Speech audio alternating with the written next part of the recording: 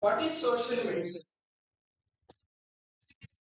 They medical subjects from the medical college into the so we now there is a need to take it to the society by us. And that concept is called social medicine.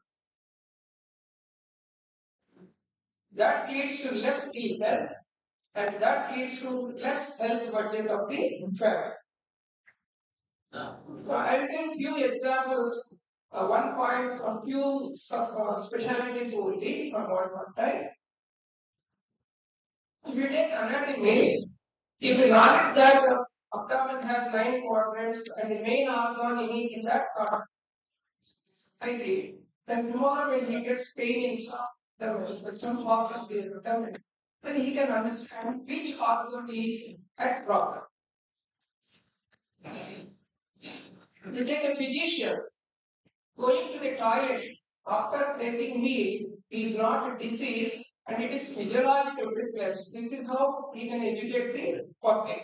And as blood pressure is a silent killer, there is a need to record the blood pressure regularly even though you don't have symptoms. So these points can be effectively society. And everybody knows kidney is necessary for urine formation. But we tell the society that there are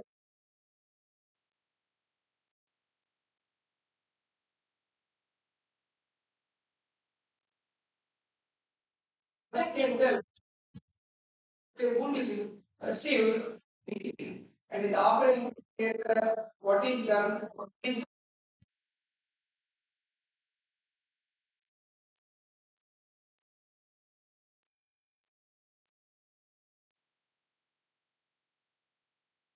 what is done, and he or she can explain the full citation so that purpose. Take a direct and obstetrics care that has to be taken with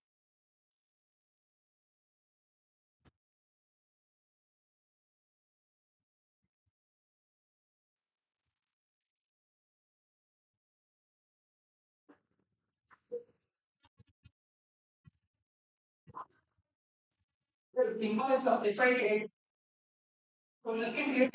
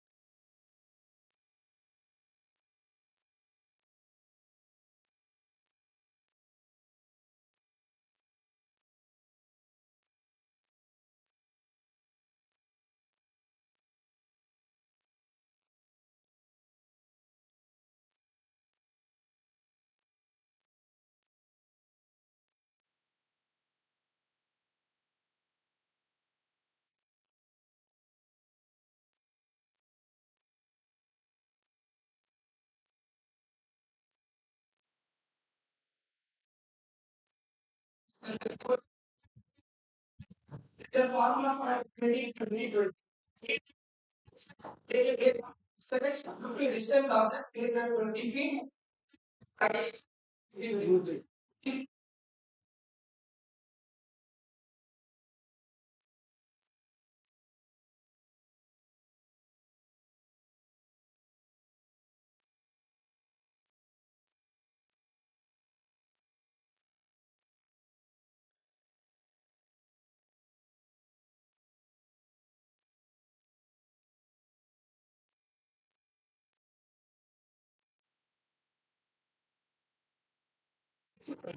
Yeah.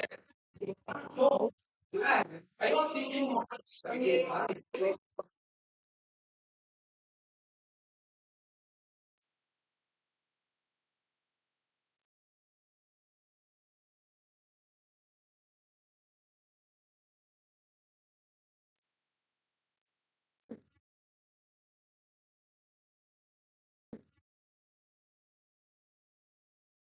It is not a concern for you only, it is going to be a concern for the other people also.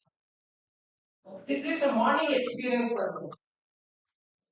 Gastroenterology, everyone is talking about the gut microbes. I was shocked to know that. I repeat, I was shocked to know that gut microbes come to help of the whole. Even now, I am unable to believe it.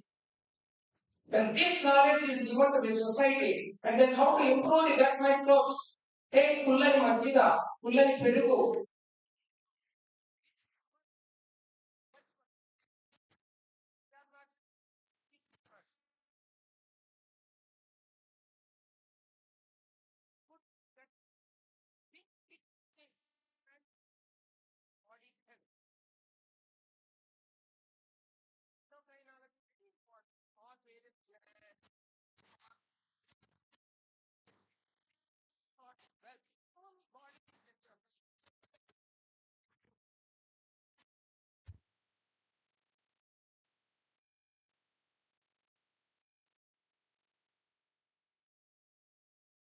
We discuss all these things. As you know, in our body, the immunology and endocrinology do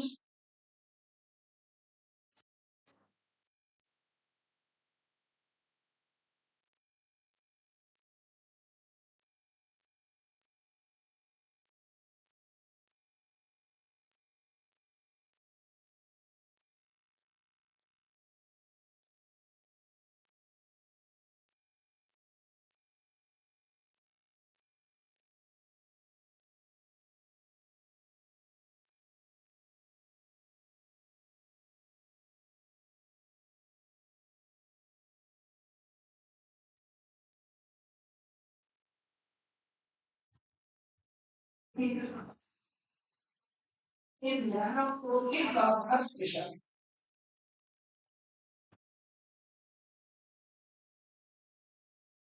BWS degree way back in 1990s. We did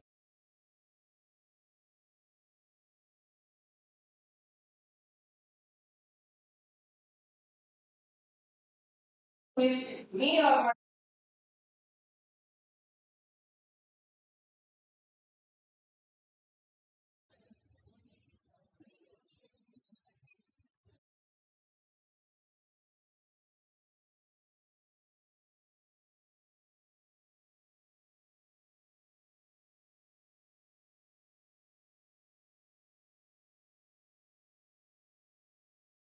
nutrition, T means thought. So this can be spread by any doctor and this will be one best code to spread into the society. I hope you agree that most fascinating creation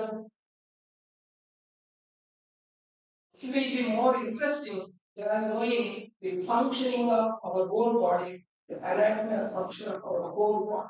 So knowing about the self body will be very interesting and this is essential also.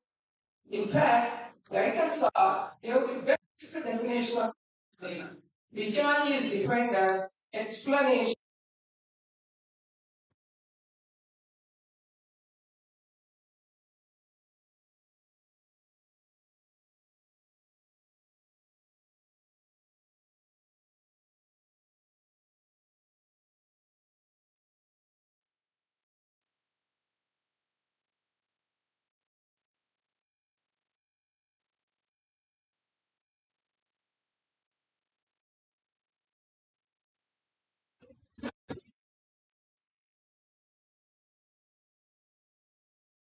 possible.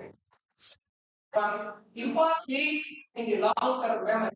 You all may be knowing that at the end of a day of voracious reading, if the child sleeps for 6 hours sound sleep, then only what he learned will go into long term memory. Suppose another child read voraciously, slept only 2 hours, parents make him wake up quickly, that harm unknowingly. When long term memory is occurring, they are disturbing.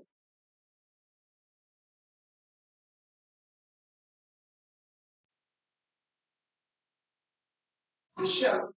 for the content to go into long-term memory. And imagine if these are given to the children, society, at the early stage, how much benefit will occur. You can tell methods to improve concentration. And in fact, physiologic tests are biopsy tests. On the exam day, what should you eat, what should not you eat, when should you eat, what should be the time gap between the eating and the exam time.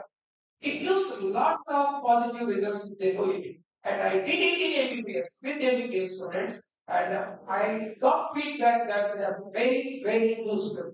So I request you not to take it as something like not much important, not much important. But if you feel that prevention is better than cure, the topic is not. And there is benefit to general life also. In body, all organs are important. We may say heart, lungs, kidney, but every organ is important. See, if you have a fracture of a little toe, a small organ in the body, then you see how much it affects your general health. I had recently, it really affects the whole movement of the body, whole lifestyle also for the 3 to 6 weeks. A small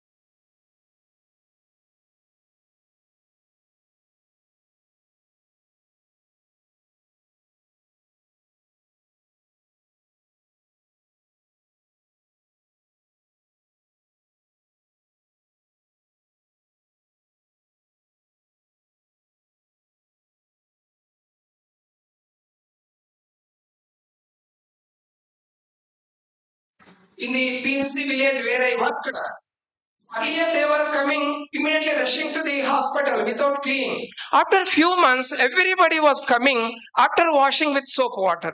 I asked them, how did you know it? They told, you told in the school, our children told it, we followed it. Believe me, this is real. I am not telling for just telling sake. It will have a deep impact. Whatever you do in the school or college will have a deep impact, either positive or negative. Benefits to clinicians most of you are clinicians you may be thinking ఎందుకంటే ఇప్పుడు ఎవరమైనా ఏమంటాం అయితే నాకేంటి లాభం the first ప్రశ్న we put is నాకేంటి లాభం యూ హ్యావ్ లాభం what is that you will get more patients you will get different satisfaction. Clinician patient satisfaction is one type, but the teacher student satisfaction you have to experience to enjoy it, and you will command more respect. Battery running low, ma.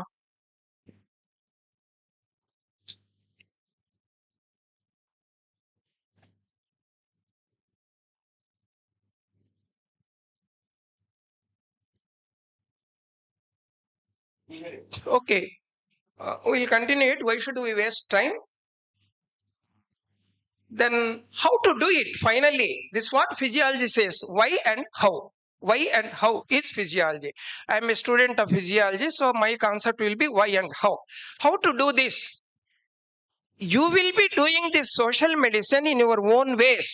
Because when the patient comes, you tell him some point. This is all social medicine. In addition, by some few ways, you can do a better job with less time. What are they?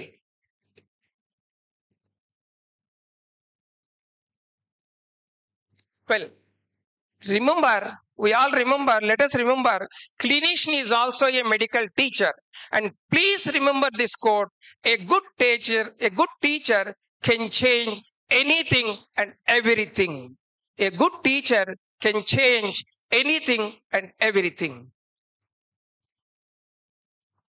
And benefits to the country also, because healthy citizens, more work hours and more productivity. Now if you imagine, if you stretch your imagination, what you do in the classroom for 1 hour a week is going to have impact on the health of the or progress of the country.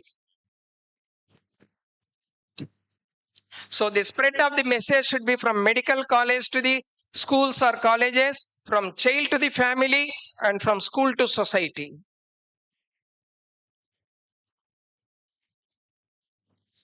And Vikasit Bharat, our present PM's dream, goal, and Arogya Bharat is fundamental prerequisite for Vikasit Bharat. Without Arogya Bharat, we cannot have Vikasit Bharat. We have to think a second, giving back something voluntarily to the society, motherland. మనల్ని ఎవరన్నా dictate చేసినప్పుడు పని చేయడం ఒకటైతే, మనకు మంచిగా అనిపించినప్పుడు మనకి మనం వాలంటరీగా పని చేయడం అనేది ఇంకొక ఆస్పెక్ట్ అన్నమాట. And there are three things here: professional social responsibility, individual social responsibility, compulsory social responsibility. Professional means what I told you to do. This is social medicine. Individual social responsibility means doing non-medical service by us to the society.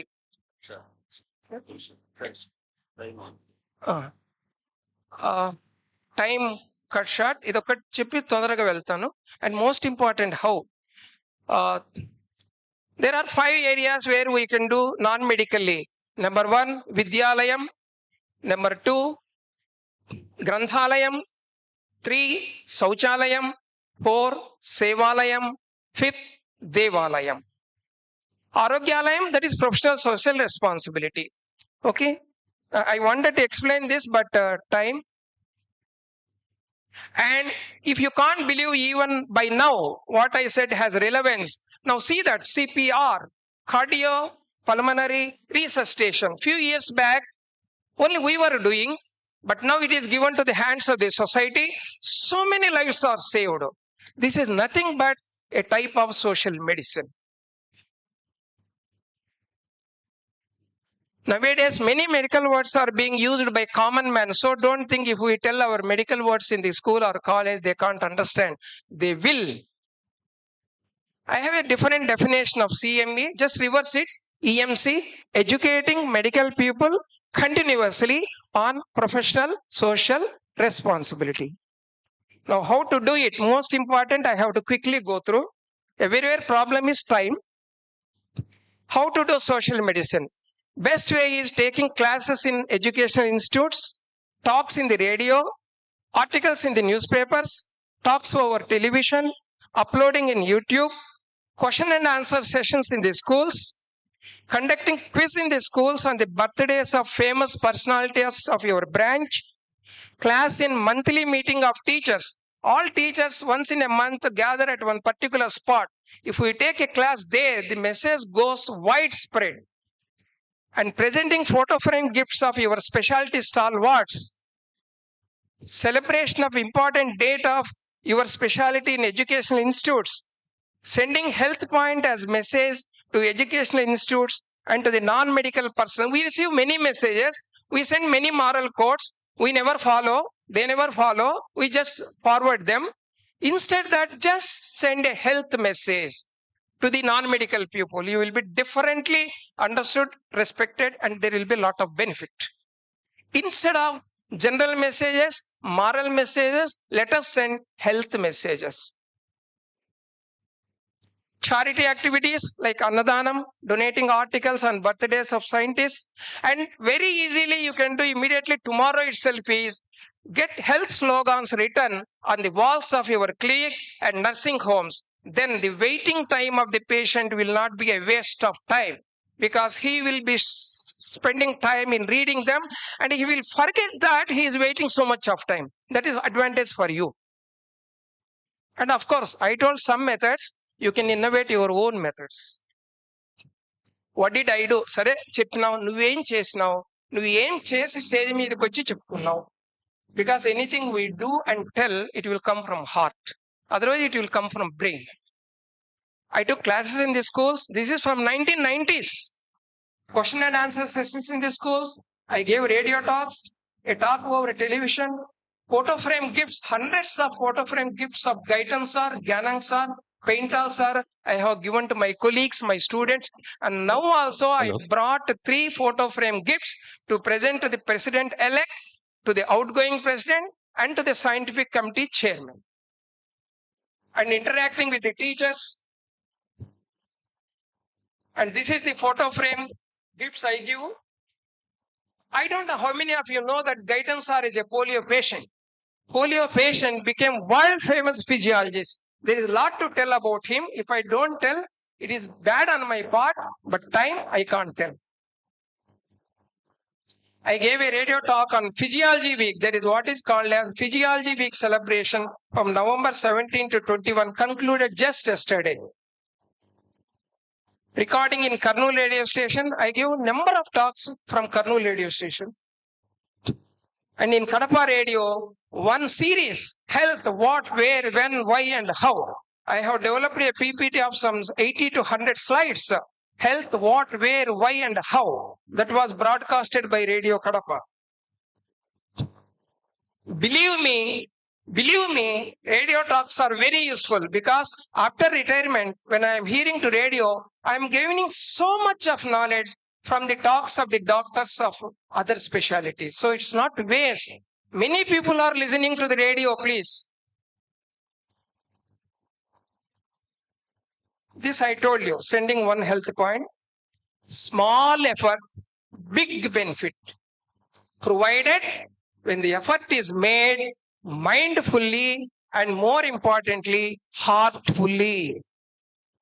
So take home message, my humble request for you, my humble submission for you, please take one class per week in a school. After 1 year, you see the change. మనసు ఉంటే మార్గము తప్పకుండా ఉంటుంది. Please time. P4 concept, that is our CM sir, that is nothing but taking the things to society what you have. It is not just money. So now we are taking our medical, so it's a part of P4. ప్రజల వద్దకు పాలన, ప్రజల వద్దకు వైద్య విద్య. Thank you, sir. If you are convinced, plan your work and work your plan. Which is first, rights or responsibilities. Dictionary gives the answer. Why am I presenting in IMA conference? Sir, thank you, sir, for your excellent presentation. This 1 minute I am very important. If IMA gives a call, it reaches many doctors. Number 2, when you go to the government, IMA goes to government. What are you doing to the society? Now IMA doing good number of things. You can add this that impresses the government. This is the reason why I took time, why I requested and took a chance to present this in this conference. Nation first. My hearty dhanyavad to organizers for giving me this opportunity, and my hearty dhanyavad to you all who are present in the hall at this stage. And most important, I always take feedback. Kindly give me feedback. My number 9866461042. Please give truthful feedback. And today, November 22, you are in combined Kadapa district. Try to know about Lakoji Sanjeevarai Sharma. Great person from Kadapa district. It is his birthday today. No mobile while mobile, be mobile while on mobile. It takes time to explain. Thank you very much. Thank you. I apologize to the organizers for taking a little more time. If at all I have taken more time. Thank you. Thank you, Dr. Veer Mohan Rao. Your excellent observations of the life of the people linking with the medicine. Thank you, sir. I request Dr. Vijay Kumar sir to present memento to the chairperson, Dr. Sudhakar sir. Before that, I have to present my photo frame gifts. Hello. First to the president-elect Dr. Balaraju sir. Okay.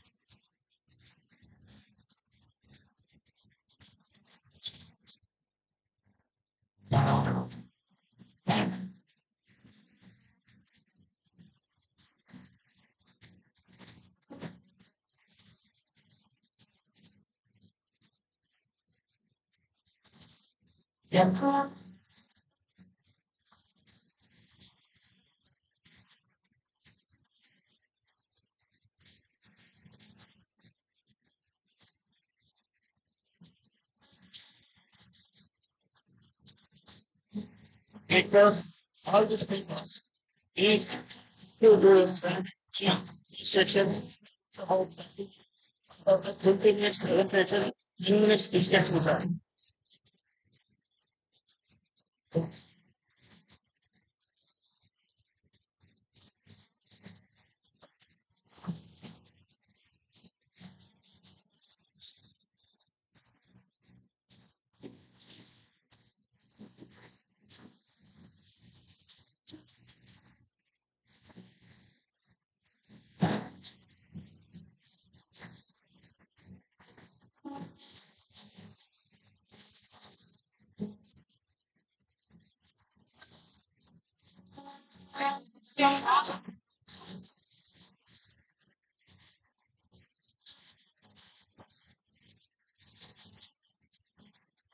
Post held, I am a treasurer, I am a the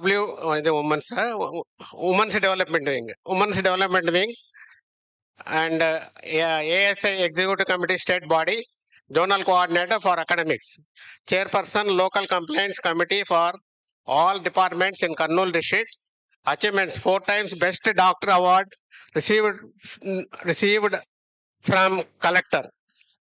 I congratulate her, and please listen to her valuable lecture and give a great applause. Thank you, one all. Thank you, sir, for nice introduction. Very good morning to you all. I'm Dr. Madhavi Shamala. Slides.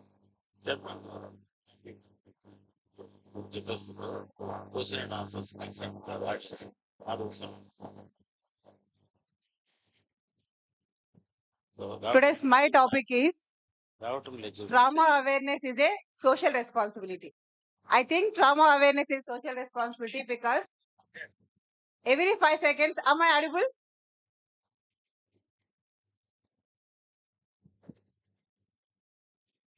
Every 5 seconds, someone in the world dies due to injury and half die before they coming to the medical care.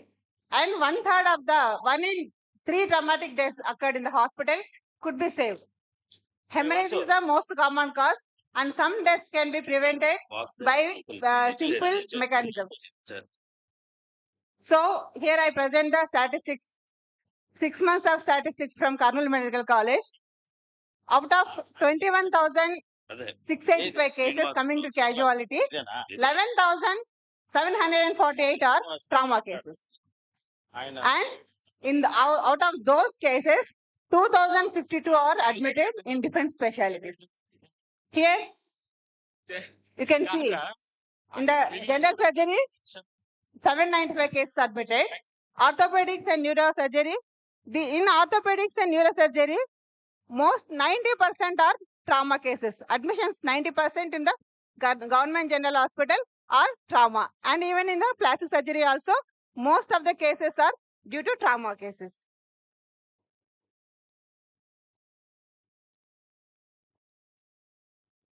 Sound ma.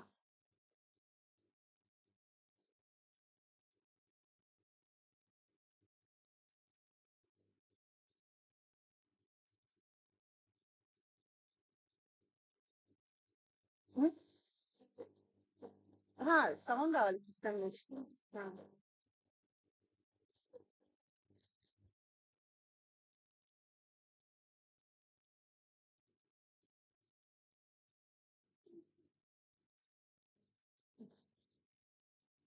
Thank you.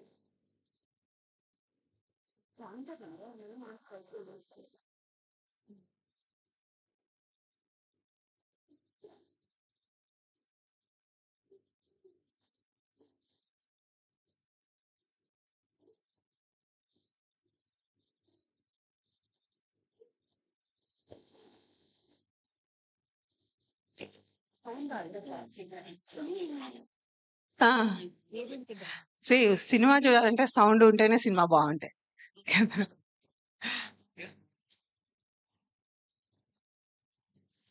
Shall I have my laptop?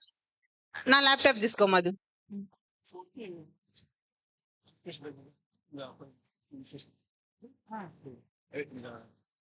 Sorry,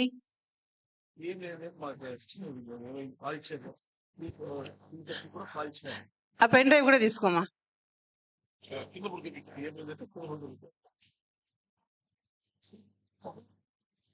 videos శబ్దం రావట్లేదు sir, sound రావట్లేదు. ఈ mic వస్తుంది.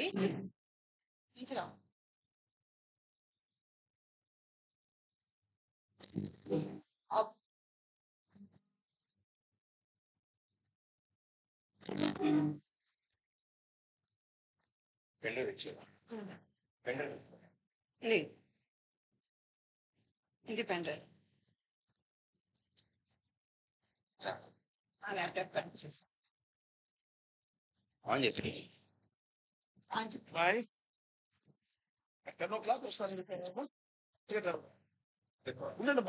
Sound వస్తే బాగుంటుంది. రాత్రి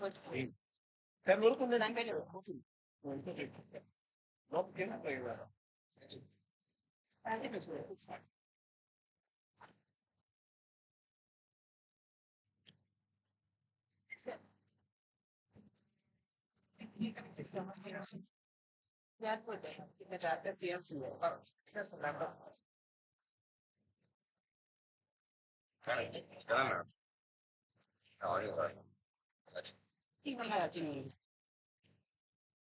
okay.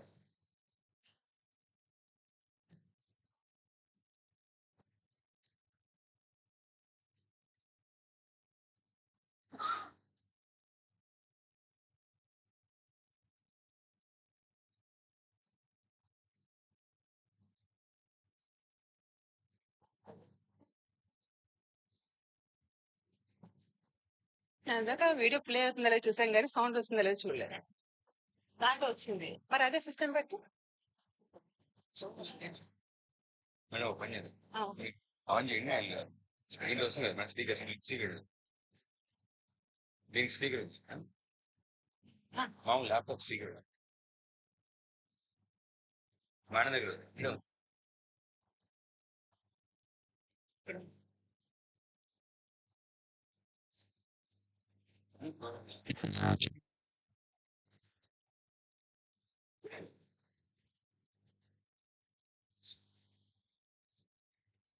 ఆ video దాకా తీసుకెళ్ళాం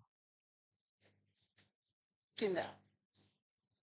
నెక్స్ట్ వీడియో, పైన video power point full presentation. సరే సరే.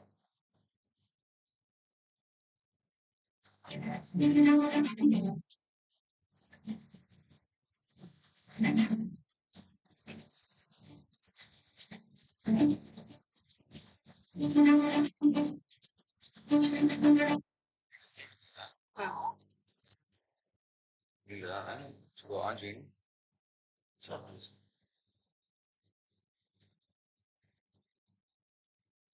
అంటుంది ఆన్ చేయండి. ఆన్ చేయండి. వీడియో ప్లే చేయండి.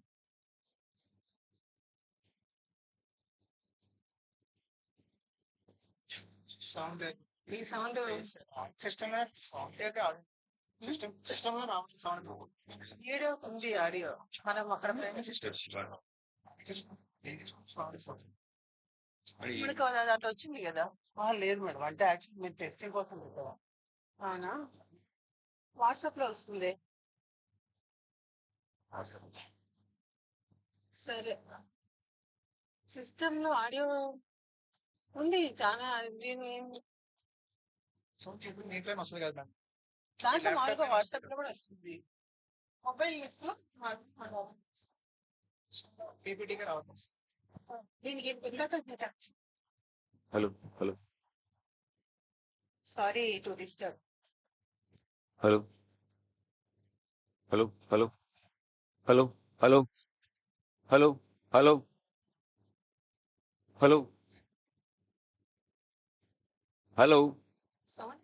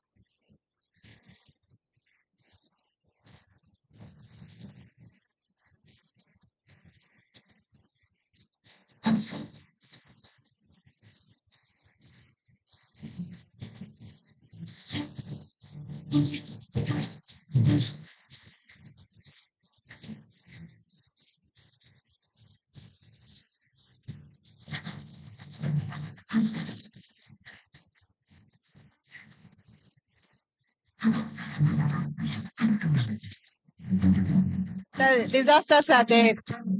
See, the collateral damage apart from the accidents, the collateral damage also will be there. And when there are the collapse, different climatic conditions, there will be mass casualties. Number of casualties will be there, and loss of infrastructure will be there, and also see when there will be any panic in the surroundings, and when we drill the ground sometimes shakes and it collapses. And because of that, sometimes when the disaster is there, even who's the ability. So, I think the one that we protected and it protected this one. So, our disaster management, we cannot solve natural disasters, but we can arm ourselves knowledge so many lives wouldn't have to be lost if there was enough disaster preparedness. How we have to prepare for the disasters? See, we can classify the multiple casualty, mass casualty, major disasters. Multiple casualty within the emergency department capacity. Mass casualty is just more than the end of the capacity. Major disasters, the ED it cannot support it. The first when the any accident occurs, there will be chaotic and patients will trickle first. Those who are able to walk, they will come to the hospitals. And next session will be organized effort. In this, because of the effective trials, the main casualties will come to the hospital. After that, some might have gone by fear to other areas, and they will trickle slowly. So, how have to manage the disasters? There should be one chief of operations. One chief of operation, that should be army. Who can command medical services, security, transport, and research, search and rescue, and communications.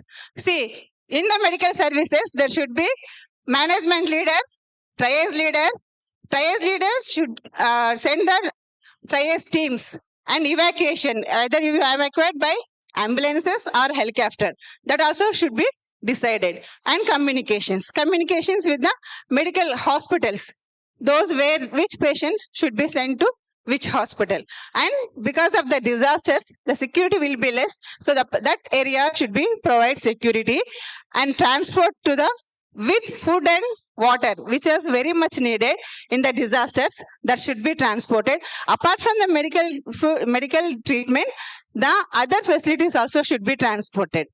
And rescue operations should be done, and you have to use good communication. See, now the media is very powerful. If any news comes in the media, those people will swam and they will report everything. They sometimes they will very act quickly, and they will also participate in the rescue operation. So use the media in good way. Otherwise, that media can be disastrous for us. So when the initial approach is the evaluate the scene, perform the initial assessment, make triage and critical interventions, and collect from the information from the driver or responder and from the patient also. This is triage. What is triage? Triage is nothing but to sort out. This is the cornerstone for the mass casualty. It aims to identify the patient who will benefit the most by being treated earliest. So the patients here are not the severely injured person. Thus can be saved. That should be lifted first. Influence the order of priority in emergency management and emergency transport to the destination to the. Our main aim is the who should be sent first. See here, initial assessment of the casualty, time interval will be there. Then proceed for the. If we have to ABCD airway. How can you? Patient is agitation. Think of hypoxemia. Patient is cyanosed. Think of hypoxemia. Agitation, hypoxia. Less supply to brain. And hoarseness, the injury to trachea. And emphysema, crepitus. This has to be checked first. And then breathing should be established and circulation should be. See, when you are examining the patient, you can like that. Has my critical care assessed patient priorities or next management decision? So head, maxillofacial, cervical spine, chest, abdomen, pelvis, like that. So these are in order that should be maintained. So here those are the.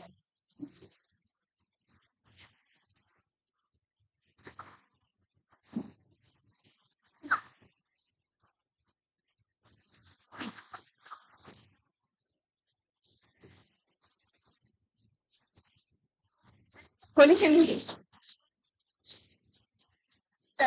See? And thrown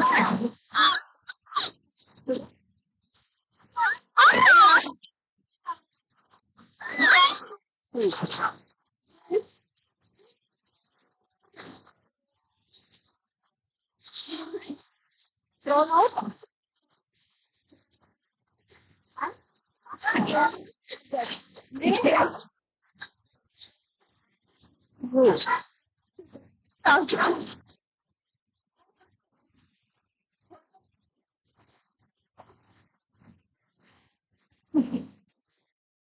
In this, the triage is to sort out.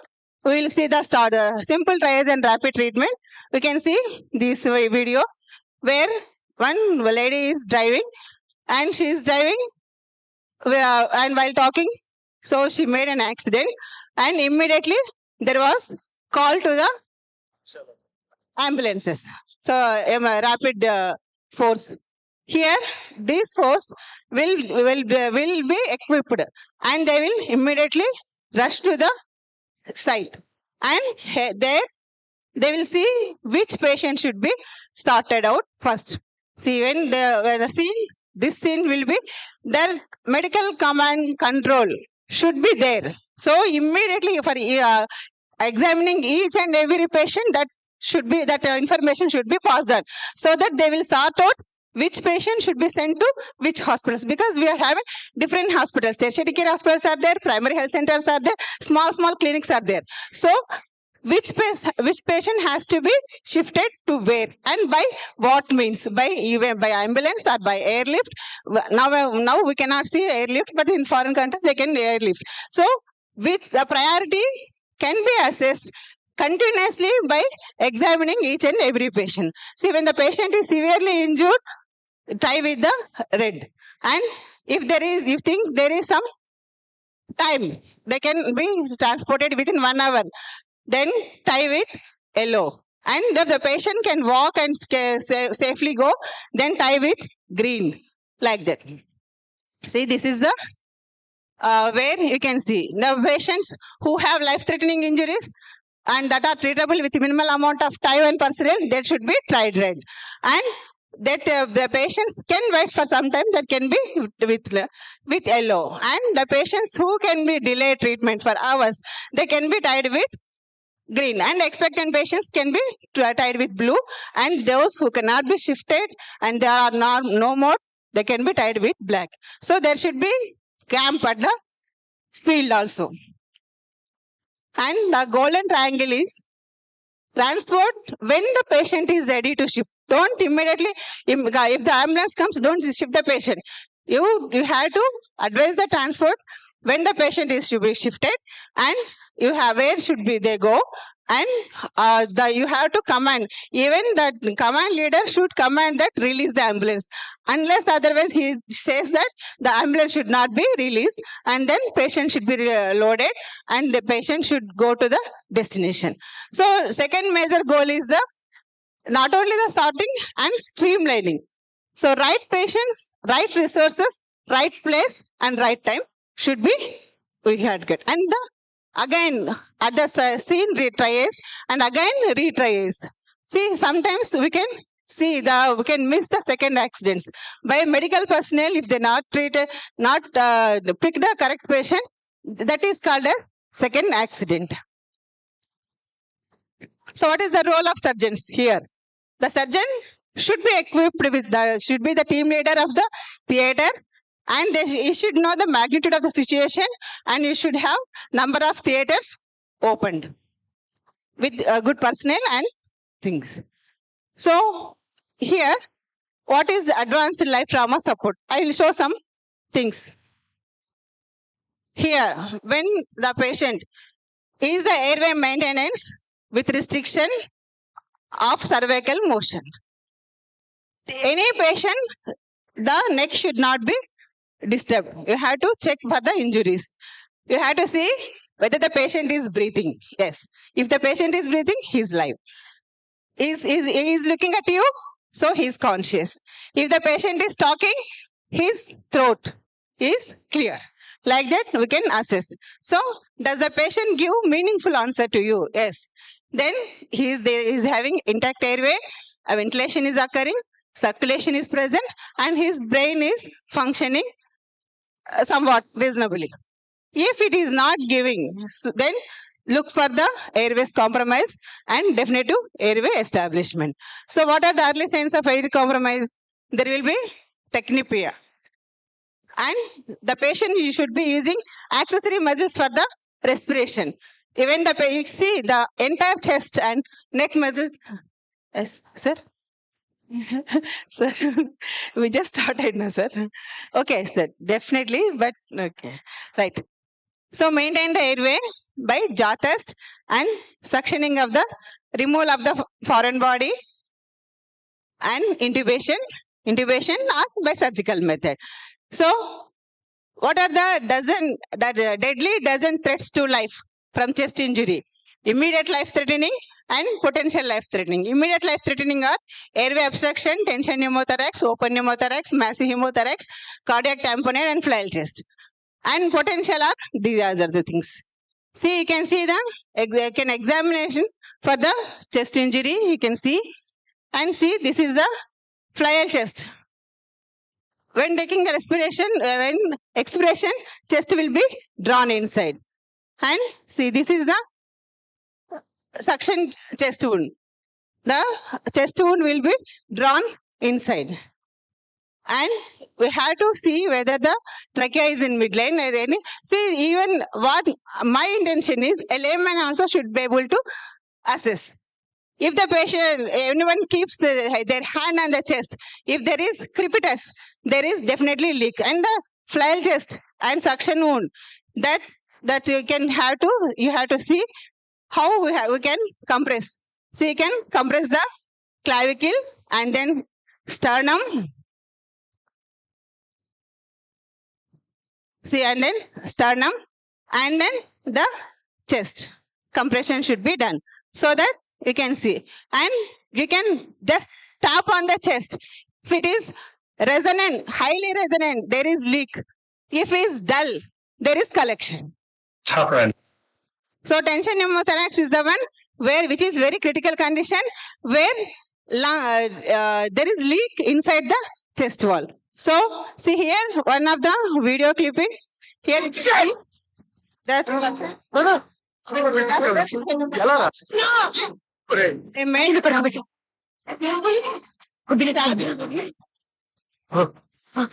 వెంటనే ఒక sharp knife spirit light and small stop సరిగ్గా close leads అవుతుంది the air out please రా నన్ను నమ్ము like this.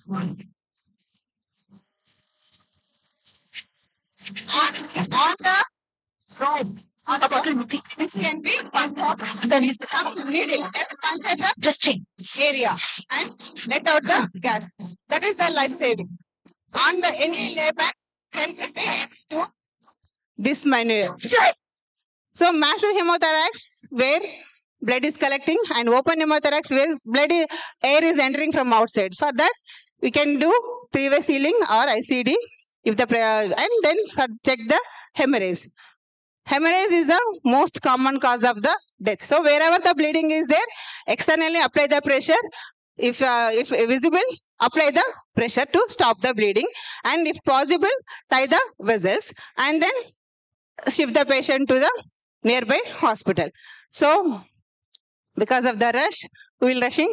So external source should be identified and internal source by physical examination. How we will do the physical examination?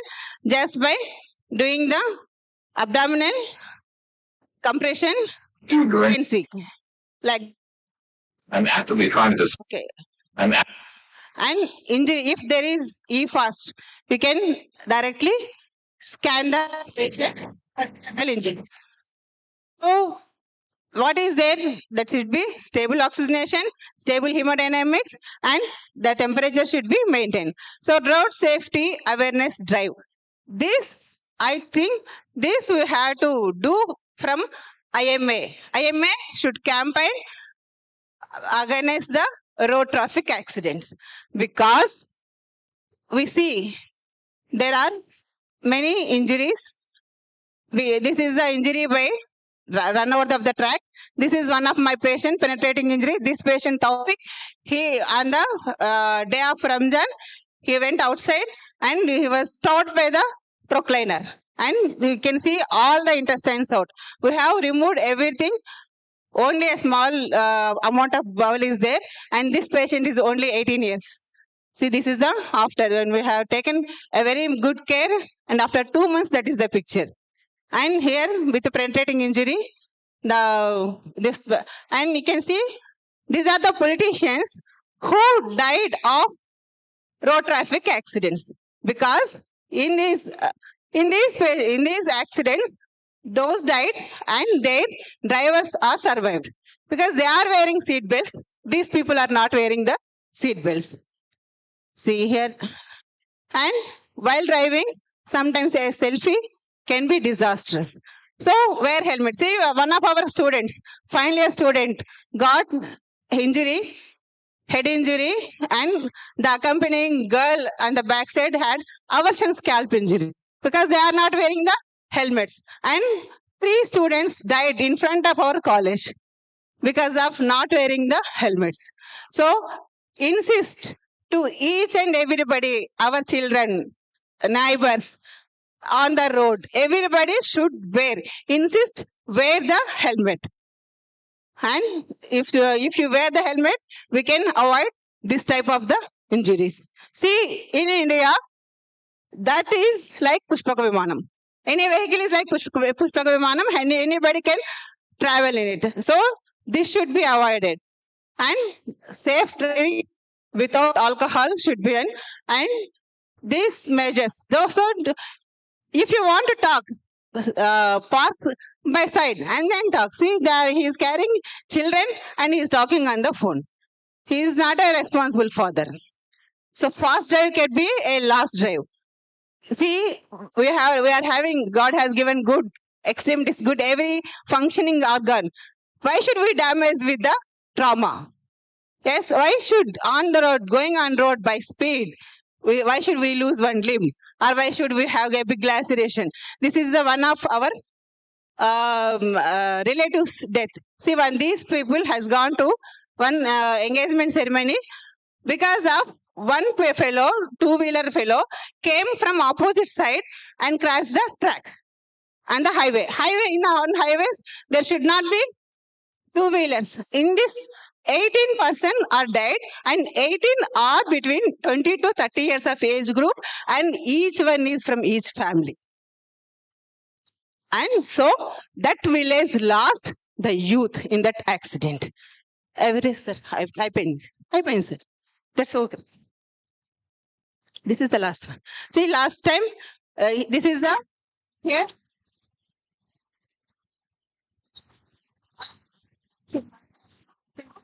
Road traffic accident where the bus is burned. See, here the bus is burned because of one two-wheeler present on the road. That okay, 19 vehicles has passed by seeing that two-wheeler. If anybody has given a call to the highway authorities, that should have been prevented. And see, when we go on the flight, there will be 5 personnel. They will show the safety measures. See, this is the emergency. Go like this, break this, and breathe oxygen. Like that, even in this type of buses, sleeper buses, where there is only one exit, there should be the safety measures should be taught to the patients before traveling. And so, what we can do from IMA, we can do awareness campaign. Life support measures can be teach to each and everybody, and we can display in the clinics and insist on safety measures. So every civilian should be trained to control airway management and importance of the immobilization. The patient should be mobilized in immobilized state. So treatment of the minor elements.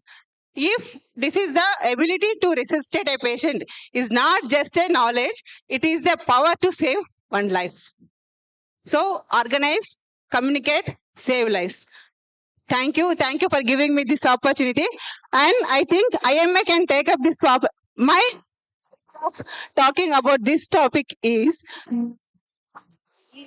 if any accident occurs, even the passerby, a farmer with pancha also should be able to treat the condition so that we can save the lives. And we should insist on the safety measures, road traffic safety measures. And Dr. Venkatesh sir, our former DME used to say that our roads are designed for 100 kilometers per hour, not more than that. So don't go faster than it. Thank you. Thank you for giving me this opportunity. I welcome Dr. Vijay Kumar sir to present the memento to the chairperson. Thank you, Dr. Madhavi Shamla. On behalf of M A Rajampet branch, we extend our sincere.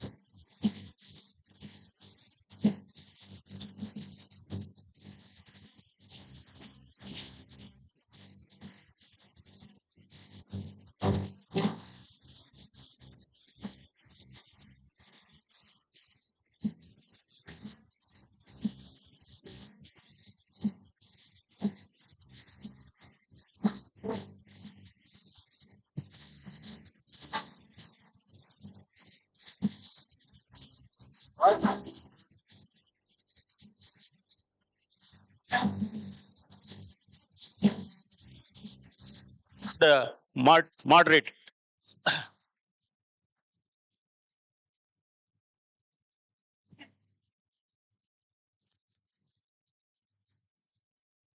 Sir, I'm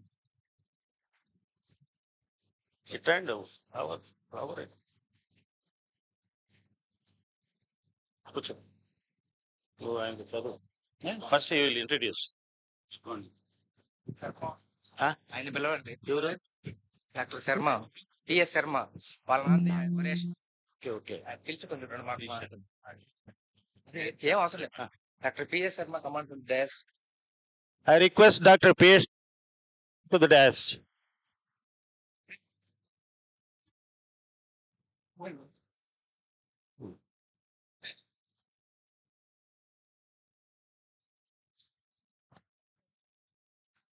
కూర్చో class తీసుకో అది సరేలే కూర్చో sir గురించి వాళ్ళ నాన్న ఏంటంటే slide ఉందా స్లైడ్ స్లైడ్ స్పేస్ నేను చెప్పి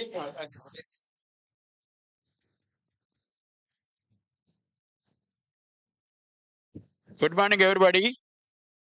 Dr. P.S. Sharma from Amalapuram, President-elect for the year 25-26 of M A Apcon State. It's my pride, privilege, and honor to stand before you to say a few words about Dr. P. Shastri, my grandfather, who served as a state president in 75-76 combined Andhra Pradesh state. And in his memory, I have instituted this oration. And right from 1980 onwards, we are giving the oration every year, inviting an eminent personality. So, and this is a state oration styled as Dr. P. Shastri Memorial Oration to be delivered at the annual state conference every year. And now today, we have another eminent personality, Dr. K. Srinivasarao Garu, microbiologist and a professor emeritus, earlier worked in Kurnool, now at Nanjal. So, we are honored to invite Dr. Srinivasarao Garu for the oration, and it's my pride and privilege to give him a warm welcome. Thank you very much, sir. Thank you very much. Over to you. మీరు చెప్పండి speak కూర్చోండి కూర్చోండి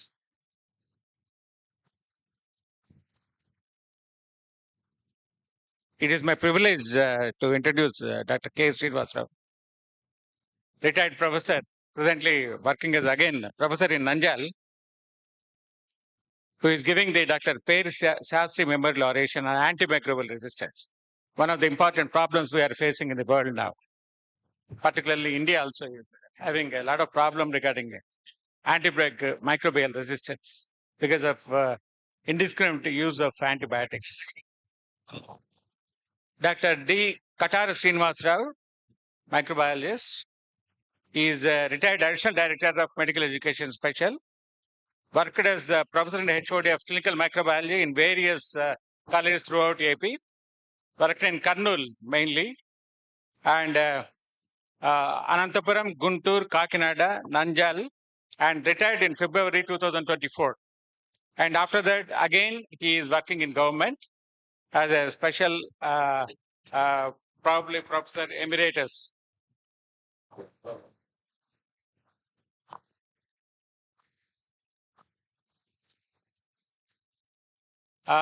He born in 1962 and 1982 batch of KMC and KMC Kannur 1994, senior resident NIMS Hyderabad, secretary KMC alumni for 5 years Golden Jubilee celebrations, member of IMA since long time, and Indian Immunological Society member, Indian Association of Medical Microbiologists member, Indian AIDS Society, master trainer of avian flu, HIV and AIDS.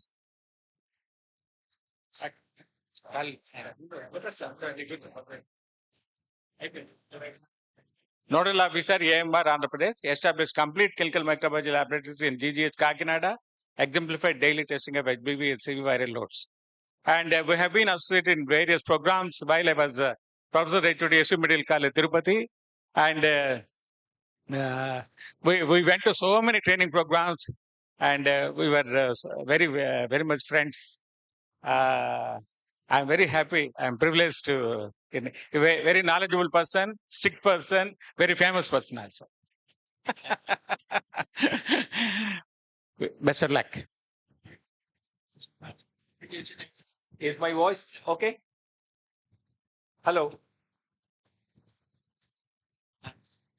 Hello. Thank you for the presentation. Right. I'm privileged to be standing before you for this oration in the name of Dr. Peri Shastri, a renowned physician in right from 1970s and 80s. My respects and gratitude to the two eminent personalities of my life, Dr. P. Vijayalakshmi and Dr. P. S. Sai, without whom I cannot stand before you. Lots of respects to them. A lot of confusion is there in the society as well as in the medical fraternity, in the animal husbandry, in the poultry, in the aqua, at the global level also. Lots of confusion regarding antimicrobial resistance. People use different terminologies over here. There is a One Health approach. Somebody says hand hygiene. Somebody says IPC practices. Somebody talks about sterilization. Somebody talks about disinfection. Somebody talks about hand wash, hand rub, etc. Lots of confusion is there. Now I'm standing before you to erase some of the confusion. The theme of this year for the World Antimicrobial Resistance Awareness Week is Act Now, Protect Our Present and Secure Our Future. Now, antimicrobial agents are classified depending on the mode of action into cell wall synthesis inhibitors, cell membrane depolarizers, and nucleic acid inhibitors and metabolic pathways inhibitor. Different modes of actions are also depicted over in this picture. Now, I want you to really understand what drives this antimicrobial resistance. The drivers of antimicrobial resistance are broadly categorized into environmental factors, drug-related factors, host-related factors, and prescriber-related factors. I'm not touching the first three. I'll be touching only the fourth one, the prescriber-related factors, which are quite apt to the present conference. Because of the inappropriate use of available drugs, because of the increased empiric polyantimicrobial use and overuse of antimicrobials, inadequate dosing, and lack of current knowledge and training. These are the main reasons which are contributing for our professional people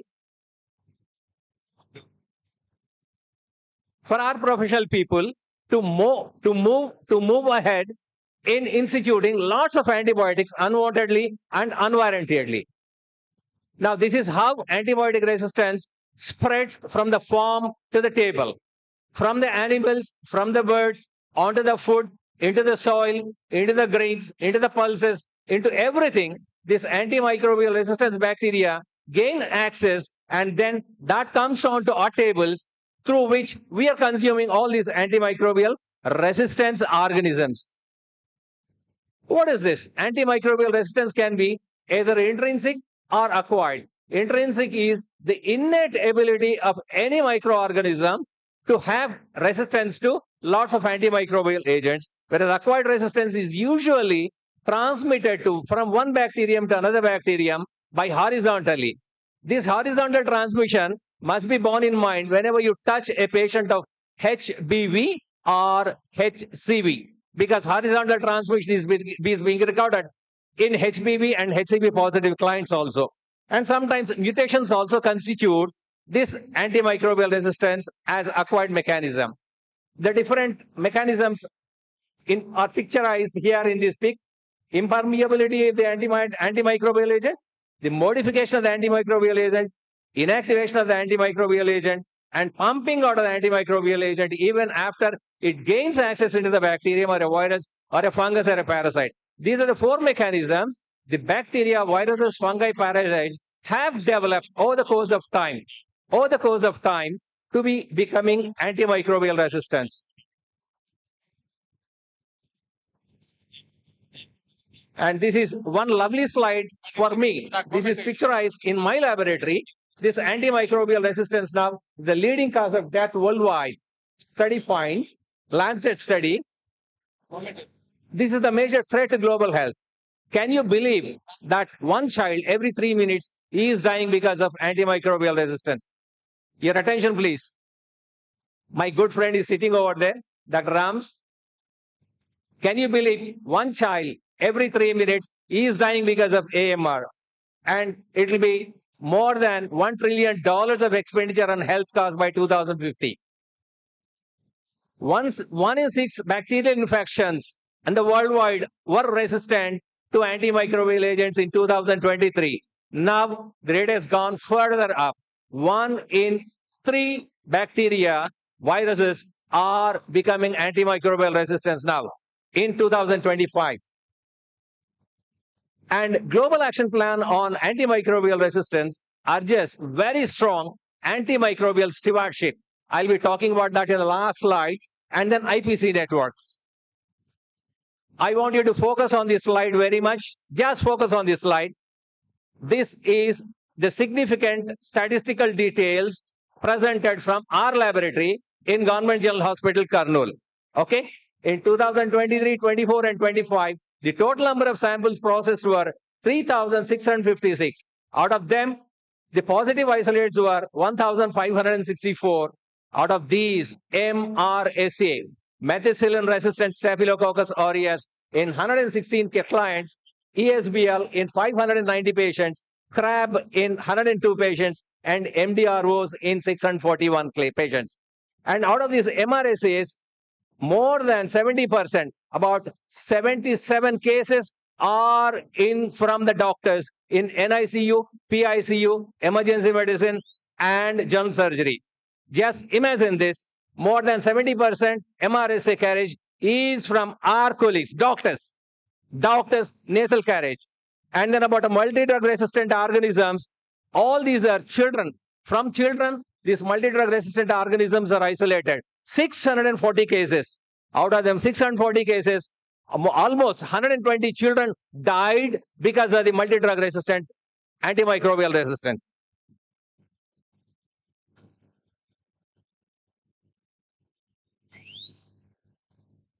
Now, personally, out of my opinion, as a microbiologist, as an immunologist, as a clinical microbiologist, I suggest vaccine will be a powerful tool to curb, to prevent, and to stop antimicrobial resistance. If you are above 40 years, don't hesitate to take a flu vaccine, a shot of flu vaccine every year. If you don't take a flu vaccine every year, above 40 years, what happens? Recurrent throat infections, and definitely they are because of virus, and you under the impression that it may lead to bacterial infection, so you take antibiotics. On an average, the commonest antibiotic that we take will be amoxicillin, different brands. It will cost about 300 to 400. On an average, 6 times you use it every year, it will cost 2,400 rupees. A flu vaccine, a single dose, single shot, will not cost more than 2,000 rupees. Just believe this, dear. Vaccine is a very, very powerful tool to curb, to prevent, and to stop this growing menace of antimicrobial resistance. When you take vaccines effectively, we can stop using antimicrobials unwantedly, which reduces healthcare budgets and all. The global action plans were adopted by the World Health Organization in the World Health Assembly in 2015. In 2010, 11, 12, 13, lots of deliberations were done, lots of discussions were done, and then the World Health Assembly called for a lot of partners, stakeholders, and then they decided to have global action plan with tripartite collaboration from WHO, FAO, and WAF, and 178 countries developed national action plans. Have you any idea that India is in the process of developing national action plan? Have you heard about this? Now I'll come to that. The limitations of this World Health Organization global action plans are stewardship capacity is almost lacking, very, very limited. Nobody is ready to take up the responsibility to talk about this, to listen about this, to implement the simple remedial solutions. And then the accountability is not there in healthcare. Accountability, if at all it's there, it's only fragmented one. Fragmented accountability is very, very weak. And then regulatory enforcement, I'm sorry to say this, we don't have regulatory enforcement effectively. It's gone waste and it's gone very, very weak. National action plan, first national action plan against this antimicrobial resistance in India was developed in 2017 in a strategy to combat antimicrobial resistance by One Health approach. One Health approach means human, animal, and environmental health. The main goals are improving the awareness, strengthening surveillance and knowledge. This is the second point. I want you to make a note of the second point. Strengthening of surveillance and knowledge. This is what we have been deeply involved with. We are stabilizing, we are strengthening the lab services.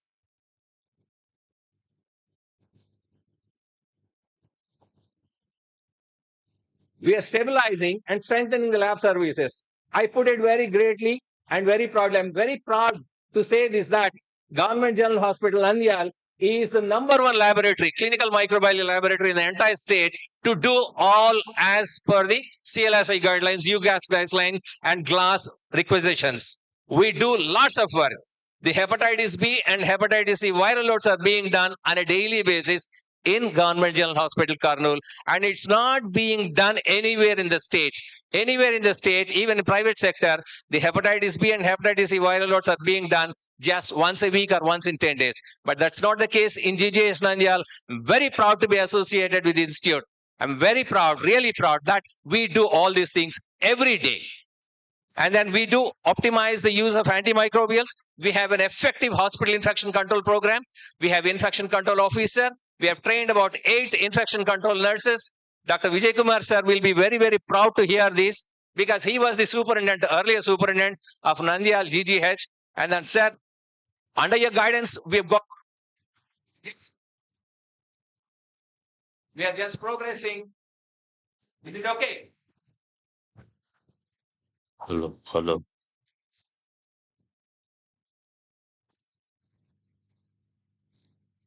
Day by day, we are doing one full work, sir. The state action plans, the first state action plan in India was developed and accepted by Kerala, followed by Madhya Pradesh and Delhi. Andhra Pradesh was the 4th state in 2022 and followed by Telangana and Punjab.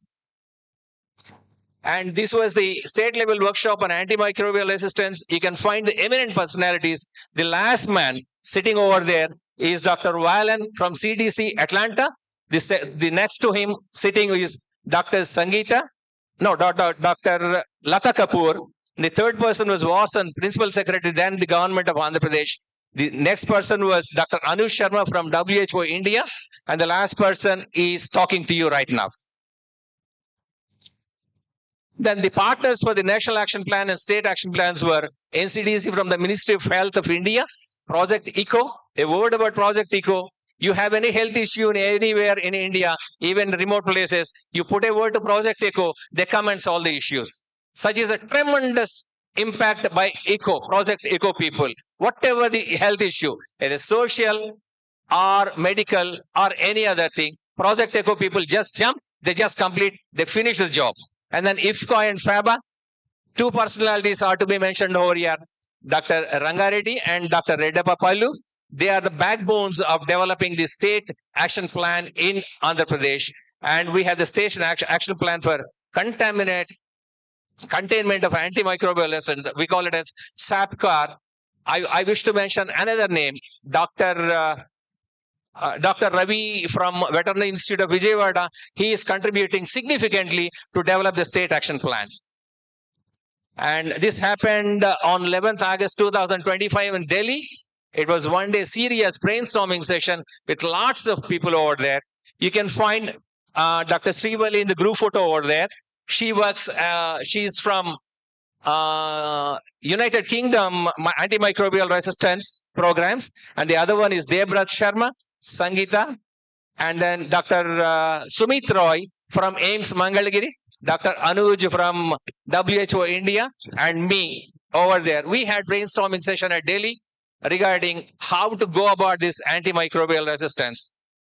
And very fortunate and very happy to tell you that by next month onwards, this antimicrobial resistance stewardship programs will be open up to all the doctors, all the paramedical workers, including nursing staff, laboratory technicians and all over the India.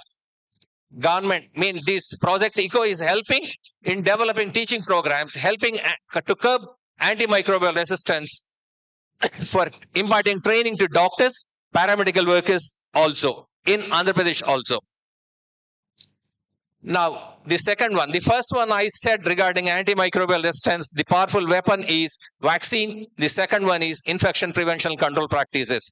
If you practice hand wash, And if you can demarcate, delineate hand rub from hand wash, 50% of infections can be prevented.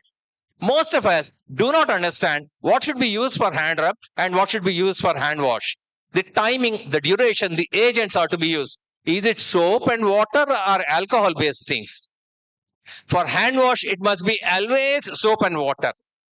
For hand rub, it is always alcohol based liquids. Hand rub is 20 seconds. Hand wash is about 40 to 60 seconds. If you can have this in your clinics, the poster, the information brochure, a lot of infections can be prevented.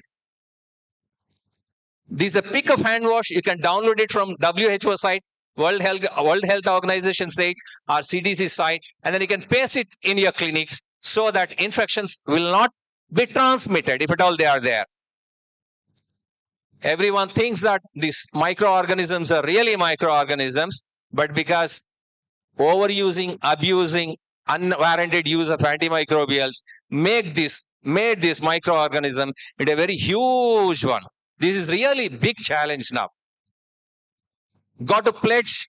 We have to pledge right now, right from this moment. I put it very clearly as a clinical microbiologist, most of the infections, more than 75% of the infectious diseases are transmitted by contact. Never go into contact with anybody unless you have a hand rub with you. Not even in this conference. Don't handshake, because MRSA can be transmitted very easily. Be very cautious. You don't have a hand wash, no problem, but got to have hand wash. Namaste is better and the best thing. And you got to know the meaning of Namaste. I bow to the divinity in you. And these are all the references that I've been working on with.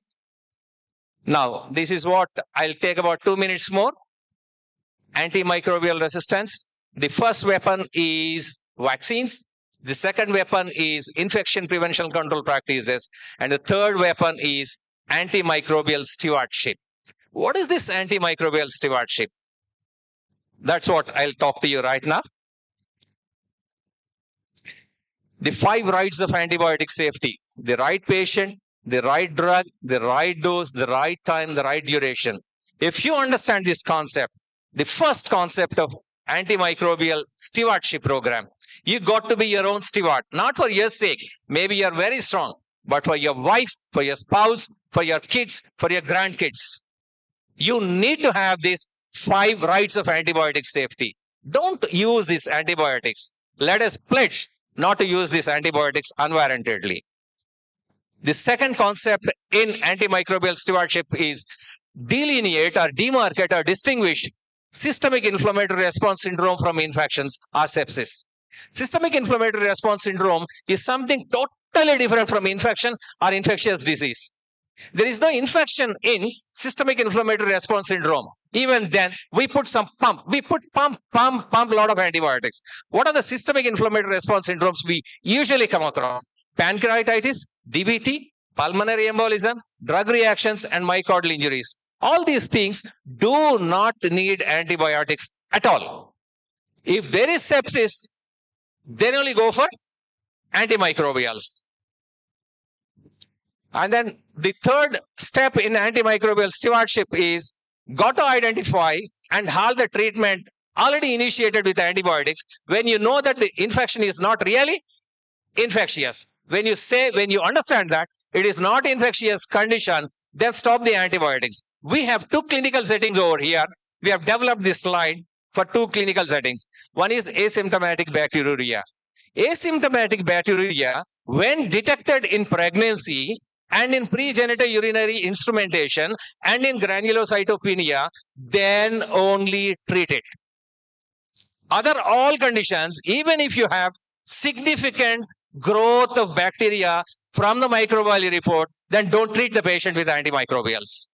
Only under 3 headings: asymptomatic bacteria, in pregnancy, in pre-genital urinary syndrome instrumentation, and in granulocytopenia, you got to treat it. The second confusing statement to stop the antibiotics in clinical practice is stasis dermatitis. This stasis dermatitis, most of the dermatologists will come across, usually almost mimics streptococcal folliculitis. It mimics streptococcal folliculitis. You got to differentiate it. How to differentiate it? Put a swab and then send it to bacterial laboratory. If the culture is negative, that is stasis dermatitis.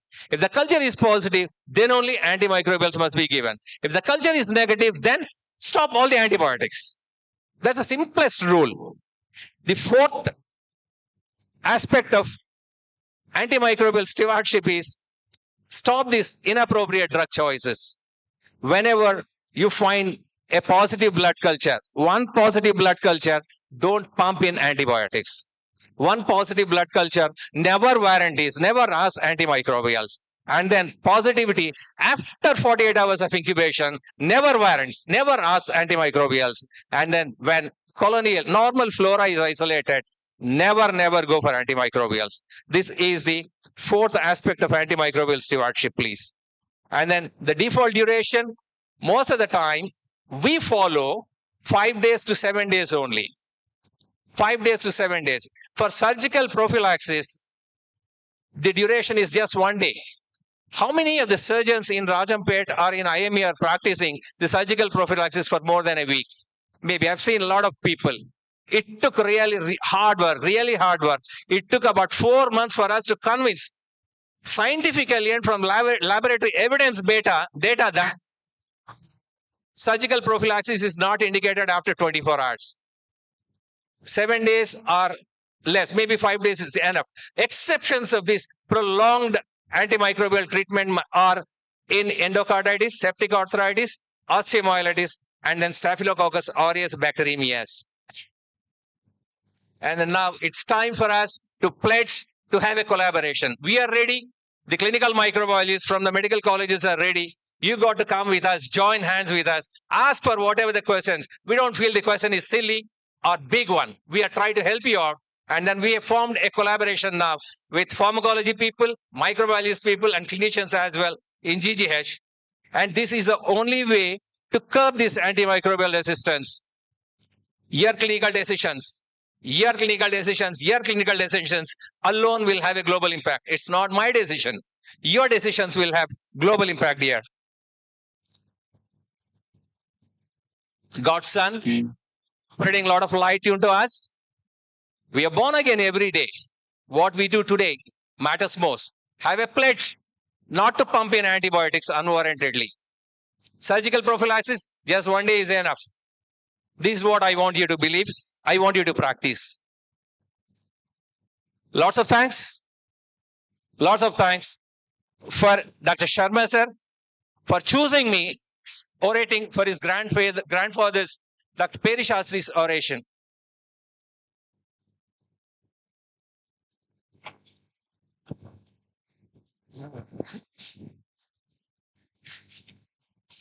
I congratulate Dr. Srinivas Rao for his excellent presentation. And I think most of the clinicians here are using antibiotic sensitivity tests for every patient. Anybody? Nobody? Everybody? Any clinician? Vijay Kumar, you are a sensitivity test use చేస్తున్నారా? Lab reports ఏదైనా చేసేటప్పుడు ఒక patient treatment ఇచ్చేటప్పుడు కానీ ఏదైనా చేస్తున్నారా? Microbiology lab report use చేస్తున్నారా? See the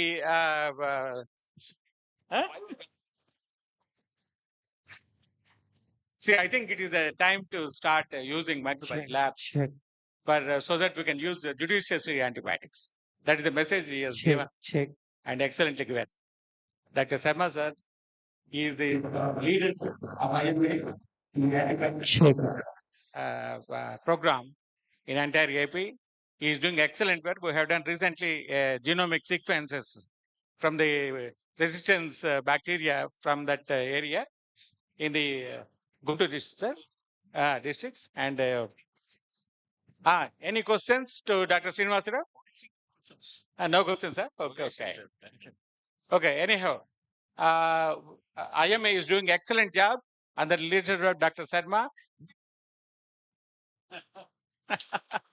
And big applause to Srinivasa to highlighting. See, everything becomes a habit after some time. For example, before Modi has come, the now it is okay. Now it is coming to the like that. Antimicrobial checking also will become the same. Thank you very much for giving me the opportunity. Hello. I welcome Dr. Vijay Kumar sir to present memento to the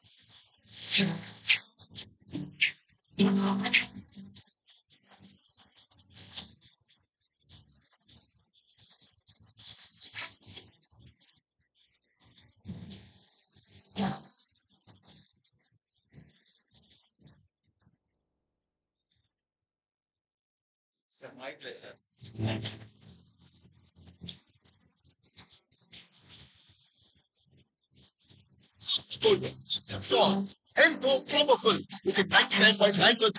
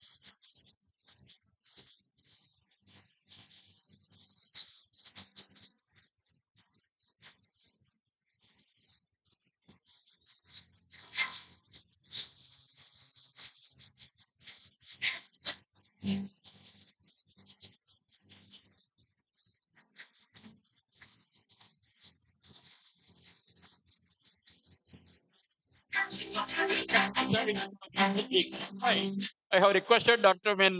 Dr. Balraju to arrange a lecture on AMR, and incidentally, Dr. Pedha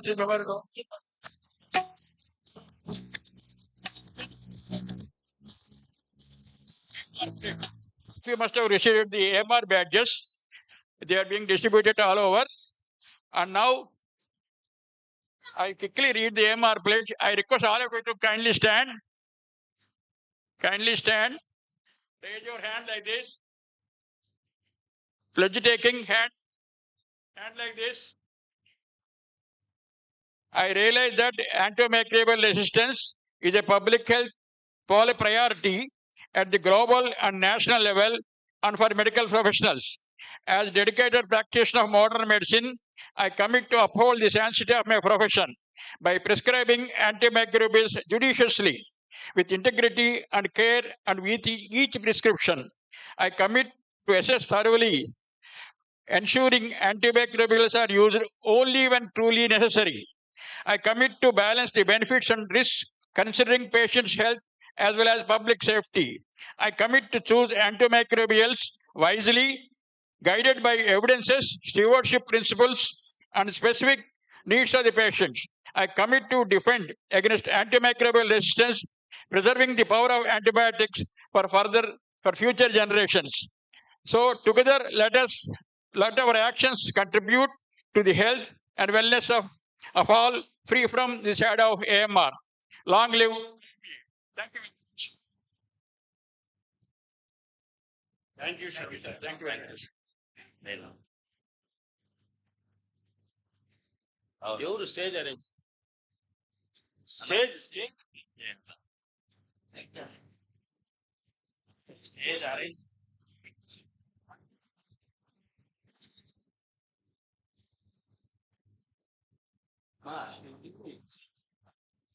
ఇది ఇక్కడ ఉంది కదా. ఇది ఏనే ఉండదు bike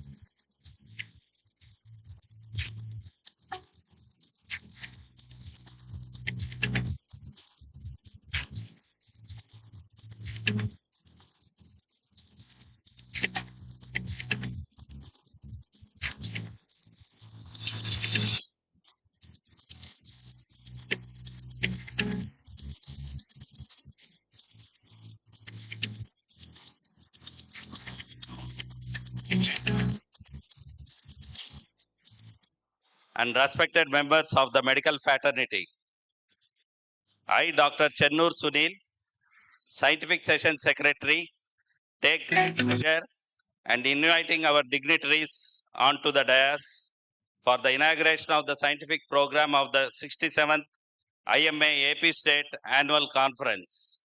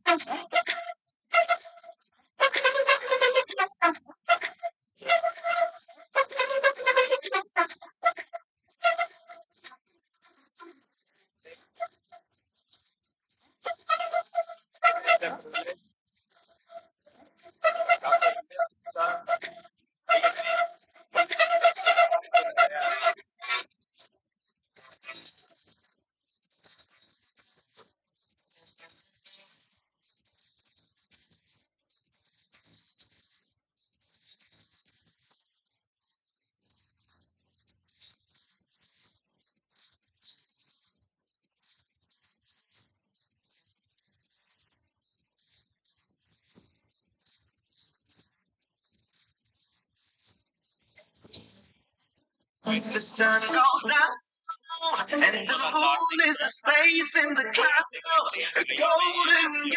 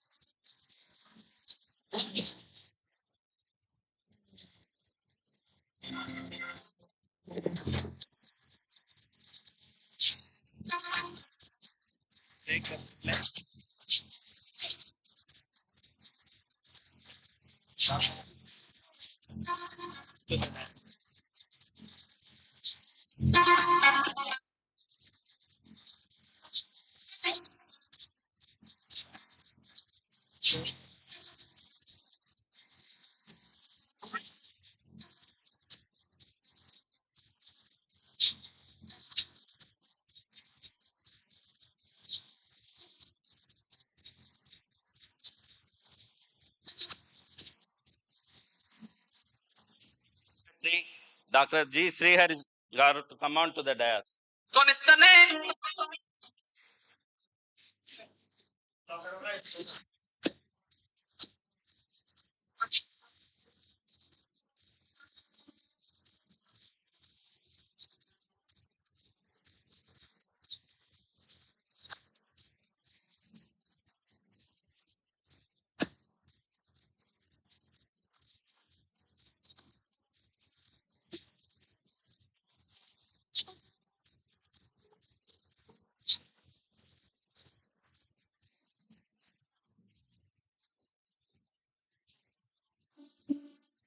कल्याणं आरोग्यं धनसम्पदः शुभं कुरुत्वं कल्याणं आरोग्यं धनसम्पदः शत्रुबुद्धि विनाशाय दीपज्योते नमोस्तुते दीपज्योते नमोस्तुते दीपज्योते परब्रह्म దివ్య ప్రకంపనలు మన కాన్ఫరెన్స్ ను జయప్రదం చేయాలని కోరుకుంటున్నాను. शुभं कुरु त्वं कल्याणम् आरोग्यं धनसम्पदः शुभं कुरु त्वं कल्याणम् आरोग्यं धनसम्पदः शत्रु विलासि लोकरक्षकम् अनायकैकनायकं विनाशिते बदैत्यकं नतां सुवासुनाशकं नमामि तं विनायकम् न ते तरातिभीकरं नवोदितार्कभास्वरं नमः सुरारिनिज्जरं नतादिकापदुद्धरं सुरेश्वरं निधीश्वरं गजेश्वरं गणेश्वरं महेश्वरं तमाश्रये परात्परं निरन्तरम् समस्तलोकशङ्करं निरस्तदैत्यकुञ्जरं दरेदरोदरं वरं वरे भवक्रमाक्षरम् अकिञ्चनार्दिमार्जनं चिरन्तनोक्तिभाजनं पुरारिपूर्वनन्दनं सुरारिगर्वचर्वनं प्रपञ्चनाशभीषणं जयादिभूषणं कपोलदानवारणं भजे पुराणवारणम् नितान्तकान्तिदन्तकान्तिमन्तकान्तिकात्मजम् अचिन्त्यरूपमन्तहीन मन्तराय कृन्तनं हृदन्तरे निरन्तरं वसन्तमेव योगिनं त्वमेकदन्तमेव तं विचिन्तयामि सन्ततं महागणेश पञ्चरत्न मादरेण योऽन्वहं प्रजल्पते प्रभातके हृदि स्मरन् गणेश्वरम् अरोगतामदोषतां सुसाहितीं सुपुत्रतां समाहिताय रष्टभूति मभ्युपैति सोचिरात्.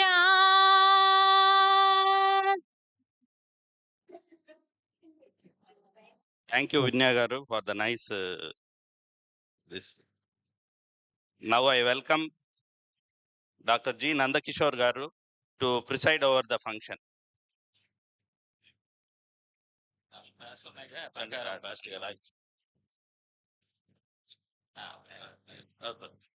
So, good morning, all of you. Thank you for inviting us for this inauguration ceremony. So, respected Chief Guest Dr. Srihar Rao garu, National Dean V.S. Prasad garu, and all the dignitaries on the dais and off the dais. So, Balraj garu requested to conclude fastly because we have to go for council also. So, warm welcome for all of you for this inauguration of scientific session. And it is a great pleasure for all of us to attend this state conference at this holy place, Rajampet. So, first of all, I would like to congratulate the incoming president, Dr. Balraj garu, for becoming president and for arranging state level conference at Rajampet. So, the arrangements are excellent, and on behalf of state team, I congratulate all the local organizing body and IMA Rajampet. So IMA Rajampet is very active branch. Entrance lo, if you see, there is a group photo which tells the all the positive points of Rajampet. Very good unity, even though small branch, first time in their history, their branch member is becoming state president. So once again, I congratulate Rajampeta members for having Balraju in your branch. Simple man and very hardworking and dedicated person. So coming to the conference, so chairman is there, beloved past president and APMC chairman Dr. Srihar Rao garu. So This conference is about sharing knowledge, meeting people, and learning throughout our life is should be our goal as clinicians. So the Indian Medical Association has always stood as a beacon for evidence-based medicine and professional unity. So I congratulate all the speakers and researchers and presenters here. So once again, I thank all of you for attending this conference, and thank you, Rajampet team. Thank you. Now you would like to invite National Dean V.S. Prasad garu to speak briefly.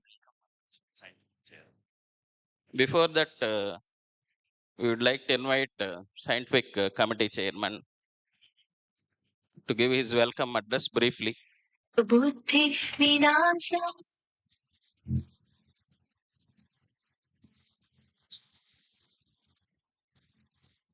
Distinguished guests, honorable office bearers, esteemed speakers, my fellow IMA members, delegates, ladies and gentlemen.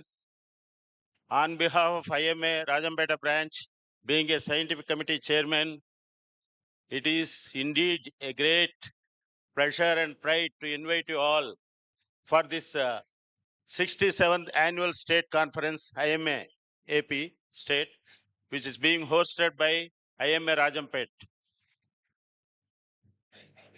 We are delighted to have Dr. G. Nandakishore, President IMA State, to preside over this function. We are honored to have our Dr. Srihari Rao, Chairman AP Medical Council, as chief guest. And also, I welcome today's bridegroom, Dr. Balraju. Bridegroom for this is just like a marriage function. That's why I called him bridegroom. So we welcome Dr. Balraju, President-elect AP State, and Dr. M. Jayachandra Naidu, immediate past President State, and Dr. M. Subhash Chandra Bose, Honorary General Secretary, IMA AP State, and Dr. Karthik, Finance Secretary, IMA AP State, and Dr. G. Ravi Krishna, APMC Observer, and Dr. Sudhakar, our local committee, organizing committee chairman, and Dr. Chalamaya, our local IMA president, and Dr. Srihari, local IMA secretary. Dr. Keshav Rao, we welcome Dr. Keshav Rao also, sorry. Welcome Dr. Keshav Rao Babu also, sorry. Sir. This conference is a unique and significant milestone in the history of Rajampet, as we are going to have discussions of the state conference for the very first time. This is an important occasion, and we Rajampet IMA family are delighted to have you all with us. IMA Rajampeta is renowned for its hospitality and unity, and we are more dedicated to make this conference success. Your collaboration will be crucial to this conference success, and we eagerly await your active and enthusiastic participation to make this event memorable one. Over the course of 2 days of this conference, we'll have very good scientific presentations from eminent people of different parts of AP.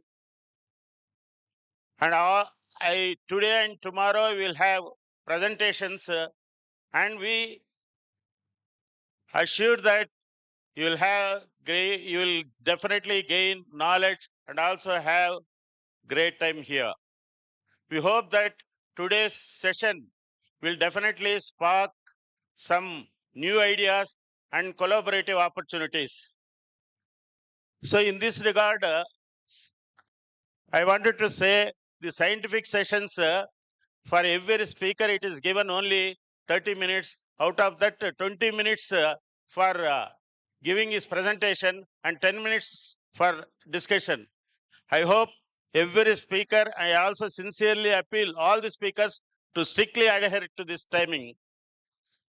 I think this CME program reaffirms our responsibility to provide competent, compassionate, and ethical care to our communities. Lastly, I would like to thank all the sponsors who literally donated to make this conference success. And also, I thank our organizing committee as well as other committees who are all responsible for making this conference success. I hope this event is rewarding and memorable experience for everyone. Thank you, one and all.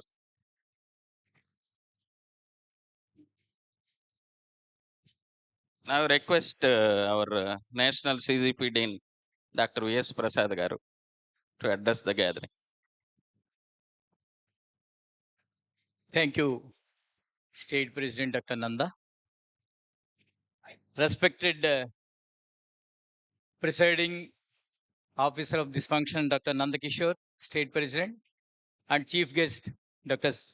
D. Srihari Rao, and incoming President Dr. Balraju, past President Dr. J.C. Naidu, and IMA State Secretary Dr. Bose, Finance Secretary Dr. Karthik, and APMC member Keswara Babu, and Dr. Chalamaya, and Dr. C. Sudhakar, and other Dr. Ravi Krishna, and other dignitaries on the dais, of the dais. I recognize all the past presidents and past secretaries of the IMA AP State. I welcome you all. I thank you very much for giving me an opportunity in this function. I congratulate Dr. Nanda Kishore, IMA State President, Dr. Bose, IMA State Secretary, and past President Dr. J.C. Naidu. They have done excellent work in this year, and I wish all the best, Dr. Balraju, incoming President. Before concluding, I want to remind you, medical profession is facing many challenges. One of the most important challenges, attacks on the doctor, draconian acts of the governments, fire norms, and pollution control board, and biomedical waste management. And most important thing, our nation is facing epidemic burden of non-communicable diseases. So all these challenges we have to face neatly. And for the draconian acts, attacks on the doctor, pollution. For this challenge, we should be united. Our IMA membership should be grown. Unless we put pressure on, we show the pressure, we show our strength, nobody comes down, steps down to hit our issue. So first of all, let us unite. For any issue, we should be united. We should prepare to come onto the roads having placards on our hands, and we should show pressure on the governments, pressure on the people, community. Unless we do that, we can't win of any of these challenges. And as community, as our country, India, is facing non-communicable diseases epidemic, we should be prepared to face the challenge. How? We should update our skills, our knowledge. Yeah, IMA is organizing conference, workshops, seminars, and courses. IMA CGP is organizing courses also. So with these things, our members should be updated their knowledge. Unless they update their knowledge, they can't face this challenge of non-communicable diseases epidemic. So I request all of academic feast. Some things Attacks on the doctors happen. Why? Why? Because we are lacking communication skills. There are 4 communication skills which we know only 3. Communication skill we are missing. Nobody is teaching this 4th communication skill which is missed. From our childhood, our parents, our teachers, they teach us how to read, write, speak, but nobody teaches us how to listen. This is the most important skill, how to listen. If we listen to our patients carefully, they will be satisfied. And there won't be any patient dissatisfaction. There won't be any attacks on the doctor. So I request all the members to know how to listen to the patient, where it's for the patients. Request all the leaders and members, please try to save smaller, because smaller hospitals, they cater the needs of maximum most of the people of India. So we have to save the smaller hospitals, and we have to pressure on the governments to save the smaller hospitals. To mention artificial intelligence, all the doctors, they have apprehension regarding artificial intelligence. I request those doctors who master, at least who know about artificial intelligence, they will have edge over the other doctors, will step ahead in their practice. So with this, I conclude. I congratulate IMA Rajampeta branch to organize academic feast of this state conference. Thank you very much. Long live IMA. Sir, thank you, sir. Now I request our president-elect and incoming president, Dr. Balraj Garu, to speak briefly. Or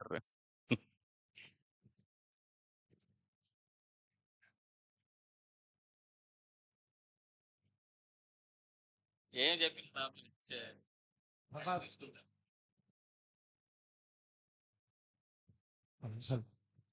సభా సరస్వతికి వందనం. ఈరోజు ఈ వైజ్ఞానిక సదస్సు ప్రారంభోత్సవ సందర్భంగా విచ్చేసినటువంటి chief guest doctor Daggumati Sriharrao గారు, ఏపీ మెడికల్ కౌన్సిల్ చైర్మన్, నాకు బ్రదర్ లాంటి వాడు మరియు మెంటార్, అలాగే మన president IMA AP state president doctor G Nandakishore గారికి, మరియు IMA national IMA dean CGP doctor VS Prasad గారికి, మరియు immediate past presidents doctor M Jayachandra Naidu గారికి, మరియు APMC member doctor Keshavarao Babu గారికి, మరియు రవికృష్ణ గారికి, మరియు బోస్ గారికి, కార్తిక్ గారికి, అలాగే మా scientific chairman Vijay Kumar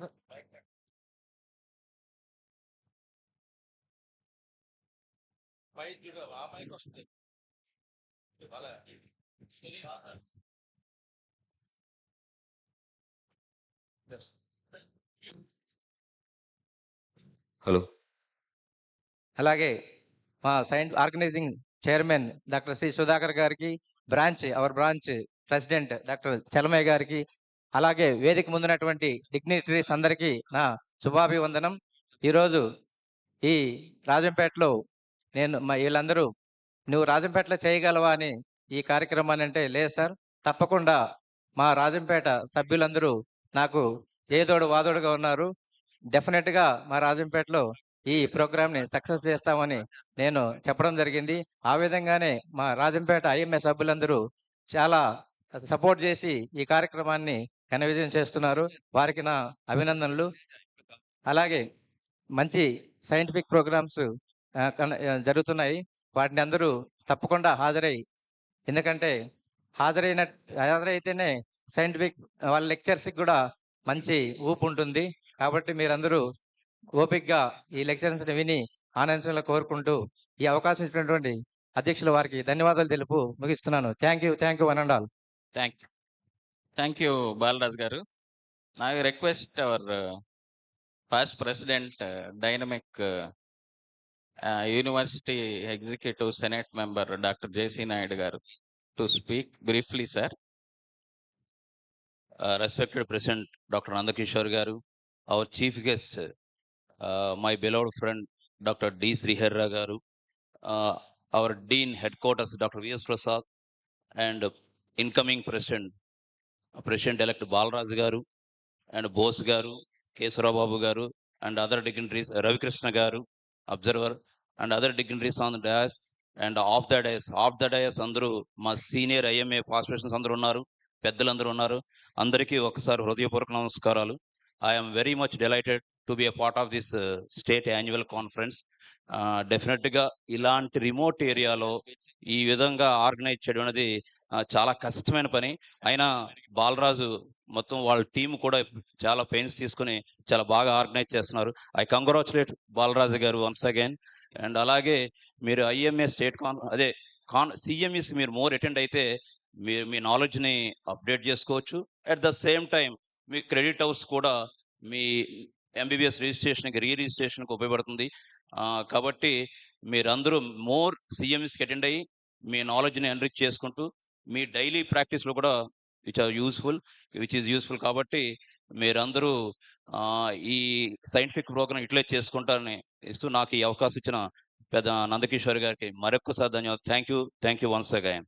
thank you JC Naidu గారు. Now I request beloved secretary doctor Bose గారు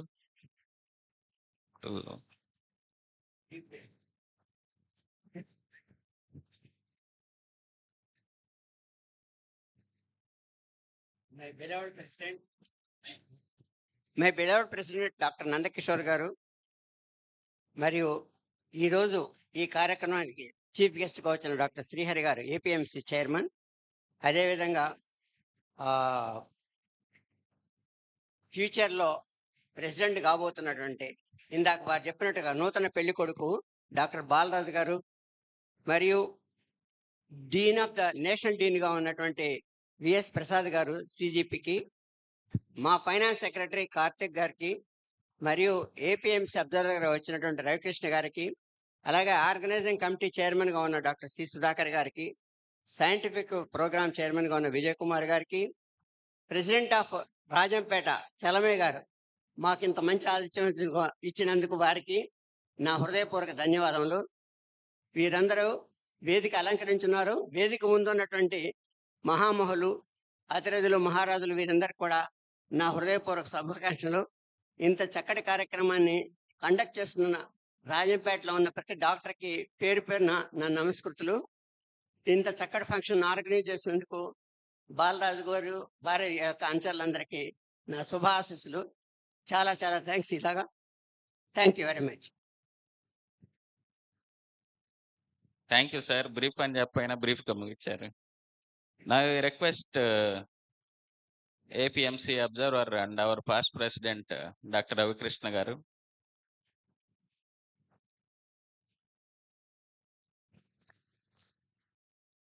On the occasion of 67th IMA AP State Annual Conference, the scientific session inauguration program, the dignitaries on the dais, our beloved IMA AP State President Dr. G. Nandakishore, and today's chief guest, APMC Council Chairman Dr. D. Srihari Rao Garu, and President-elect Dr. S. Balraj Garu, immediate past President Dr. M. Jayachandra Naidu Garu, and M. Subhash Chandra Bose Garu, Honorary General Secretary Dr. T. Karthik Garu, Honorary Finance Secretary and CME Committee Chairman of AP Medical Council S. Kesara Babu Garu, and Scientific Committee Chairman Dr. Vijay Kumar Garu, Scientific Committee Secretary Dr. Sunil Garu, Organizing Committee Chairman Dr. Sudhakar Garu, Organizing Committee Secretary Dr. Srihari Garu, and Chalamaya Garu, President of IMA Rajampet, and Dean IMA CGP National, Dr. V.S. Prasad sir, and the delegates attending the conference. And at the outset, I would like to congratulate IMA Rajampeta for hosting this prestigious 67th IMA AP State annual conference. Along with this conference, they have planned for a nice scientific program with varied topics with eminent speakers. And I request all the delegates who have registered for the conference, they have to stay back in the conference hall and listen to all the topics. Then only they will get the CMA credit hours. And don't forget to mention your email ID, phone number, mobile number, and AP Medical Council number, so that the AP Medical Council can send the certificate to your emails. And even though it's a remote place, IMA Rajampeta has organized this conference in a nice way. And already we had a nice and heavy breakfast in the morning. So delegates may be sleepy in the conference hall, and coffee is available there. So please take coffee and listen to all the scientific programs and take the advantage of attending this conference. And organizing CME programs is one of the top priorities of Indian Medical Association.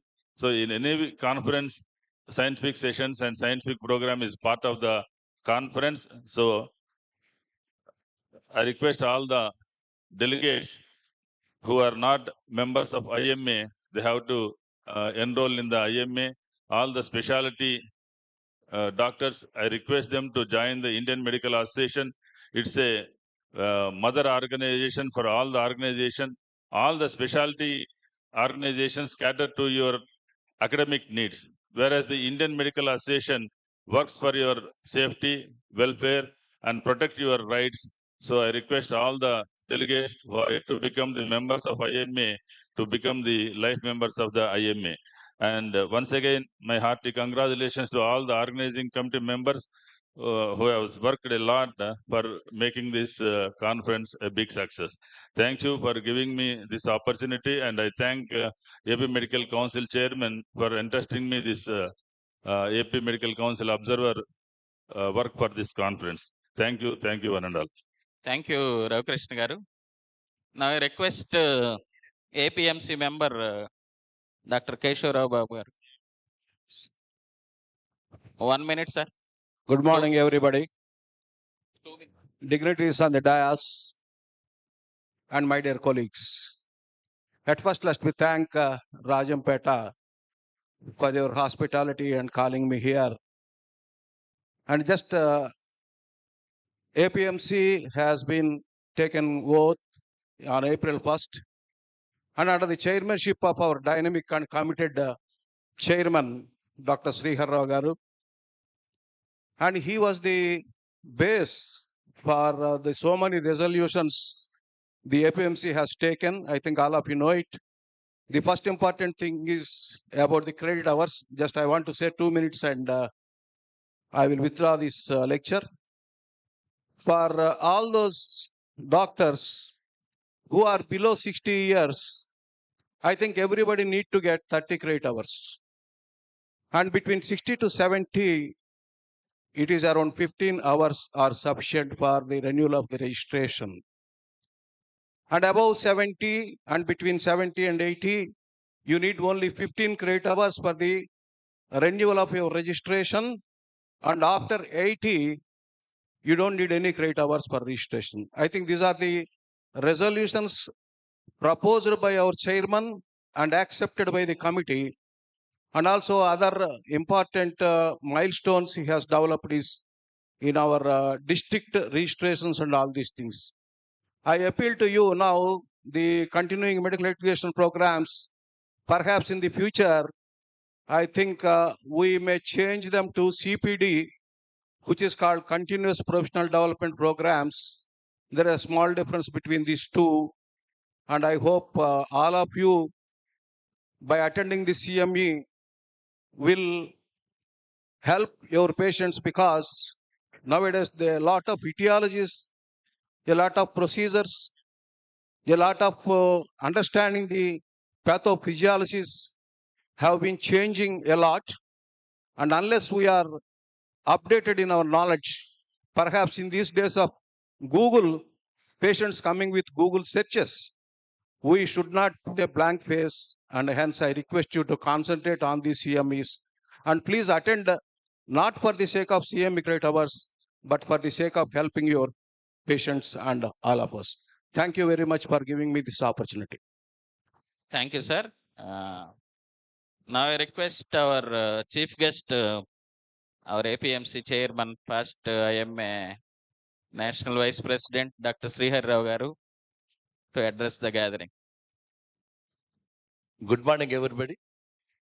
Today's presiding officer and our state president, Dr. Nandakishore Garu, and the president-elect Balraju, immediate past president and my friend Dr. Jayachandra Naidu, and our national CGP dean, Dr. V.S. Prasad Garu, and state general secretary, Dr. Subhash Chandra Bose Garu, Karthik Garu, finance secretary, and our my colleague and member FMC, Dr. Kesar Rababu Garu, and Ravi Krishna Garu, APMC observer, and the organizing committee and scientific committee, and the pillars of IMA, the past presidents and secretaries of IMA AP state, and the local IMA branch president and secretary, my beloved members of Tirupati branch, and Dr. Premanand Garu, he is the inaugurated our Dr. Balraju Chest Hospital in Rajampeta. I accompanied along with sir, his blessings, and Dr. Balraj is now as a state president elect.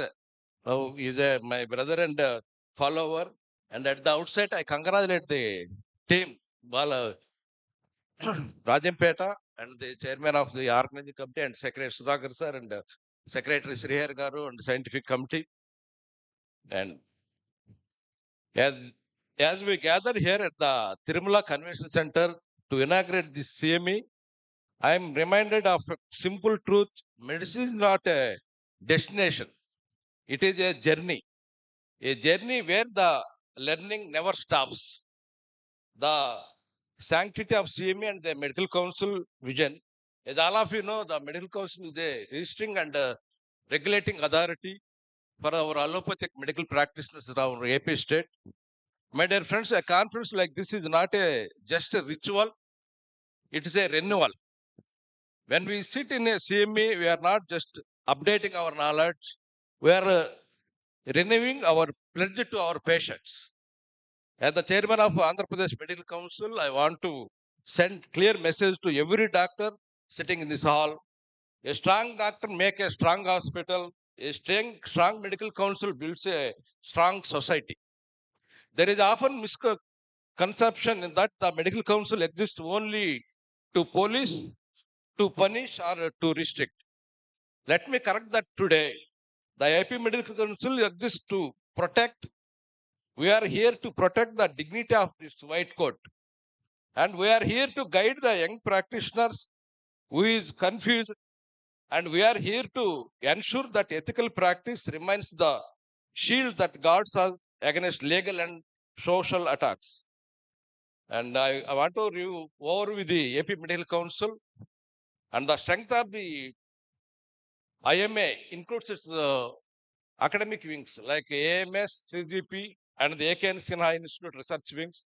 IMA firmly believe that knowledge is power and knowledge empowerment to the society are our social responsibility.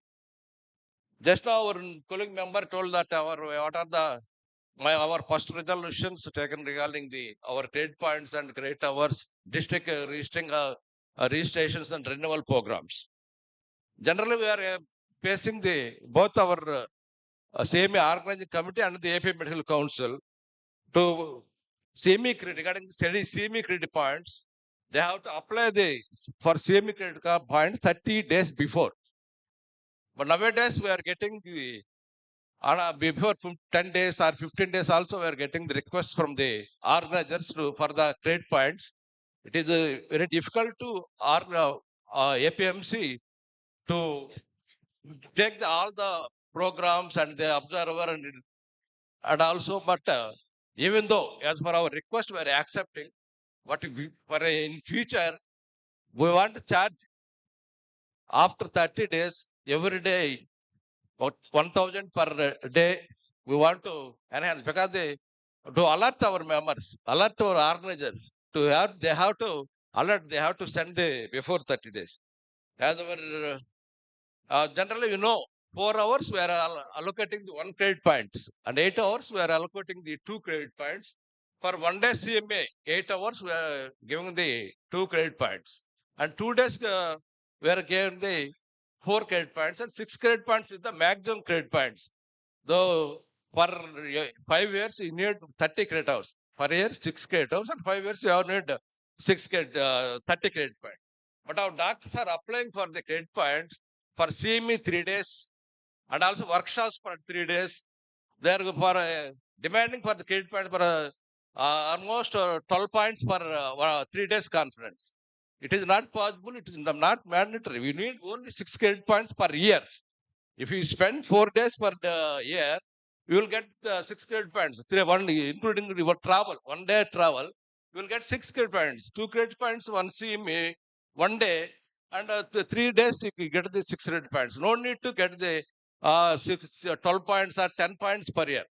So I request you all, those who are applying for the workshops, you can find that same credit, 6 credit points for maximum, not demanding the medical council for 10 or 12 credit points. It's not mandatory. It's not need for our delegates also. So, and also we are going to limit the credit points to state branches also. State branch or IMA local branch. Per year we are giving 10 credit points for any organization. We are giving only recognized organizations only. We are allocating the credit points. So in future we are going to, after discussing our general body, we are going to limit the 10 points are for every organization for a year. So generally, they are somebody else connecting more than 15, 20 credit points is not necessary, as I told earlier. So after CME, we need some details from our delegates and the observer and organizers regarding the name of the delegate, cell number, and registration number and email. Without these details, it is very difficult to get our certificates. If anybody is not mentioned their name or cell number or email address or anything, that will be not accepted by our present system. So it will delay 1 or 2 months to get our certificates. So I request you all to ensure that at the register counter you have to enter all the 4 details: name, your cell number, and APMC number and email address. Then only you will get the credit points. If you any 1 or 2 are also not fulfilling the details, it will get difficult to get this problem. So, and renewal, generally after we are giving the renewal after 5 years, after within 1 year, we are charging 100 rupees per month. After 1 year, they have to re-renewal their registration. So, 1 year you have the opportunity to renewal your registration, but after 1 year you have to re-register your registration. So be cautious about within 1 year you have to renewal your registrations. In re-registration, you have to submit the affidavit form. You get the notary certificate from the legal and all. So many requisites are requiring for the AP Medical Council. So please, you can see that recent days we are also reminding every doctor, those who are registered, their renewal time and all. So please follow the APMC instructions. So we are sending through WhatsApp and email. And we are going to start the WhatsApp governance. Already everything is over. This is in final stage. And also we recently started the e-profile. E-profile means you have to give your signature, thumb impression, and iris. These 3 is there. You need not come to AP Medical Council. You can send to all the details and your certificates can upload online. You will get the registration, renewal and re-registrations. So I request anybody has not yet done by this e-profile, you can carry on and do the e-profile. And these will WhatsApp governance will replace the toll free and the what are the help desk is there. You need not require any help desk or toll free. So, and we have the ethical committee in our inauguration, I will tell what are the ethical committee, what is the all the we have 6 members in ethical committee. Those who are receiving any complaint against doctor, we will summon the doctor and the doctor will have the opportunity to have the advocate also. So all these things I will inform the inaugural session of the installation of our new state president. For that, I wish the conference grand success. Thank you. Thank you very much for giving the. Thank you, Srihar Rao. Now I request Chalamaya Garu to propose vote of thanks. Thank you.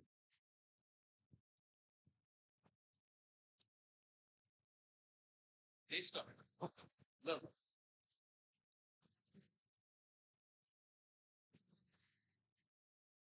Good morning, everybody. My respectful namaskarams to Dr. Nandakishore sir, President AP State IMA, and to the Chief Guest, Dr.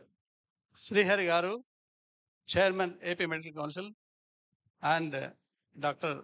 Jayachandra Naidu Garu, immediate past State President, and all other dignitaries sitting on the dais. I may not mention all the names because of the delayed program. So my namaskarams to all of you. Now I convey my thanks to Dr. Nandakishore Garu, President, because he has been in touch with all of IMA members in conducting this program, and I'll definitely thank Dr. Srihar Rao Garu because he has done a great benefit to almost all the IMA doctors. Because earlier we used to go to Vijayawada or Guntur and stand in the line for registration and renewal. Now he has brought the office to the district level, and we have very easy process of renewals. So I heartily thank you, sir, and you have come all the way from your place to grace the occasion. And I congratulate and thank Dr. Balraj Garu. He has been instrumental in getting this program done. And Dr. Sudhakar Garu, organizing committee chairman, he has been also very hardworking since the inception of this scientific program. And Dr. Sunil Garu, he is also scientific occasion, and to have exchange of ideas and medical knowledge to improve their practice and apply to the patients. And the speakers who have come all the way from different places, leaving their clinics and nursing homes for 1 or 2 days. So I am very thankful to all the speakers who have come and spent their time here to enlighten us with their knowledge and lectures. So thank you all the persons involved in this. And if I have inadvertently missed anybody, please forgive me. And thanks to all of you, everyone. Thank you, thank you. Long live IMA. Thank you, sir. I request all the council members to come to Hall B now. We are going to start annual council meeting at Hall B. Only council members. Thank you.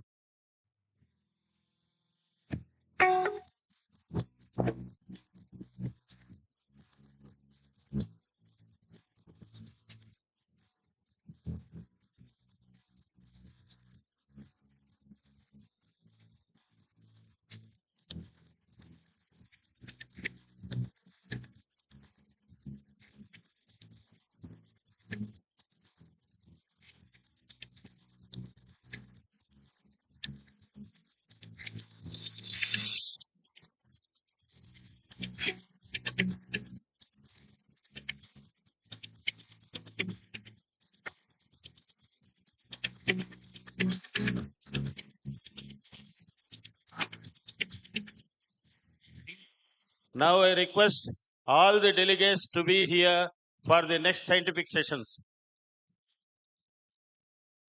I request MP Narasimha, pulmonologist, to come on to the dais to give his presentation.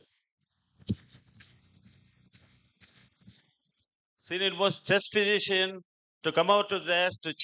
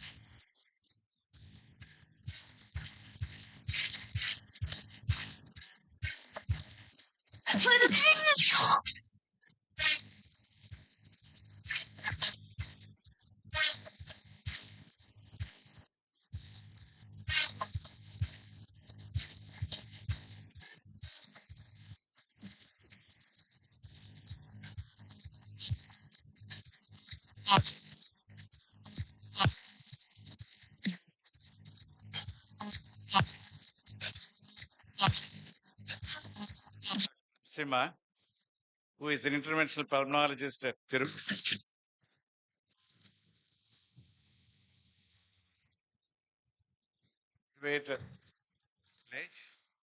And is fellow in critical care medicine, fellow in advanced interventional pulmonology at the hospital, fellow hospital North France, fellow Sadang Hospital Malaysia, lung transplantation physician Vienna, robotic bronchoscopy specialist in Hong Kong, member in Indian Chest Society, member in European Respiratory Society, member in Indian Association of Bronchology, member in Malaysian Association of Bronchology, member in World Association of Bronchology, and workshop faculty for National Interventional Pulmonary Conferences.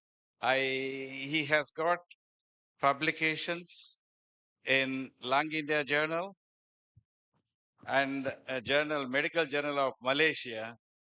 These are to mention a few. I welcome now Dr. Narasimha to present his talk. Yes.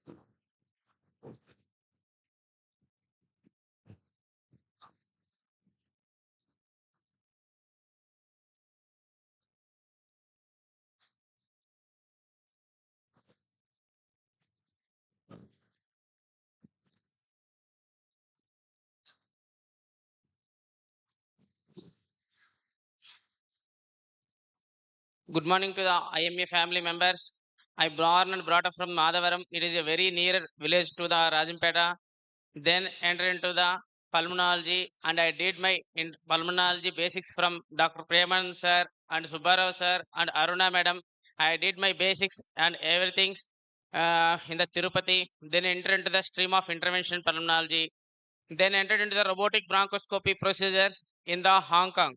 Nowadays, the robotic bronchoscopies are going to play a changing role in all aspects because of diagnostic yield and diagnostic accuracy and the precision, everything it is giving an accurate diagnosis. That's why I did my robotic bronchoscopy fellowship in the Hong Kong state, in the Hong Kong country, shot in under Dr. Calvin Eng Shin. So this is the robotic bronchoscope, how it look like, and this is the cot of the robot, and these are the cot of the robots. They will mobile in the forward motion and in the backward motion and in the sideward motion also. This is the body of the robot. This is the operating board of the robot.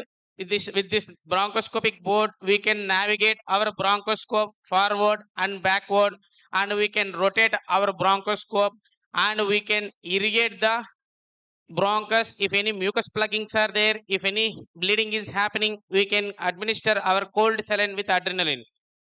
This is the bronchoscope diameter. Coming to the robotic bronchoscope, instead of normal conventional bronchoscope, this bronchoscope outer diameter is 6 millimeters and inner sheath is 4.5 millimeter and working channel is 2.1 millimeter.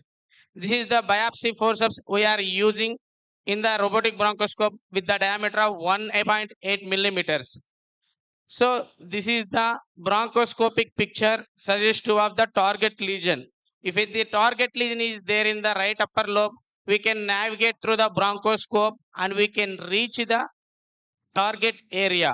There is a AI based system is there. It will tell in the like in the Siri in the Apple phone. In the robotic bronchoscope, the AI will convert the voice and it will give an accurate imaging and it will tell that whether we are in the lesion or not, we are in approaching to the lesion or not, we are at the accurate level or not. So like this, the image will come. This is the robotic bronchoscopy setup. After we localize the lesion and we kept the patient on the table, this is the robotic bronchoscope and this is the fluoroscopy imaging and this is the on-table patient. So this is the video. Like this, the fluoroscope arm will rotate in the 360 degrees motion and it will give real-time imaging that whether we are within the lesion or not. This is the real-time imaging while doing the bronchoscope. Whether we are within the lesion or not, we are approached to the lesion or not. After reaching the lesion, this is the bronchoscopic image and the AI-based system will tell that we are at the target lesion or not. After reaching this target lesion, we can able to take the biopsy and we can do the rapid onset evaluation. If the atypical cells are there, then we can go for the immediate lobectomy and they are giving a new breath to the patient in the one day itself. This is the protocol following the Hong Kong state. But in our Indian system, we are following that we are doing the biopsy. If atypical cells are there, we are going for the whole body PET scan. If there is an uptake is there, we are doing the staging EBUS. This is the time taking procedure. But before going to the robotic bronchoscopy, they are doing the PET scan and they are uploading the scan into the lung point. And if there is no uptake in anywhere else, they are doing the biopsy. If malignant cells are there, they are doing the lobectomy on the table itself and giving a new life to the patient within one day. These are the diagnostic modality of the robotic bronchoscopies. Coming to the therapeutic bronchoscopy advantages, in the robot, they can do therapeutic bronchoscopies also. Previously, we are using the diagnostic modalities only. Now, the system has evaluated and the robot had evaluated and it is giving the therapeutic imaging also and therapeutic advantages also. Now, microwave ablation therapies are going boom in the all countries. It is indicated for the patients who are not fit for the surgery. If anybody had done lobectomy and in the follow-up PET scan or follow-up CT scan showing the any abnormal lesion is there and any metastasis is there from anywhere in the body, it is suspected to be malignant change. Now with our robot, we are doing the microwave ablation therapy. This is the microwave ablation mission. It will deliver the heat energy and it will kill the target area. So this is the energy levels we are giving. Depends upon the centimeter and diameter of the lesion and depends upon the patient uptake and how much kilojoules of energy we are delivering with this the micro ablation mission. We can calculate with the lung point. And this is the microwave ablation catheter. This catheter diameter of 2.1 millimeters and the tip will deliver the heat energy and it will burn the entire area. After the procedure, the area should be blanched and the target area is looking like this. Before the procedure, the target area is in the very linear manner. After the blanching, the entire area had blanched and it is collapsed. This is the therapeutic modality of treatment following the robotic bronchoscope. Nowadays, in the all countries like Hong Kong, France, in the US, Singapore, they are also following this one. And happy to hear that we are also going to launch our this Monarch Advanced Robot in the Tirupati with the blessing of Lord Venkateswara soon. And coming to the advanced modality of treatment, we are giving in the Tirupati. Now we are giving the bronchoscopic therapeutic procedures and thoracoscopy, therapeutic and diagnostic, EBUS, staging EBUS, and tumor debulking and tracheobronchial stenting, foreign body removal, bronchial artery embolization, and ablation therapies with the laser also we are doing in the Tirupati with the blessings of Lord Venkateshwara. Coming to the advanced procedures which we had done in our Tirupati, these are the very complicated cases we had approached. I want to present these 3 cases which will give accurate imaging how we are dealing with the complicated cases and how we are giving best results in the theater. So this is the 84 years male patient, not a diabetic and not a hypertensive, brought to our emergency department with the complaints of streaky hemoptysis since 1 month. Patient severity increased suddenly since 1 day. 100 to 150 ml per episode is there. On arrival, patient saturation is 82% with room air and BP is 90 by 50 mm of Hg and pulse rate is 126 per minute. Patient had taken 2D echo and suggestive of moderate LV dysfunction. EF is 34% and RVSP is 25 plus RAP.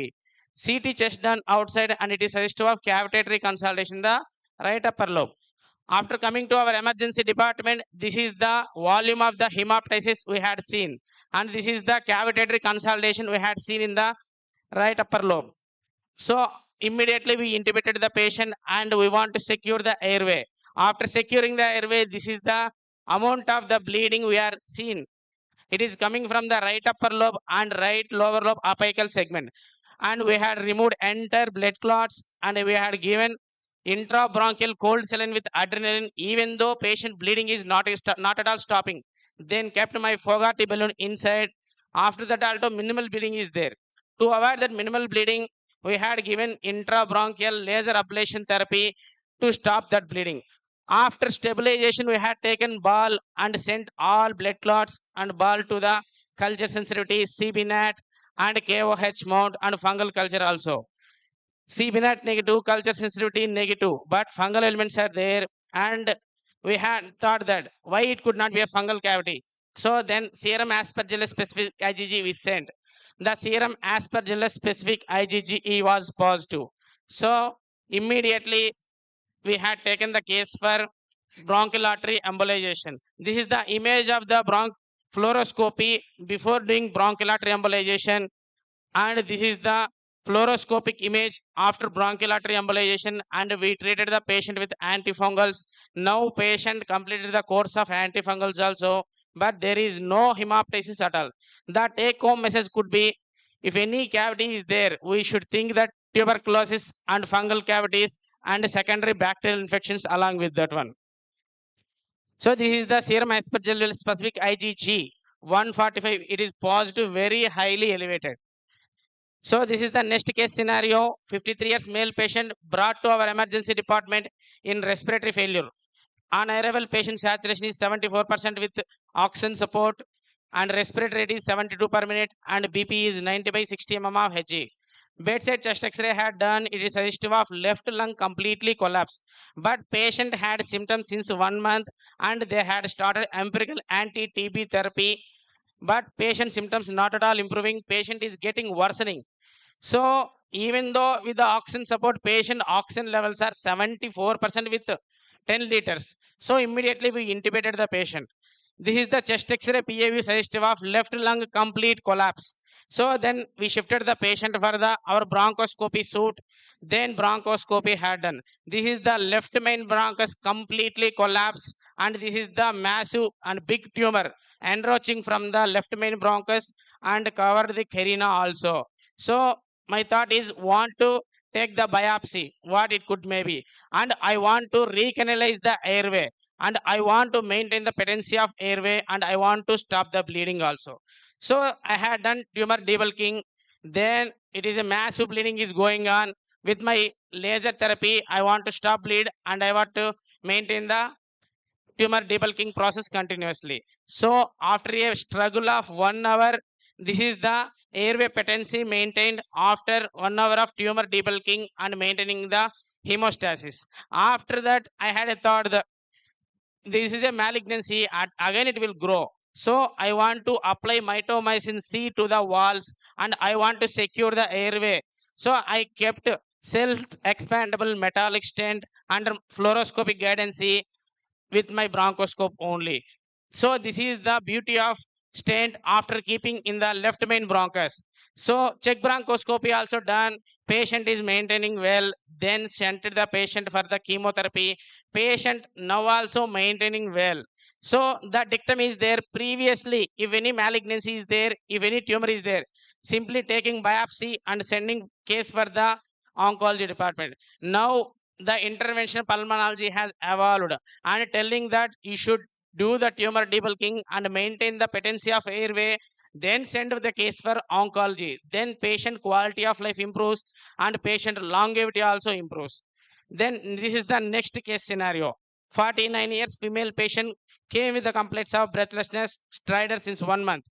Patient room air saturation is 86% and respiratory rate is 24 per minute. She was on bronchodilator since 1 month in view of obstructive airway disease. She had past history of prolonged intubation and on mechanical ventilation support is there, and then tracheostomy 6 months back. We had taken complete detailed history. Any intubation history is there or not, prolonged ventilation is there or not. In my mind, because patient is taking inhalers and bronchodilators, but patient symptoms are not at all improving and persistent stridor is there even in the sitting posture. If there is a stridor in the sitting posture, we should think that tracheal diameter should be less than 6 millimeters. So I want to do check bronchoscopy with my 4 mm scope. This is the tracheal diameter I had seen and get worried because patient diameter, tracheal diameter is only 2 to 3 millimeters only. So I want to open the airway. So I did my tracheal electrocautery ablation at the level of 12 o'clock position and 3 o'clock position and at the 9 o'clock position. After giving the electrocautery cuts with my CRE balloons, I opened the trachea. So, yeah.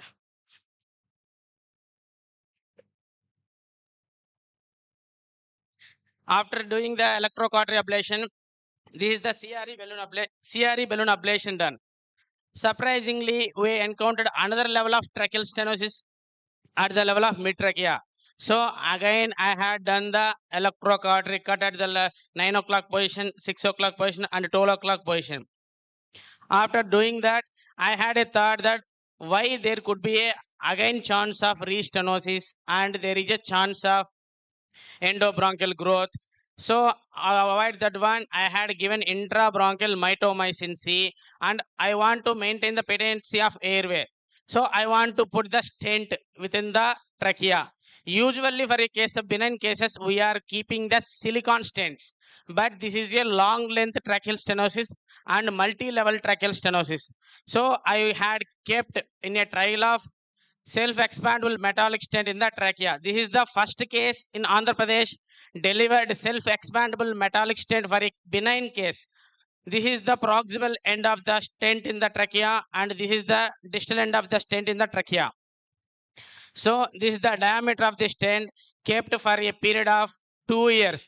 After completing 2 years of therapy, after completing 2 years, we had removed the tracheal stent and patient tracheal diameter also maintaining. So the dictum and take home message is if any stridor which are not at all relieving with the inhalers and which are not at all relieving with the bronchodilators, we should think that why it could not be a tracheal stenosis and why it could not, and we should rule out that why it could not be a post intubation tracheal stenosis, why it could not be a post tracheostomy tracheal stenosis.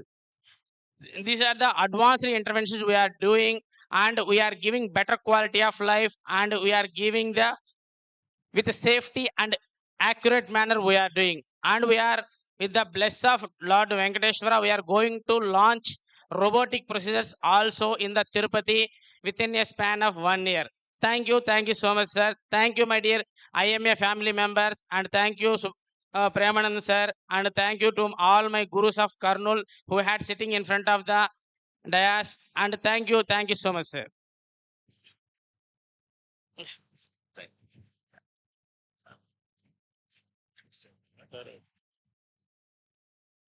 Well done. Nowadays, days are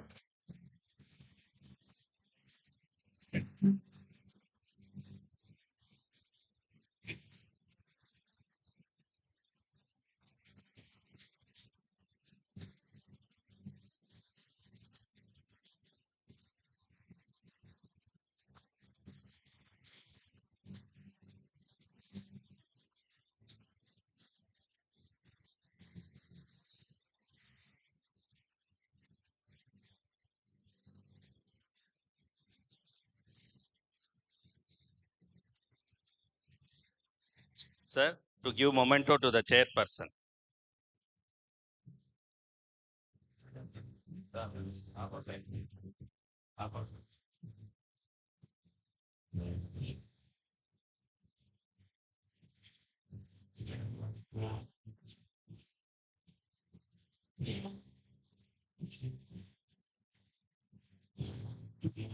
I request Dr. Premanand to present a memo to Dr. Narasimhan.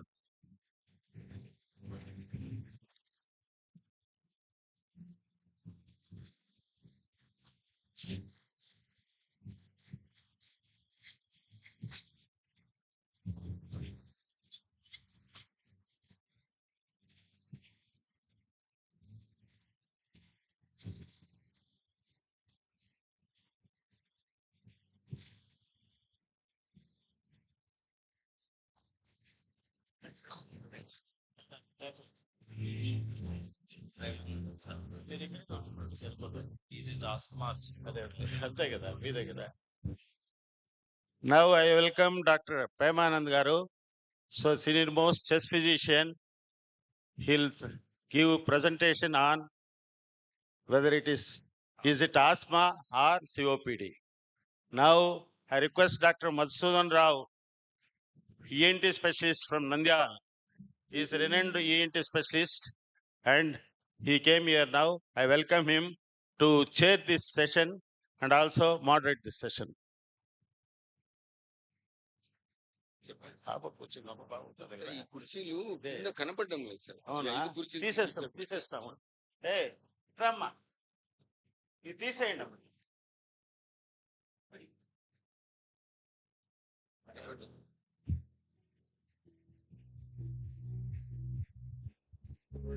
నేను కూడా అనుకున్నా చెప్పినా అప్పుడే తీయాలా, వాళ్ళు audience చెప్పేది మాకు ఇక్కడ కూర్చుంటే తెలియదు. ఎవరు పైకి రా.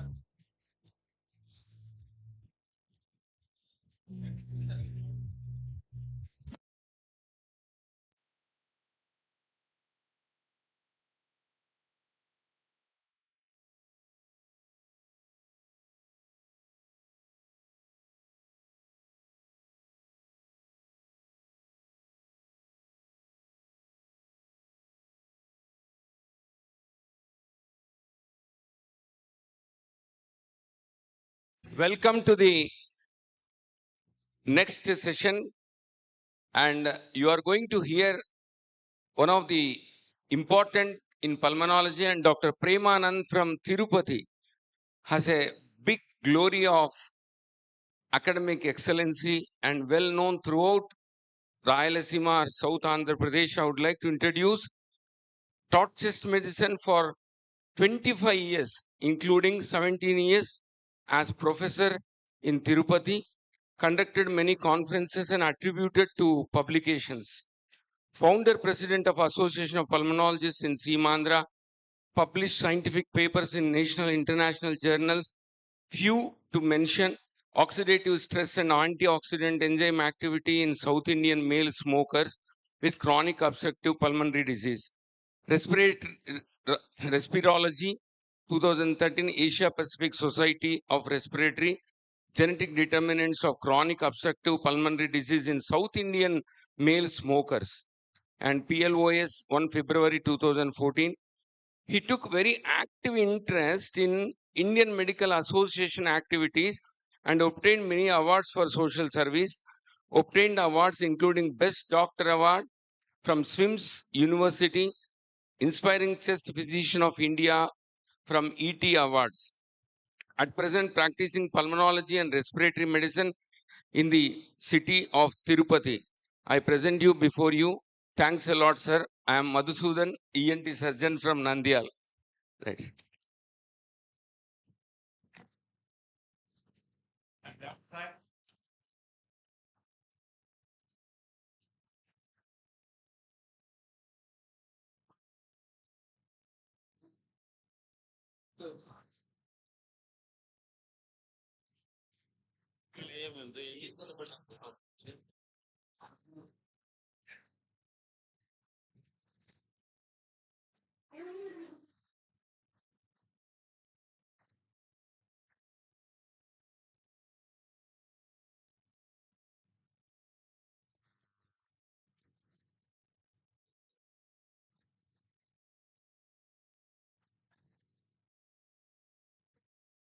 At the outset, I would like to congratulate and my warm greetings to the branch of IMA, Rajampet branch of IMA, which has taken up this bonus talk of conducting the conference at this remote place.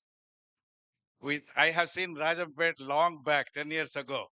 I never dreamt that it will be like this. We will have a good hall here. I would, I'm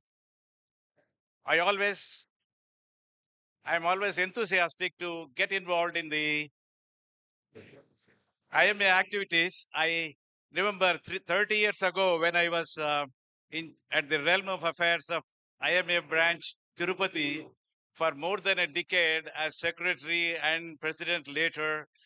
And right from the time, I'm continuously associated with state and central IMA activities. Today, I would like to touch upon a very common problem, what you face in your general practice. A case of cough, wheeze, and breathlessness. Once you get a case of cough, wheeze, and breathlessness, immediately to relieve breathlessness, you put him on nebulizer. And then you put him on an inhaler containing a bronchodilator and an inhalation steroid. That's a routine in practice. Are we doing a right thing by doing like this? Should we put all patients who have got cough and wheeze and breathlessness who have come to you to put them on inhalational bronchodilators and steroids? Let us see.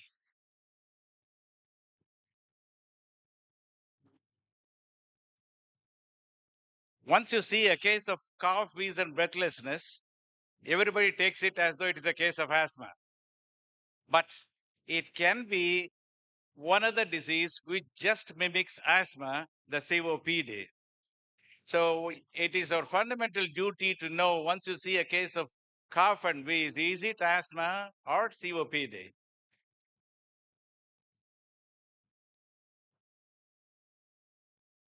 You see these two birds, they look alike, but there are subtle differences. One is the crow, the other one is the quail. So though they look alike superficially, but they are not the same. There is a lot of difference. Similarly, bronchial asthma and COPD, the symptoms are similar, diagnostic criteria are similar, but there are extremely important differences which made the treatment of these two diseases quite different. So are you supposed to put all patients under one umbrella to put them on inhalation bronchodilator and steroid? I think we have to know more about this subject to decide what we can do. This is one of my recent patients. I have seen him just this week. He is a male, 28 years. He came with recurrent cough, cold since childhood. And on examination, there was wheeze. So naturally, what questions we asked, has he got any other allergies? Is he suffering right from childhood? If they are yes, then it is a case of bronchial asthma. So bronchial asthma, I put that patient on a long-acting bronchodilator, as everybody does, plus an inhalation steroid. And only bronchodilator should never be given to asthma. Asthma requires an anti-inflammatory medicine. Fundamentally, asthma is a disease of airway inflammation. And if he has got other allergies, like nasal allergy, usually most of the patients will have nasal allergy. We put them on intranasal steroids and antihistamine. This is one other patient. He's a male, 56 years, a smoker. He has got also cough and breathlessness and wheeze. Breath sounds were diminished on examination. There was wheeze. So what is generally done to such patient in your practice? Again, you put him on same inhalation steroid and inhalation bronchodilator. But I have put him on long-acting beta agonist along with long-acting muscarinic antagonist. So we are not given steroid there. So the asthma requires a steroid fundamentally. But in COPD, which mimics asthma, caused by something else, not by allergy, steroid is not required routinely. That means there are only certain cases of COPD where we can give steroid. So bronchial asthma and COPD, they are obstructive airway diseases. Patients come to you with cough, wheeze, and breathlessness. And on examination, you find wheeze, and your hands will be itching always to write inhalation steroid. Both are treated with inhalation bronchodilators and steroids, but the place of these medicines, inhalation bronchodilators, inhalation steroids, is different in these two diseases. That's what we have seen in the previous slide. I have not put him on inhalation steroid. Not necessary. Inhalation steroid can buy problems in a case of COPD if it is routinely used. Once you advise, anyway, any case of asthma or COPD you treat, it is not that you are treating that acute stage of the disease, but we have to see the long-term outcome of the patient. What's going to happen tomorrow in his life later on? After all, asthma is genetically mediated. We can't take the gene away. COPD, it is a permanent loss of lung function by smoking. We can't give him lung back. So whenever you treat a patient, it is not just enough to treat that acute condition. It is all to see that what's going to happen later on so that his life will be, the quality of life will be better. That should be aimed even from the first visit, what the patient pays you. So allergy, asthma, the common type of allergy, there are many phenotypes of asthma. The commonest type is the allergic asthma. The allergic asthma, we did one study at ST Medical College here in Tirupati. Then I have tested the people who come with asthma on their skin with their antigen testing was done. And we found out that the common antigens, what are the cause of asthma, are house dust mite, cockroach, female cockroach, and then the rice grain dust. And the rural people will have Parthenium, that is the weed, Parthenium antigen. If you take COPD, it is a different one. Smoking and indoor pollution, especially the eminence of biomass fuel burning. And the people in villages in a crowded kitchen, they burn firewood and cow dung cakes. That sort of a pollution is a very important cause of COPD in India. So the COPD can be seen in a person who is not a smoker but exposed to indoor pollution, similarly outdoor pollution. So if you want to advise the patient for the change of his lifestyle, these causes are quite different. What advice you give here for asthma is entirely different for COPD. So should we not question ourselves, is it COPD or not asthma? So that is very much necessary. Apart from this, I'm not going into the details of this. Asthma is a eosinophilic inflammation, and COPD is a neutrophilic inflammation. So the pathology is entirely different. Though clinically it looks similar, pathology is different. So once the pathology is different, the treatment will also be different. The COPD is a neutrophilic inflammation, and asthma is eosinophilic inflammation.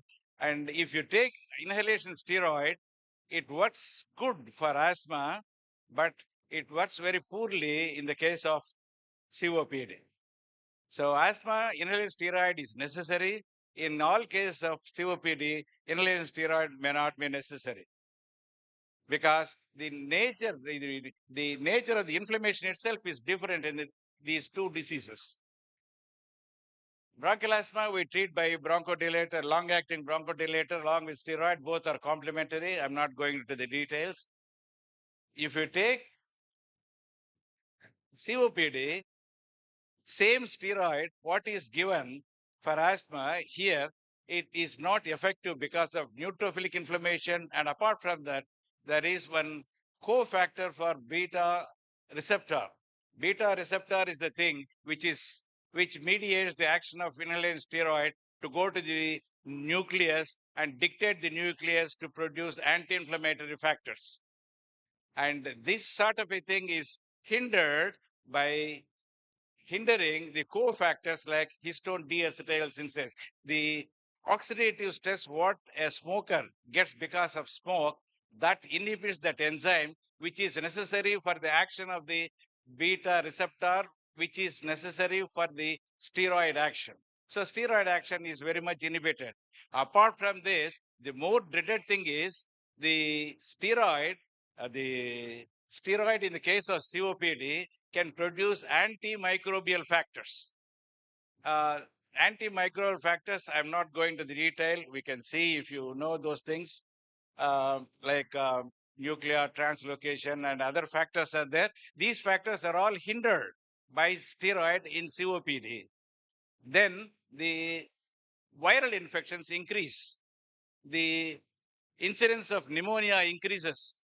So instead of doing good to the COPD patient, steroid can do harm by making the patient more prone to develop infections. But there are certain group of COPD patients who get benefit out of inhalation steroid that will come to you at the later. So histone deacetylase, it is reduced, which is a cofactor for the the glucose receptor, GR receptor to work. So the other anti-inflammatory factors are depressed, and antimicrobial factors are depressed, and microbial infection sets in. If you give that steroid inhaler, this is another depiction. So increased exacerbation severity. Severity also, the COPD is anecdoted by recurrent attacks of deterioration. That's why the patient comes to you. Now the entire world is looking at COPD patients where we can diagnose before they go into any acute exacerbation. That's a different story. I'm not going into that. So once the person comes with an acute exacerbation to you, then should we give inhaled steroid or not? No, not routinely. Inhaled steroid, there are definite indications where we can use them. I'll tell you later, because if you give routinely inhaled steroid, there is increased exacerbation severity. Severity will be more severe if you give steroid in these patients. We are giving steroid to reduce the severity. Paradoxically, it increases the severity. So where should you give steroid? We should know in a case of COPD. So the COPD is entirely different from asthma. So we should look into these factors whenever you treat your patient. And pneumonia is more common. Pneumonia is more common in the case of COPD who are treated with inhaled steroids. So when is the inhaled steroid utilized in COPD? So once the person goes into recurrent attacks, nowadays the Global Initiative for Obstructive Lung Diseases 2026 has said even one single exacerbation, he needs a change of treatment. That change of treatment may contain steroid or may not contain steroid. Routinely, the COPD person is put on the dual bronchodilator, long-acting bronchodilator and long-acting muscarinic antagonist. That's what we routinely do. And whenever the person goes into an exacerbation, then you may have to add steroid, but that steroid is not added to all exacerbations. Inhalation steroid. Inhalation steroid is added only when in an exacerbation patient, only when the eosinophil count is more than 300. And I have got my own observations on this. This is an international number, but in India, most of the people have more number of eosinophils because of our living conditions. So that has to be taken, and we are working on that. Probably we may get a different number. Now the goal, whatever given in Global Initiative of Obstructive Lung Disease, gold is followed throughout the world. It says if it is more than 300, steroid will be effective. Then we can add inhaled steroid. This is different from oral steroid, what you give or any exacerbation. Any exacerbation requires a short course of oral steroid. That's different. Inhalation steroid is given on a long term. Once you give inhalation steroid for a long term, then you should be mindful of these things. The eosinophil count should be more than 300, or at least it should be more than 100.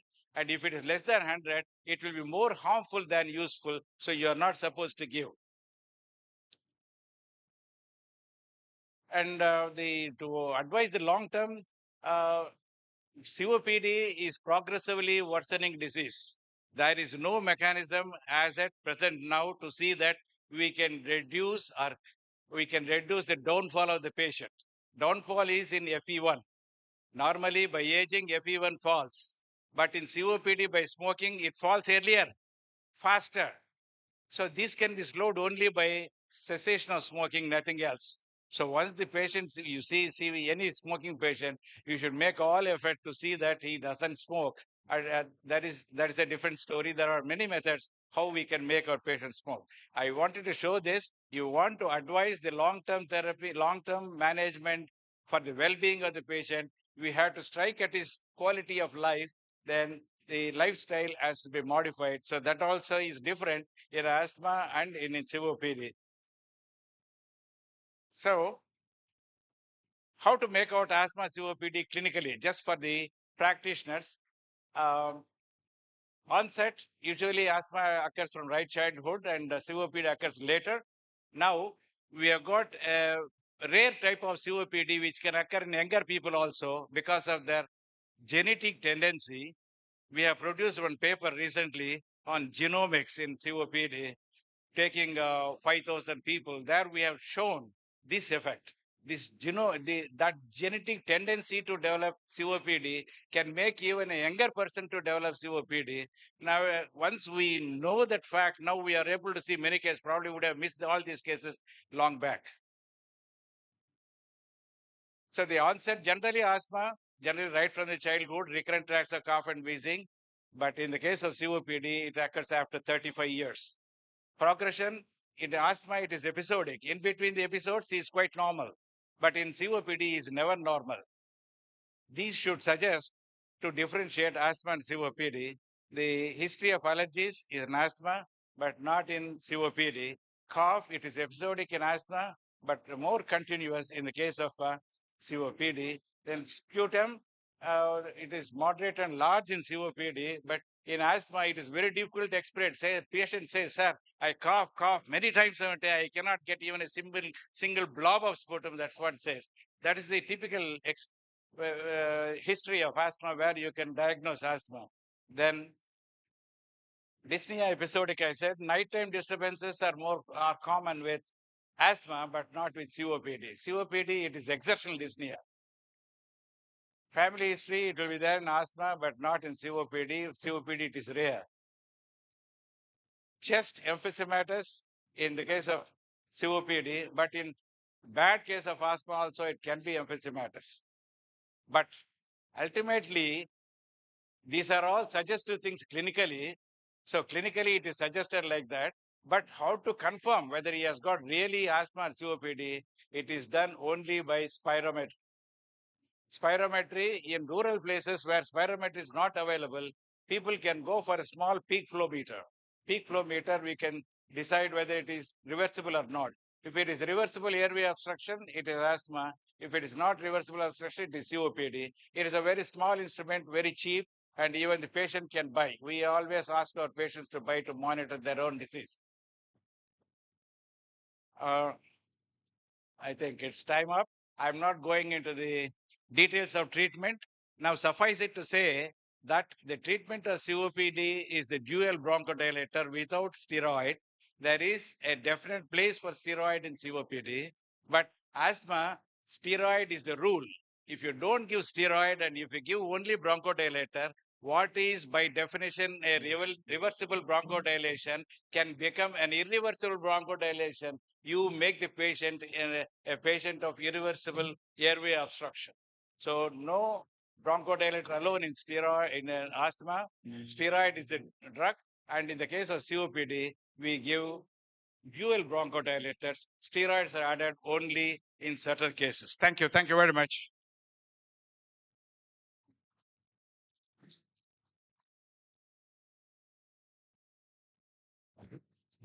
Now I welcome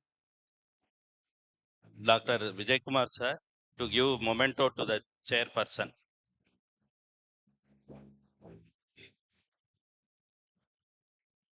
Hello, Balradhanna. Hello.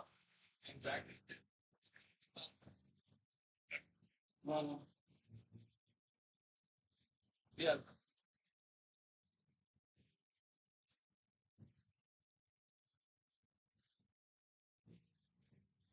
Now I request Dr. Madhusudan Rao to present a memento to Dr. Premanand.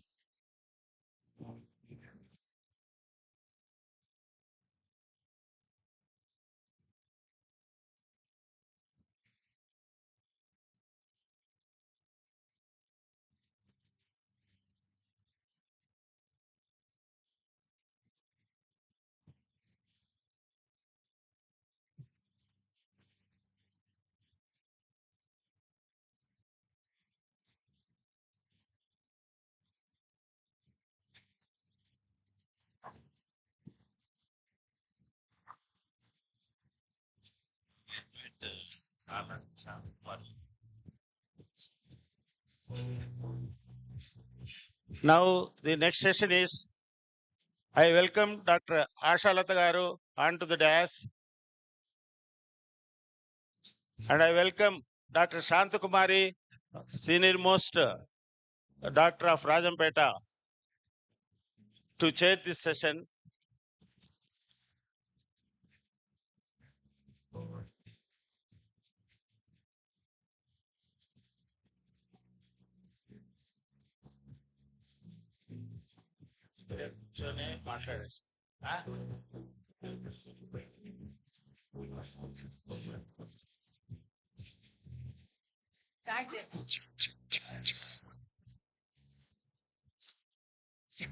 Hello, namaste to everyone who assembled here. At the outset, I thank IMA Rajampeta and Scientific Committee for giving me this opportunity. I am immensely happy and privileged. To introduce Dr. Asha Lata Garu, obstetrician, gynecologist, and laparoscopic surgeon, past president, Indian Medical Association, Tirupati branch, managing director, Asha Lata Test Tube Baby and Multi-Specialty Center, specialist in high-risk pregnancy and infertility. Established Asha Lata Hospital in 1986. Established Test Tube Baby Center in 2004. First IVF Center in Rayalaseema. First woman president of IMA Tirupati branch in 2004. Got Best IMA President Award in 2004, both state and national levels.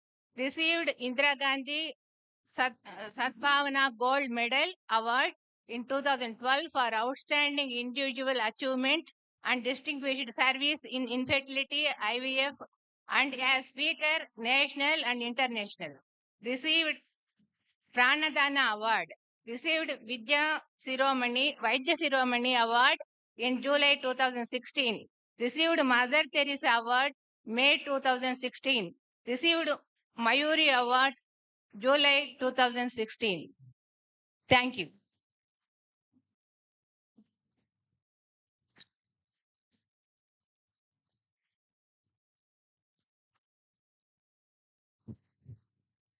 Pleasant good afternoon to everyone. At the outset, my special thanks to the Executive Committee of the 67th Annual State Conference of M A Apcon for giving me this opportunity to share my experiences with you all. Today, I want to enlighten about the topic of exploring a proactive approach to the management of recurrent implantation failure. This recurrent implantation failure is becoming a biggest headache for all obstetricians and gynecologists to tackle with, because certain cases are unexplained infertility, and in these cases we may not be able to detect the cause also. So it is tough time for all obstetricians and gynecologists to tackle with this management of recurrent implantation failure and to deal with the treatment of recurrent implantation failure. So this RIF, I can say as RIF as recurrent implantation failure instead of every time calling as recurrent implantation failure. So this RIF is, because of this RIF, lot of anxiety, depression to the patient, not only for the patient, for the entire family, the anxiety and depression. So now it is right time to tackle, to deal with the management of this recurrent implantation failure. So outline of my presentation is recap implantation, repeated implantation failure, etiology of repeated implantation failure, thin endometrium, how it is linked to RIF, and thrombophilia, how it is linked to RIF, and investigations of recurrent implantation failure, treatment part of it, improving endometrial receptivity, and improving the embryo quality and selection, and multifactorial treatment options, and ultimately summary. So at what stage we have to attack this recurrent implantation failure is the initial stage of implantation, which is very important point for initial stage of implantation. That is, the embryo is invading the epithelial layer of the endometrium to be embedded in the stroma compartment. So this is the right time to attack this recurrent implantation failure for the initial stage of implantation, when the embryo is invading the epithelium of the endometrium, is an important time for us to tackle. Then pregnancy loss. Why this is called as pregnancy loss is iceberg. Why I kept like iceberg? Because some are revealed and some are unrevealed. So this unrevealed, before knowing that the patient, the woman is pregnant, then she is losing the pregnancies. Before diagnosis of pregnancy, she is losing the pregnancies. So what is this? That is preclinical losses. In the preclinical losses, in conceptions, when you take spontaneous conceptions, the preclinical losses are, that is pre-implantation loss is 30% and post-implantation loss is 25%. Whereas in IVF conceptions, the pre-implantation loss is 50% and post-implantation loss is 15%. So this much of preclinical losses are there, unrevealed, undiagnosed. Before knowing that the pregnant, it's a woman is pregnant itself, we are losing the pregnancy. When you come to the revealed cases, that is clinical losses. The spontaneous conceptions, the 15% is the clinical method and 30% live births. If you go for IVF conceptions, and in this clinical miscarriage is 10% and live births are 25%. That's why many are unrevealed losses. That's why it is known as pregnancy loss. I compared with iceberg. What is the criteria for defining this recurrent implantation failure? It is failed to implant after several IVF treatment attempts. The incidence is 10%. The exact criteria, if you go for the exact criteria, is recurrent implantation failure is a failure of implantation in at least 3 consecutive IVF attempts in which 1 to 2 embryo of high grade quality are transferred in each attempt. So in each attempt, 1 to 2 high grade quality embryos has to be transferred. That means you can see this picture. This is high grade quality embryo of day 3 embryo, 8 cell embryo. Then what are the different types of RIF? That is multifactorial RIF, endometrial RIF, and idiopathic RIF. Then what are the assumed etiologies for repeated implantation failure? In the assumed etiologies, because we have to know what is the cause, so try to find out the cause. So in the assumed etiology, the first and foremost one is decreased endometrial receptivity. This decreased endometrial receptivity maybe due to uterine cavity anomalies, maybe due to thin endometrium, maybe due to altered expression of adhesive molecules, maybe due to immunological factors, maybe due to thrombophilia. So you can see this picture. That lady, woman of 49-year-old lady, she came from Tamil Nadu. She went to different places of Tamil Nadu for conception, and she came to me with history of recurrent implantation failure. So then I investigated it. I found one submucous myoma interfering with her receptivity. So we did myomectomy first, and later I left 3 months, and then we gave embryo transfer. That embryo transfer is because she's 49-year-old lady, she can't get oocytes. So donor oocyte, husband sperm, the embryo done, and that embryo transfer we did after myomectomy, 3 months after myomectomy. Nicely, she conceived and delivered that boy baby. So what is the reason here? Decrease the endometrial receptivity because of her fibroid. Then the next reason we have to fight is defective embryonic development. In the defective embryonic development, the genetic abnormalities, male, female, gametes, and embryos abnormalities may be there, and zona hardening. And another reason is our lab status must be perfect. So that reason is suboptimal cultural conditions. So our lab status must be perfect. IVF lab status must be perfect. And then multifactorial. In this multifactorial, endometriosis and hydrosalpinx, and then suboptimal ovarian stimulation. Apart from this, important multifactorial is PCOS, thyroid disorders, hypo or hyperthyroid disorders. All these multifactorial are giving repeated implantation failure. And then endometrial thickness. You can see that lady, she came from Gulf with history of recurrent implantation failure. So her reason is endometrium, thin endometrium. Why thin endometrium is not giving pregnancy, successful pregnancy is, you can see that thin endometrium is characterized by poor growth of endometrium, that is glandular epithelium, poor growth of glandular epithelium of endometrium, and high uterine blood flow impedance. The high pressure of uterine blood flow impedance is obstructing the implantation, and decreased vascular endothelial growth, growth factor production, and poor vascular development. So this is the reason of thin endometrium. What we have done is we gave GCSF, granulosa colony stimulating factor intrauterine injections starting from day 5 to day 11. Totally, we gave 7 doses. 7 doses of intrauterine injections of GCSF. And ultimately, she developed a nice endometrium, and we transferred the embryo. Nicely, she delivered this cute girl baby, you can see there. So my saying is to fight with the cause as far as possible. Try to find out the cause. The next reason is thrombophilia. So this thrombophilia is linked with RAF is antiphospholipid antibody syndrome. Antiphospholipid antibody syndrome is found more in women with infertility and also with endometriosis cases. The incidence, if you take 18.8% when compared to normal cases of 5.5%.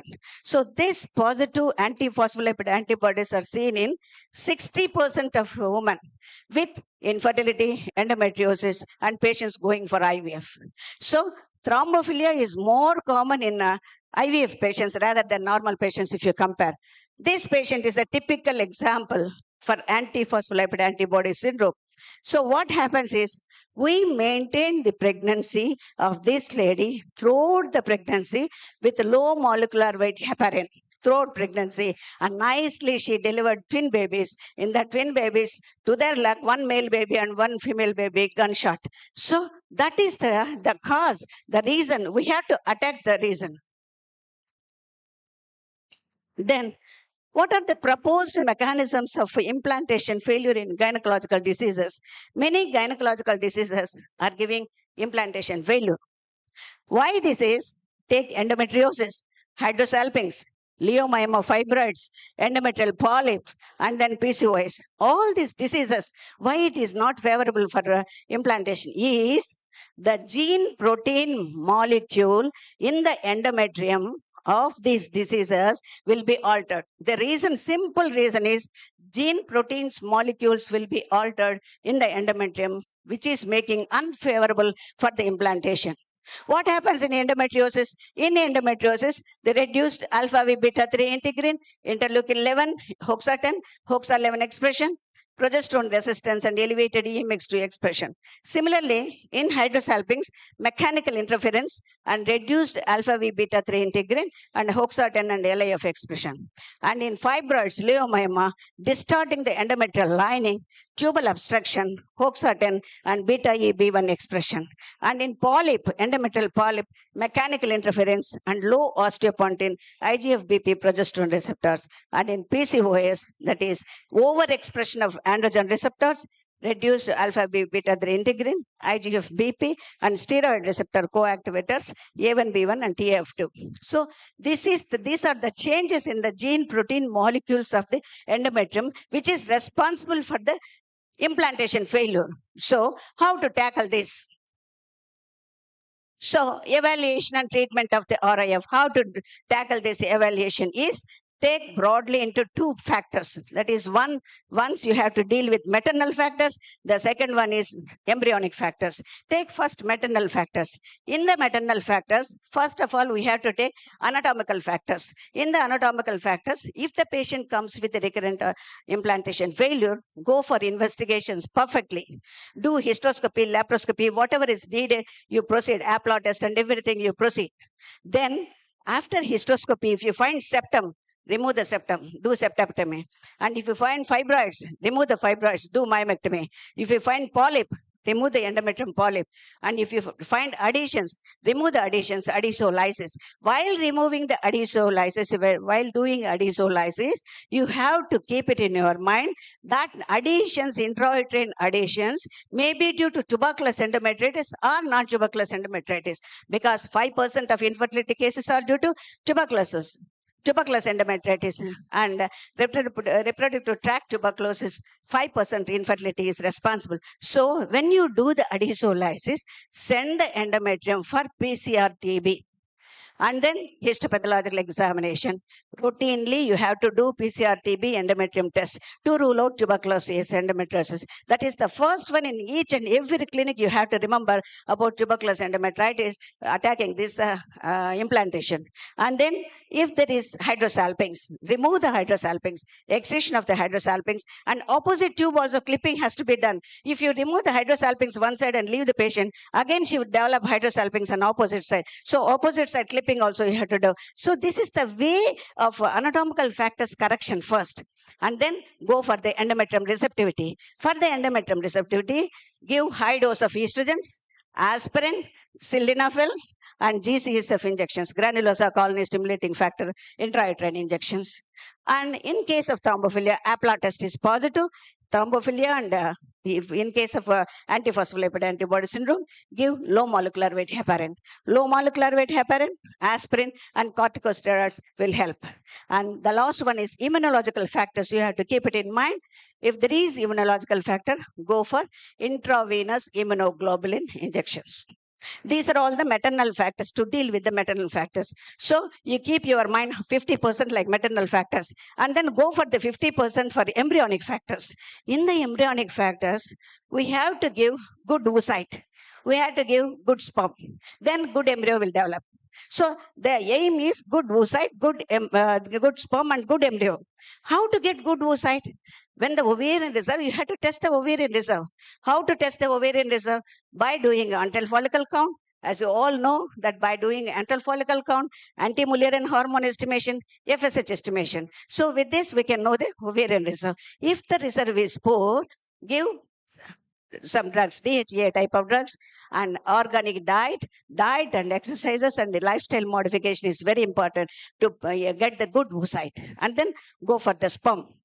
So no smoking, no alcohol we have to suggest, and take good sperm by means of intracytoplasmic morphologically selected sperm we have to take. See here, male factor contribution, intracytoplasmic morphologically selected sperm we have to take. And then assume that the impaired embryo development also, go for assisted hatching when the zona is hard. When the zona is hard, go for assisted catching. And blastocyst transfer. Blastocyst transfer is very, very helpful rather than day 2 and day 3 transfer. Nowadays, almost all centers we are doing blastocyst transfer only. We are not giving day 2 transfers and day 3 embryo transfers. And then sequential transfer. What is sequential transfer? I will tell you in the next slide. And then Co-culture also I'll explain. So, and karyotype of the couple is very important. And PGD, prenatal genetic diagnosis of the embryo. These are all the embryonic factors. Now we have studied about the maternal factors, that is maternal factors responsible and embryonic factors responsible. Then we can get good embryo and give good embryo transfer. So treatment part of it is improving the endometrium receptivity, improving embryo quality and selection, multifactorial. Then, so when there is thin endometrium, how to tackle, I told you already, with high dose of estrogens and low dose aspirin, vaginal sildenafil and pentoxifillin, vitamin E, L-arginine, and intrauterine granulosa colony stimulating factor intrauterine injections. And high dose of estrogens, what it will do is it increases the blood supply in the endometrium, thereby increases the thickness of the endometrium and favorable for the implantation. And uterine blood flow is an important factor for endometrial growth. So blood flow impedance of uterine radial arteries remains high in patients with thin endometrium. So high blood flow impedance of uterine radial arteries impairs the growth of glandular epithelium, poor endometrial growth in patients with thin endometrium. So give vitamin E, L-arginine, sildenafil citrate to improve the endometrium blood supply. Thereby you can increase the endometrium thickness. Then low dose aspirin, how it is supporting for low dose aspirin in IVF and ICSI, why we are routinely giving for all cases, we are giving low dose aspirin is low dose aspirin inhibits the synthesis of thromboxane A2 without affecting the synthesis of prostacyclin. That is the charm with the low dose aspirin, and thus it explains the increase of blood flow in uterine arteries. So that is the advantage with the low dose aspirin. And sildenafil, because of its vasodilatory effect. Sildenafil is a phosphodiesterase 5 inhibitor. It augments the vasodilatory effect of nitric oxide. The next one is GCSF. My favorable drug, GCSF, granulosa colony stimulating factor, because intrauterine injections, because it acts by stimulating the endometrial stem cells and mobilize the bone marrow stem cells. And it helps in immunological mechanism in endometrium, crucial in implantation process. And this GCSF stimulates neutrophilic granulosa proliferation, differentiation, and acted on macrophages of decidual cells. And known and reported immune effects of GCSF are recruitment of dendritic cells and promoting Th2 cytokine secretion, activating T regulatory cells, and also stimulation of various pro-angiogenic factors. And studies shown that GCSF improves the endometrial thickness, reduces the cycle cancellation in case of patients undergoing IVF. And the luteal support with the GnRH analog with the thin endometrium is by giving triptorelin 0.1 milligram. Triptorelin 0.1 milligram at the time of ovum pickup. But this is 10 years back, we used to do fresh embryo transfers. At that time, we used to give this triptorelin 0.1 milligram on the day of ovum pickup. But now, we are all centers, we are giving frozen embryo transfers. Why frozen embryo transfer is? Frozen embryo transfer gives good success rate rather than fresh embryo transfer. So nowadays, we are not doing fresh embryo transfer. We are giving frozen embryo transfer. Before we were doing fresh embryo transfer. At that time, we used to give this triptorelin 0.1 milligram on the day of pickup, on the day of oocyte retrieval. Then endometrium scratch and biopsy, that is 7 days prior to the menstruation, it also helps. And immunotherapy. There are 4 types of immunotherapies: paternal cell immunization, third-party cell donor cell immunization, and trophoblast membrane infusion, and intravenous immunoglobulin. Among these, intravenous immunoglobulin is the common one used by all centers. Then intralipid infusion. This also is a favorite for all IVF centers. Almost all IVF centers, we are using this intralipid infusion. This is a fat emulsion, 20% infusion, fat emulsion. How this intralipid infusion acts is, it suppresses the abnormal natural killer cytotoxic activity in peripheral natural killer cells from women with recurrent reproductive failure. Because it suppresses the natural killer activity, it promotes the implantation. Progesterones, high dose of progesterones. Progesterone is mainly, it maintains the pregnancy with immunological factors. Immunomodulation downregulates interferon gamma, upregulates interleukin 4 and 6. And what happens is, after conception, the fetus, just 2 minutes please, I'll finish. The fetus considers this paternal antigen as foreign antigen. It responds to fetus is same that as to any foreign antigen. The fetus considers the paternal antigen as foreign antigen and stimulates T cells and B cells. And with the T cells and B cell stimulation, 3 types of reactions occur: T helper 1 cell response, T helper 2 cell response, and antibodies. With the T helper 1 cell response is stimulated means abortion of the fetus. T helper 1 cell response is harmful cytokines, tumor necrosis factor alpha, interferon gamma, interleukin 2, 12, 18. Result is the inflammation and abortion of the fetus. And in case of symmetric antibodies, you can see the symmetricity between paternal antigen and maternal antibody. Symmetricity, exact alignment between the binding surfaces, lock and key pattern, antigen antibody binding, activation of complement cascade, abortion of the fetus. So the next one is, this is binding of antigen and antibody, destruction of the cell by complement cascade. So now the progesterone comes its action, that is embryo protective immunomodulation. How is brought about by progesterone is by 3 positive responses. Progesterone causes T helper 2 cell response with protective cytokines, interleukin 3, 4, 5, 6, 10, and 13. It protects the fetus. And then asymmetric antibodies, no binding, no activation of complement cascade, protection of the fetus. And decreased natural killer activity, protection of the fetus. This is the action of progesterone.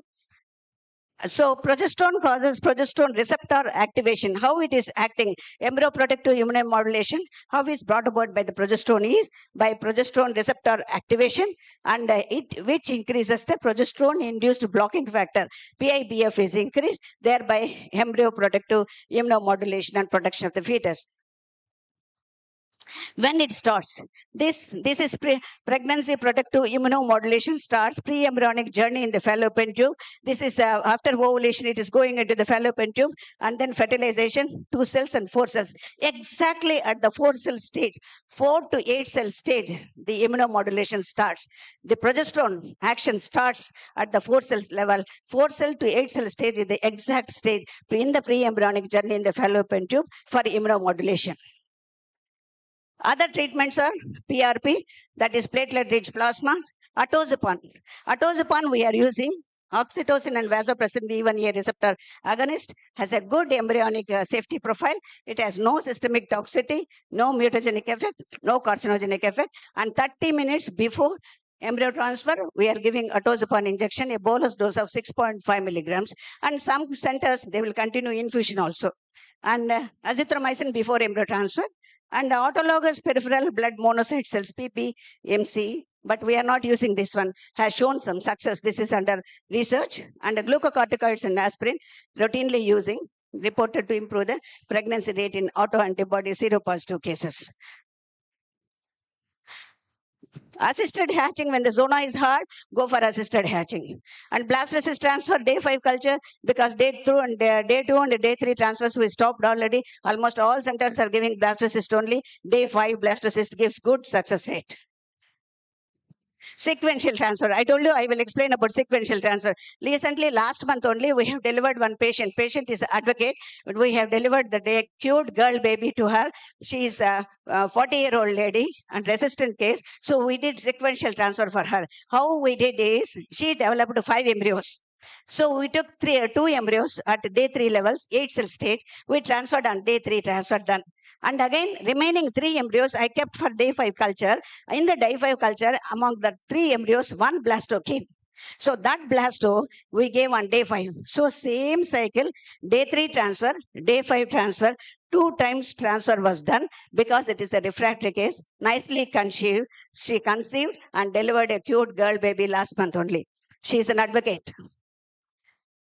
So personalized embryo transfer PET is nothing but ERA test, endometrial receptivity array test. By doing this ERA test, we can know the particular hour when to transfer the embryos.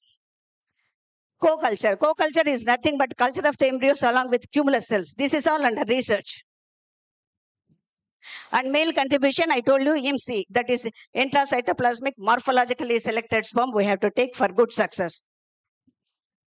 Heparin. Heparin is a wonderful drug, and how it is modulating the endometrium receptivity and desensitization is increases the production of prolactin and also insulin-like growth factor IGF-1. This IGF-1 inhibits the production of insulin-like growth factor binding protein IGF-BP1, thereby plays an important role in endometrium receptivity during implantation window. Lifestyle modification. Previously, some 20 years back in my presentation, in my PPT, I never used for women smoking and alcohol. I never used to write in my PPT. But nowadays, in each and every movie, women are equally and more than men. They are smoking and they are taking alcohol. So I have to write this smoking and alcohol in my presentation. So today, intentionally, I wrote this: no smoking, no alcohol consumption, and body mass index is we have to maintain diet and exercises. So it's very important lifestyle modification, especially for obesity patients. So with summaries, many known and unknown reasons for RIF, and we do not know, we do not have the exact tools for the exact diagnosis. The treatment options are intended according to the particular cause, and management is individualized and multidisciplinary. And blastocyst transfer, assisted hatching, and salpingectomy for tubal disease, laparoscopy and hysteroscopy are highly recommended treatment options based on good, consistent scientific evidence. Various uterine pathology should be treated. Endometrial scratch is also helpful, and low molecular weight heparin, GCSF, PRP are of benefit in selected cases. Aspirin, intravenous immunoglobulin, intralipid, co-culture, sildenafil await further clinical assessment. So with this, thank you. Thank you for giving me this opportunity. Before concluding my topic, take-home message is, for all gynecologists and obstetricians, if a woman comes with RIF, recurrent implantation failure, try to send that woman with a baby in her lap. Maximum we have to try that, send the woman from our center with a baby in the lap. In old song also, some picture song also it is there. జనించు ప్రతిశిశు గళమున పలికిన జీవననాద తరంగం స్పందన ధనించు హృదయ మృదంగనాదం. So the first cry, the first touch is very important for the mother, for the baby, and for us, for all obstetricians and gynecologists. Thank you. Thank you very much for giving me this opportunity once again. The session is open for questions. Anybody questions?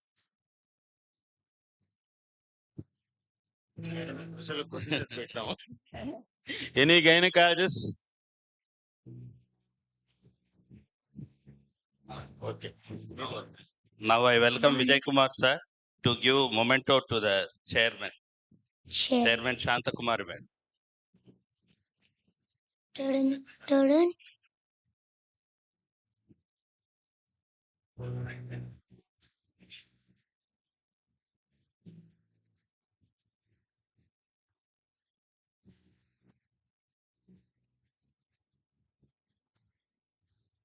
Now I request Dr. Santakumari to present a memo to Dr. Ashalata.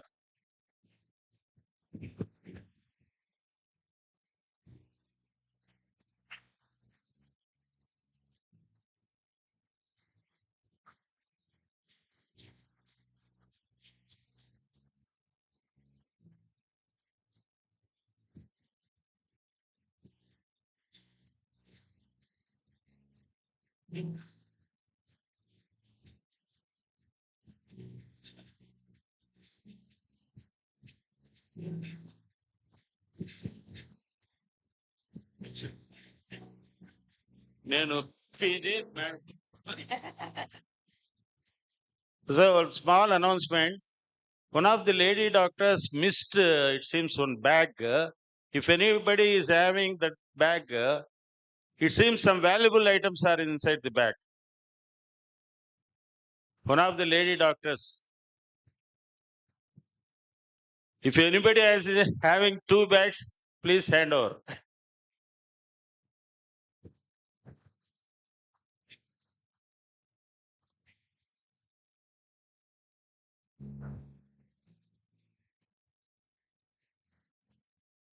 Now, I invite Dr. G. Jayaprakash surgical oncologist.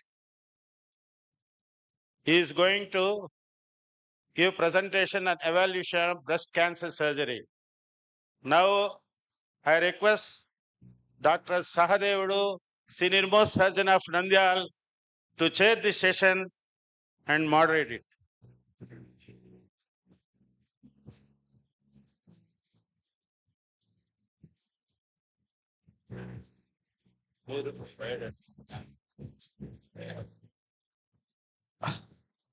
I thank the scientific committee to give me opportunity for this chairing this session.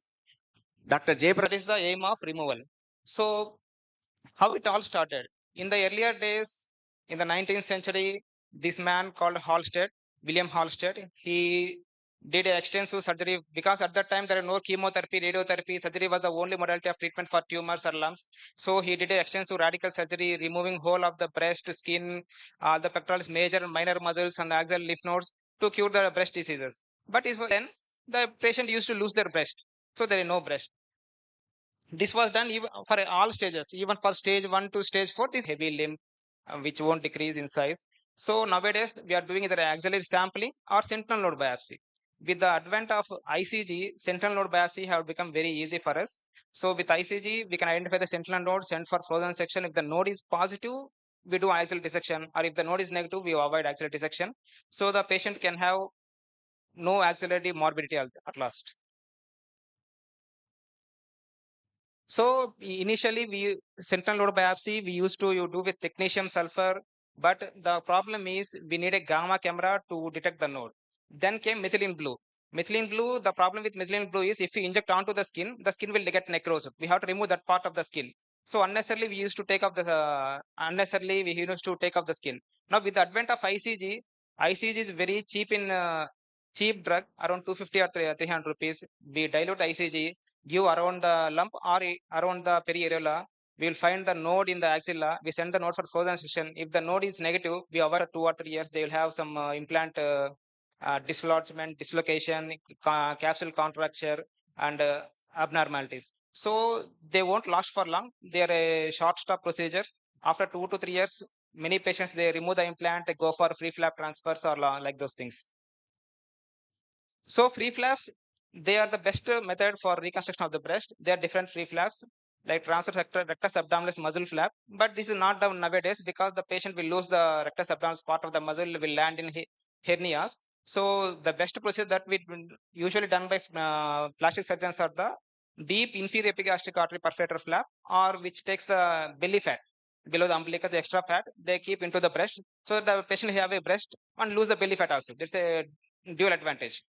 Or gluteus artery perforator flap, or they can be profundus artery perforator flaps. These are the different flaps which use for reconstruct the breast. But is it feasible for all the patients?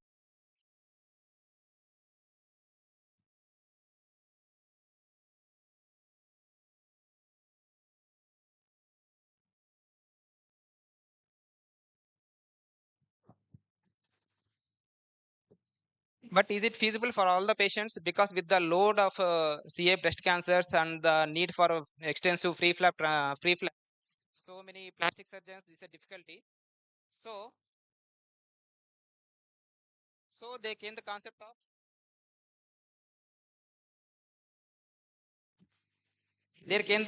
of breast oncoplasty. Oncoplasty is two types, either volume displacement or volume replacement. Displacement is nothing but we adjust the breast volume into the defect so that the breast looks normal without any much defect. This is called mammoplasty. And volume replacement is the defect in the breast is replaced by surrounding extra fat, either in the axillary fat or fat from the back.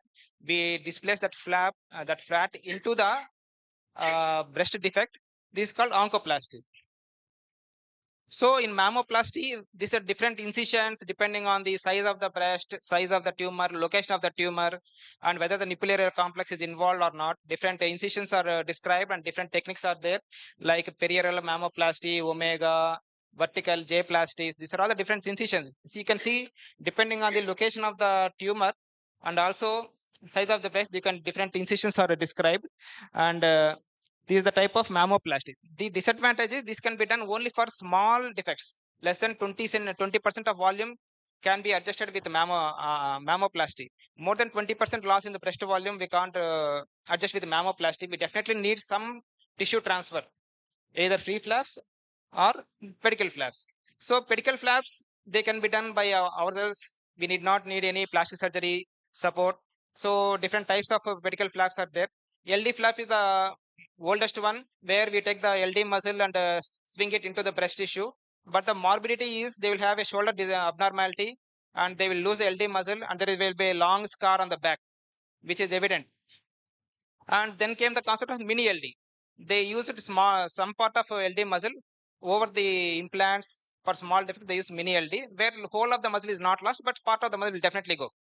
Now, with the advantage of better understanding of the vascular anatomy of the breast and chest wall, now came the perforator flaps, which are very much easily done without loss of any muscle. We take the excessive axillary or fat from the back, we displace it into the breast. Depending on the location of the tumor, either we can do LICAPs or medial artery perforator flaps or lateral intercostal artery perforator flaps. See, depending on size of the tumor, location of the tumor, either fat from the back or below the breast are shifted into the defect to produce oncoplasty in these patients. So, are there any complications with these flaps? Flap failure is very rare because we will know whether flap is going to fail or not on table only. If the flap is going to fail, we go for another alternative procedures. And partial necrosis can happen because of seromas, all these things. The problem with partial necrosis is fat necrosis resembles tumor on mammography. So after 6 months or 1 year, if they do a mammogram, they can radiologist may complain of some recurrence is there. But we will know, we have to confirm with either biopsy or FNAC whether it is a fat necrosis or really tumor recurrence is there. That's the issue. We need to judge and take a decision. And there will be breast edema can occur because of extensive mobilization of the flaps into the breast. And lateralization of the breast is a complication. The breast appears to be lateralized after these oncoplasties. Role of ICG is dual functions. It can be done either for sentinel lymph node biopsy and also IV injection of ICG can detect perfusion of the flap. Whether the flap is going to survive or not, we can know beforehand only, so that ICG can be used in these patients. This is a technique of sentinel lymph node biopsy which we do. So we inject around 5 ml of diluted ICG in the perioral region, and within 5 minutes we open the axilla and we can see a green node will be there. This node will take out and send for a frozen section. If the node is positive, we'll do axial dissection. Otherwise, we'll leave the axial dissection. These are some cases of our experience in these patients. So you can see a breast in the upper outer quadrant. So we give a round block technique. We remove the breast and reconstruct the primarily, and this is axillary incision. So there won't be much deformity on the breast in these patients. These are bat-wing mammoplasties, which we do for periareolar lesions. And for lesions with skin involvement, we can do either transposition flaps like LICA flaps, which are very much easier and better for the patient also. And this is how we use a Doppler to mark for the flap position. This video is not coming. Okay. We use a Doppler, we mark the position of the perforators so that we can mark the position of the flap. After doing wide excision, this defect is marked and the flap is swung into the defect to cover the defect. This is the pre-op image. This is the flap which is marked for this patient. This is the defect and this is the post-op image. This is anterior intercostal artery perforator flap for lower quadrant tumors. In this patient, the skin is also closed, so we remove the skin and took a anterior intercostal artery perforator flap for reconstruction of this defect. So now talking about surgery for the normal breast. Is surgery for the normal breast required? Why is surgery for the normal breast done? Because can anyone identify her? No, I don't think. Even I too couldn't identify her. But many people will know her. This is nothing but she's a Hollywood actress. What did she do? She's Angelina Jolie. She had a BRCA gene mutation is there. She underwent bilateral mastectomy with reconstruction. After this surgery, media became enthusiastic, and there came a news on the media like prophylactic mastectomy can be done, and why do we do prophylactic mastectomies? Because genetics like BRCA1 positive, BRCA2 positive patients will have a higher risk of developing the carcinoma of the breast. So for these patients, before developing the malignancies, we are having some prognostic tools, because based on the BRCA gene mutation and the age of the patient, age of the relatives when they got malignancy, we have a grading scale. Where if they are having higher grade, they should undergo prophylactic mastectomy to prevent the occurrence of carcinoma in these patients.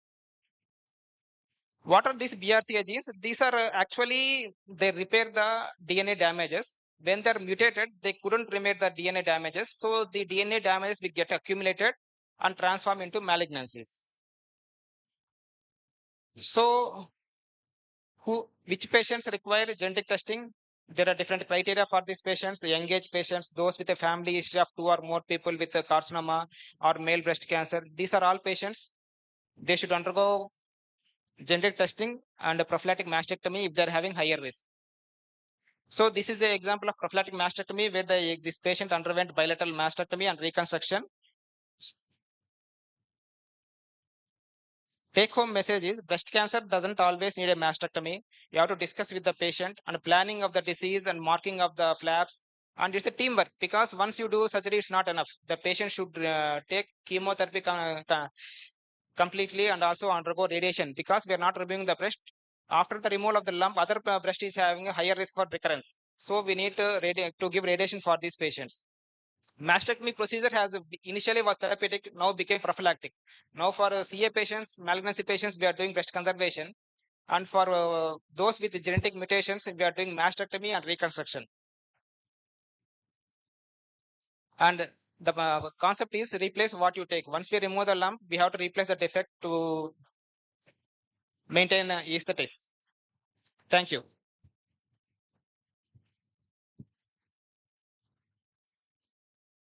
Any questions? Sir, please, sir. ఆడపిల్ల పుట్టిన తర్వాత యువతిగా మారినప్పుడు, గృహిణిగా మారినప్పుడు, భార్యగా మారినప్పుడు, తల్లిగా మారినప్పుడు, చివరగా మెనోపాస్లో ఎన్ని రూపాంతరాలు చెందుతుందో బ్రెస్ట్ అన్నది మనం అర్థం చేసుకుంటే, బిహైండ్ బ్రెస్ట్ బ్యూటీ ఇన్ని కష్టాలను ఎదుర్కొంటోంది బ్రెస్ట్. అయితే మీకు ఇచ్చిన కిట్లో ఒక సావనీరు ఉంది. ఆ సావనీరులో యూట్రస్ని గురించి, తల్లిపాలను గురించి, మీకు ఇందాక చెప్పిన అమ్మంటే నాకేం తెలుసు, ఈ 3 కవితలు ఉన్నాయి.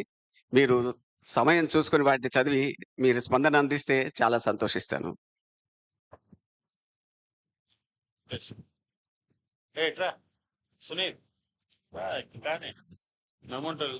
Now I welcome Dr. Vijay Kumar sir to present memento to the chairperson Sagadevud sir. Fine, sir.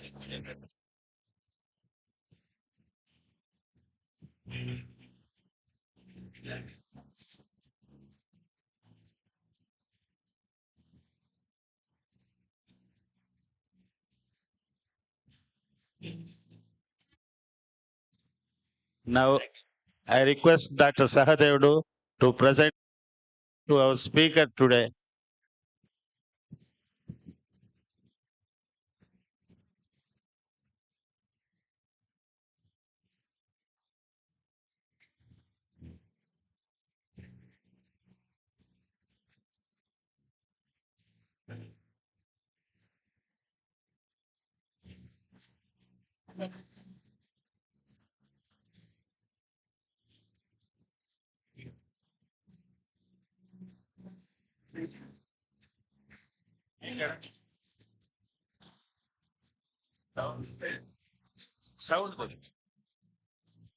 Next session is I invite Dr. Dinesh Reddy, urologist from Vedanta Hospital, Kadapa.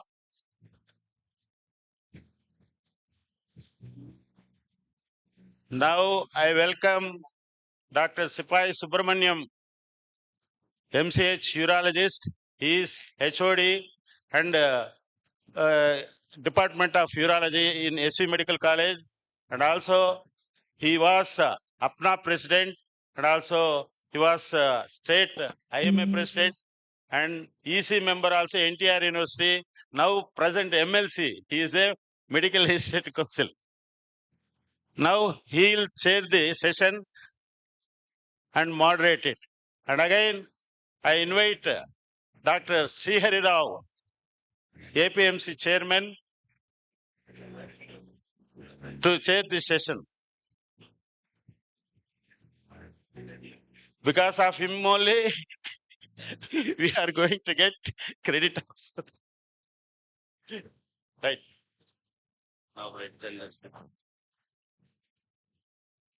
A brief introduction about our speaker, Dinesh Kumar Reddy, sir.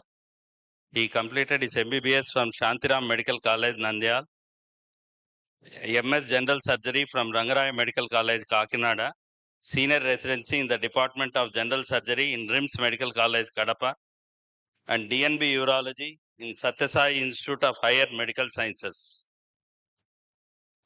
Okay. No.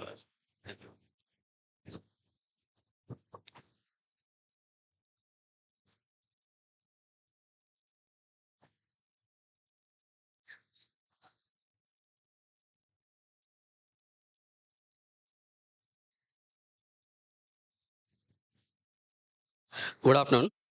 So myself, Dr. Dinesh Kumar Reddy.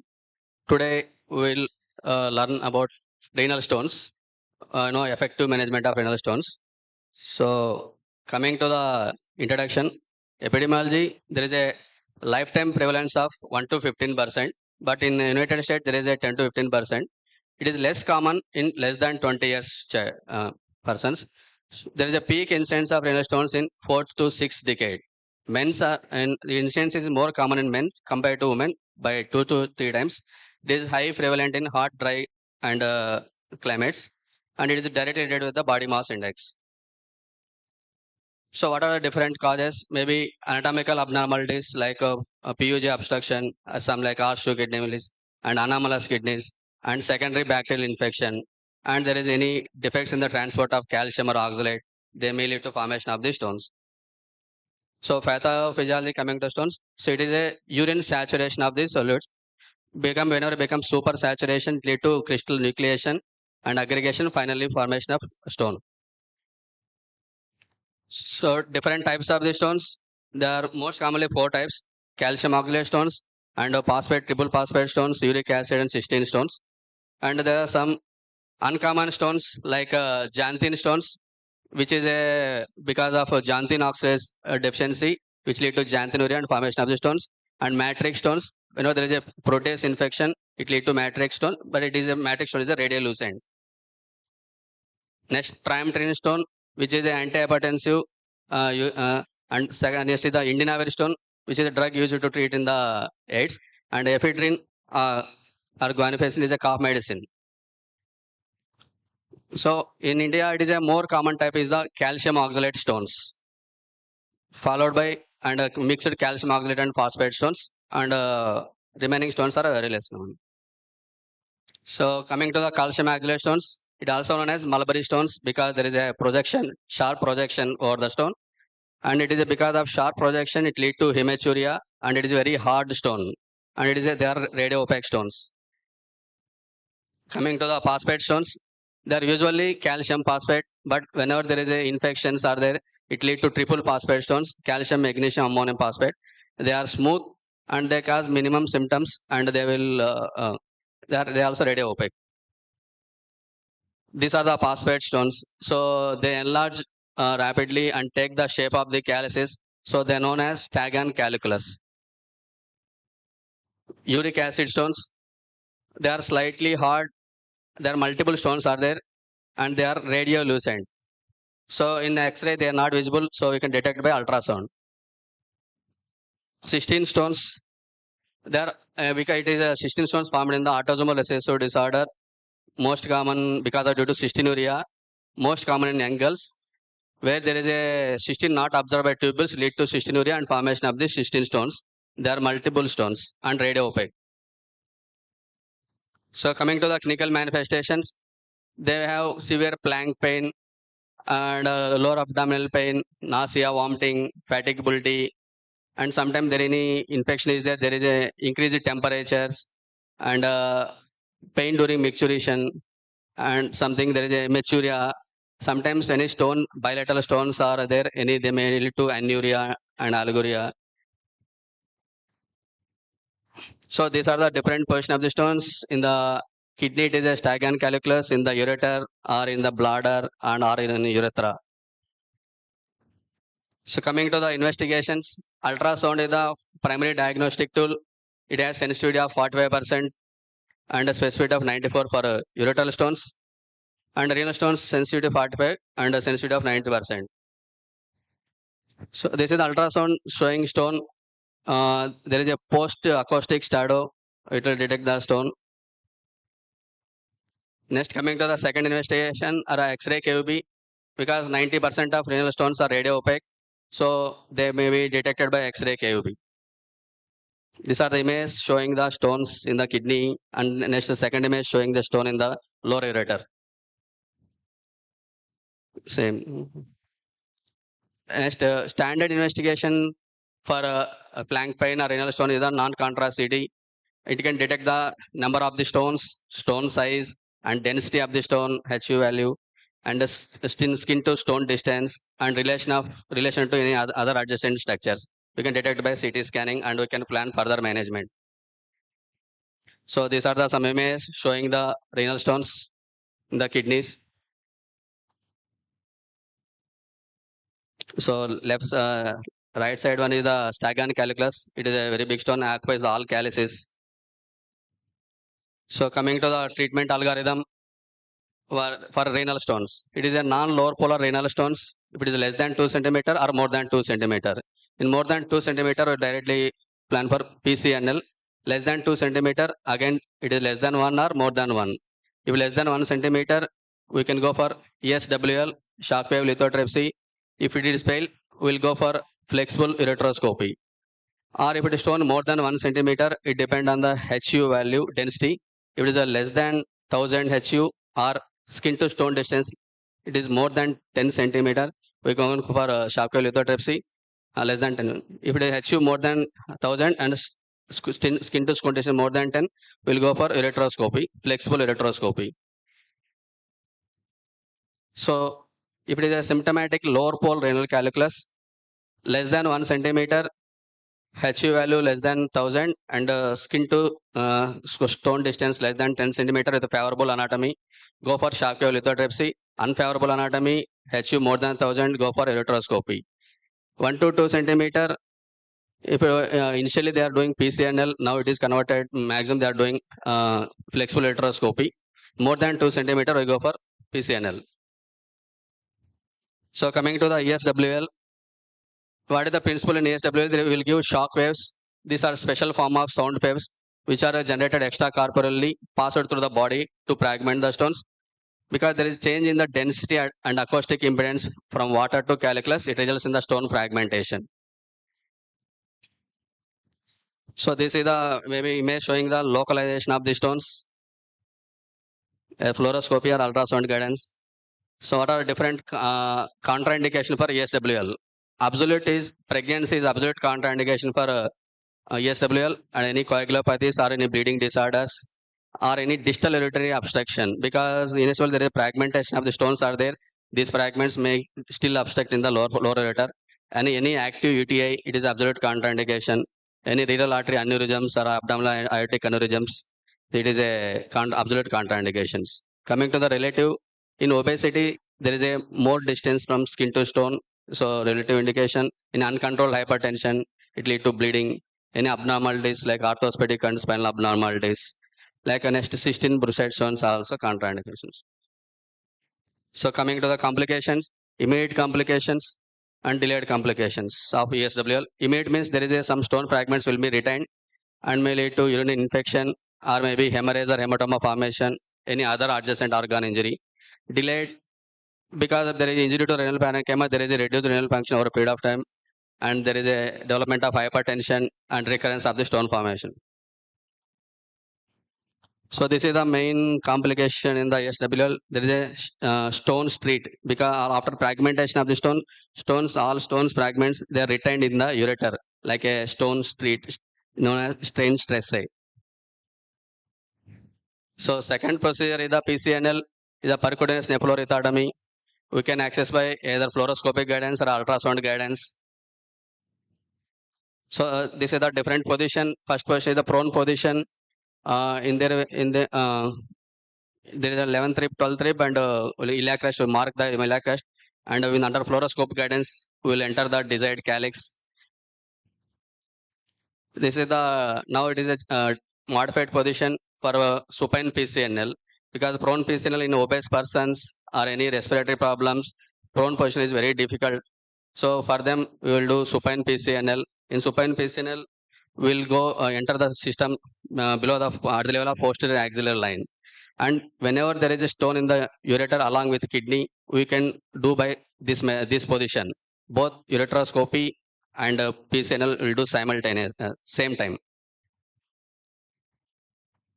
So these are the fluoroscopic guidance and ultrasound guidance of puncture of the system. This is the stone in the upper calyx. So we are puncturing the upper calyx. After puncturing, we pass the guide wire and sequential dilatation will do and enter the system and fragment the stone, remove the stones. These are the different images. This is the standard PCNL. Initially, it will do standard PCNL for big size up to 30 French, 26 French with ampulla sheath of big size.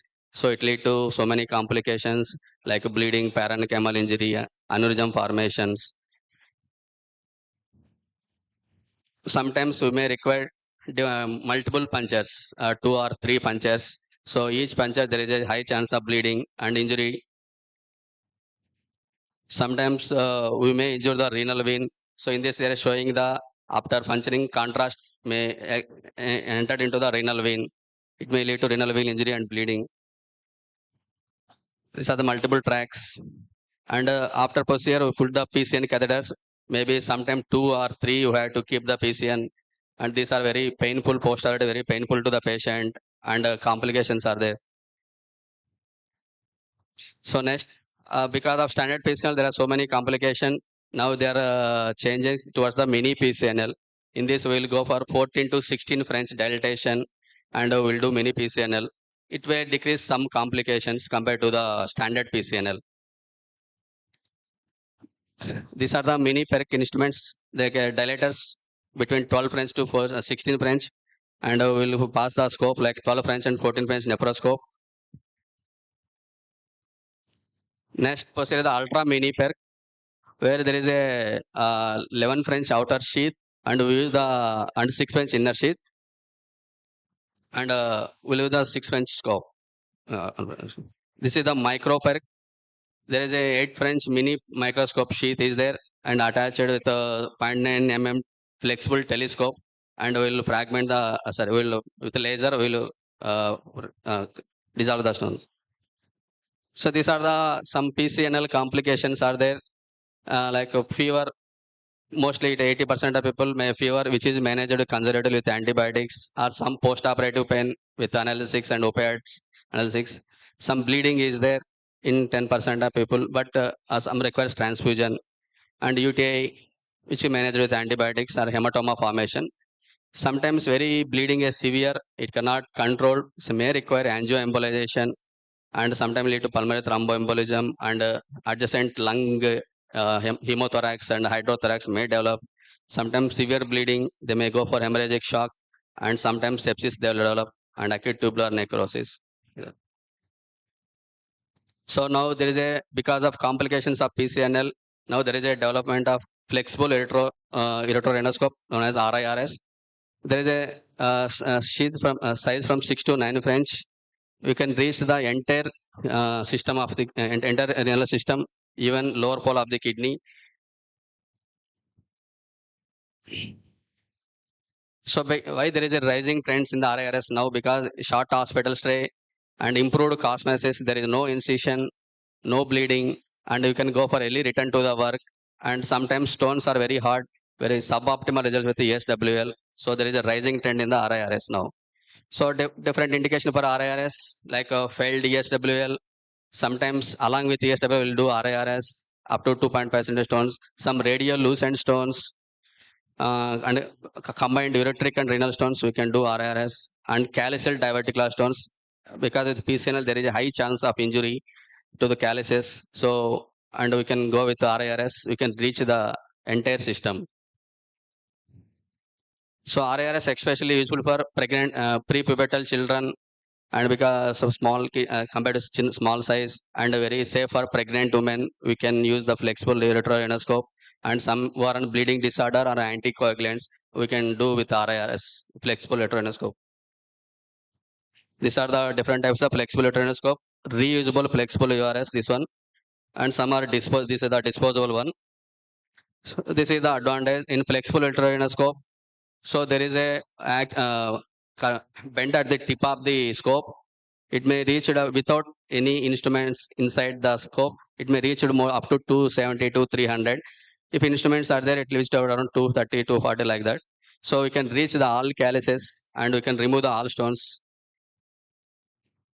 So with this is now there is a development of this is the ureteric access sheath, because with the flexible ureteroscope we have to, before we are entering multiple times into the ureter, it may lead to ureter injury. So with the flexible access sheath, we can keep the access sheath in the upper ureter, and we can come by multiple times, go inside and coming outside. And there is a, in a flexible RIRS, there is a chance of development of increase intrarenal pressure and increase in the sepsis. So with the development of ureteric access sheath, there is a decreased chances of developing intrarenal pressure and less chance of the sepsis. These are advantages. Atraumatic entry into the system, renal system, and there is a elimination of buckling of endoscope at the bladder neck, and it prevents the upper tract from developing the peak intrarenal pressure and decrease the endoscope damage. So this is the thulium fiber laser. So we can this laser we can powder the stone. So instead the initial intraoperative there is a stone in the stone scene. After a procedure, there is become like a golden sand dust. So now there is a recent advance is the flexible access navigable sheath. Because in with the RIRS there is a increase in intrarenal pressure. Whenever long duration we will do, it may lead to septic shock. So because of in this, after developing a fan sheath, there is a associated suction along with the sheath. So we can continuously irrigation and suction we will do, and there is a decrease it will decrease the internal pressure and less chance of the sepsis. So this RIRS is the best treatment now because of less morbidity, safe procedure, short recovery time, and minimally invasive treatment. No incision, nothing is there. No risk to the renal tissue, no blood loss, no cut or incision. There is a no hole, no cut, no blood, and one day stay. And the safest procedure for the kidney stones is the RIRS now. These are the some comparison with the PCNL with RIRS. So PCNL will do large stone for more than 2 centimeter, less than 2 centimeter will do for RIRS, and high complication in the PCNL with less complication RIRS. Long duration stay, hospital stay in the PCNL, less hospital stay for RIRS.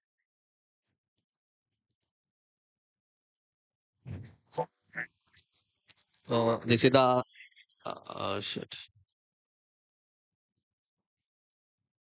next last option is the open surgeries. We are doing a very now nobody doing, but very less cases, very big stones or very impacted stones in the ureter will do open surgeries like pyelonithotomy, extended pyelonithotomy, anatropic nephrolithotomy. Now with advent of RIRS, we will do staged RIRS. So there some open procedure, pyelolithotomy and extended pyelolithotomy, and remove the stone in toto. Next, coming to the ureteric calculi. Ureteric calculi may be in upper ureter or mid ureter or lower ureter. So depend on position, they may develop the different types of the clinical features. So for treatment, coming to treatment, there is a, we will try medical MET, medical expulsive therapy. Mostly we'll do stone size around 6 or less than 6 centimeter. We'll use alpha blockers like tamsulosin, silodosin, calcium channel blockers, nifedipine, and phosphodiesterase inhibitor like tadalafil. If you want medical treatment, if any patient developed any infection, severe pain, and deterioration of renal function, like increase in the creatinine, we have to stop the medical expressive therapy and go for procedure. And what are the side effects of medical expressive therapy? There is development of orthostatic hypotension and retrograde ejaculation. So these are the different treatment for ureteric stones. And the proximal ureteric stone less than 10, more than 10 mm, will go for ESW or RARS. If it is less than 10 mm, we will do some URSL or ESWL. Distal ureteric stone, URSL or ESWL. These are the semi-rigid ureteroscope and flexible ureteroscopes. Stone in the ureter. Or next is the open or lap ureterolithotomy. Whenever the stone is very impacted, it cannot allow the even guidewire to pass above. So we'll do ureterolithotomy either by open method or a lap. So after opening the, we'll go open the ureter in the normal area and we'll push the stone above and remove the stone and we'll suture with the observable sutures. This is the open ureterolithotomy and we'll remove the, after opening the ureter, remove the stone. So coming to the prevention of the stones, so maintain the hydration. So at least 3.5 to 4 liters per day. And diet, there is a low sodium and calcium intake, and avoid oxalate containing foods like spinach, lettuce, peanuts, like, and low protein intake required. And exercise and physical exercise will decrease the prevent of the stone formation. So thank you.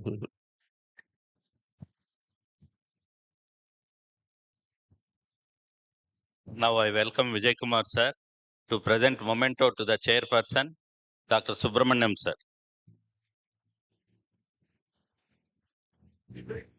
I welcome Vijay Kumar sir to present memento to the chairperson, Dr. D. Srihar Rao sir also. I really congratulate Dinesh Reddy. Your nights very clean and elaborate lecture. You're doing very good job. I came to know that. I really congratulate Dinesh. Very good presentation. I really congratulate it. And also the scientific section, Vijay Kumar Garu, like Sunil Garu, my friend and my medical council chairman and past president of IME National. And I congratulate the organizers also for giving the opportunity.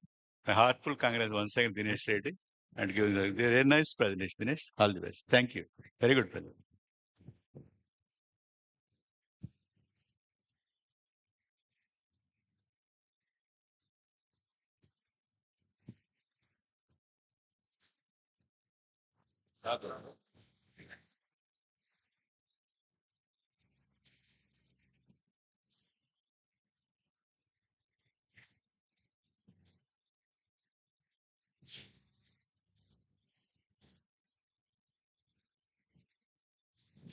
Now I request, I request Dr. Subramaniam and Dr. Srihari combinedly give memento to our speaker,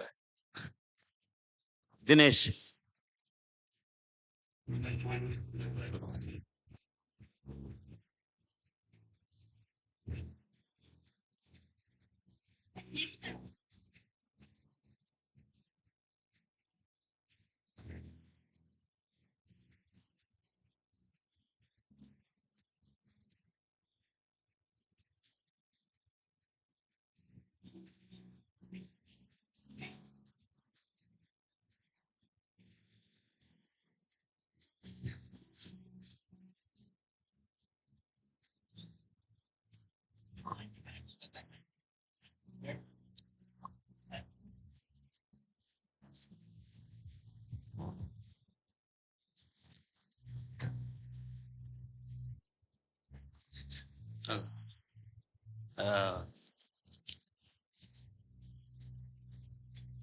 Sir.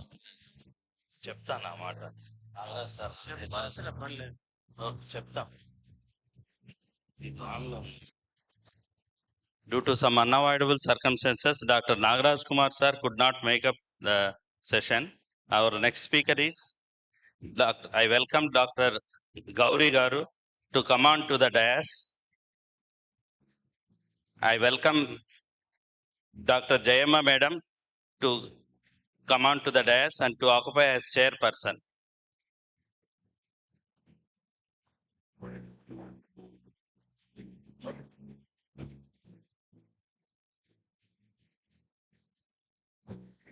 Introduction చదవండి.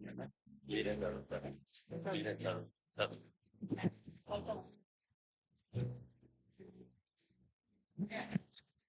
ఇదండి.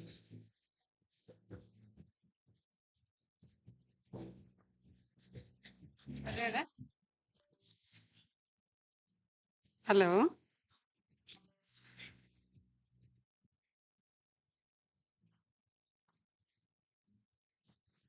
Hello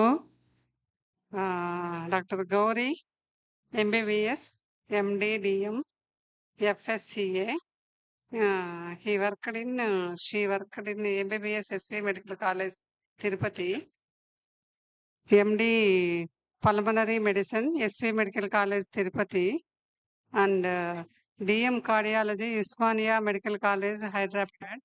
Now she is working at Sri Srinivasa Hospital Kadapa, practitioner and trainer in Heartfulness Organizer. Thank you.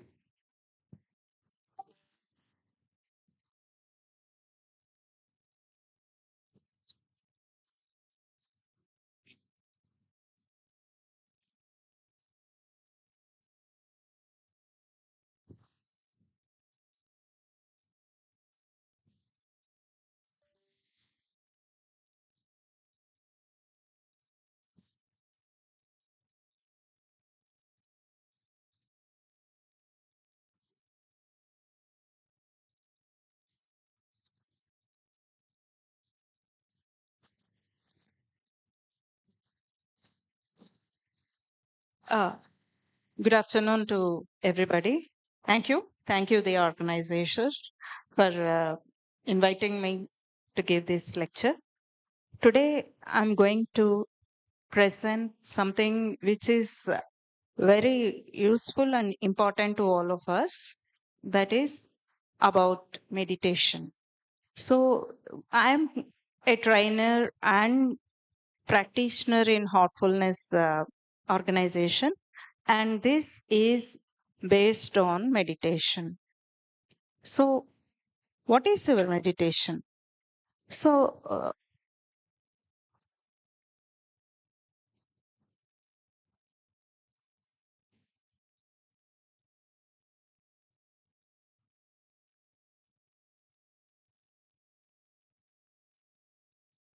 no?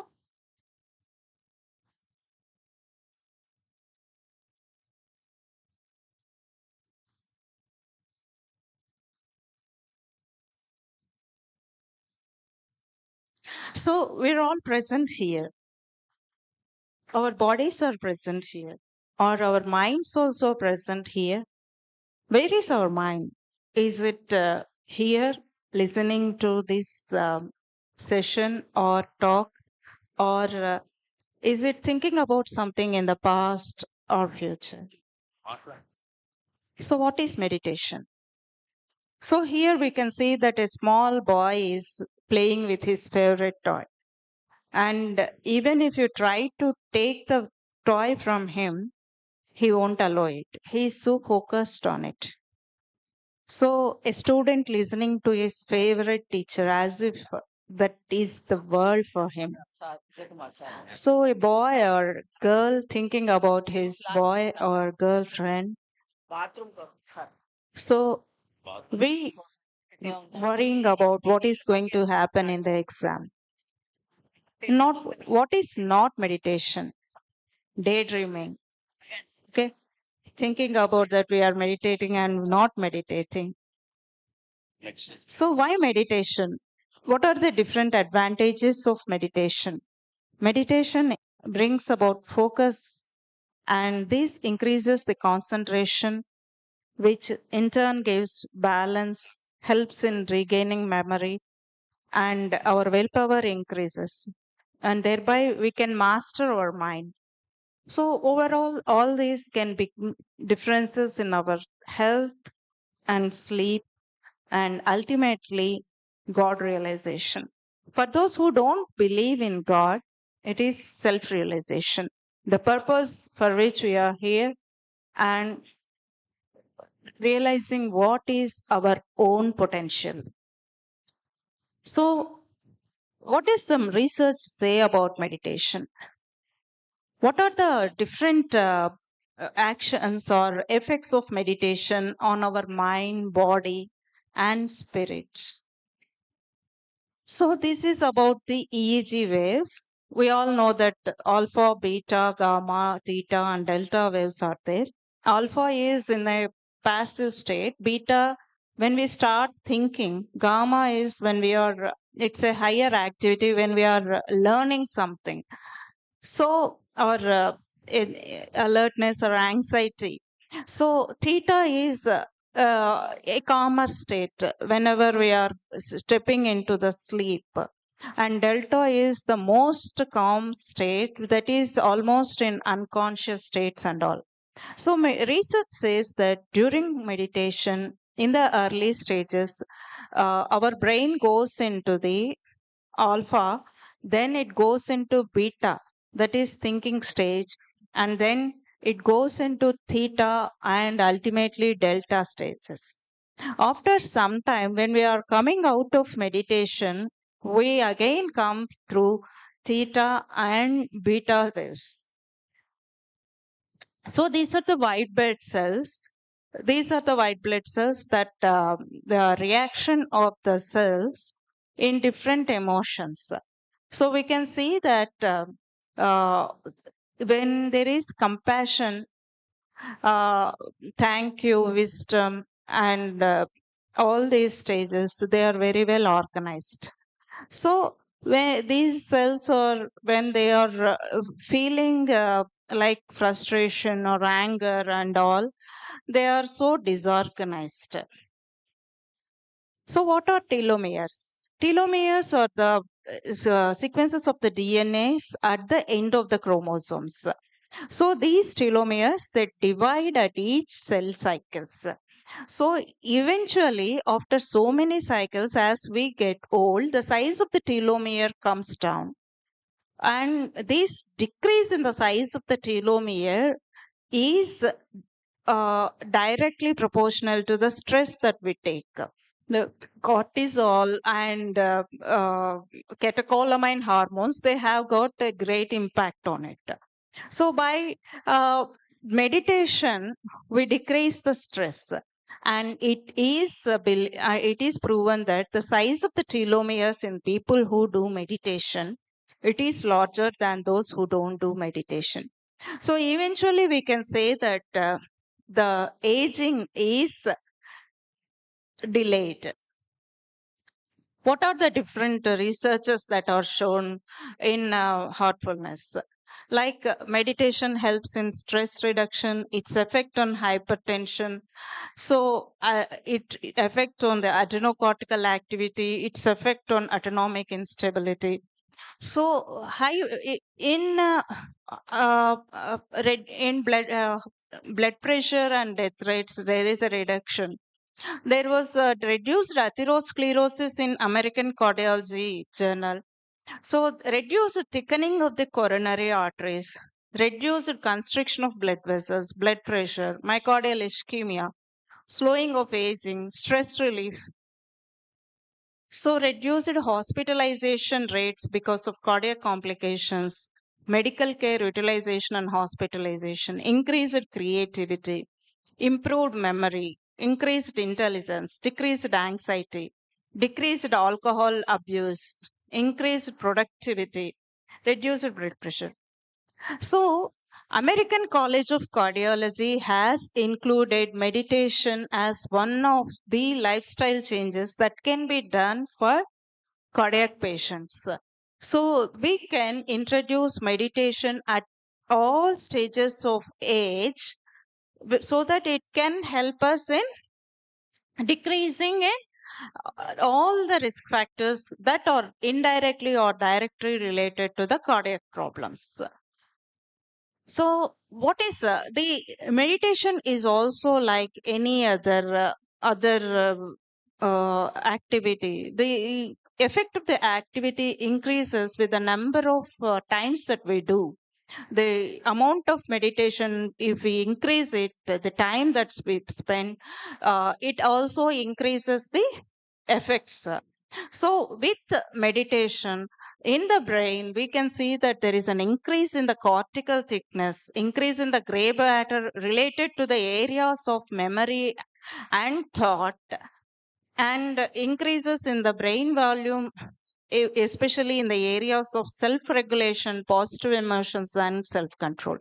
So, we can see that all these are the lifestyle changes that we need in this era. So meditation slowly it increases the wisdom and gives you a perspective so that we can make proper uh, decisions and we can have the clarity of the situation. It helps us in problem solving. So what we all have different genes, we all are given with different genetic makeup. So the genes that express, it all depends upon the circumstances or the environment. So these circumstances and the environment can be influenced by meditation. So in a family, if you all have meditation, that entire family atmosphere changes, the environment changes. So it helps us provide an environment that allows us to develop to the highest potential. So, what is belief? So, if we have a belief, it controls our perception. So, many of us, we have different beliefs and they might not be the right thing. Meditation helps us in having the clarity about what is right and what is wrong in these beliefs. So, when we rewrite these beliefs, we can rewrite the perception. And if we rewrite the perception, we can rewrite the genes and behavior. So, this is known as epigenetics. So, many times, meditation can help us in coming with a better genetic makeup of the generation follows. Can we meditate? Yes. We are all doing it, like but we are not able to keep it maintain it. What is disturbing our meditation? Lot of people, they have tried meditation, they might have what is disturbing them from meditation? Can I know if anybody in the audience have ever tried meditation? Yes, ma'am. So, do you have any problem with doing meditation or any issues in maintaining the condition? What is the problem that you have seen that is that you have uh, encountered in doing meditation? No, I don't. So, uh, So, in a natural state of meditation, what disturbs us? Usually, it is the thoughts that we get. So, in these thoughts, they prevent us from feeling.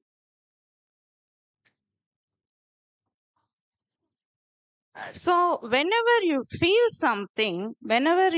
something, it is impossible for us to forget us.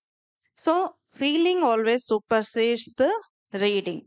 So, in order to feel something, you have to meditate on that. So, what is that we need to do meditation? Only one thing. For meditation in heartfulness, or any meditation, the only one thing that we need to have is willingness. We must be able to practice, or we must be able to give our time for meditation. That is the only thing that we need. So when should we start meditation? If we are in teenage, what are the main things that are mostly occupying our mind? So we have a lot of time, but we need to make money. We need to make our own career. We are always focused, or what do you say? We are always preoccupied on how to shape our future when you are in teens. When you are in working age, we have money, we have energy, but no time, because we'll be in growing our family and taking care of the family and working. And in old age, we have time and money, but we don't have health, energy. So when somebody asks you what is the best time to start meditation, it is now, because always we have something or else that is stopping us or preventing us from meditation. So any time is the right time. Okay. So these are all the different problems that we have in different ages to meditate. Okay, right? There is always some reason, excuse. So it is now. So what is that? Meditation is not concentration. This is a common misconception. So meditation is not for concentration, but concentration is a byproduct of doing meditation. So when Gautam Buddha was asked, what have you gained out of meditation? He said nothing. So people got confused. Like, you need to have something very big answer when you ask somebody who has spent so much of life on meditation. So after some time, he said that I lost anger, I lost anxiety, I lost depression, insecurity, fear of getting old, and death. So in meditation, we lose all these things. So what is material life and what is spiritual life? In material life is the life that we lead, the family that we take care of, the career that we are doing, the practices that we are doing, everything comes, the health that we have to take care of, everything comes as material life.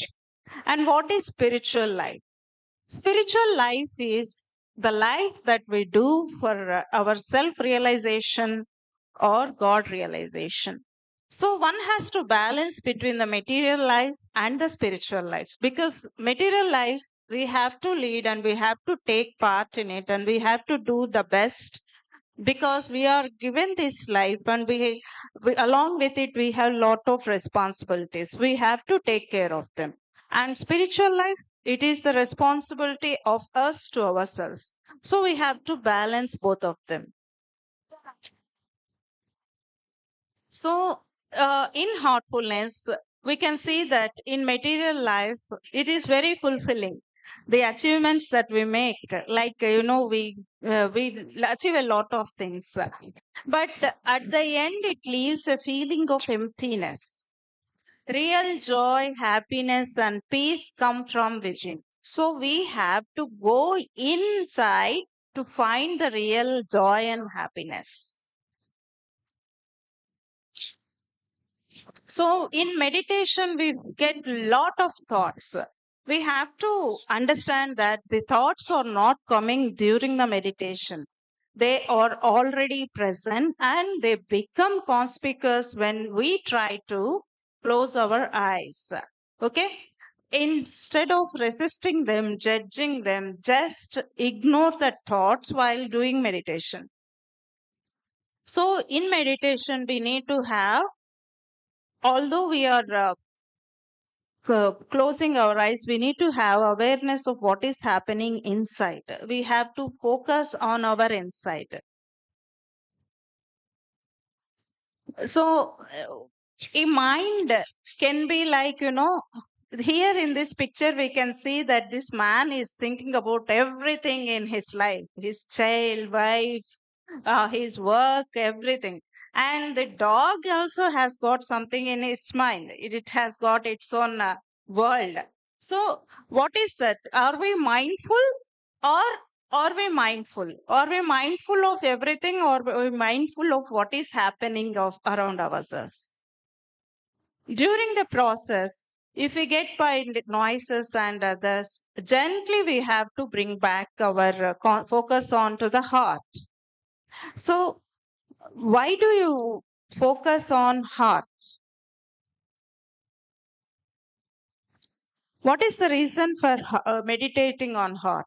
Because we always say that the heart is the place of emotions. One thing, it is the part that pumps the blood throughout the body. So whatever thought that you give to your heart, whatever emotion that you give it to the heart, it sends to all parts of the body. If I have some 10 minutes, can I? అయిపోయిందా sir? Can I help walk you through a small 10-minute session of meditation? Walk you through guided meditation, some 10 minutes of guided meditation. If you're all comfortable with it, gently close your eyes.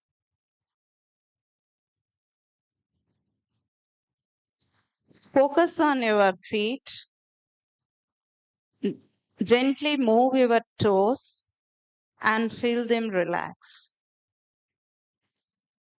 Imagine that the healing power of Mother Earth is entering your body through your feet. It's relaxing your feet, ankles, calves, knees, thighs, and hips. Your entire lower limbs are totally relaxed. The energy is going up your back, relaxing your back totally.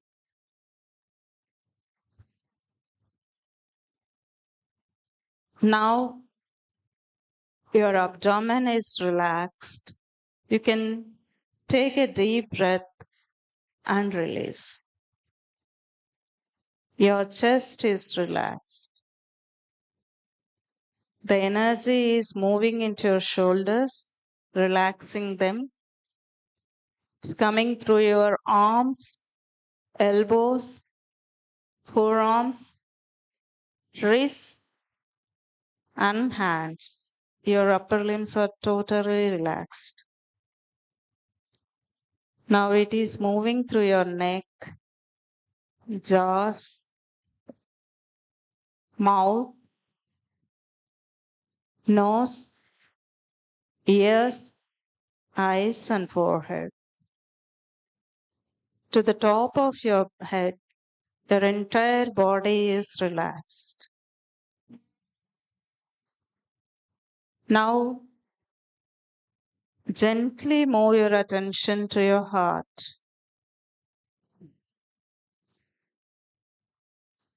Think that a divine light is already present in your heart. See it and feel it.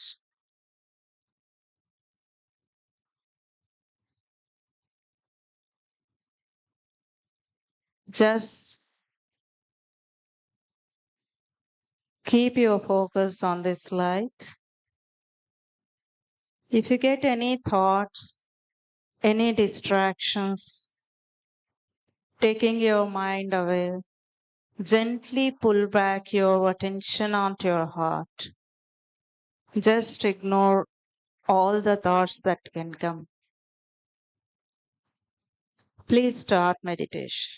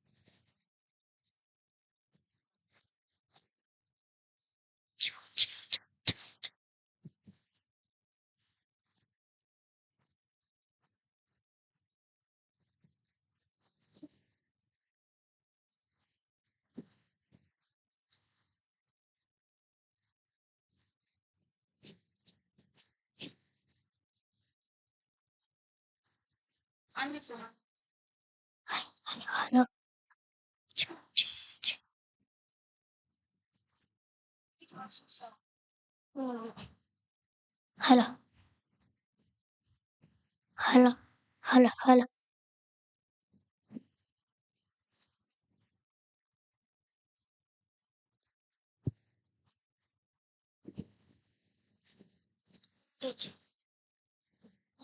Jenny first.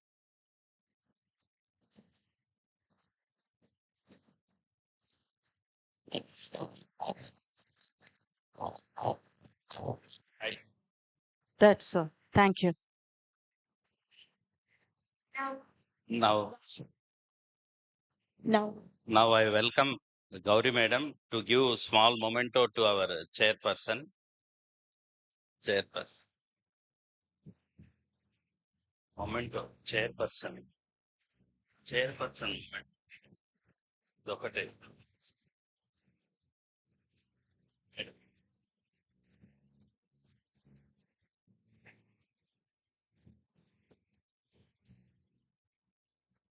Now I will frame straight. Check.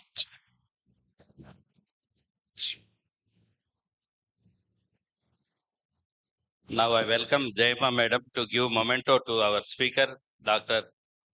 Gauri Madam, who has given enriching insights into the meditation, who made us very calm, gentle.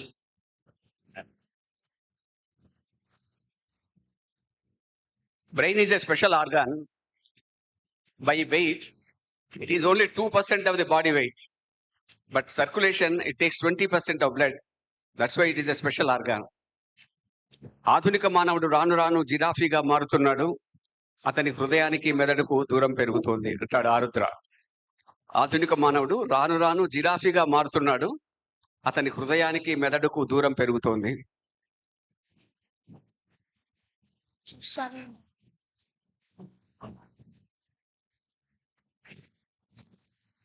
Thank you. Now I welcome our speaker, Dr. Ulchi Sriramraju from Maruti Hospitals, Tirupati, to come on to the dais. I welcome Dr. Venkateswar Rao, sir, General Surgeon, Hospital Superintendent, retired, Tirupati, to come on to the dais to chair the session for this plastic surgery session. Thank you, Dr. Sunil. I thank the organizers for giving the honor. On the topic by Dr. Ulchi Sriram Raju. He is undergraduate from Kuppam Medical College, PG from SM Medical College, and MCH from Ram Mohan Aloya Hospital. He has a number of publications to his credit. There are so many awards also. And he has All India first rank in NEET SS in 2020. All India second rank in AMS MCH Plastic and Reconstructive Entrance Exam.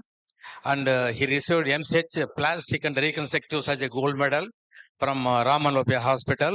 Awarded Best Thesis Award of the Year 22-23 on the occasion of National Doctors Day. So number of publications are there.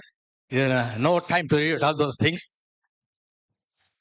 The topic is where science meets. Where science meets art, a journey through plastic surgery. Thank you, sir. Now proceed with the session. Mike off. Mike off. Mike works. Our distance was different, but please. Okay.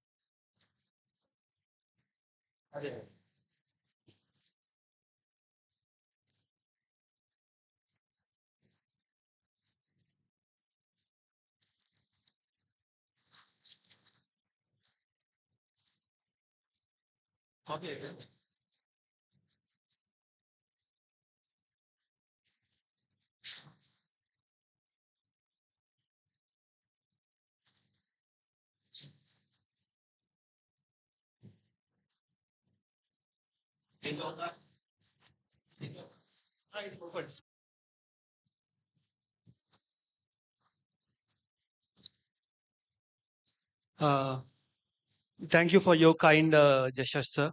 And good afternoon, everyone. Myself, Dr. V. Sriram Raju, and I'm a plastic surgeon. And today I'm going to present a seminar on where science meets art, a journey through plastic surgery.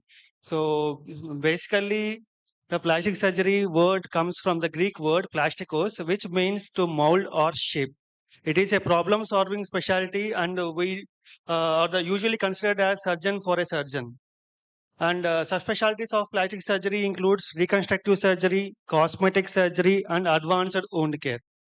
So, what is the role of plastic surgery in any of the disorder? It is restoring the form and function. So, in the reconstructive plastic surgery, the subspecialties includes burns, hand surgery, craniofacial surgery, pediatric plastic surgery, brachial plexus surgery, extremity trauma reconstruction, etc. Whereas in cosmetic surgery, this includes hair transplantation, gynecomastia, liposuction, rhinoplasty, and facelift. So I will show our case series subspecialty wise, and people can understand how the form and function will be restored. So reconstructive surgery deals with restoring the form and function of the body part that has been affected by trauma, cancer, burn, or congenital abnormalities. So coming to the burns case series, this is an acute facial burn in an 8-year-old child, and we did a debridement of the burns and wet collagen dressing. After the wet collagen dressing, we let the wound to dry. So the third picture looks scary, but as the wound epithelializes, the collagen sheets will fall off gradually, giving to this good result. And similarly, this is one more case of pediatric facial burns. This is the final result after the collagen dressing. And sometimes we get a chronic burn wounds, which is mainly a high voltage electrical wounds. In this, the electrical wire fell on the patient's scalp, and the patient had a wound over the skull with devitalized outer plate of cranium. So what we did was we debrided the devitalized outer plate and the OZ flap cover. The problem with scalp is it is very tight. So for closing this much small wound also, entire scalp should be elevated and redistributed to close the defect. And this is the 6 months result of this patient. And this is a post-burn contracture of the wrist, which usually happens because of the bad acute burn care without any proper splinting or scar treatment. So this patient has a acute 90 degrees extension contracture of the wrist. So we did a contracture release, abdominal flap cover, and extensor tendon reconstruction. And finally, in the third picture, we can see the hand is looking completely good again. Coming to the hand surgery series, we usually do phalangeal fracture treatment. This is the head of the proximal phalanx fracture in the thumb, and this is the result after it is reduced with K-wire. And this case was done 2 weeks back. This is complete clutch injury of base of proximal phalanx of thumb. In this, we did multiple K-wire fixation to get that intra-articular contour normally again. Similarly, this is a case of metacarpal fracture. And this is an interesting case. This patient, while playing cricket, he tried to catch the ball and finger went into the hyperextension. Because of the hyperextension, we can see this joint is dislocated. Okay, so because of the dislocation, he went to multiple hospitals and multiple people try to reduce it by giving the traction. But actually, the traction is absolutely contraindicated in this case. What we have to do was we have to open.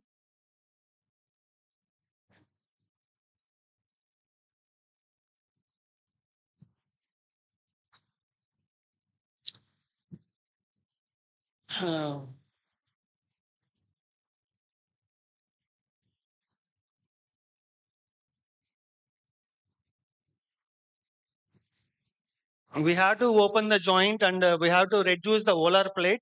And this is the final result after the surgery.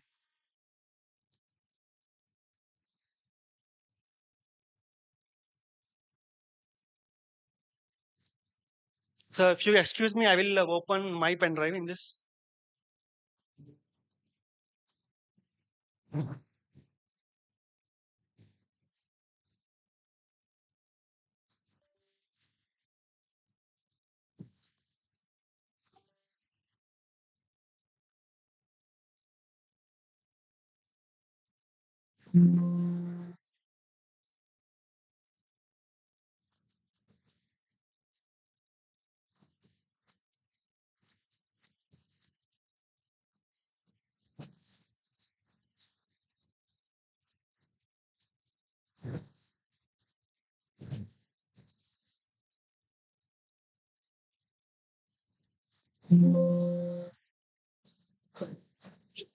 అది Deep system వల్ల problem ఉంది sir.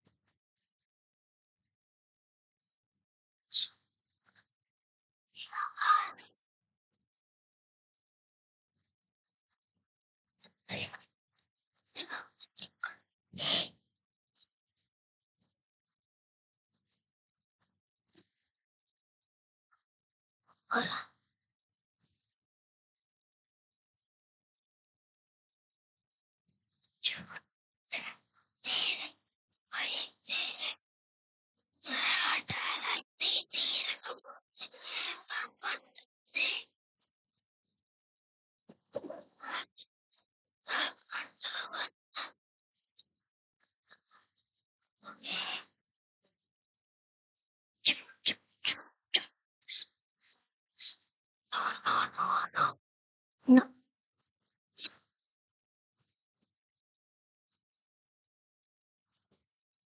S.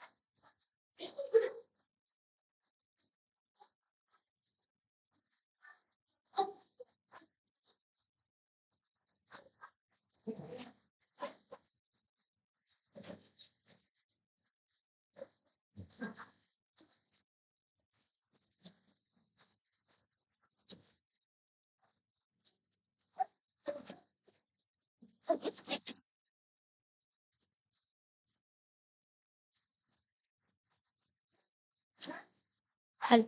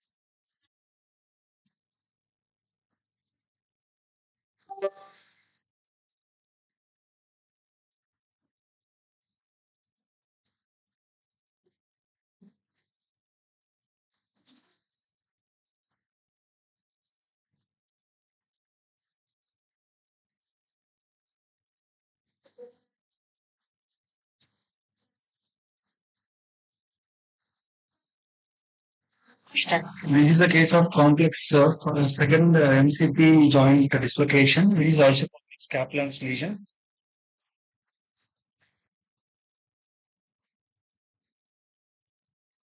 This is the prominent head of metatarsal, and we can see patient has restriction of flexion of MCP joint, and it is in extension.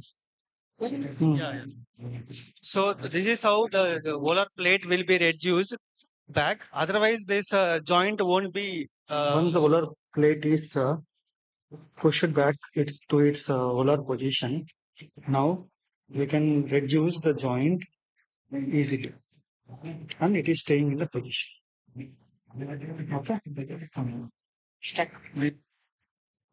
And this is the result after the treatment. Patient is able to completely do the flexion and extension of the joint. And this is a 75-year-old female who had crush injury of the hand with extensor tendon loss. So we did the debridement and tendon repair and reverse radial artery forearm flap. And after 3 months, she is able to do the normal work with this hand.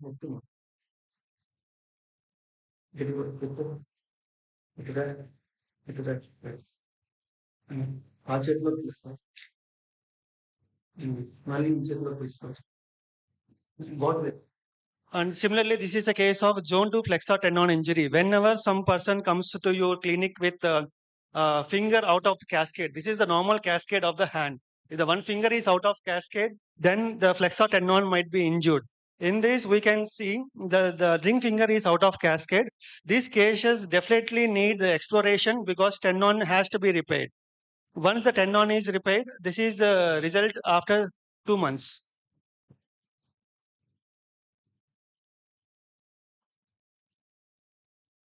And this is a case of spaghetti wrist cut.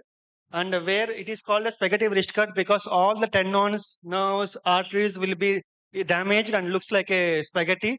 And we usually repair all these tendons in emergency basis. And he is a mechanic, and when he is working with the bike chain, he sustained injury to the index finger. The skin of and part of the bone is lost, and we reconstructed it using the thin-R flap. And after the surgery, we can barely notice that this is a reconstructed hand. And this is a common injury which we get because of wearing rings. These are called as a ring avulsion injury. And usually for these cases, everyone will do the amputation and close the stump. But in these cases, the finger can be reconstructed using the tubed groin flap. And initially, it will look bulky.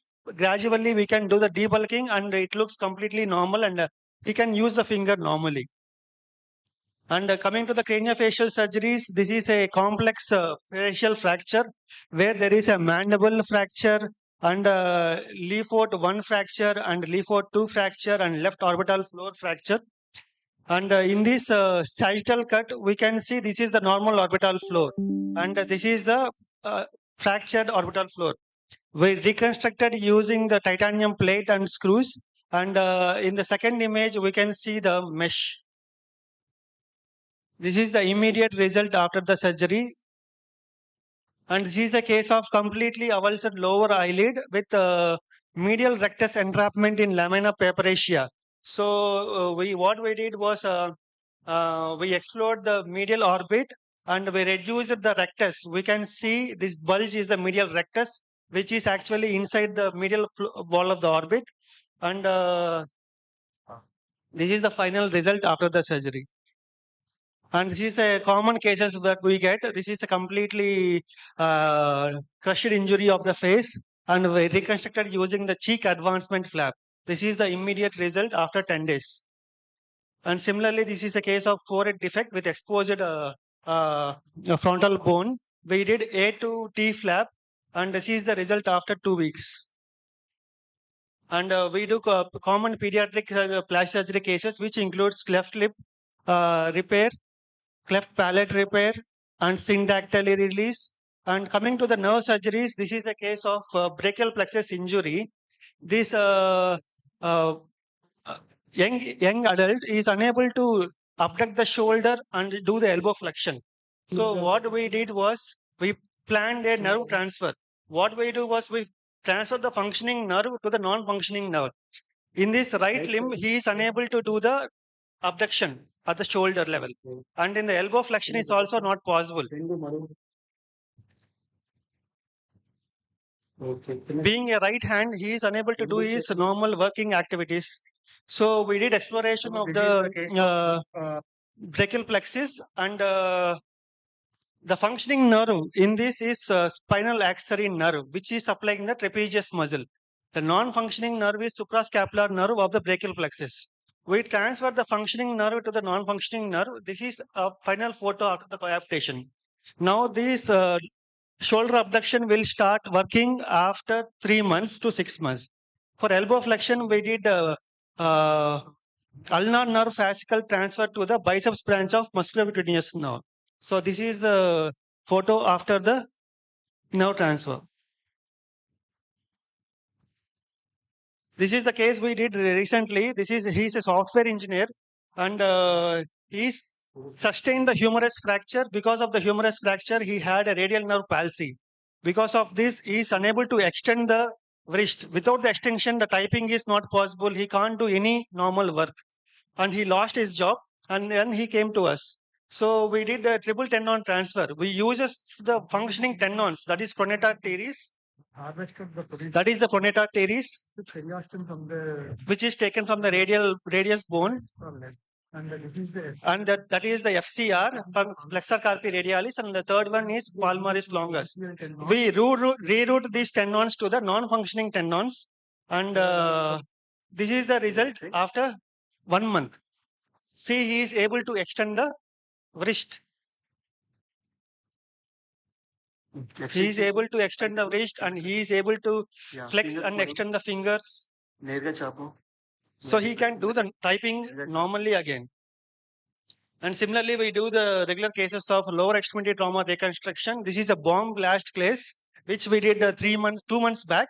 And completely the tibia, fibula is gone and the soft tissue defect is there. We did a free ALT flap. So we explored the anterior tibial artery vessels and we harvested the flap from the thigh along with its vessel. We did a microvascular anastomosis. And this is the result after the flap cover. Similarly, after seeing this is the one more case. Soon after seeing, everyone thinks this is unsalvageable foot. Usually, previously, this kind of foots used to be amputated, and but in this case, we did a reconstruction using the free ALT flap. The flap vessels is anastomosed to the anterior tibial artery vessels. And this is the photo after 3 months, and this patient is completely normal, walking on his foot without any support. He is doing all his activities and usually messages frequently with and this is the truck runover injury with completely degloving thigh and exposed femoral vessels. The exposed femoral vessels has to be covered with a good flap, otherwise the femoral blowout can happen. And the remaining part is skin grafted. This is the vertical rectus abdominis muscle flap, and this is the result after the 3 months. This is a case of neglected snake bite with equinus deformity. He is unable to walk normally on his feet. We can see the foot is deformed, and what we did was complete excision of the wound and tendo Achilles release, and then we skin grafted the wound. Now, after 2 months, he is walking normally with his complete foot touching the ground. Similarly, this is a case of complete compound knee defect covered with a flap. And awkward reconstruction, this patient has BCC and he is a case of Parkinson's disease, and we did a local flap. After it is completely healed, it is we can barely notice that some surgery is done. This is the dermatofibrosarcoma protuberance. We did wide local excision and LD flap cover.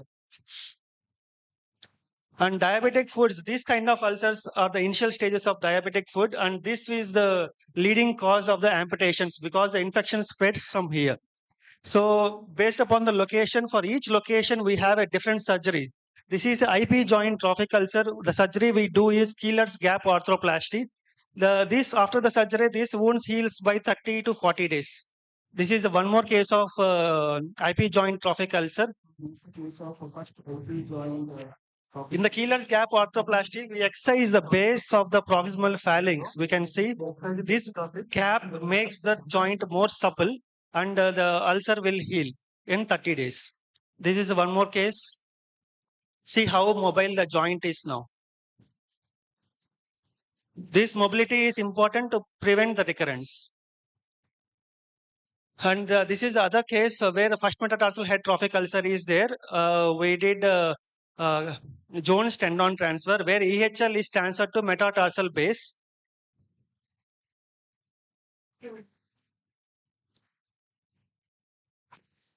This is the wound after it is completely healed. This is one more case of metatarsal head, and this is the other case. And coming to the cosmetic surgery, we frequently do gynecomastia liposuction cases. This is the very small incision that we use. We can see on the lateral aspect of the chest. This is the before surgery, and this is immediately after surgery. Nowadays, we are getting a lot of gynecomastia patients because these patients are being bullied in the school and college, and they are complaining to their parents that they can't go to the college. And after the surgery, we can barely notice the incision. And this kid we operated like 2 weeks back he started complaining to the parents that he won't go to the school because his friends is being bullying him. And we did liposuction through this small incision, and we can see the flat chest again. And nowadays, many females are coming with heavy, huge breast.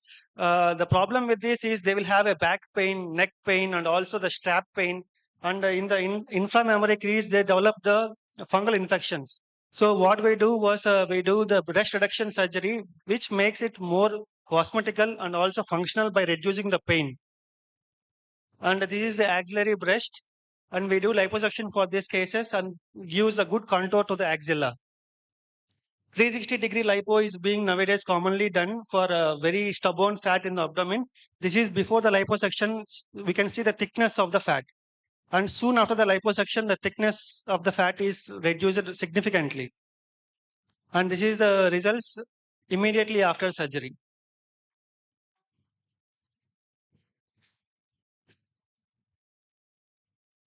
Thank you.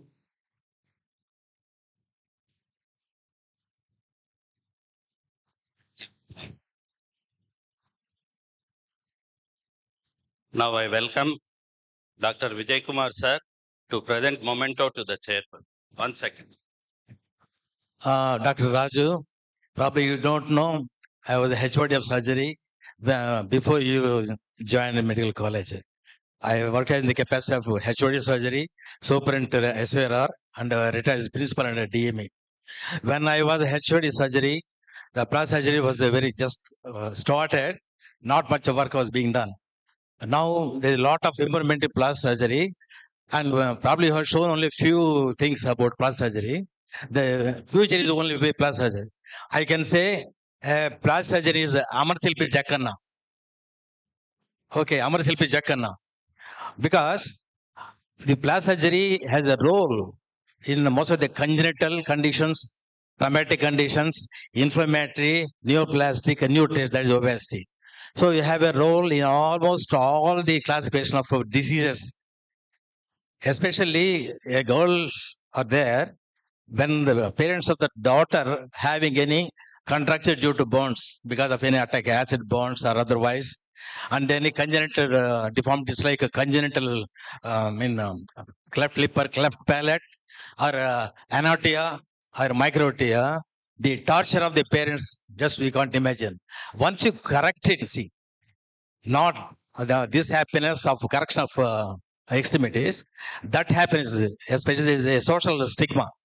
Really, I congratulate for your nice presentation. And recently, last week, one reconstruction of pinna was done. Is it done by you? Atotia, reconstruction of pinna by implant. Yeah. Who you? Because last week it came in Tirupati. Tirupati is done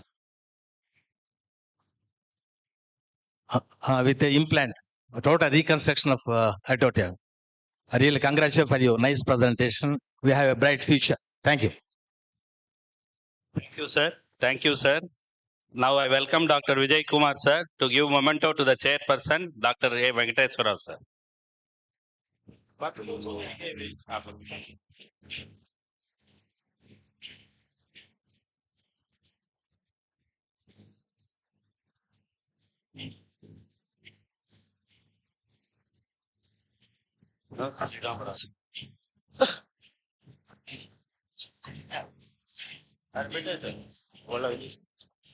I request now Dr. Venkateswara to present memento to Venkateswara, Sri Ramaraju. Okay.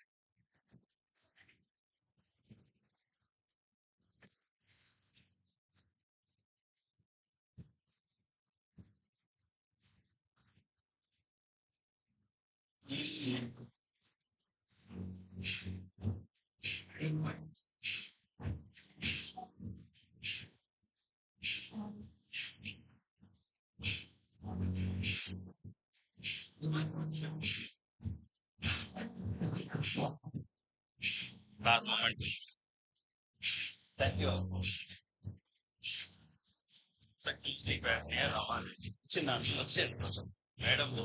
Now we'll go to next session.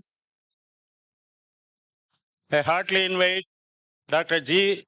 Ramadevi.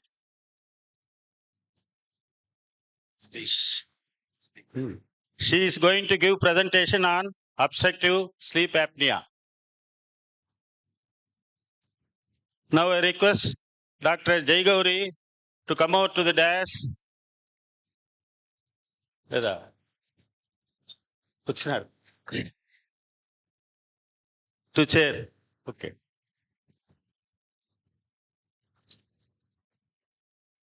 Hello. Dr. Ramadevi Gauraneni. She is just a senior to me in Kurnool Medical College. She was born in India and moved to the United States when she was 5 years old. She grew up in United States and returned to India in 1982 to join and complete her MBBS in Kurnool. That time she was my just senior. We stayed in the same hostel. So after marriage, she returned to USA and completed neurology training in University of Illinois. Then EEG and epilepsy at Loyola University, and then sleep medicine fellowship at Northwestern University. She worked in Northwestern University as an associate professor of neurology. During her tenure, she served in various roles, including program director of insomnia program, sleep fellowship program, program director, and medical education director of neurology department. She returned to India in 2015 and is currently the managing director of Amara Hospital, Tirupati. She is also the director of Amara Sleep Services. She is also a permanent trustee of Rajanna Foundation that working in improving rural literacy, healthcare, and support farmers.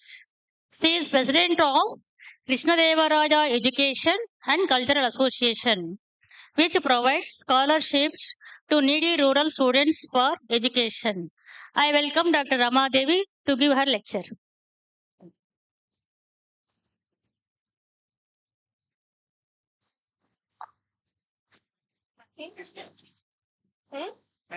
Okay. Thank you, Gauri. Gauri is actually my junior in medical college in Kurnool. I'm very happy to be here today. The topic allotted to me today is about obstructive sleep apnea. The goals of the lecture today is number one, to understand how to diagnose and evaluate obstructive sleep apnea and consequences of untreated sleep apnea. So before I start, what are some of the problems that we see in a sleep clinic? There's very few specialty sleep clinics in India.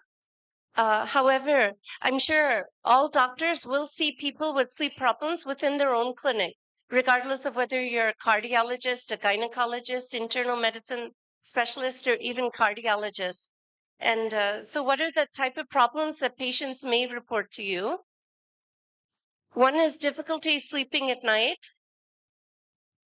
Another is difficulty sleeping at the right time. So కొంతమంది చాలా లేట్గా నిద్ర వస్తుంది and తెల్లవారుజామున మెలకుని రాకుండా 10-12 అవ్వచ్చు మళ్ళీ మెలకుని రావడానికి. So this is called a circadian rhythm sleep disorder. There's also people that are advanced daytime sleepiness. పగలపూట నిద్ర రావడం. This can be due to difficulty sleeping at night, poor sleep at night, not getting enough sleep, medications, medical problems. There's people that have primary disorder of daytime sleepiness, such as narcolepsy or idiopathic hypersomnia. Discomfort in the legs, movements in sleep. This includes conditions such as restless leg syndrome, when people have a creepy, crawly feeling, discomfort in the legs, arms, feel like they need to keep tossing and turning to stay comfortable. There's also movements in sleep, like benign myoclonus, propriospinal myoclonus during sleep. There's snoring and breathing difficulties at night. And there's also wake behaviors in sleep. Children or adults with sleepwalking, sleep talking, screaming in sleep, eating, sleep-related eating disorder. These are also types of sleep disorders that we see. Today, the focus is on obstructive sleep apnea. Sleep-related breathing disorders, there's actually many types, including sleep-related hypoventilation and sleep-related hypoxemia, central sleep apnea. But today I'm going to focus on obstructive sleep apnea to meet the time that was allotted to me. So what is obstructive sleep apnea?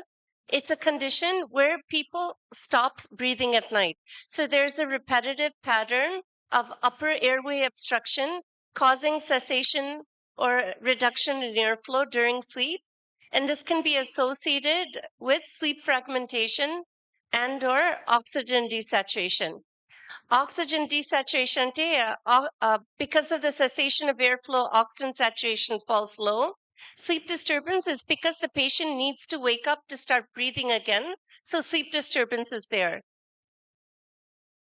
So as you can see with the laser pointer, this is a normal airway. This is the tongue, and here's the soft palate.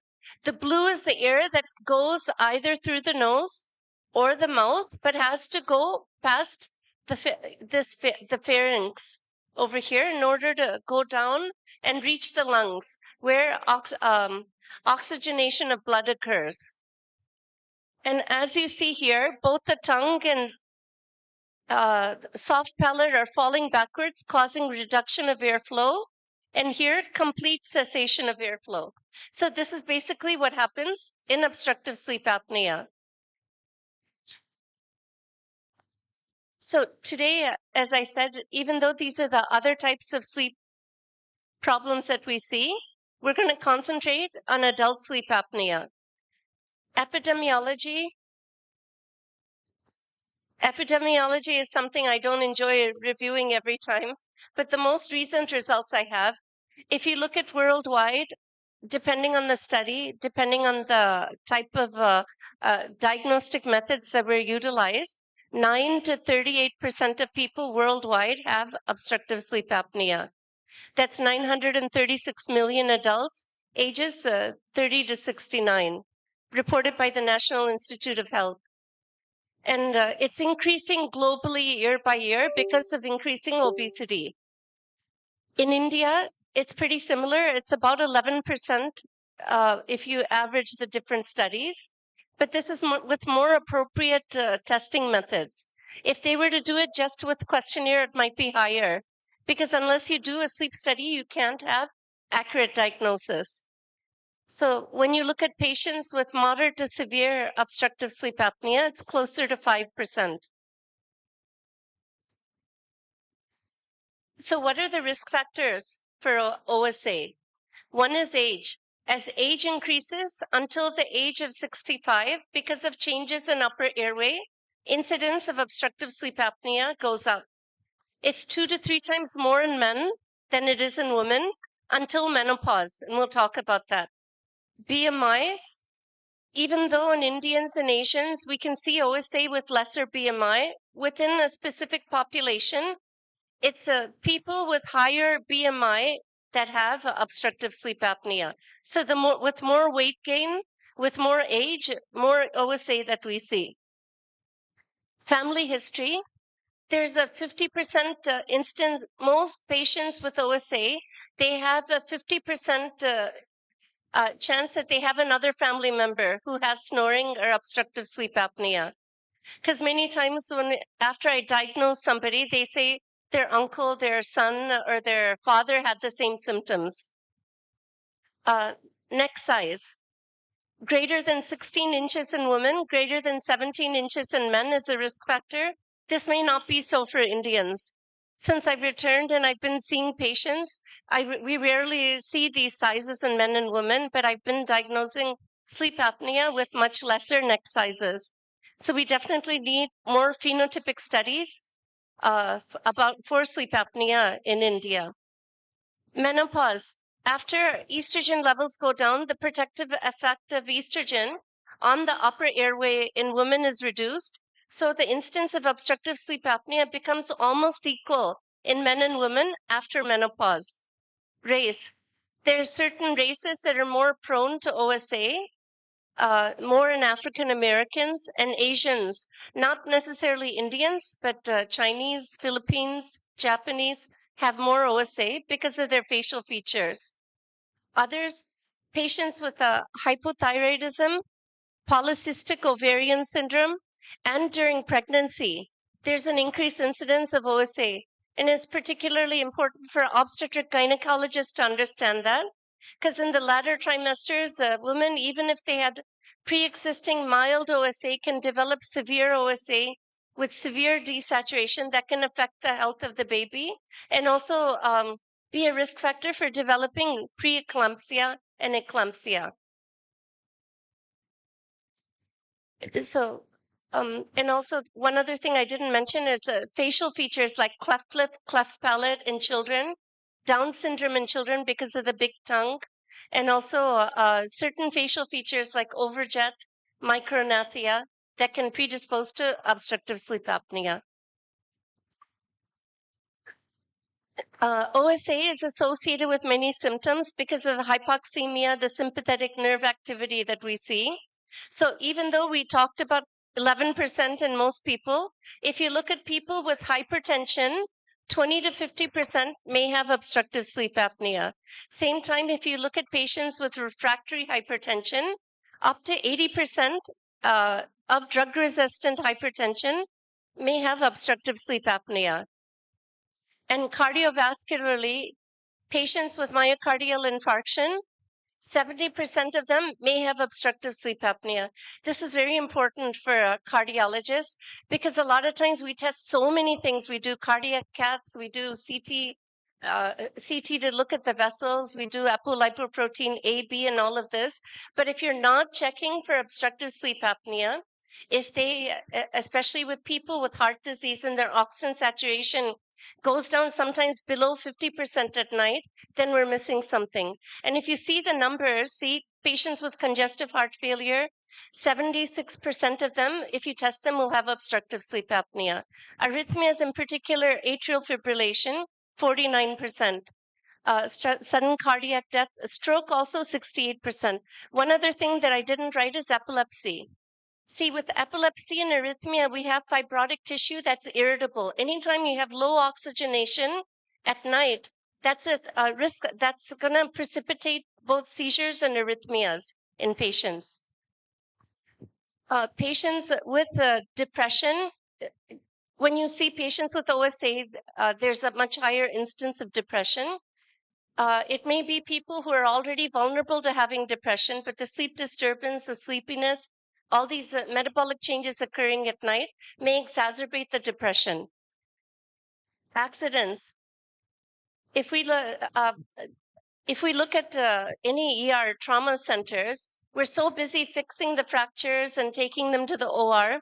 But if we sit down and try to find out why the accident occurs, there's going to be a really high proportion related with sleepiness and sleepiness related accidents. One of the most common causes, again here, is untreated and undetected obstructive sleep apnea. Overall mortality associated with untreated OSA is up to 46%.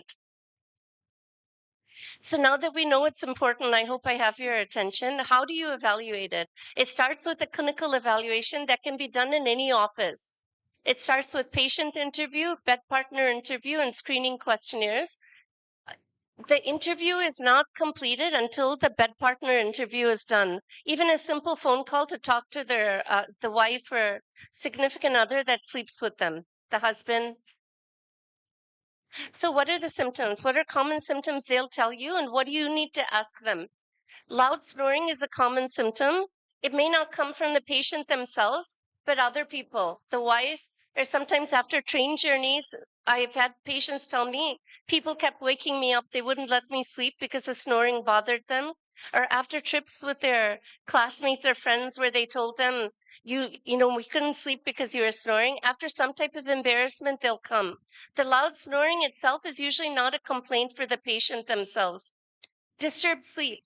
A lot of patients with sleep apnea will sleep well throughout the night, but there are some people that complain of disturbed sleep, especially postmenopausal women.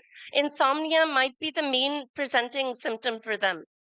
Witnessed apneas, the patient won't tell you. This is something the bed partner needs to tell you, that they stop breathing in sleep, or they may make noises in sleep, stop breathing and then start breathing with loud sounds. So that's one of the most predictive symptoms.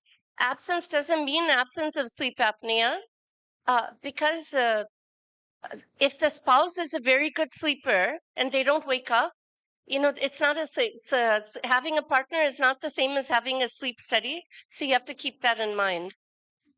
Patients themselves may wake up gasping for breath, feeling like they can't breathe, having heartburn, choking. This can be both symptoms of OSA and gastroesophageal reflux, but both can also coexist.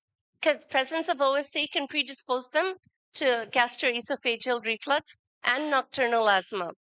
Nocturia is waking up multiple times to use the bathroom at night, can be a symptom of diabetes, symptom of prostate, can also be a symptom of obstructive sleep apnea. Dry mouth, the mouth drying out at night, mouth breathing, nocturnal sweating and palpitations, daytime symptoms. Most of them are sleepy, falling asleep. This is particularly difficult if it results in poor attention, irritability, and difficulty at work, but also drowsy driving can lead to accidents. Depression, 21% of patients with OSA have depression, compared to about 5% of the population. Reduced libido and impotence are also symptoms, and morning headaches. So out of them, if you can elicit at least some of these symptoms in a patient with coexisting hypertension and other symptoms, definitely you have to suspect OSA. What about on physical exam? So the larger they are, the more chances they have of having obstructive sleep apnea. But in people look thin, but when you actually calculate the BMI, they can be 26, 27, 28. So when I went to medical school, malnutrition was a problem, but now it's totally the opposite. It's rare to see people that aren't at least overweight. Very few people, including students. So being overweight and obese is a risk factor. Neck size, you have to measure the neck size at the level of the thyroid cartilage. So measure in a straight way around the neck, not the way you would for neck size for a shirt, but straight. So 16 to 17 is a considered risk factor, but we can see it with less neck size. Nasal exam, it's important to test for patients, especially if you plan to treat them for OSA later. Having congested nose, it's going to affect treatment with CPAP. Craniofacial features, as I mentioned, retrognathia, micrognathia, overjet, cleft palate, high arched palate are all risk factors. When you open the mouth, you have to ask them to open their mouth and put out their tongue. They don't need to say ah. If they say ah, the palate would elevate. So once you visualize that, you need to look at the uvula, tonsils. Also look for other signs of obstruction, such as tonsils. See, this is a class 1 airway, and this is class 2, where the uvula goes behind the tongue. 3 and 4 are what we usually see associated with OSA. In all the years I've practiced, I've seen a few people with 2 also that had obstructive sleep apnea, even young women. So they must have a strong family history of it. Majority of people with OSA will have 3 and 4. So what tools are there that you can keep in your office to assess? One is the Epworth, and another are stop bang in Berlin. So I'll discuss First, I'll discuss the stop bang, which I think will be useful. You can download it from the web, it's present. So it's just a few simple questions that you ask and a few things from exam that you look at.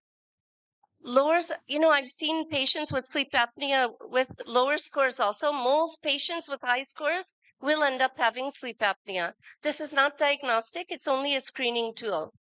And you can even teach the office staff to do this. So here, ask them if they snore louder than talking. Do you feel tired or sleepy during the daytime? Has anyone observed you stop breathing in your sleep? And this, you have to really call the wife and ask her. Have you been treated for high blood pressure? Ever been treated? And then BMI, we rarely see people, we don't always see people with BMI above 35. But even if it isn't 35, a lot of people still have sleep apnea.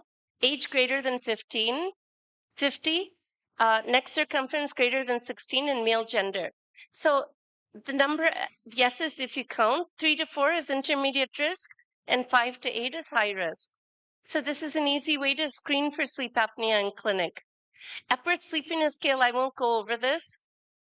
It can be helpful. It may not be helpful because some people, it talks about situations and people keep telling you they've never been in that situation. Those cases, it may not help. The higher scores indicate a high level of sleepiness. And that you can evaluate just by asking them how sleepy they are, if they fall asleep at work, if they fall asleep after lunch, if they fall asleep during sitting down, if they fall asleep watching television, and how much it affects it. Does it affect their work? Does it affect their driving ability and all? So the only way to diagnose OSA, once you've suspected it and you've screened for it, is through a sleep study. There's different types of sleep studies. The main sleep studies done in India, level 1, 2, and 3. 3 is when you measure airflow, respiratory effort, and oxygen saturation. And this is good for screening. It's not 100%, I wouldn't say it's 100% accurate because we're not measuring EEG sleep. But majority of the time, especially if they have moderate severe OSA, it's a good screening test for diagnosis. Level 2, there's actually no studies that are supporting it because after level 3, usually it should be level 1. But there are a lot of people doing level 2 studies in India, and that's also okay. The only difference is that they record EEG, they record leg movements and other things. The difference between level 2 and level 1 is level 1 is done in a sleep lab with a technologist who's attending the sleep study and able to fix things if it's not working, and a video is present. In addition, when you do a level 1 study, the technician can also manually titrate the CPAP or bilevel therapy during the study.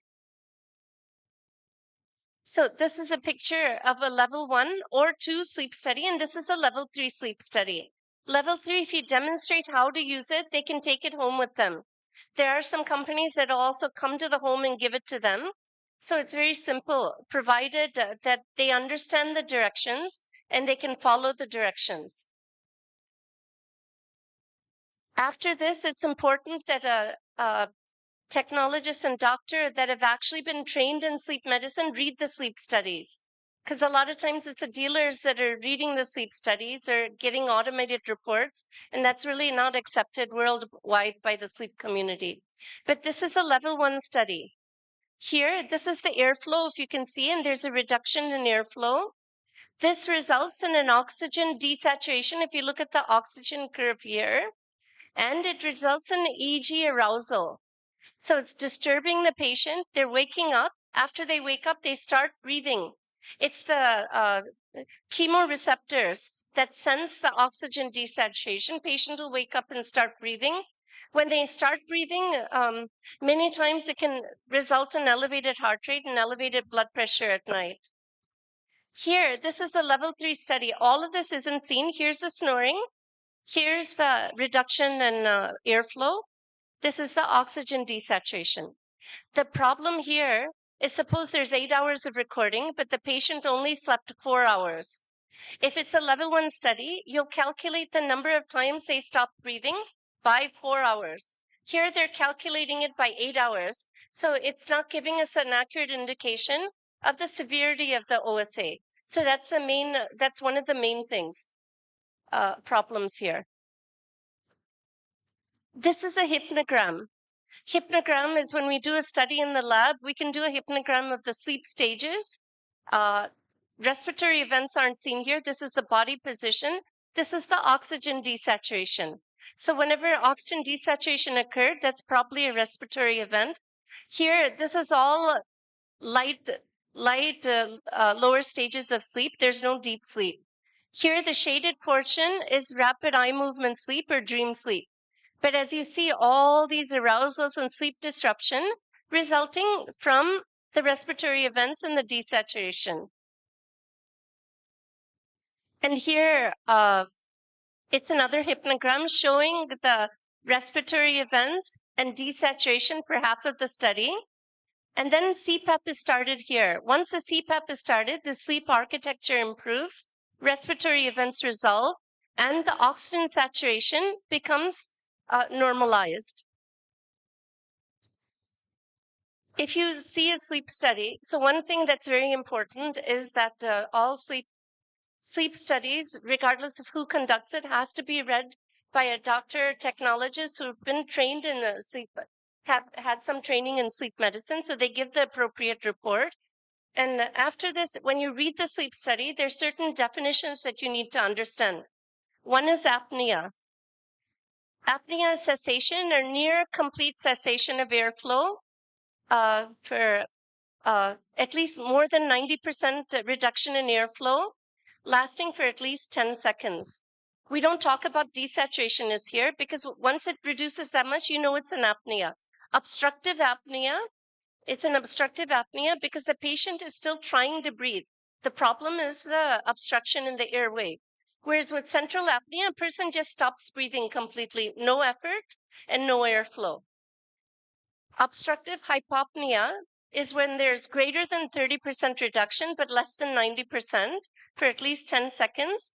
And it should result in an oxygen desaturation of at least 3%, meaning a 3-point drop, say from 90 to 87 or 89 to 86%, 3-point drop and or arousal. So if you're doing a level 1 study, even if the 3% desaturation isn't there, an arousal itself, some labs will score it as a hypopnea, but you have to have EEG for that. But most labs, at least our lab at Amara, we use the 3% criteria because those are more severe events. There's also something called respiratory event-related arousal. This is when there's a reduction of airflow, may not be quite 30%, and there's an EEG arousal, meaning sleep disturbance, but it doesn't meet the criteria for hypopnea because the amount of reduction in airflow is less and the oxygen desaturation is less. This is respiratory event-related arousal. The other terms, AHI, apnea-hypopnea index, is number of apneas, hypopneas per hour of sleep. RDI, or respiratory disturbance index, number of apneas, hypopneas, and RIRAs per hour of sleep. And oxygen, you have to look at the oxygen. You have to look at the lowest oxygen during the entire study and the percentage of time that the oxygen saturation remained below 90%, because that shows the severity of hypoxemia. So now we've talked about how to suspect OSA, how to screen for it, and how to diagnose it, and how to read the sleep report. What happens if we don't care? What if we completely ignore that sleep apnea even exists? Then what happens? There are consequences. So I'm going to talk, there's metabolic consequences, there's hormonal consequences, there's changes in appetite, but I'm going to talk mostly about the cardiovascular consequences of untreated OSA. There's alteration of blood gases, arousals, and changes in intrathoracic pressure. So changes in blood gases, let's look at hypoxemia. So whenever you stop breathing, the oxygen saturation goes down. There's both direct and indirect effects of hypoxemia. The direct effect is that there's reduced oxygen for all of the tissues. But what's the most important being the myocardium. When there's direct myocardial ischemia, it can result in nocturnal angina, myocardial infarction, especially if they already have a heart that's somehow a problem, like a reduced coronary artery size, heart failure, whatever the problem. There's increased risk of arrhythmias, and over time, diastolic dysfunction can develop. But there's also many indirect effects. You don't have to remember all of this, but see hypox, there's activation of certain transcription factors, such as hypoxia-inducible factor and nuclear factor Kb. There's also increase in endothelin-1, vascular endothelial growth factor, platelet-derived growth factor, adhesion molecules, and suppression of endothelial nitric oxide synthase. Put that aside. What is the end result? Is there's vasoconstriction, there's inflammation, and coagulation. These are all the things you don't want to hear. You don't want to hear it if you're a cardiologist. You don't want to hear it if you're a neurologist, because what happens, it leads to closure of vessels. It can lead to myocardial ischemia. It can lead to stroke. Also, the pressure changes can also lead to glaucoma. In addition, people think, what's the big deal? Because if you have intermittent hypoxemia, the oxygen goes down and then it goes up again. When they start breathing, then the oxygen is up again. That's actually worse than stable hypoxemia, because when there's reoxygenation, there's free radical species are formed, and there's biochemical injury and oxidative stress. And when that occurs, that leads to endothelial dysfunction. And this endothelial dysfunction and oxidative stress caused by OSA can lead to worsening atherosclerosis, atherothrombosis, and left ventricular dysfunction. So now we've talked about the blood gases. What happens due to the arousals? Every time you stop breathing, there's an arousal shift to a lighter stage. When that happens, heart rate goes up and blood pressure goes up. Normally, when you sleep, the blood pressure should dip and it should be down all night. But when it intermittently keeps going up, now we become non-dippers. People with no hypertension can develop hypertension. And in addition, people with all pre-existing hypertension can develop refractory hypertension. Exaggerated intrathoracic pressure. I won't spend too much time in this, but when you try to breathe out against a closed airway, it causes negative intrathoracic pressure.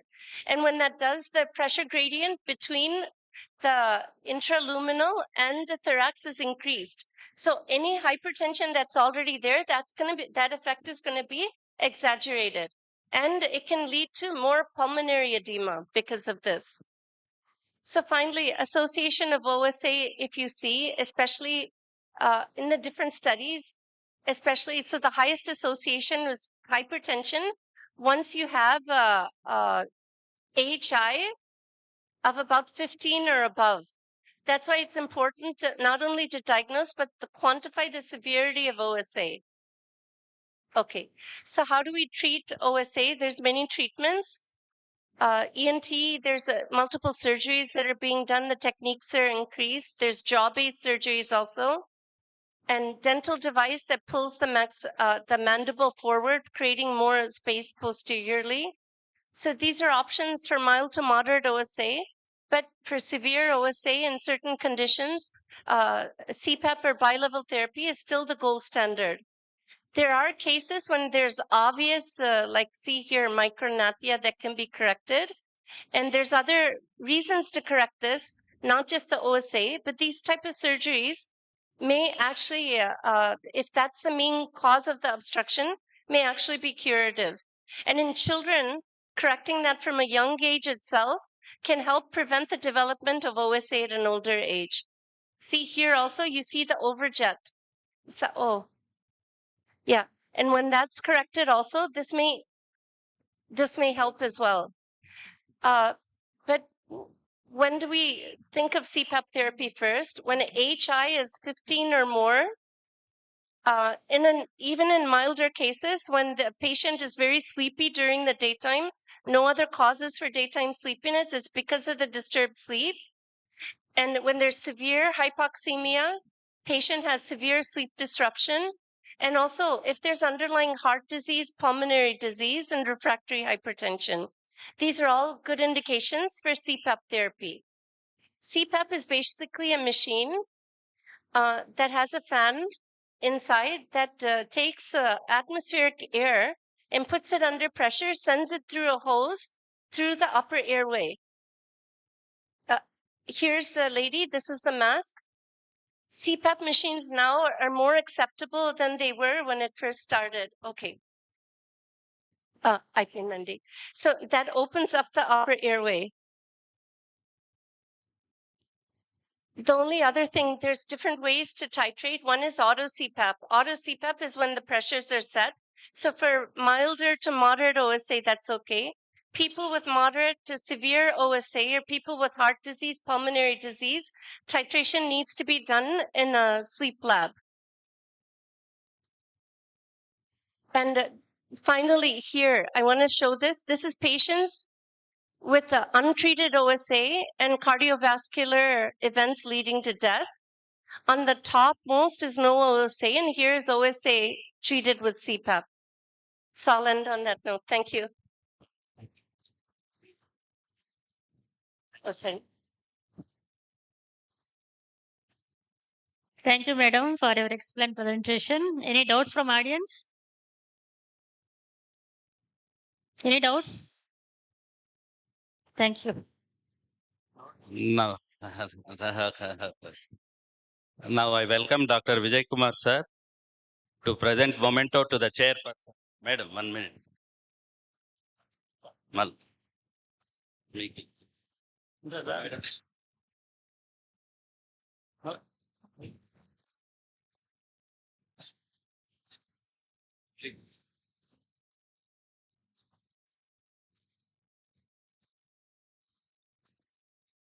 Oh, excuse. I welcome Dr. K. Srinivas Rao sir and Dr. Ramchandra Reddy garu to come on to the dais. They are both classmates of Gauri Ramadev madam. That's it. Thank you. Good job. Thanks so much. I translated the call. Madam కాదు అది మీకు.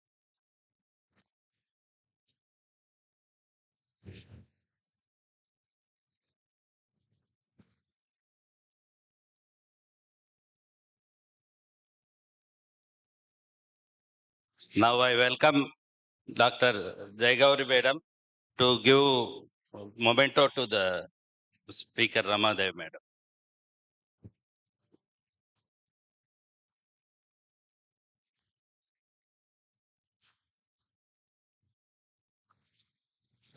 No.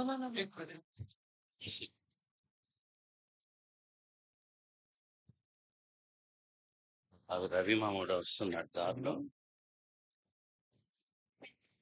Thank you madam, thank you.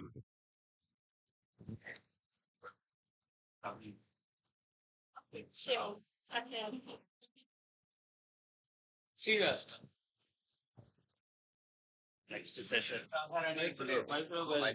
Me junior Radharani గుర్తు తెలుగు రమ్మాయి నా wife ఆవిడ husband next session.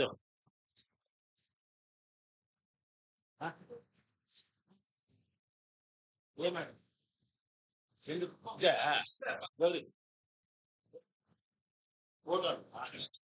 Photo తీసి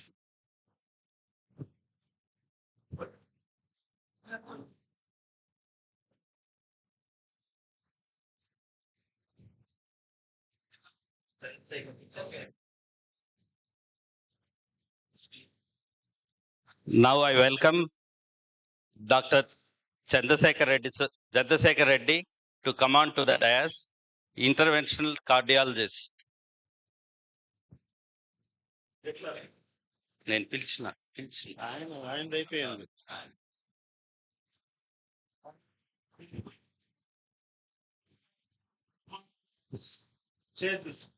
session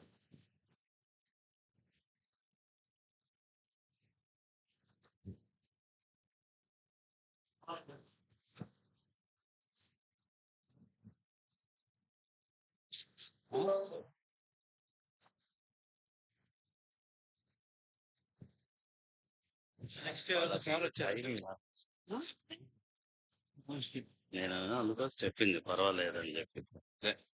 సరే next Chakravarthi.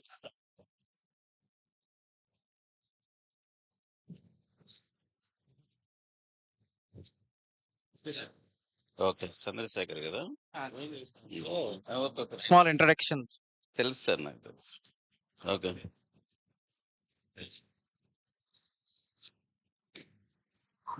Good afternoon, everyone. I am introducing Dr. Chandrasekhar Reddy. He did MBBS and internship in Narayana Medical College, and he did DNB General Medicine, South Railway Headquarters Hospital, Chennai. He did DM Cardiology, Sri Venkateswara Institute of Medical Sciences, Tirupati. Thank you. Now he is working as a consultant in Marthi Hospitals as a interventional cardiologist. Thank you. Thank you, sir. Myself, Dr. P. Chandrasekhar Reddy, interventional cardiologist from Sri Maruti Hospitals, Tirupati. Thank you, IMA Rajampet, for giving this opportunity. Today, I am going to discuss about advanced interventions in cardiology. So, coming to transforming landscape of cardiology, as everyone knows, cardiovascular disease remains the world's leading cause of deaths, and the field of interventional cardiology has been revolutionized by minimally invasive techniques, novel devices, and digital health tools.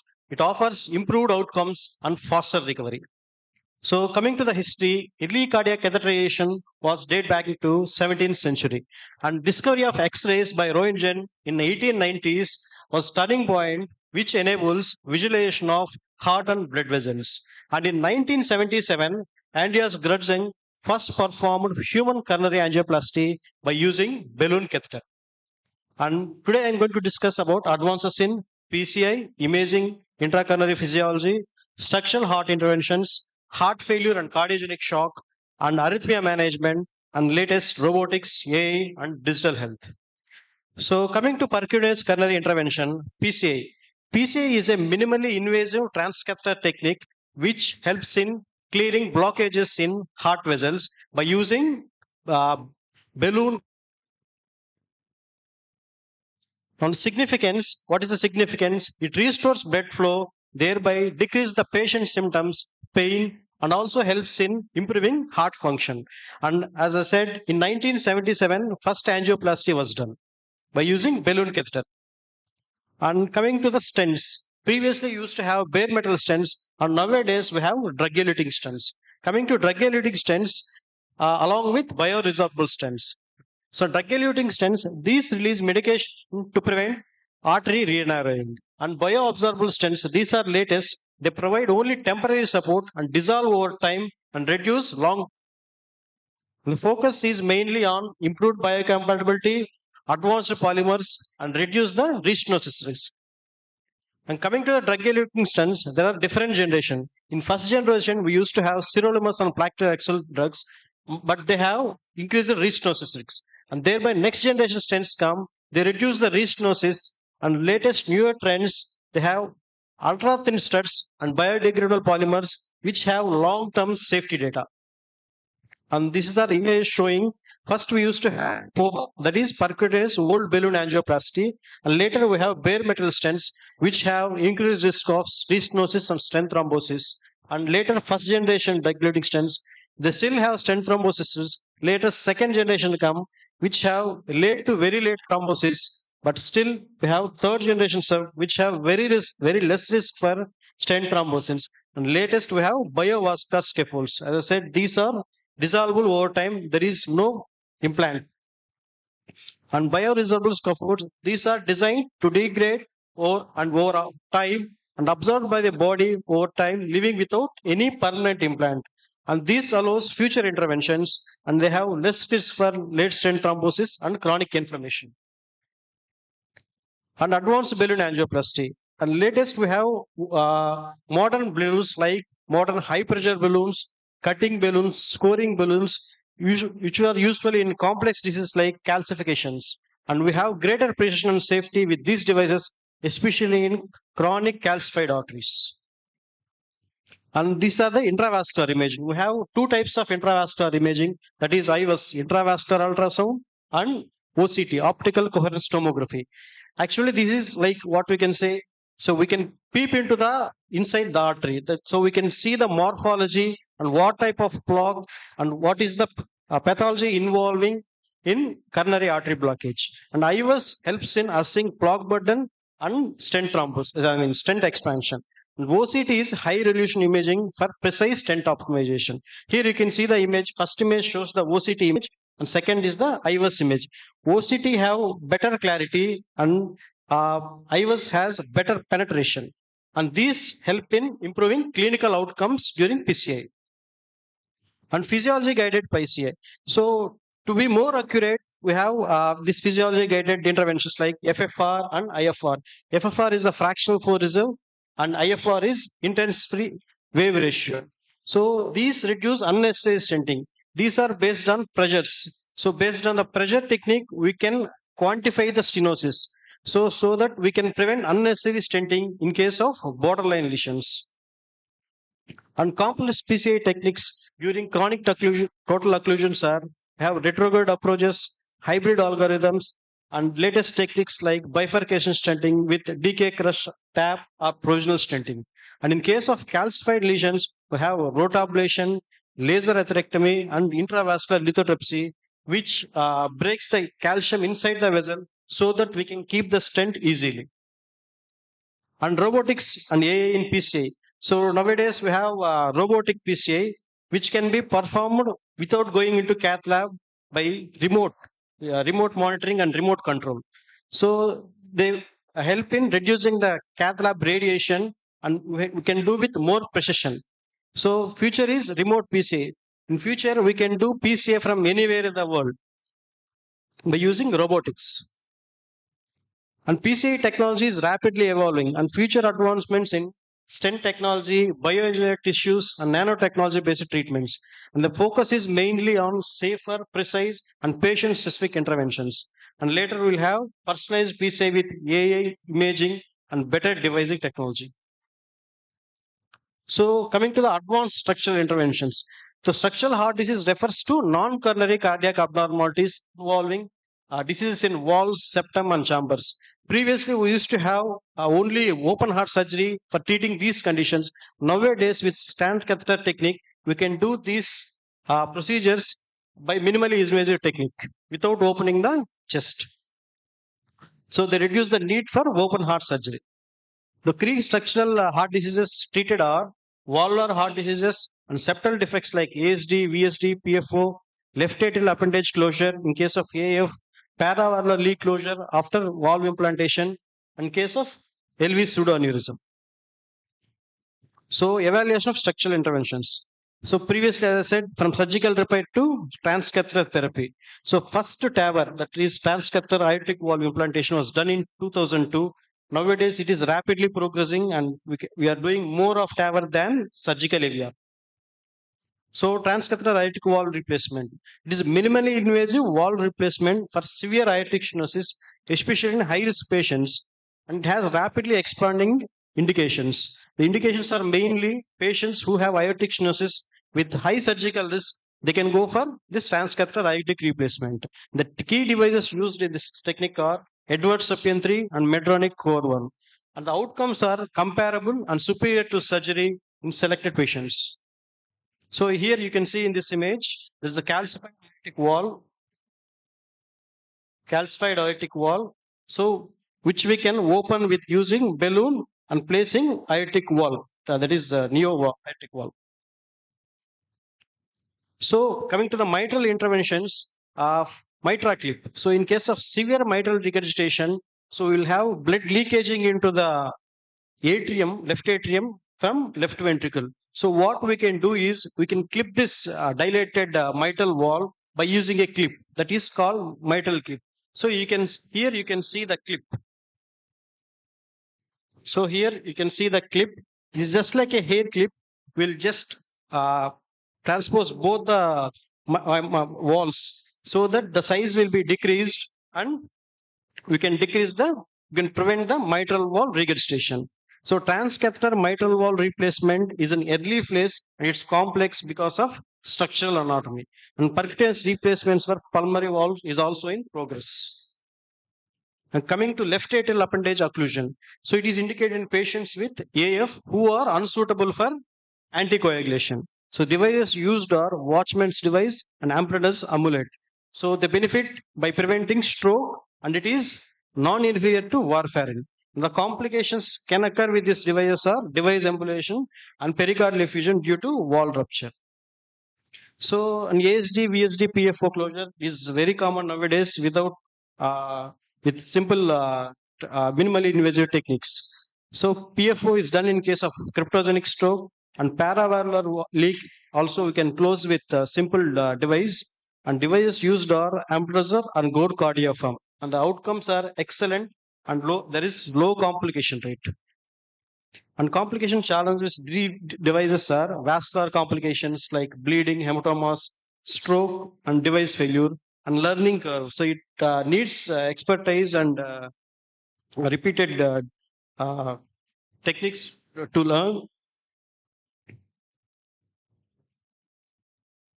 and long-term durability. So it involves multidisciplinary heart team.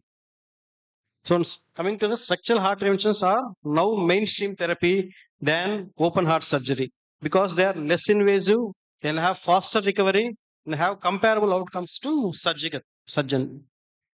And future directions are in have fully percutaneous procedures for mitral and tricuspid therapies, and next-gen TAVR valves are resheathable and repositionable. And by using robotics and AI, we can improve the imaging, and there will be patient-specific modeling. And device-based therapy in case of heart failure. So as we know, burden of heart failure. Nowadays, the heart failure burden is increased because improved survival in case of myocardial infarction. So for advanced heart failures like stage D and selected stage C, we can have patients with systolic dysfunction, and these need devices to prevent complications and sudden cardiac death. Devices mostly used are ventricular assist devices, impella, intracardiac defibrillator, and chronic resynchronization therapy. Cardiac rhythm. So coming to the ventricular assisted device, see here you can see the ventricular assisted device. It's like a mechanical pump that support heart function in severe heart failure. Most commonly used devices are LV assisted device, RV assisted device, and biventricular assisted device. Here you can see the ventricular assisted device connected from left ventricle to the aorta. Here it takes the blood from left ventricle and pump it to the aorta. So decreases the burden on heart. So it is connected externally through battery. So indications are mainly bridge to transplants. Patient having severe heart failure and who needs transplant, they'll act as a bridge. And destination therapy in case of non-transplant candidates, and bridge to recovery in case of reversible cardiomyopathy patients, and bridge to decision in case of temporary support. So this is the HeartMate 3. This is fully magnetically levated pump. Here you can see there is a device with system controller, batteries, and modular driveline. So it improves the survival, quality of life, functional status. The complications can occur with this bleeding, thrombosis, infection, and stroke. So this is the impella. This is percutaneous ventricular assisted device. It is usually indication in case of acute cardiogenic shock and high-risk PCI support. This is a temporary device. It provides advantages like temporary hemodynamic support and improves organic perfusion during acute decomposition. And this is the implantable cardiac defibrillator. So its role is mainly prevention of sudden cardiac deaths in case of heart failure with reduced ejection fraction. It can be single or dual chamber, and it can be subcutaneous ICD for patients with difficult vascular access. Indications are primarily ejection fraction with less than 35% and NVH class 2-3 symptoms despite GDMT, and post-MI more than 40 days. And in case of secondary prevention, these can be used in case of survivors of VTVF and sustained VT with structural heart diseases. So coming to the cardiac resynchronization therapy, it improves heart failure symptoms and survival. It can be of two types, CRT-P and CRT-D. P means pacemaker. CRT with pacemaker and CRT with defibrillator. CRT with pacemaker can be used in patients with bradycardia and complete heart block, and patients with ventricular arrhythmias, we can use CRT-D. So this is useful mainly in case of LV ejection fraction less than 35%, with LBBB with QRS duration more than 150 milliseconds, and class 2-3 symptoms, 2 to 4 symptoms. So it reduces hospitalization, improves ejection fraction, reduces mortality, and improves functional capacity. And CRT is not helpful mainly in non-LB patients with QRS duration less than 130 milliseconds. And device therapy complements pharmacological therapy in advanced heart failure, and selection is the key. Matching the right device to the right patient is very necessary. And future is expanding use of wearables, leadless devices, and fully implantable ventricularly assisted devices. So in case of advances in arrhythmia management, we can have arrhythmias ranging from benign to malignant. So benign arrhythmias like SVT and malignant arrhythmias are AF, VT, and VF. And technological advances have transformed management in improving outcomes and reducing mortality. And focus today is mainly ablation techniques using device evolution like ICD, CRT, and leadless pacemakers. So advance in ablation therapy includes radio frequency ablation, cryoablation, and emerging tools like pulsed field ablation. This is non-thermal and tissue selective. So pulmonary vein isolation in case of AFE is the gold standard in case of paroxysmal AF, and it uses contact force sensing catheters, balloon-based ablation, and as I said, pulsed field ablation offers minimal collateral damage and shorter procedure times. And VT ablation devices by using high density 3D mapping systems and they improve accuracy. And substrate modification in case of scar related VT, we can have epicardial extents in case of refractory VT, and non-invasive ablation by using radio ablation using LINAC in selected patients. Mapping innovations like we are using ultra high density mapping, which are which help in real time identification of arrhythmic foci, and technologies like HD grid and Peltare, and outcomes are more precise ablation and reduced recurrence. So evolving role of devices, as I said, we have pacemakers, ICD, CRTs, and key advances are leadless pacemakers and subcutaneous ICD along with his bundle pacemaker. So here you can see the leadless pacemaker. Nowadays we are having leadless pacemaker which is of around 2 centimeter size, and we can use this in case of patients with difficult vascular access, and in case of high risk patients with more infection.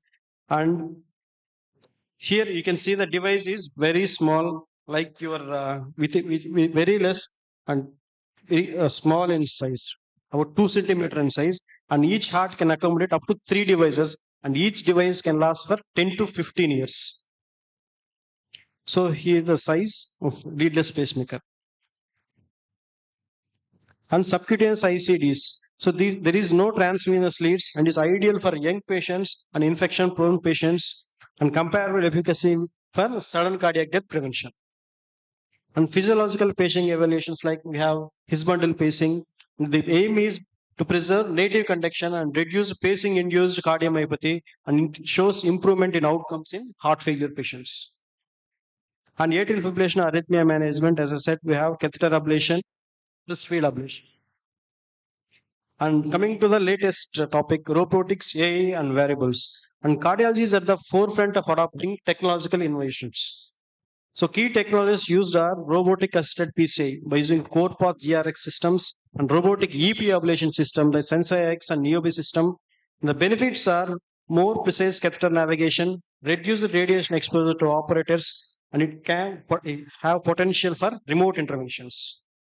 So first successful telerobotic PCI was done in India in Ahmedabad by Tejas Patel in 2018. The limitations and future of robotics.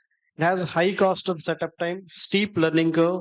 Future should have good haptic feedback for improved tactile sensing, and you should have integrated with AI for real-time decision support and expansion to valve interventions and structural heart diseases. And artificial intelligence in cardiology. We have AI for echocardiography analysis and automated CT and MRI interpretation. We have ECG analysis, like AI can detect arrhythmias, ischemia, and even LV dysfunction from normal ECGs. And tools like Echo, Olive Core, Cardia AI are examples. This stratification, they can predict heart failure, coronary artery disease, AF, and sudden cardiac deaths. So AI in clinical practice, Mayo Clinic's AI ECG algorithm is in use for detecting asymptomatic LV dysfunction, and FDA approved AI tools are Caption Health and Heart Flow. So wearables in cardiology, nowadays we have smartwatches like Apple, Fitbit, and Samsung. They can detect AF, arrhythmias, they can help in heart rate monitoring, and we can take even ECGs with that. And patch monitors like GeoPatch and BioBit. So these help in continuous rhythm monitoring, helps in monitoring BP, saturation, and glucose monitoring integration can be done. And newer wearable defibrillators and AI-enabled chest patches are also there. And clinical utility of variables, they can detect AF, bradyarrhythmias, and premature ventricular contractions. They have real-time alerts for tachyarrhythmia and ischemias. And we can have remote patient monitoring in case of heart failure. And the data integrates with telehealth platforms, and they promote patient engagement and self-care. So robotics, AI, and wearables are redefining cardiology. They improve diagnostic accuracy, They'll have intervention safety and patient monitoring. We need to stay informed and integrate these tools thoughtfully into the practice. So the future is smarter, personalized, and tech-driven care. The conclusion is advanced interventions in cardiology have drastically improved outcomes with minimally invasive techniques is now the norm. And the emphasis is on more personalized, image-guided, and physiological directed care for best patient outcomes. So ongoing research and emerging techniques, including robotics and AI, promise an exciting future in cardiovascular medicine. Thank you.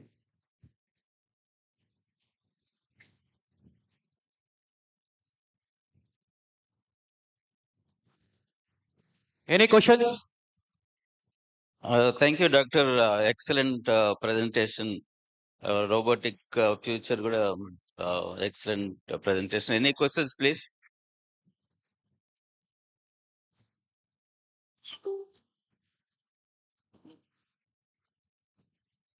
Okay. Now I welcome Dr. Vijay Kumar sir to present memento to the chairperson.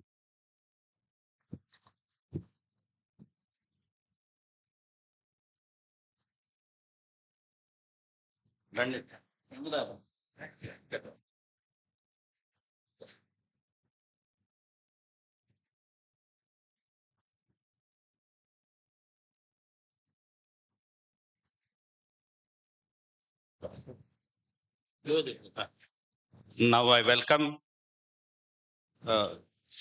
chairperson. I request Dr. Ravi Raju to present a memo to our cardiologist, Chandrasekhar Reddy.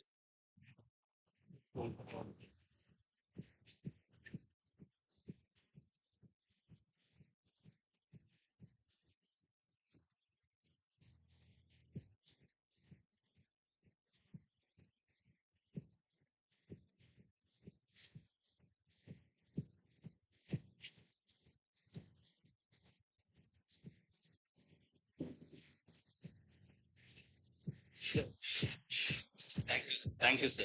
Thank you. Thank you. Let's stay there. Next abdominal to Next topic is I welcome Dr. S. Chakradhar, General Surgeon. He is going to give presentation on abdominal tuberculosis. I request Dr. Chelamaya, our Rajampet MA branch president, to chair the session and moderate it. Thank you. Small introduction.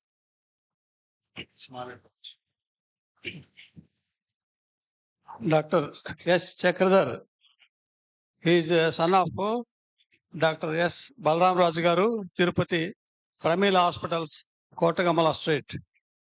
His native place and basic education is at Raichoti, Kadapa district, and higher education at Jawahar Navodaya Vidyalaya. Then he studied intermediate at Kora Institute, Nellore, and he did this MBBS in SV Medical College, Tirupati. I also did MBBS in SV Medical College. Then he did his MS in Manipal Academy of Higher Education, Mahe, Karnataka.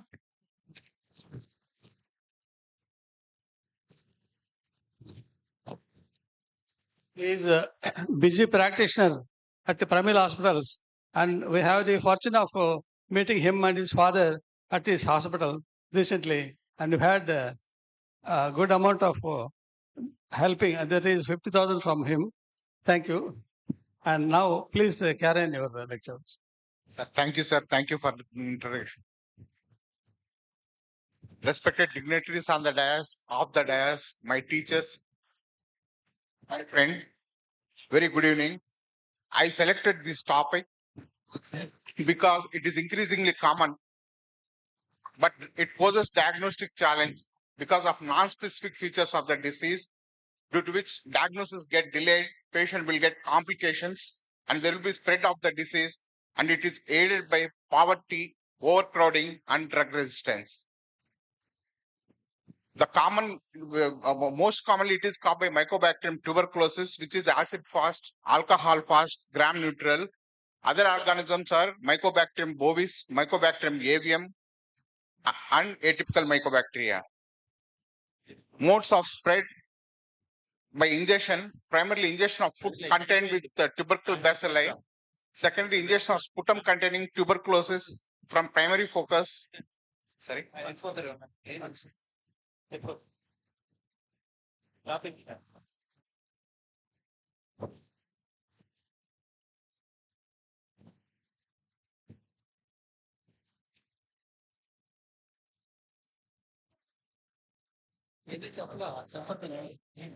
చెప్పకూడదు నేను రెండు tick వాళ్ళు ఇంత కట్టించినారు నేను tick పెట్టిస్తాను మీకే use కాదు tick చెప్పాలని టిక్ అవుతుందా కాన్ఫిడెన్స్ ఉంటా వాళ్ళకి వచ్చే 20 నిమిషాలు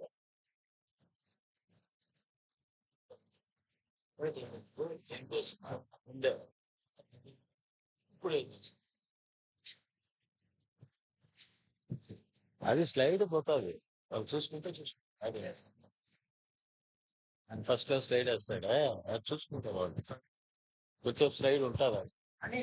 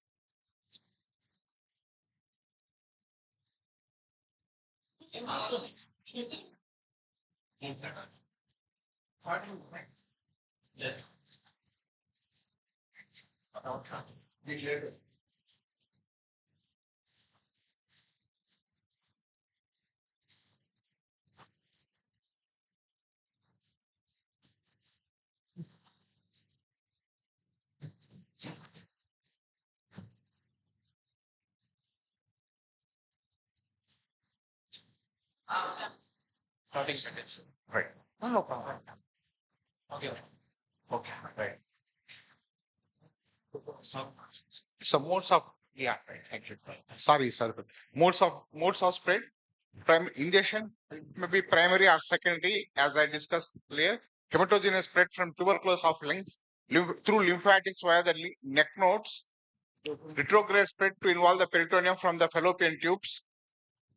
Contiguous spread from the adjacent organs. The pathology we can see here in two spectrum of patients. One is malnourished patient with poor resistance. Other one is the well-nourished with good resistance. Ulcerative and stricture types are seen in malnourished and poor resistance. Well-nourished and good resistance, they will have hyperplastic and nodular types of tuberculosis. The microscopy will be typical granulomas will be K-shaped granulomas with epithelioid cells and Langhans giant cells. Coming to the types of abdominal tuberculosis, most common is the intestinal tuberculosis, which involves the ileocecal junction, that is called Kierig syndrome, peritoneal tuberculosis, tuberculosis of mesentery and lymph nodes, tuberculosis of omentum, anorectosigmoidal tuberculosis, tuberculosis of viscera, mainly liver, spleen, and other organs, and very rare types are esophageal, gastroduodenal, and retroperitoneal tuberculosis. Coming to the ileocecal tuberculosis, it is the most common site because of the ileocecal wall. There will be stasis of liquid food material there. So the contact time with the mucosa will be more abundance of Peyer's patches in that area. The M cells in the Peyer patches phagocytose the bacilli and they transfer to the host cell. increased rate of fluid and electrolyte absorption at this site, and there will be minimal digestive activity at this site. So the bacteria will enter into the host tissue. The types of ileocecal, there are three types. One is ulcerative. This is the most common variety, constitutes 60%, where we'll see circumferential, transverse, ductal ulcers with skip lesions. On long term, they will undergo fibrosis. There will be formation of napkin ring structures, mostly in the ileum, which presents as abdominal intestinal obstruction. Eccentric lymphadenopathy, which undergo KJ abscess formation, and bowel adhesions. Usually, they will present with diarrhea, blood in stool, loss of appetite, weight loss. So this is the picture depicting ductal ulcers with skip areas involving the cecum and terminal ileum. Second type is the hyperplastic. This constitutes around 10% of ileocecal tuberculosis. This is seen in patients with adequate host resistance, as virulent bacteria, young, well-nourished individuals, commonly primarily intestinal tuberculosis. Most of these patients do not have any primary focus. The third variety is the ulcerohyperplastic. In hyperplastic, there will be fibroblastic reaction in both submucosa and subserosa, due to which there will be thickening of bowel, involvement of lymph node, but typically the lymph node don't caseate in this case. Common in cecum, they are usually present with mass in right ileal fossa, which may lead to subacute intestinal obstruction. The third variety is ulcerohyperplastic, which constitutes about 30% of ileocecal tuberculosis. This is the stricture formation in the terminal ileum in case of ileocecal tuberculosis. The clinical features, usually abdominal pain. Here they may present with two types of pain: dull aching pain, which may be due to mesenteric type of tuberculosis, colic in case of intestinal tuberculosis. This is common in 25 to 50 age group, equal in both sexes. They present with anemia, loss of appetite, weight loss most commonly, diarrhea in 10 to 20%, fever in 50 to 70%, intestinal obstruction in 20%. They can be associated with adenocarcinoma of cecum, large bowel lymphoma, and HIV. So these things also we have to keep in mind while treating tuberculosis. Mass in right ileal fossa present with 35%, hard, nodular, non-mobile, non-tender mass with impaired resonance. They may mimic carcinoma cecum, present with subacute intestinal obstruction. The differential diagnosis here includes carcinoma cecum, appendicular mass, lymph node mass, retroperitoneal tumor, amoeboma, ectopic kidney, Crohn's disease, psoriasis abscess. The investigations which are useful to diagnose are chest X-ray in primary focus in 25%, MAN2, ELISA, soluble fluorescent antibody, serum IgG, SR, ultrasound treatment. Plain X-ray abdomen air fluid levels, which indicates obstruction. Air under diaphragm in case of perforation. Perforation is very rare, but present in 50% of patients, we can pick up air under diaphragm on X-rays. Calcified lymph node, calcified granuloma bowel, calcified granuloma of the liver. Rarely we can see on the X-ray. These are the air fluid levels in case of subacute obstruction in abdominal tuberculosis. This is in ileocecal tuberculosis. This is investigation. Barium meal follow through, either enterocolitis or barianema or barium meal follow through. Efficacy is 75%. Earliest signs include increased transit time at the ileocecal junction, which produces hypersegmentation, which is called chicken intestine, flocculation of barium. There will be pulled off cecum, conical cecum, pull down hepatic flexure. The ileocecal angle will be obtuse, and two signs are described. Stirling sign, where because of inflamed segment of bowel, the barium will be hurrying up into the large intestine. Fleischner sign, ileum will be narrowed with thickened ileocecal wall, looks like inverted umbrella. This is also called inverted umbrella sign. Incompetent ileocecal valve, ileocecal spasm, ulcers and strictures in terminal ileum and cecum. These are called napkin lesions. Persistent narrow stream in the terminal ileum called string sign. Multiple strictures and enormous dilatation of proximal ileum, megaileum, straightening of ileocecal valve with gooseneck deformity. So this is the gooseneck deformity. Fleischner sign, inverted umbrella sign, string sign. Here, the stirulence and rapid evacuation of barium into the large intestine. Here, since we can also point out also a marked speculation on cecum and terminal ileum. Colonoscopy is very useful to rule out carcinoma. Here we may see mucosal nodules, ulcers, cecal and ileal strictures, edematous ileocecal valve, mucosal edema, pseudopolyps, occasionally diffuse colitis, biopsy to confirm the diagnosis, tissue culture, and tissue PCR. Especially CBNAT will be useful in these cases.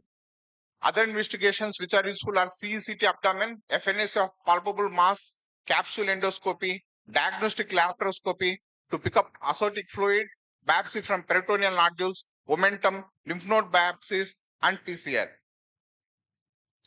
Anti-card factor antibody differentiated from Crohn's disease, biochemical assay of ascitic fluid. Ileal tuberculosis, usually stricture type, most often they are multiple. Bowel adhesions, fibrosis, secondary infection are common. Intestinal obstruction, rarely perforation may occur. Treatment will be resection, anastomosis, and anti-tuberculosis treatment. Single stricture, we can deal with stricturoplasty. We can treat with stricturoplasty. Peritoneal tuberculosis, there will be thickening of parietal peritoneum with multiple tubercules, in adhesions in the peritoneum.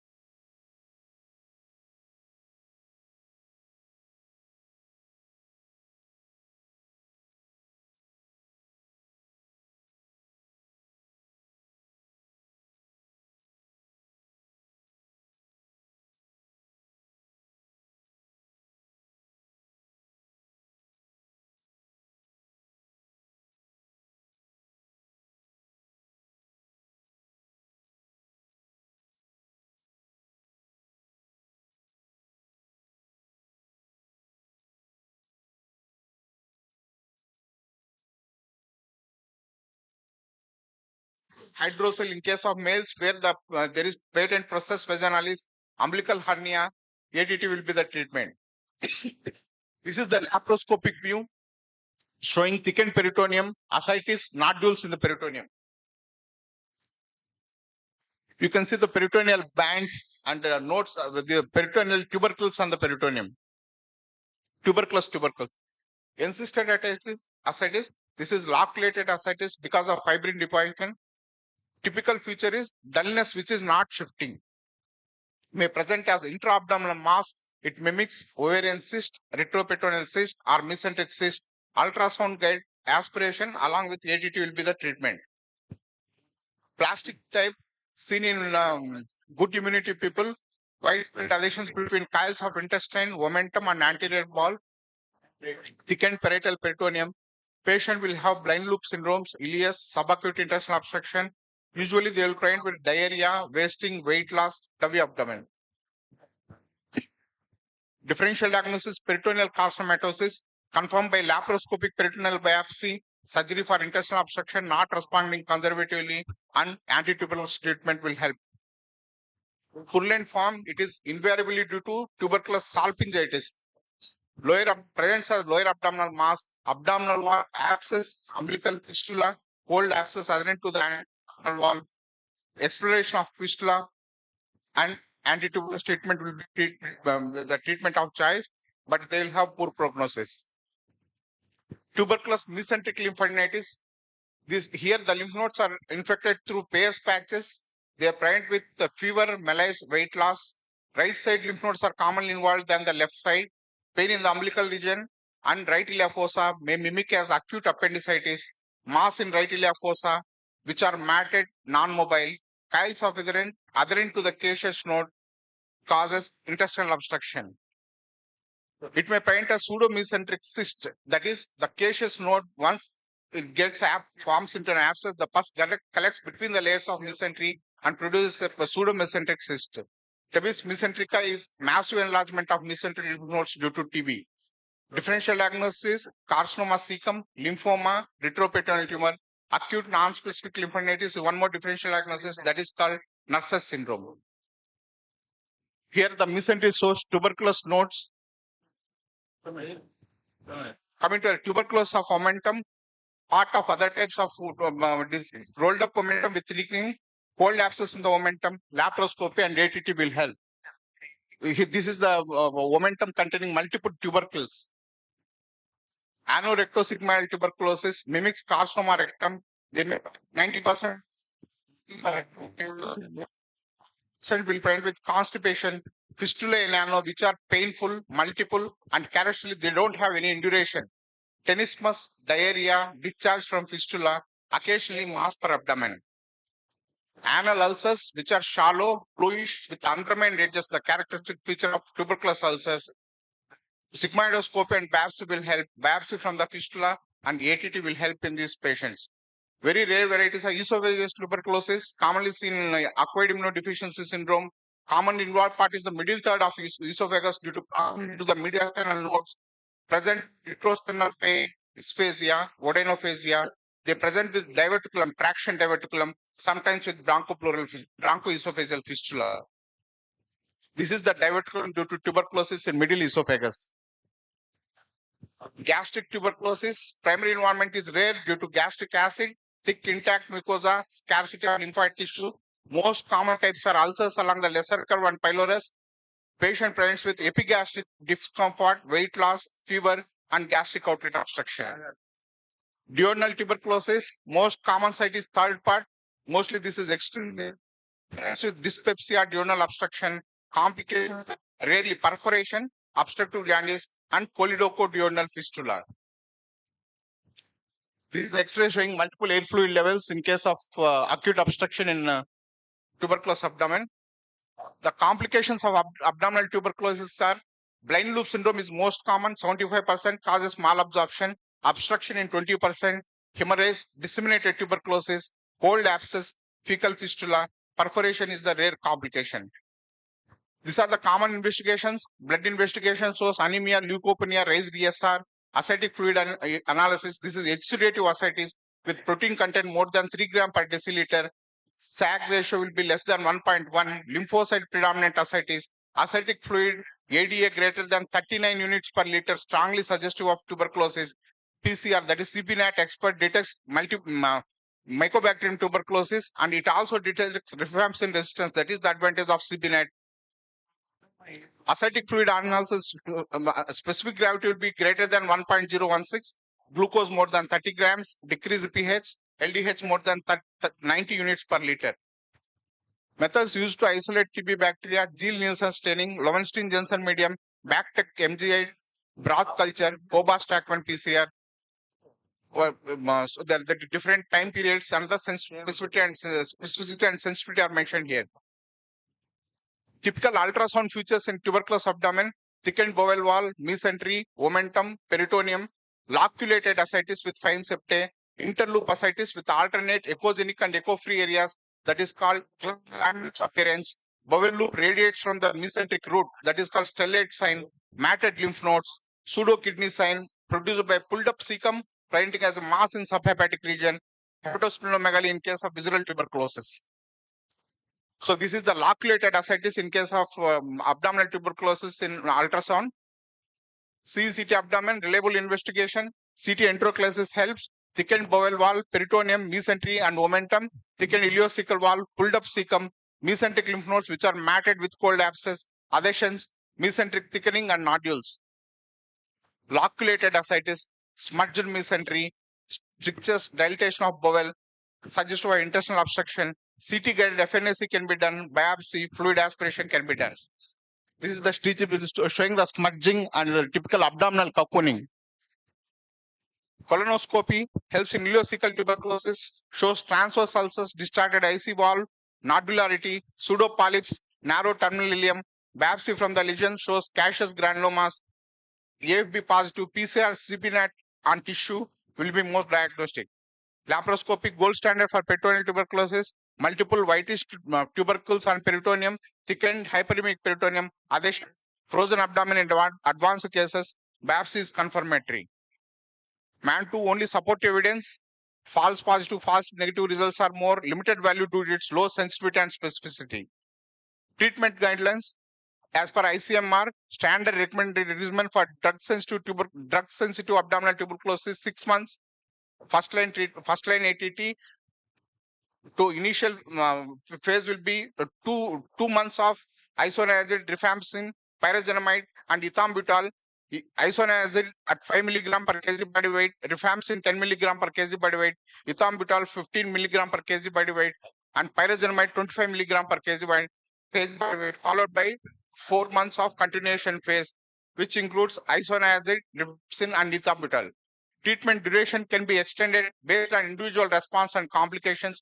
Nutritional support is very important. Here we have to make some points. So patient improvement has to be assessed at 6 weeks. If the patient is gaining weight and anemia is coming down, appetite is improved, radiologically there is improvement in so we can continue ATT. Otherwise, we have to think other diagnoses like carcinoma, lymphoma, HIV, Crohn's disease associated with tuberculosis. Those things have to be addressed. Indication for surgery in abdominal tuberculosis, primary treatment is always medical. Surgical indication are bowel obstruction in spite of medical therapy, bowel perforation, gastrointestinal bleeding, abscess, diagnostic uncertainty, mass lesions mimicking malignancy. In those cases, surgery is indicated. Common surgical procedures, ulceolysis, stricturoplasty, resection of affected bowel with primary anastomosis. In case of long strictures and perforations, small perforations, early perforations with minimal contamination and healthy margins, we can go for direct suture of the perforation. Avoid bypass operations because it may produce malabsorption. Laparoscopy diagnostic but minimal therapeutic. Limited ileocecal resection, not so as in malignancy, but limited will help in abdominal tuberculosis. In case of marsh lesion in ileocecal region. Continue ATT as soon as possible. 6 months, 2 months intensive phase, 4 months continuation phase. Monitor for complications, drug-related and surgical, nutritional support, follow-up imaging to rule out recurrence and complications. Extensive disease or slow response, we may have to extend ATT beyond 6 months. Ensure coordination with National TB program for adherence to the drugs and drug resistance. Thank you. The question. Any doubts, please, from the audience? Please ask if I have any doubts. Common problem in day-to-day practice. You have tackled it nicely. For a common general surgeon, if you get case of chronic pain abdomen, weight loss, and diarrhea, now recently the cases of Crohn's disease we are getting more and more. So ideally, what are your investigations or clinical acumen to differentiate between Crohn's and abdominal tuberculosis? So mainly biopsy, PCR, that is CPNAT and PCR and CPNAT biopsy. Tissue biopsy is very useful in those cases. Okay. Okay. Nice.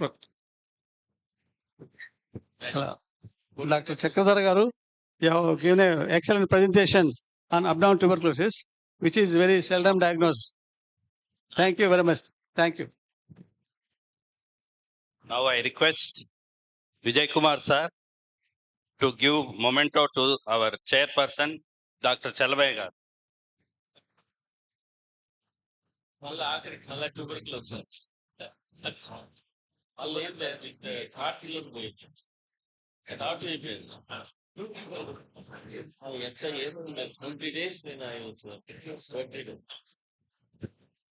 Now I request Dr. Chalabhai to present memo to Dr. Chakradhar.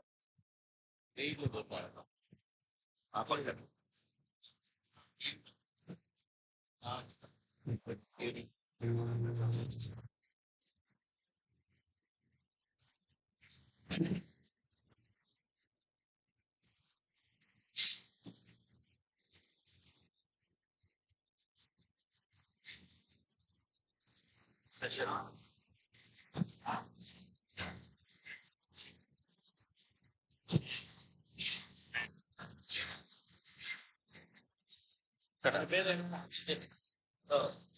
Please, Murali.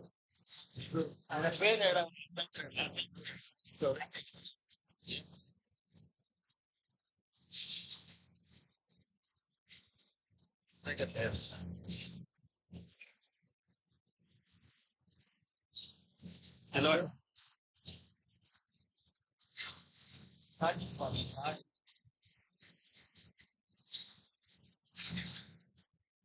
Hello. Today's scientific session is going to end now with only one session is remaining. It is very important session.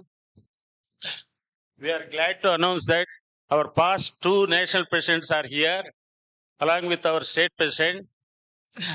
Now this oration program is given by Dr. Vinay Agarwal, past IMA national president. I welcome him onto the dais.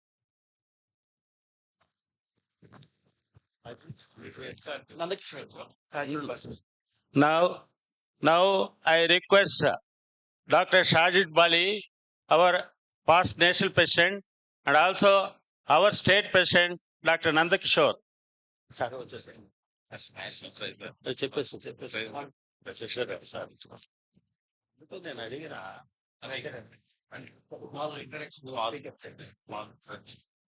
Now, I'll just correct yourself, sir. I am at the past finance secretary headquarters, not the president. It is more time to go. Right. Thank you. It's a privilege to introduce Dr. Vinay sir. He needs no introduction. Vinay sir has done his MBBS from the prestigious Maulana Azad Medical College from Delhi.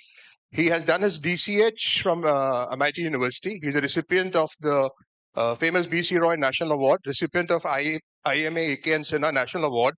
He is a former chairman Action Committee of Headquarters, former national president IMA. He is also the former secretary general of Headquarters.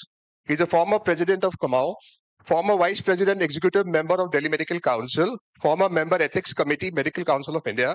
He is the chairman and managing director of Pushpanjali Medical Center, FEMNES. He's also the mentor to a lot of IMA leaders who are grooming in. So it's an honor to introduce sir. So the dais is yours, sir. Madam.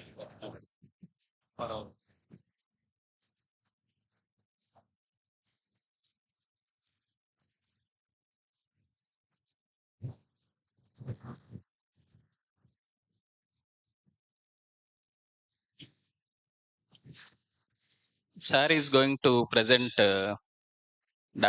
Apparao sir's oration. Apparao sir also contributed a lot to IMA, both at national and state level. So it is a honor for Dr. Vinay sir's blessings for our conference. He is very tallest leader, one of the tallest leaders of national IMA, and we are happy and privileged to be sir to be here. And sir is speaking on doctor-patient relationship, which is very important because we are facing a lot of violence from patient side. To minimize that violence, what sir going to speak will help you, all of you, in day-to-day practice. So once again, I thank Vinay sir on behalf of IMA AP State, sir. Thank you very much. Thank you, everyone. State President Dr. G. Nandakishore, Secretary Dr. M.S.C. Bose, Organizing Chairman Dr. C. Sudhakar, the Organizing Secretary Dr.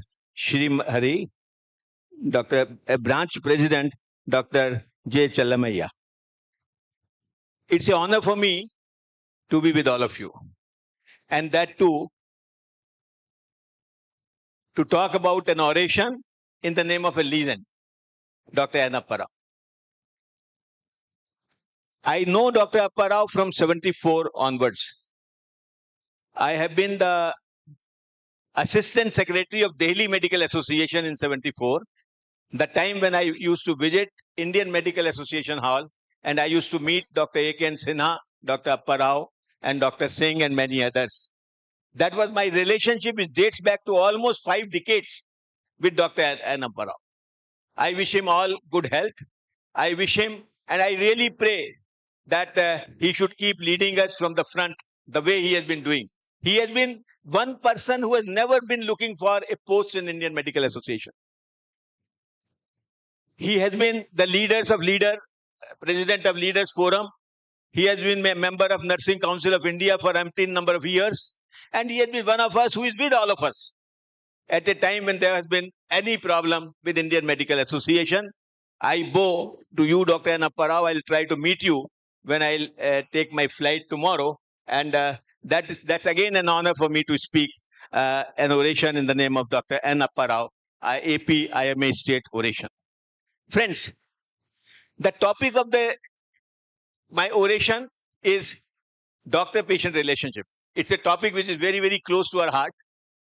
We shirk speaking about it. We talk about doctor, we shirk talking about the patient. But it is important that doctor-patient relationship, we are equally responsible as the patients are responsible to build up that relationship the way it should be an ideal relationship. You all know this has been in everyday newspapers. UP man files FIR against doctor, 4 more doctors hurt in mob fury, so many things. Doctors are depressed, for 50% doctors are under depression, doctors are committing suicide, all these things, they speak about a relationship of doctor-patient relationship in this profession, which is far, far, far, which we expect it to be. Doctor-patient relationship has been considered sacred, though perspectives have changed from the Hippocratic Oath to the Geneva Declaration. The core essence still remains the same. If we see the veracity index of 2021 of all professions, medical profession is still the one, 91% of the persons still have faith on the medical profession. This speaks a lot about the medical profession. This relationship is a complex relationship defined by, I'll be talking about it in a few heads like information gap, social status, availability, consumerist culture, dilution of ethics, patient expectations, expected professional conduct, and identity crisis. You all, I saw it in a clinic in Delhi, and this speaks about, please do not confuse yourself or myself on Google search with my medical degree. When I talk about information gap, doctor-patient relationship is asymmetric.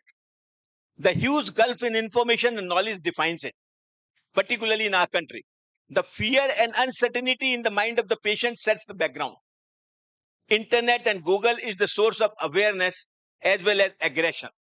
This new phenomena of information science knowledge has to be factored in. Social status, the gap in social status has closed rapidly. The R factor in medical profession has disappeared today. An expanding educated middle class is redefining relationships across the spectrum in the society. India has the highest number of medical colleges and has been expanding its medical educational infrastructure for years. Medical colleges have doubled to 808 in 2025 and 26 from 387 in 2013 and 14, with now UG seats up by 141% and PG seats up by 144%. Nearly 1.45 lakh MBBS doctors and more than 80,000 specialists graduate each year from these medical colleges. With such huge number of doctors being churned out, the profession is on a litmus test. This has resulted in the SADA MBBS syndrome. Friends, this consumerist culture with burgeoning economy has come the irrelevance of have money will buy services attitude. Paisa do, kaam karao. Paisa lo, kaam do. This is what has been a culture today. साहब मैं पैसा लाया हूं, मुझे मेरा patient बचना चाहिए. फेंकते पैसा. They throw the money, and that has been the consumerist culture which has come now. Even in doctors' profession, before seeing the patient, we talk to him, 4 lakh lagega, 5 lakh lagega. I'm talking in front of my own colleagues. I should not shirk talking about it, that this approach has also come in us. We before treating a patient in emergency, we talk about whether he can afford or not.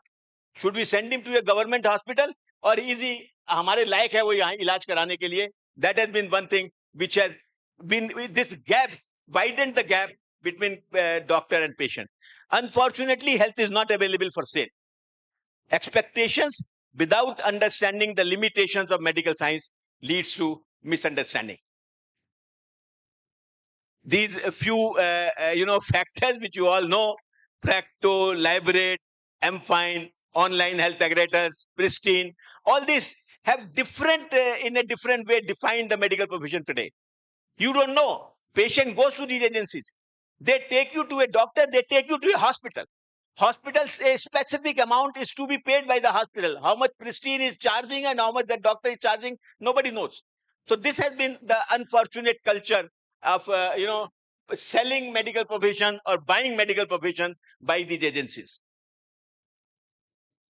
Ethics and etiquettes define and delineate the medical profession. Unethical behavior and uncouth conduct are a source of challenge to the doctor-patient relationship. Medical practice should always be guided by non-maleficence, first do no harm, primum non nocere beneficence. This is what this is a cartoon which speaks a lot about it. The medical schools are charging 1.5 to 2 crores when a graduate comes out of that medical college. And simultaneously, this has been one cartoon which has been made from All India Institute of Medical Sciences, where in emergency department, on symbolically, the ER doctor used to wear a helmet and used to sit there because to talk about and to tell to the public what violence means to a doctor is. So to prevent himself from the violence in ER, he used to wear a helmet. This is what a cartoon depicts all about it. And what is more important is medical school debt. See, I may be talking less, 1.5 to 2 crores. This goes up. If you are choosing a medical college, you are paying for it. And when you are paying for it, it huge sums. 30 lakhs per year, 25 lakhs per year. And this is what the fees goes. And that is what is the responsible for deteriorating the doctor-patient relationship. Because you have spent that much in becoming a doctor, you will like to take out that money from your profession as early as possible. That has been the approach with medical professionals. What are patients' expectations? The patient is a person in distress. The patient likes to place himself in the competent hands of the doctor with trust. So he approaches the doctor with expectations that the doctor will be friendly and patient to hear what the patient has to tell. The doctor will truthfully guide him in his ailments and give him clear, precise, and professional directions. Shall tell him truthfully whether doctor is professionally capable to take up this case or not. The patient also rightfully expects that if the doctor takes up the case of the patient, he will give it necessary time, attention, and care. Thank you. And what is expected from a professional? A good professional conduct of the doctor is the core of an ethical practice. For a good doctor-patient relationship to exist, doctor is the main person who has to follow and establish very high standards of professional conduct. The profession demands high standards of conduct. Health and welfare of the patient is the primary consideration. Respect and dignity for the patient. Honesty and compassion. Confidentiality. Support to patient. Not to take undue advantage and non-discrimination. We are today suffering from identity crisis. In a way, modern medicine practice has largely turned into hospital-based services. Now, large hospitals employ doctors. Care seekers go to hospitals which are the face of healthcare services today. Doctors are no longer the face of healthcare. That way, the healthcare industry has displaced the face of the doctor with that of the hospital branch.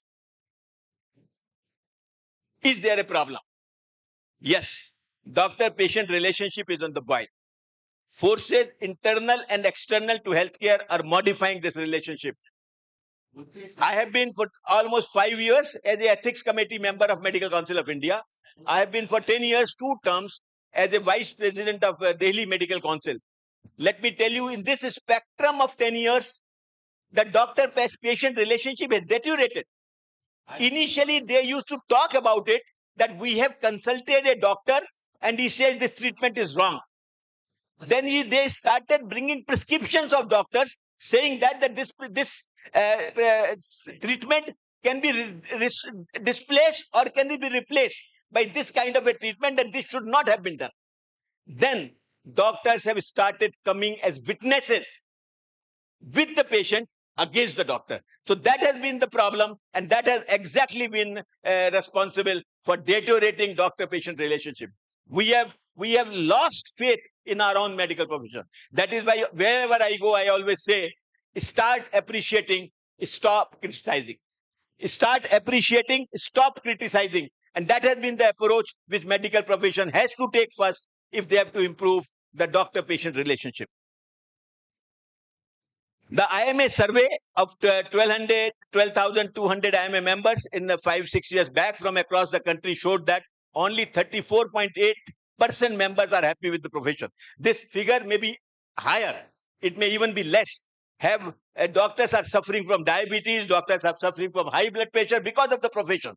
They are 79% are stressed out, lack of sleep, fear of being criminally prosecuted, fear of being sued, fear of violence, and 49% is as high as 50%.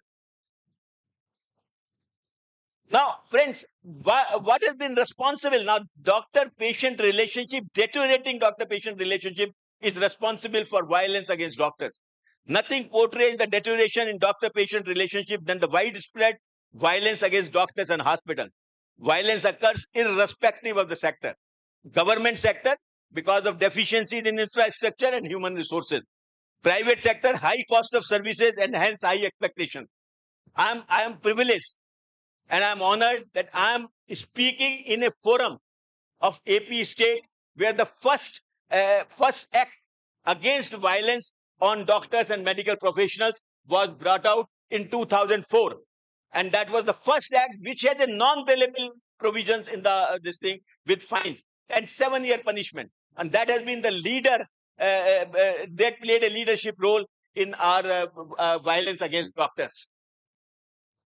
Violence has ranged in all grades against doctors in India, from outright murder, physical assaults, damage to personnel and property, high decibel verbal abuse, lately even trolling on social media, which has become very, very, very common.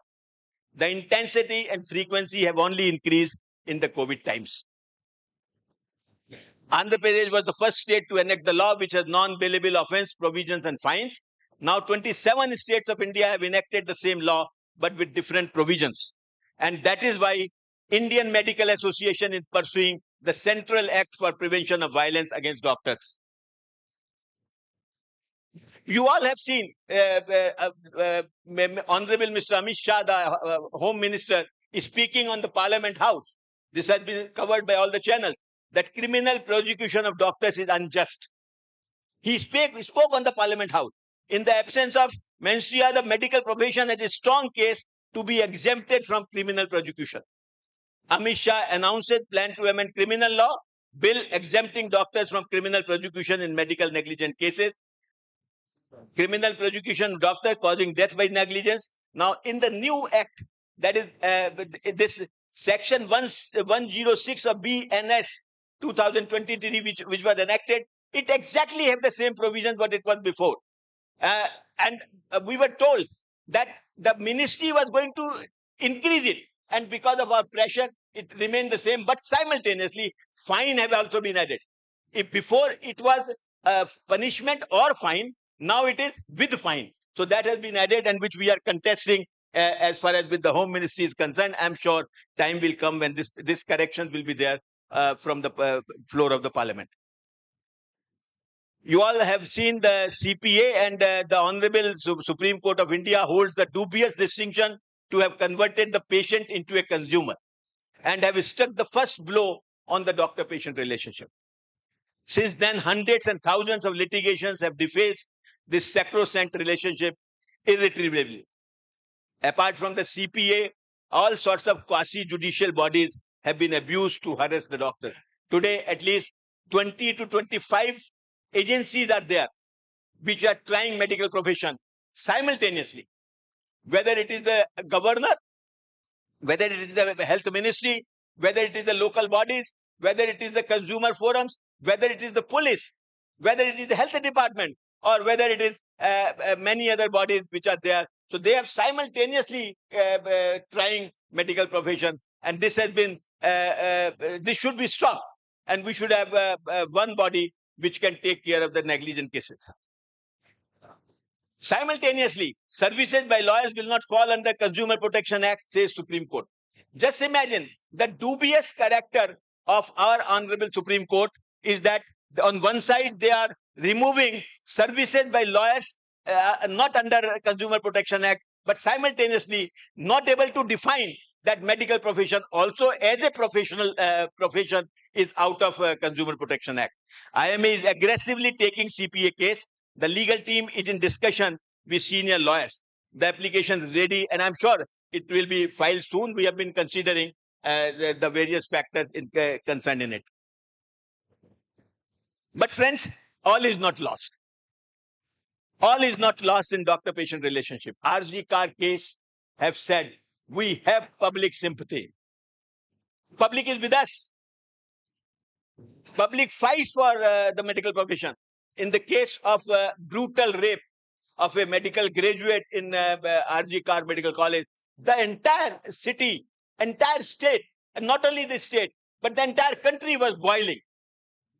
They held demonstrations, they held candlelight marches, they closed down the medical establishments. Even Indian Medical Association gave a call, and that call by entire medical profession, and a lot of various public bodies or they also simultaneously participated in this. So this is what I say, that if our relationship between doctor-patient relationship is good and better, I'm sure this thing will be very, very nicely done. Thank you. Is there a solution inside the profession? Doctor-patient relationship is the axis on which the entire gamut of health and related services revolve. For too long, we have allowed external forces shape the ambience of the profession. Time has come to redeem the initiative in our own hands. It requires considerable effort to stop and reverse the downslide, yet it is doable. The image of the profession has taken a beating because of certain blatantly unethical behavior of a section of doctors. The foremost amongst them are the lab commissions and the referral commissions. We need to begin from here. Friends, let us talk truth. Commissions in this profession are rampant. When I say rampant, means rampant. There are doctors who are not operating, being on the same specialty, but referring, because they get better commission or better money than operating themselves. So this is what is not only known or not only with us. This has gone to the public. This is the news. This has gone to the channel. And we need to start from here. We need to correct ourselves. We need to bring ethical behavior among ourselves. Indian Medical Association has to see to it that we bring out systems so that these things which are, defacing our profession should be stopped.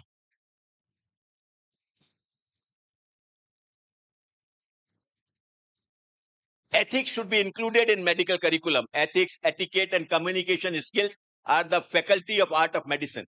NMC has added this ethics in medical profession in some of the colleges. It has to take further, and every medical college has to start this as that ethics in medical curriculum should be added. Traditionally, these have been handed over from one generation to another by non-formal methods. Role models in medical teaching should be the torchbearers. In a democracy, there is no alternative to dialogue. Dialogue with all sections of the society, starting from the political class to common people, is the only option. Liaising with the governments and the representatives of people is a part. This is very, very, very important. Representatives of public should be kept in confidence with us simultaneously, so that this relationship, they behave like a catalyst in improving this relationship. Unfortunately, we are biased. We make opinions about them. If we have done something wrong, we blame the MLA.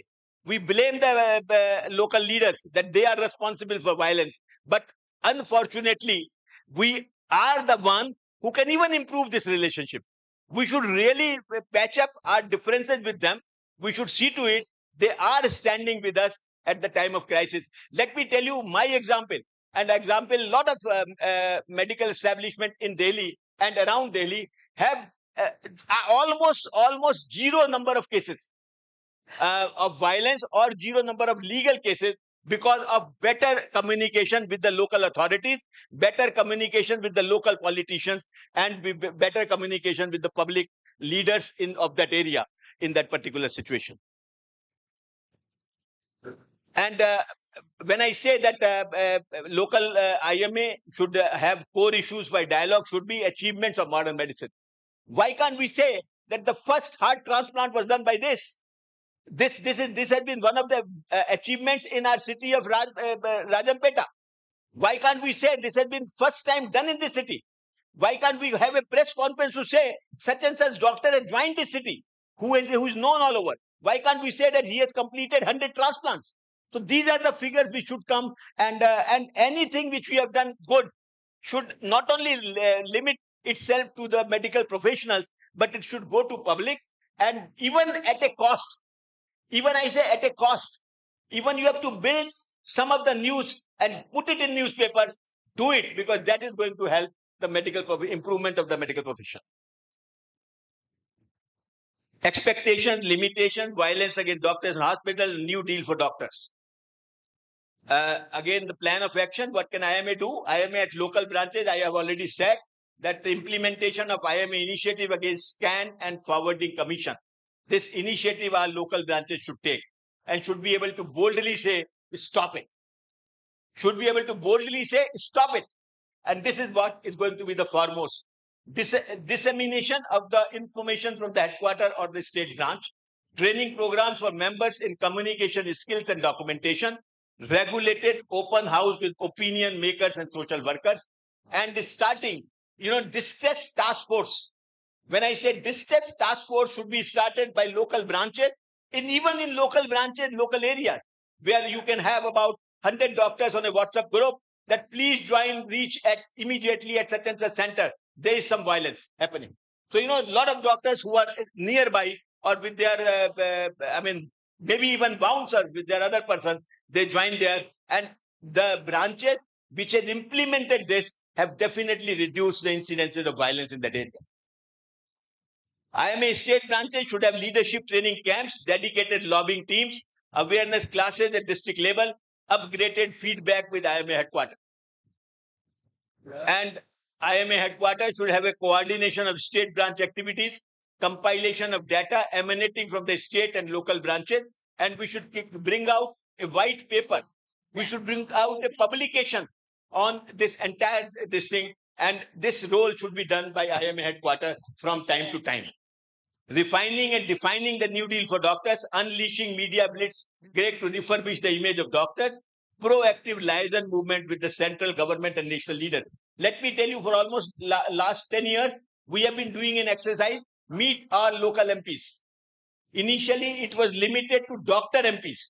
But in every year now, we are having one meeting with the member of parliament. In the last meeting which we held in February 2024, 72 member of parliaments attended that meet with IMA leadership.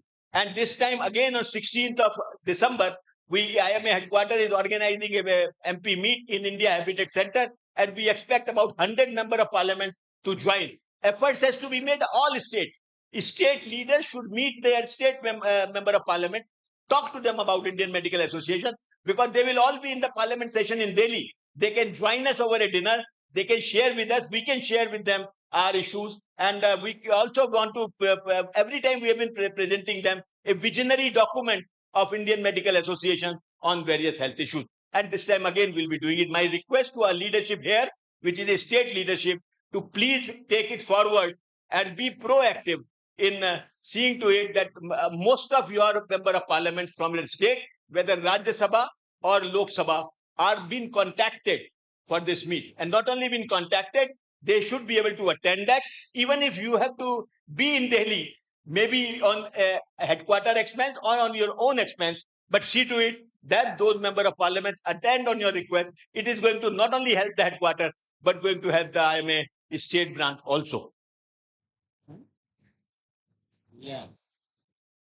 I'll just conclude this my talk saying so. Leadership in health is slowly and steadily drifting to the industry. I said that today doctor is not the face, hospital brands are the face. Services related to the patient should be based on medical ethics. That way the leadership of the medical profession is inevitable.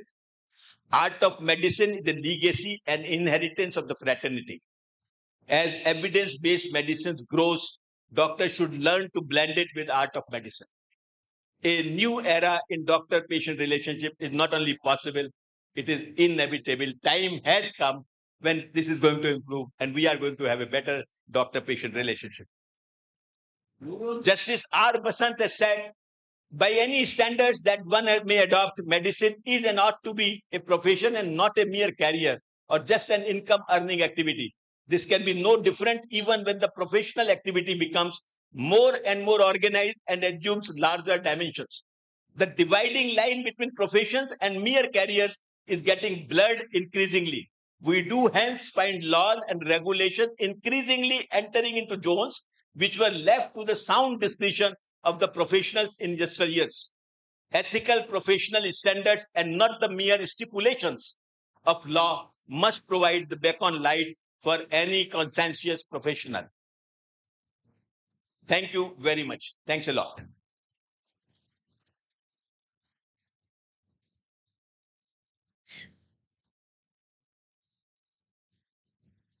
Thank you very much, sir. I request our National President Dilip Banishali, sir, to comment on these topics. Just your comments are valuable to our members. Nice. Good evening, friends. Dr. Vinay Agarwal doesn't know any introduction. A top leader in our fraternity who's been there for IMA for ages together. Well, he has wonderfully thrown light about doctor-patient relationship, problems of doctors, what IMA is doing for that, wonderfully explained by Dr. Vinay. Of course, the problems what we have been facing is there from decades together. How we are going to fight is the question. We have been doing it.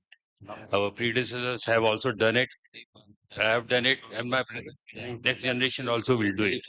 But how far we are successful, it depends. Ultimately, it is the political will which is going to help. So, my request to all of you, the IMA members, is to be united. Second thing is increase our membership. I compliment the organizers of this Andhra Pradesh state conference for conducting this wonderful event, and also like to compliment Dr. Vinay Agarwal for bringing out wonderfully this topic of doctor-patient relationship. Thank you.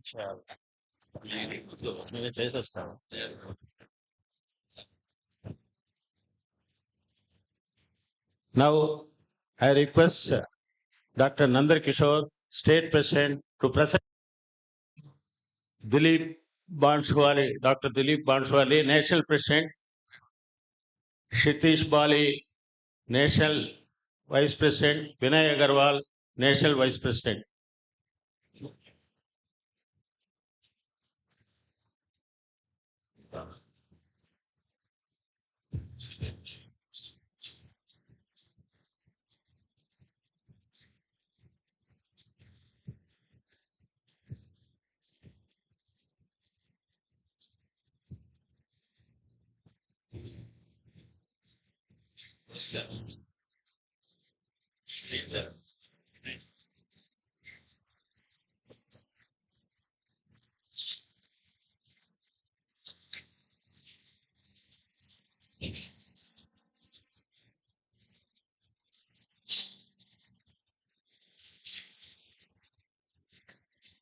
Dr. Sriher Rao, please present memo.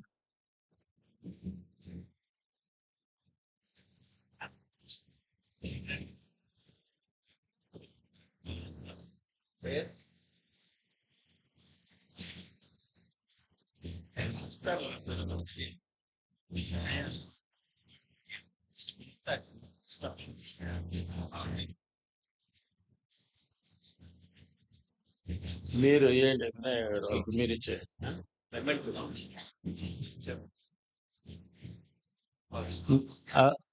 Dr. Srihar Rao present a memento to Dr. Vinay Agarwal.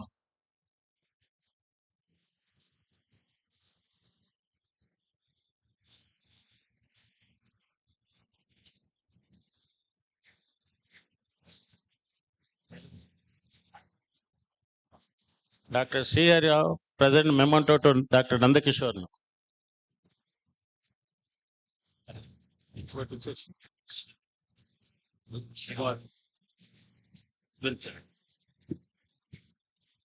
Decoration మెడలు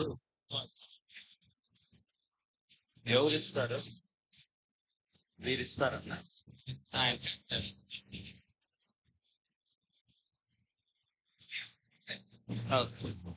Now I invite Dr. K. Srinivas Rao Garu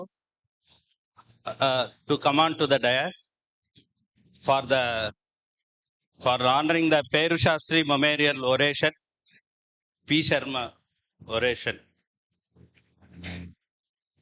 Srinivas Rao.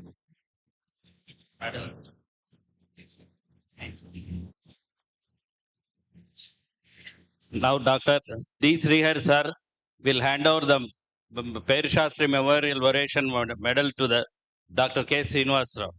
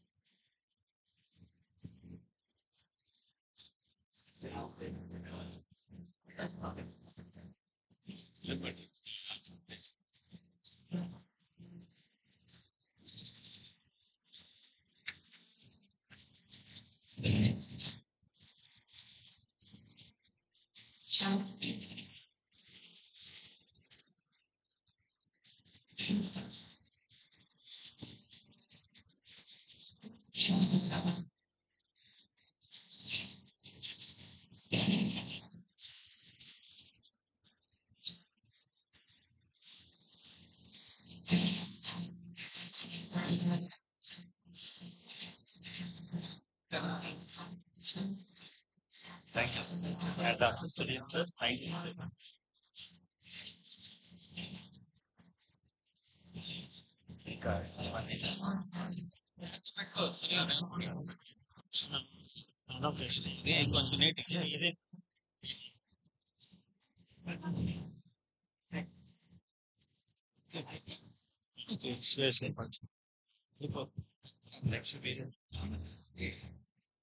Come on, sir.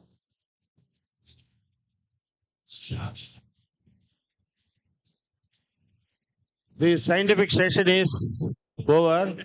Now the real this installation function of office bearers will commence now.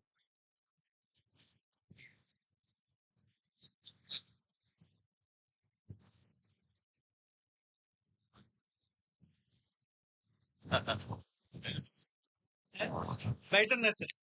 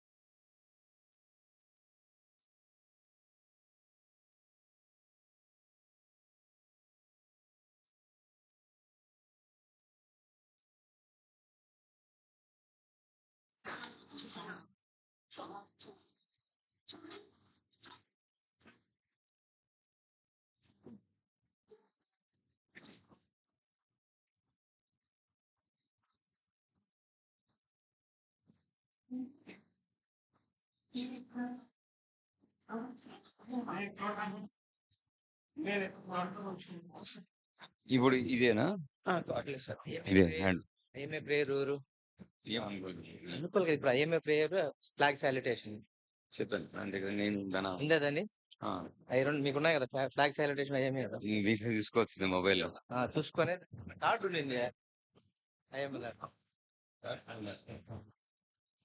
సరే మా రెడ్డమ్మా ఏమి flag salutation ఇచ్చారు cards lamination ఇచ్చారు ఏం ఇచ్చారు ఏమి pledge celebration చేయలేదా ఈ కొంత ప్రొసెస్ ఈ ఒక మొత్తం చేసేసారు చేయలేదు సరే అదే ఏడంగా వేయాలి సార్ ఇక్కడ వేయాలి అన్ని చీరలు ఇది వచ్చేసిపోదు కదా చీరలు సార్ ఈ మూడు తీసేయడం సార్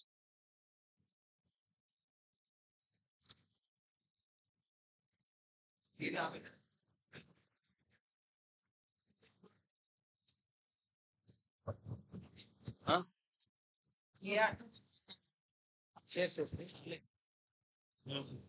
ఇది తీసేలే తీసాం సార్ రెండు దాంట్లో సరిపోతుంది వచ్చిపోవాలి ప్రతిసారి ఇబ్బంది అవుతుంది సార్ వెనకనేసి అంతే కదా కొంచెం వెనకనేసి ఓకే సుమన్ చెప్పామని చెప్పాను కాదను నేను వాళ్ళు కూడా తీసుకోవాలి నిన్ను కాదు స్టేజ్ ని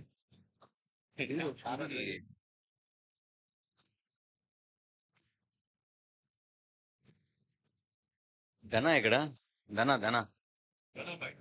రమ్మని చెప్పరా ఐఎంఏ బ్లడ్ చూసి తెలుసు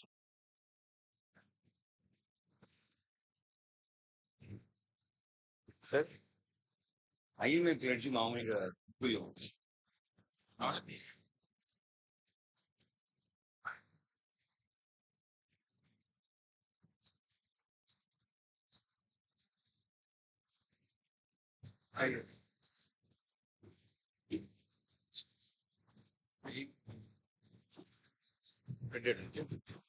జోన్ 3 అయిపోద్ది లాస్ట్ వీళ్ళకి పెట్టిన మాట్లాడేశారు ఇందాక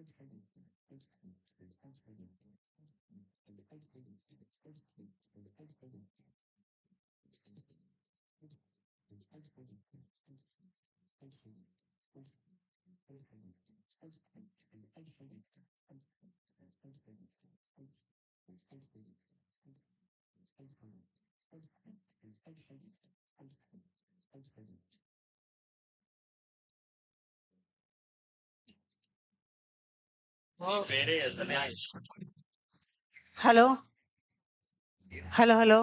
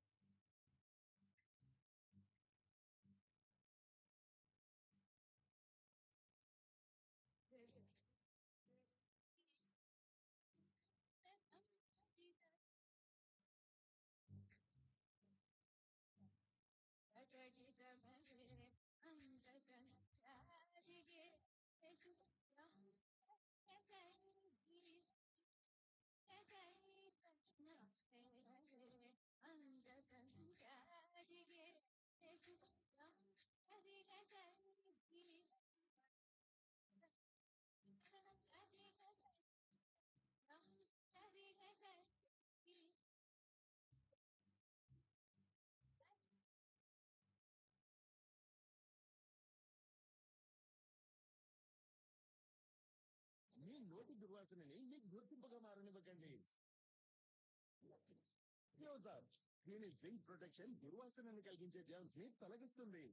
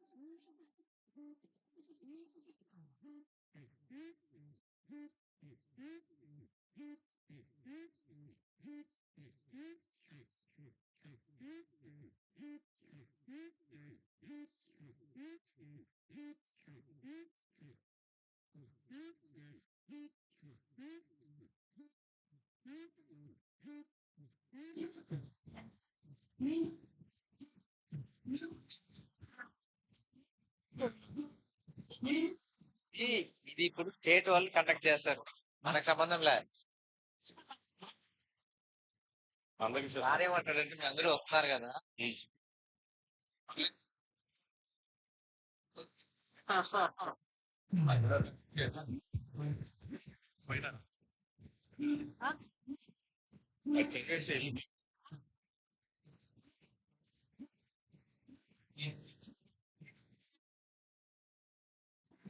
సార్ ఇప్పుడు వచ్చినట్టున్నారు సార్. సార్ బాగున్నారా సార్? ఇప్పుడు వచ్చారేమో కదా సార్.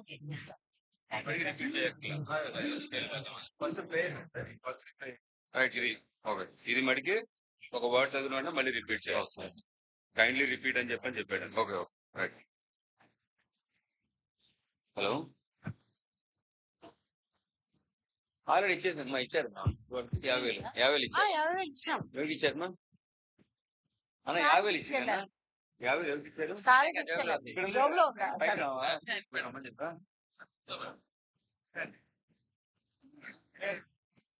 అంటే చాలా చెప్పాం కదా సార్ మనము, అదే చెప్తాను సార్. మనం కొత్తగా ఫీజ్ ట్యాక్ అంటే ఏం చెప్తాము, అది మనకి ఆ కష్టం కాదు. సార్ అదే ఉంటానని చెప్పిన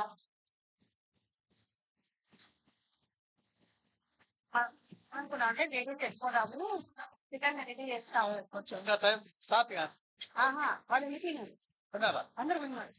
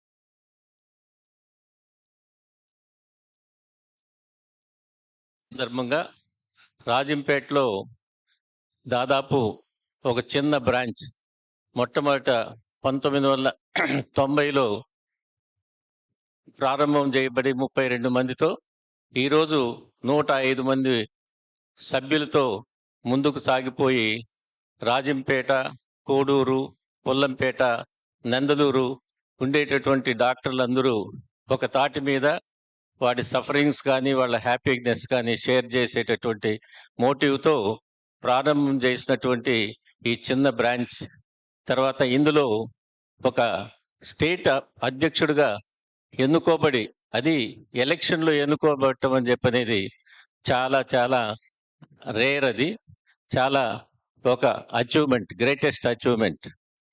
with the moral support of all IMA Rajampet and మరియు డాక్టర్ బాలరాజు గారి యొక్క ఒక పబ్లిక్ రిలేషను వీటన్నిటితో ఈరోజు it is possible, it was possible now.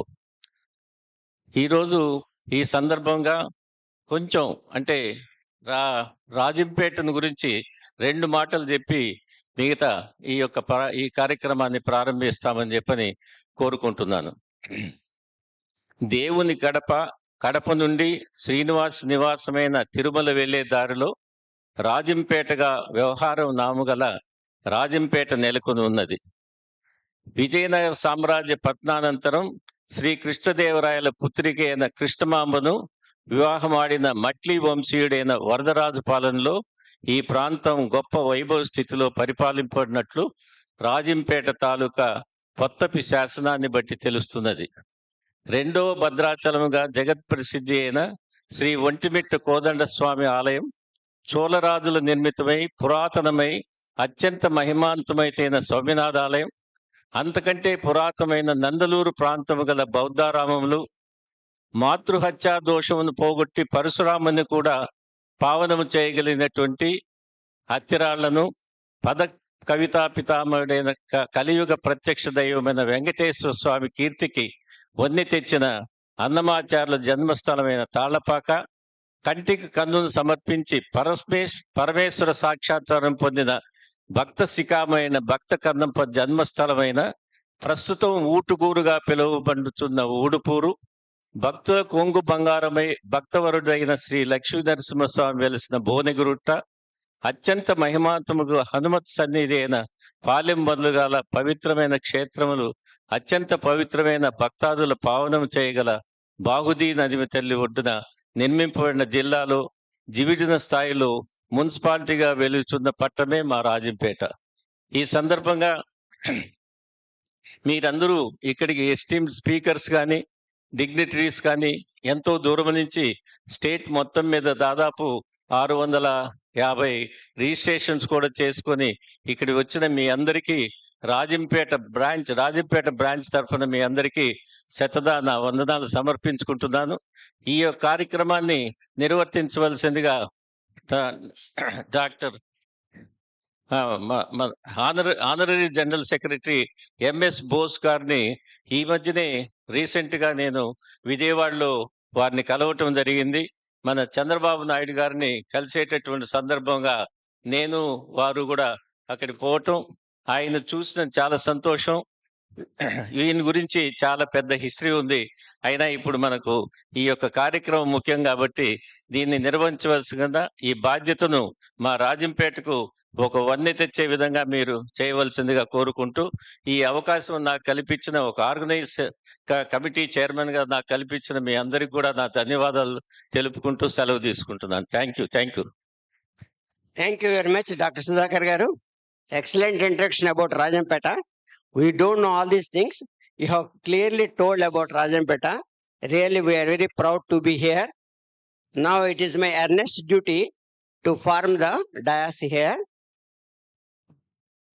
First of all, I am requesting my beloved Honorary General Secretary, Dr. Nandakishore Garu, to come on the dais.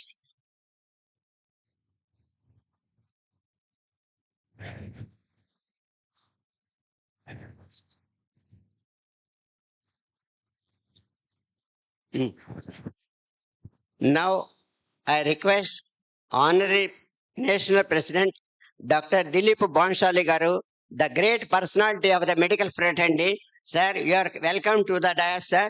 It is my earnest duty to welcome you. Please kindly come over the dais, sir.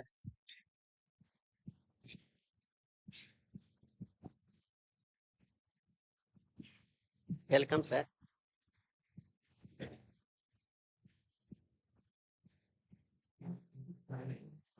Now I request the giant personality of the nation and national leader, Dr. Vinay Agarwal Garu, to come over to the dais and take the chair.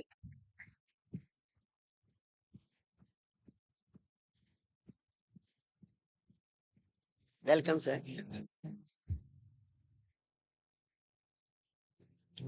Now it is my earnest duty to invite our, he himself is a doctor and a political leader also. Dr. Sipai Subramanian Garu is the present AMLC of the AP state. Please kindly come over the dais, sir.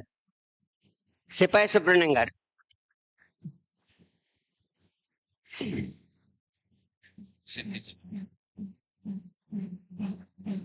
Welcome, sir. Now I request Dr. Srihari Garu, APMC chairman, the great personality. Please kindly come and take your chair, sir.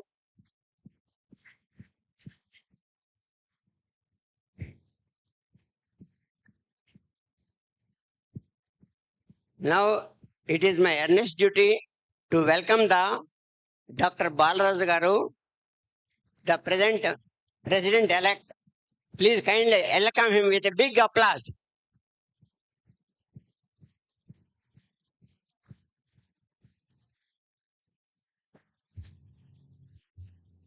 Now I welcome past president of IMAP state, Dr. J.C. Naidu Garu. Please kindly come out to the dais.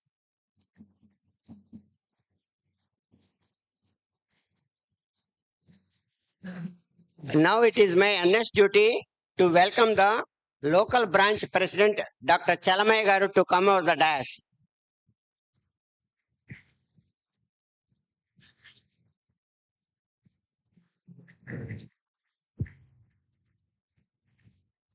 Now it is my earnest duty to welcome the both past as well as new vice presidents of the Zone 1, Zone 2, Zone 3.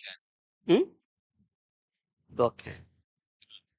Sorry, I forgot. Extremely sorry. Dr. Sirij Balje. He is the ex-finance secretary of the great personality, and now he is looking after the building committee as well as employment committee. If you want any employment, he is ready to give the employment. Sorry, sir. Please kindly take your seats anywhere.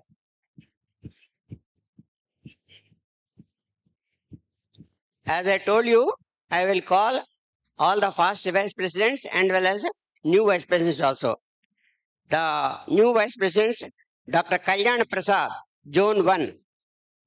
Please kindly come and take the seat.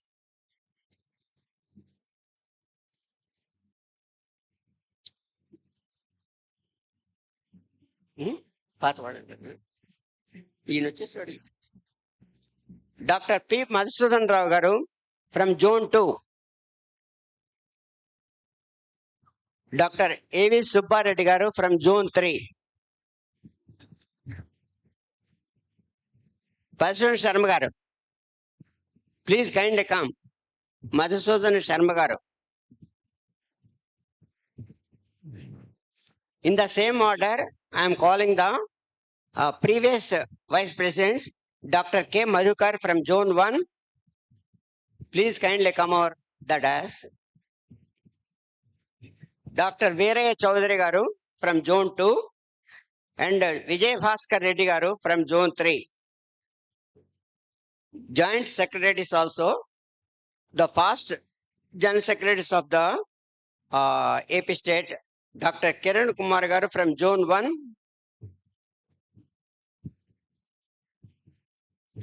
Dr. Seva Kumar Garu from Zone 2, Dr. Mrs. Hemalata Garu from the Zone 3, and Dr. V. Mahesh the secretary for the vice president for the president, Dr. Mahesh Garu.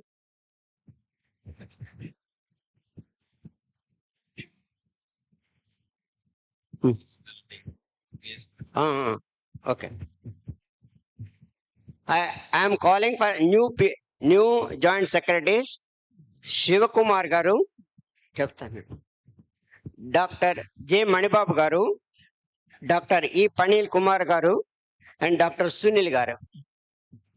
And I am requesting Dean of the National Dean, Dr. V.S. Prasad Garu, please kindly come and take the seat. Thank you very much, sir. Welcome, sir. Warm welcome. Please come.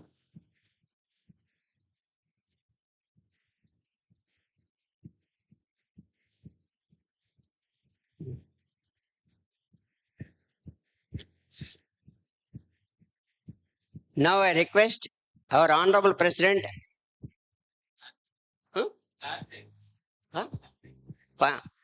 So, I'm sorry, Dr. Karthik, our great personality of Andhra Pradesh State Finance Secretary. Without him, we are not here.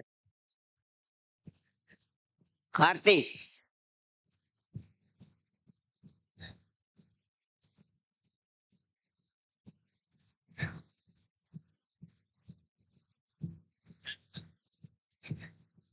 Now I am requesting Dr. Sharma Garu, who is the in charge for the AMR, as well as he is looking after the CGP also, and whatnot. He will do everything, whatever he gives to him.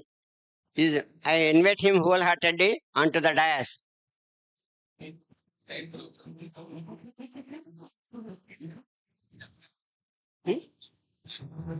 Listener.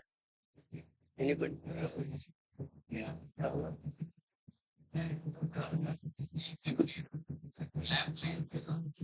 Welcome to I am a prayer by Mrs. Dhanasri. I am a prayer by Mrs. Dhanasri.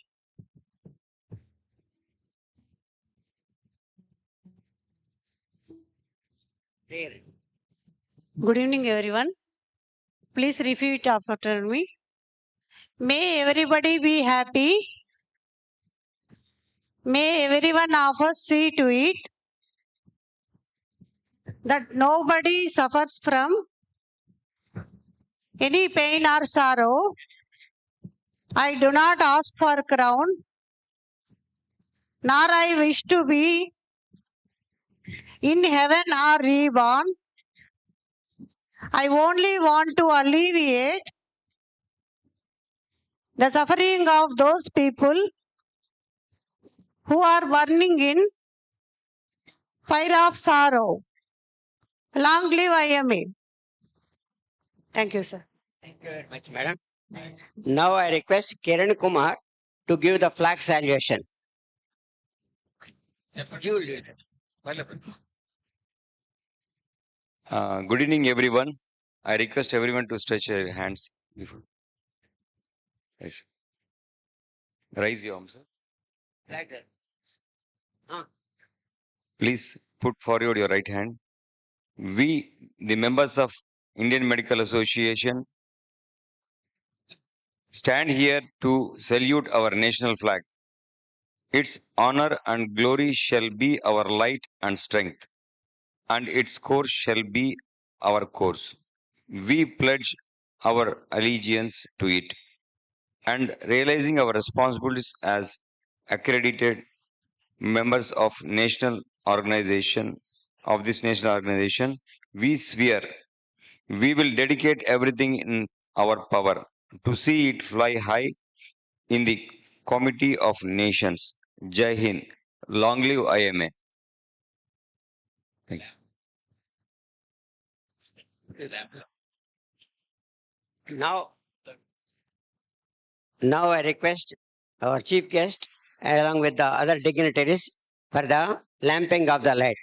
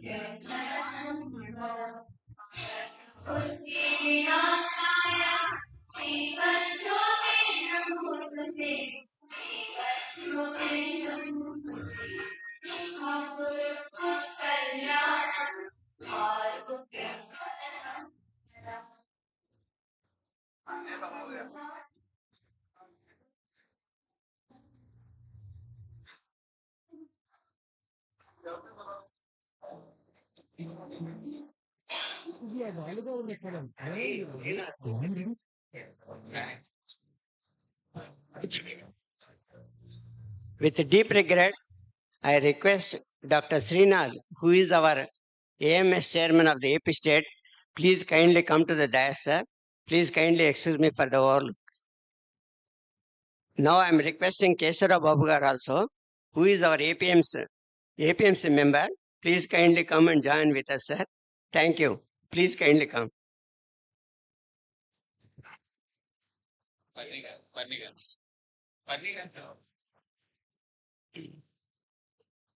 And sir, sorry. Now I request Dr. Parni Kumar Garu, who is the dynamic director of the CGP, who is looking after excellently. Please kindly come, sir.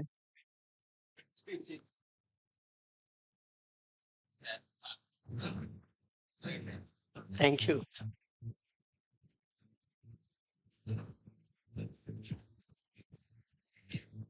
Now I request my president's opening remarks. Please kindly come.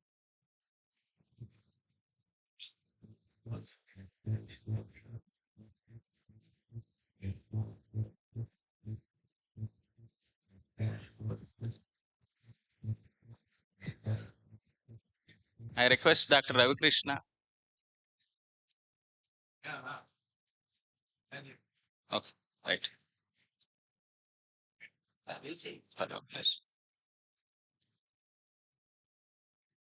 So, good evening, everybody. Respected National President, Dr. Dilip Bhanushali, sir.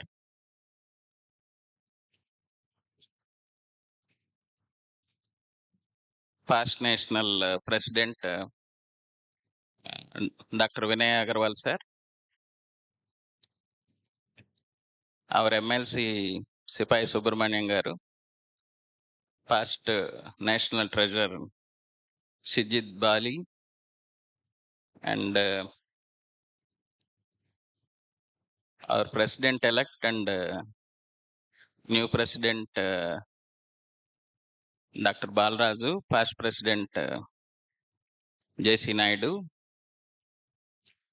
and all joint secretaries, vice presidents, and respected past state presidents, Kishore Garu, Subramanian Garu, Chagaraja Reddy Garu, Raj Garu, past secretaries, Sai Prasad sir, Fanidhar Garu, so Murthy sir, so all the respected members of Indian Medical Association, branch presidents, secretaries. Good evening to all of you. First of all, I would like to extend my thanks and gratitude to the national office bearers, National President Dr. Dilip Banshali sir and Vinay Agarwal sir and Shitij Bali, our APMC chairman, for gracing this occasion. So today is a moment of deep pride, heartfelt gratitude, and graceful transition. As I stand before you as the outgoing president of IMA Andhra Pradesh, I feel honored to have served this esteemed organization and every one of you who has traveled along with me in this meaningful journey. So, leadership of IMA is never about individual. It's about continuity, collective strength, and the shared mission of upholding the dignity of our profession. Over the past years, we have faced challenges, celebrated achievements, strengthened our branches, protected our colleagues, and worked tirelessly for academic growth and professional unity. Whatever we achieved together with the support of our dedicated state office bearers, district level branch leaders, zonal leaders, and all the office bearers throughout the state, and the unwavering trust of our members. For this, I offer my sincere thanks to each one of you. But today is not about looking back alone. It's about looking forward with optimism. It gives me immense joy to witness the installation of Dr. Balaraju as the new president of IMA Andhra Pradesh State. Dr. Balaraju is a leader known for his sincerity, simplicity, commitment to ethics, and his ability to bring people together. His long service to IMA, his experience at branch and state level, and his grounded, people-centric approach makes him ideal person to guide this organization into next chapter. I am confident that under his leadership, our branches will become stronger, our academic activities will reach new heights, our advocacy efforts will be more united and effective, and the respect and safety of doctors will remain our highest priority. As I hand over this responsibility, I do so with complete trust and full-hearted support. Dr. Balaraj Garu, on behalf of entire IMA family, I congratulate you and assure you that, like every past leader, I will stand by you in every initiative you take for the betterment of our profession. To my colleagues, even though my term as president concludes today, my commitment to IMA will never end. Positions may change, but the bond we share as members of this noble fraternity remains permanent. Let us all extend our warmest wishes to the new team and walk forward with renewed energy, unity, and purpose. With great pride, affection, and hope, later oath taking will be there. So may this new year of leadership bring progress, harmony, and greatest service to society. So once again, from my bottom of my heart, I thank every one of you for supporting me throughout this year. And Jai Hind, long live IMA. Thank you. Now I request Dr. Bose Garu to speak few words.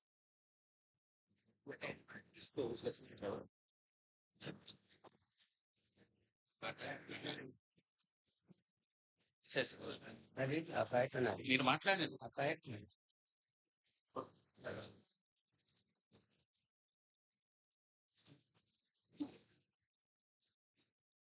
Now it is my turn to give the report of my before the national president as well as all the dignitaries and the great people who are sitting before me. Sir, after I took over as the Honorable General Secretary of the state, with the help of our president and other executives, we tried our level best to improve the membership drive. Membership is the sole foundation for IMA in future. If you are having more and more members, definitely everybody will hear to us, including the government, whatever it may be. Our strength is our wealth. If you want to increase our wealth, our strength also automatically will increase. This year, we tried and we got more than 1,300 people are added to the previous number. Now we stood at 2,350 people. It is, of course, it is a very small achievement, but it is not bad, what I feel. The other thing is that there are so many issues are standing before us since a long time, like fire NOC, biomedical wastage, and so many things. Regarding all these things, we are searching for so many people who are in the big posts and other things. Along with our president, we represented ourselves to all those people, and almost all everything has come to the end point. I am sure during the time of our Balraj Garu, most of the things will be solved and we can sleep very comfortable in the house. So the main programs of the nation right now is what you call Ao Gaon Chale program and what you call human papilloma virus training program and TB program. These regarding all these three programs, I have done my best, and I myself used to go to the small villages, and I had conducted so many awareness programs for all the girl babies between the ages of 9 to 16 years to take this human papilloma virus vaccine so that it can be removed from the mankind, so that we will be having more and more what you call wealth to our population. Then there are so many things which I have to do.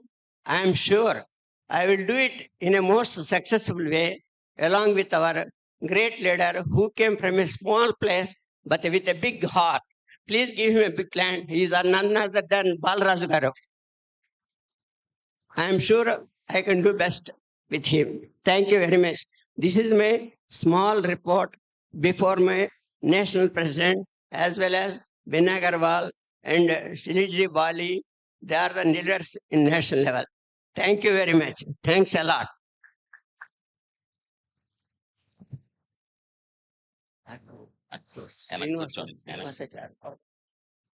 Srinivasachari, Manibabu, Sharma Garu, new would-be vice president. Please come onto the dais.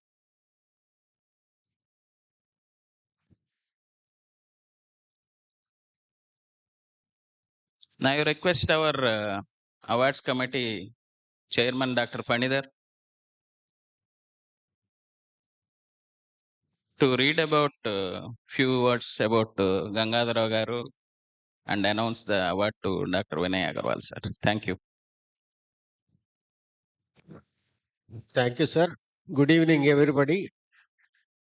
It is my proud privilege that, and also a sad moment for me that one of my closest brother-like man, Dr. Gangadhar Rao, has expired on November 20th, 2020. So IMAP State has taken a decision to institute two awards in his name. One is for outstanding contribution to IMA at national level. The other is outstanding performing branch in IMAP State. So it is my proud privilege to introduce the tallest of the leaders of IMA at national level, Dr. Vinay Agarwal. As a grassroots worker of IMA limited to a local branch, I got inspired by his communications that is coming from headquarters as a Secretary General. Maybe that may be one of the factors that influenced me to become a state level worker and a honorary secretary of the IMAP state previously. And as a national president, lot of good he has delivered to the medical fraternity of the country. Every national president after him, when he visits the headquarters office, first thing they ask is, where is Vinay sir? If he comes only, the his office working used to begin, because I personally saw that happen time and again at the headquarters. We conducted thrice meeting with the members of parliament at New Delhi. How many he conducted, I don't know, but I attended personally three. About 80 to 100 MPs have attended, all due to his work at the national headquarters and his invitation. Even the Speaker of Parliament has attended twice. It is all due to the presence of Dr. Vinay Agarwal in the reception team. He had a very excellent public and press relations, and even Rajdeep Sarodesai, Vinod Dua, Dr. Narottam Puri, all these people, when he invites, they attend the press meets of IMA at the headquarters. Habitat is a club-like thing in New Delhi, where entrance is very much reserved or restricted. We had the good fortune under his leadership. He arranged a mixopathy, this thing, anti-mixopathy conclave in Habitat. We had the fortune of visiting that, all due to Dr. Vinay sir. Earlier in the session, he was selected for the prestigious Oration Award of IMAP State, Dr. Annapala IMAP State Oration, which he excellently delivered a few minutes ago.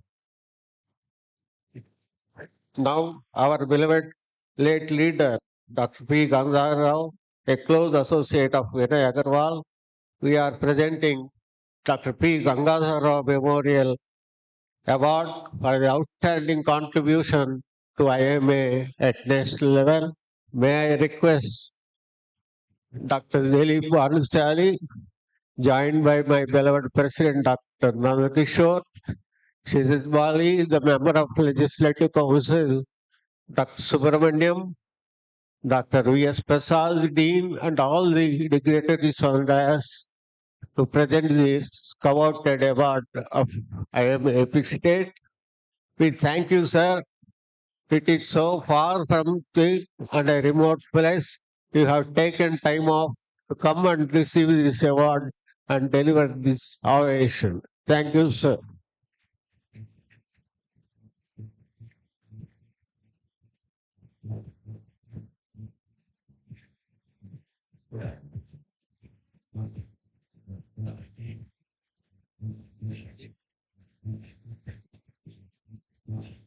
Agenda paper. Agenda paper. ఆయన మాట్లాడమంటారా next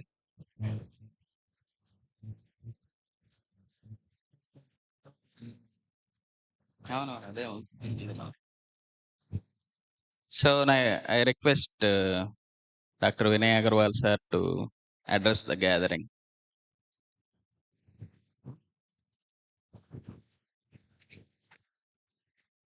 I'm really deeply honored to receive this coveted award in memory of one of my very, very dear friend, Dr. P. Gangadhar Rao. While we were working during COVID times and trying to develop a data of medical colleagues whom we lost during COVID, and this responsibility was given to none else than Dr. P. Gangadhar Rao. Who knew that one day he will also be in that list? And this was so unfortunate that while he was able to tabulate more than 1,200 doctors who succumbed, who sacrificed their life in the service of this nation while treating COVID by that time, and he will also be one of that. My highest regards to a very, very true Sipahi, very, very true soldier, very, very true leader of Indian Medical Association, Dr. P. Gangadhar Rao. Thank you very much. Thank you, sir. Thank you very much. Now I request past President Dr. J.C. Naidu to speak few words.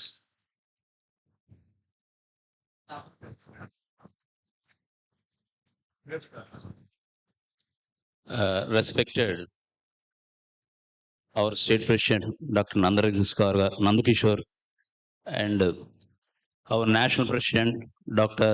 Dilip Banslal and our great our national IMA leader, past IMA president Dr. Vinay Agarwal sir and Secretary Bose Garu and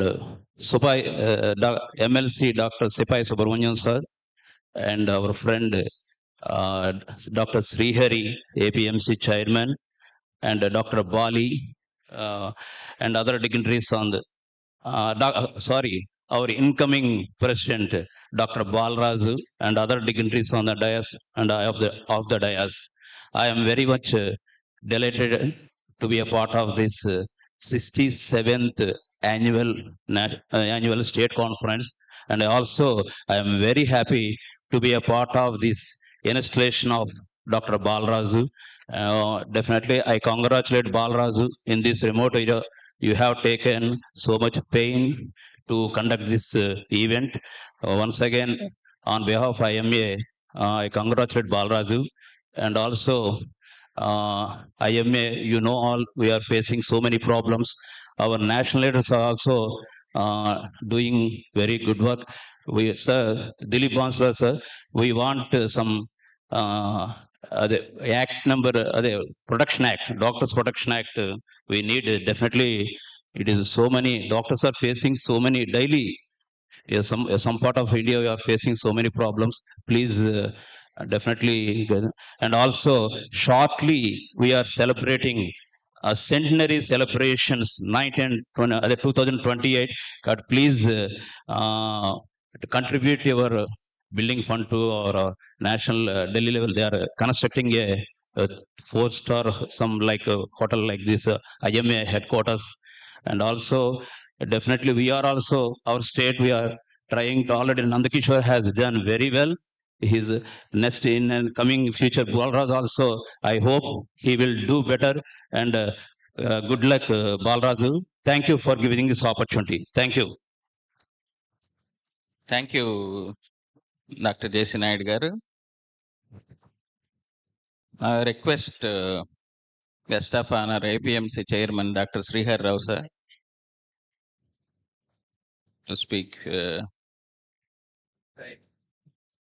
for 5 minutes max.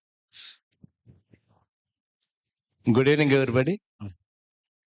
Today is our presiding officer and our state president Dr. Nandakishore, and visionary leader and dynamic leader, and our almost all the senior leaders are the friend, our national president Dilip Bansal sir, and our visionary leader Dr. Vinay Agarwal sir.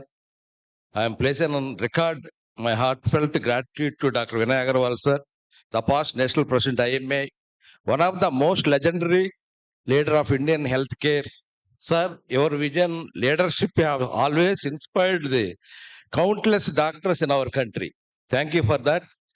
And my friend and convener, building committee headquarters, Dr. Bali, Sitish Bali, and my mentor and guide, Dr. Sipai Subramanian garu, MLC, my friend and past president, Dr. J.C. Naidu, president-elect, incoming president, Dr. Bal Raju, and other executive members of state, our pillars of IMA AP state, past presidents and secretaries and branch leaders. And just noticed that Chairman Sri Salem Board, Sri P. Ramesh Garu is arrived. I invite you, sir, for this function. Thank you for coming. And thank you, sir. As all of you know, IMA AP state is a vibrant branch in all over India. We are doing a lot for our medical fraternity. And as of 11 of 2008 Act is the first act in our country for the protection of the doctors. That is during the 2008. That is, but now we are fighting for the non-bail act for that. Initially it is a 3 years is non-bailable, but now it is a 7 years. So we are fighting for that, sir. And also registration and registration act also at that time. The collector is the chairman for that committee. Who fight for that one of the medical person will be the chairman. So our DMHO will be the chairman for the registering authority now. Earlier it is the collector is the chairman for that committee. So, and also we are fighting so many, and CPA, Clinical Consumer Protection Act in our national level, and Clinical Establishment Act. We are fighting in our state. We got after passing the bill in assembly also, our leaders stopped in medical council, and now it is in a stationary stage because the last government is lost. Then our government, now the new government came, but there is no problem with the Clinical Establishment Act also. As we are living in challenging time, we see increasing violence against doctors. We see the commercialization of healthcare narratives. We see clinical judgment being questioned by the non-medical factors. In such storm, IMA is our shelter and unity is our anchor. If we speak with different voices, we will be unheard. But if IMA moves on one voice, one vision, and one force, no power can shake the foundation of our fraternity.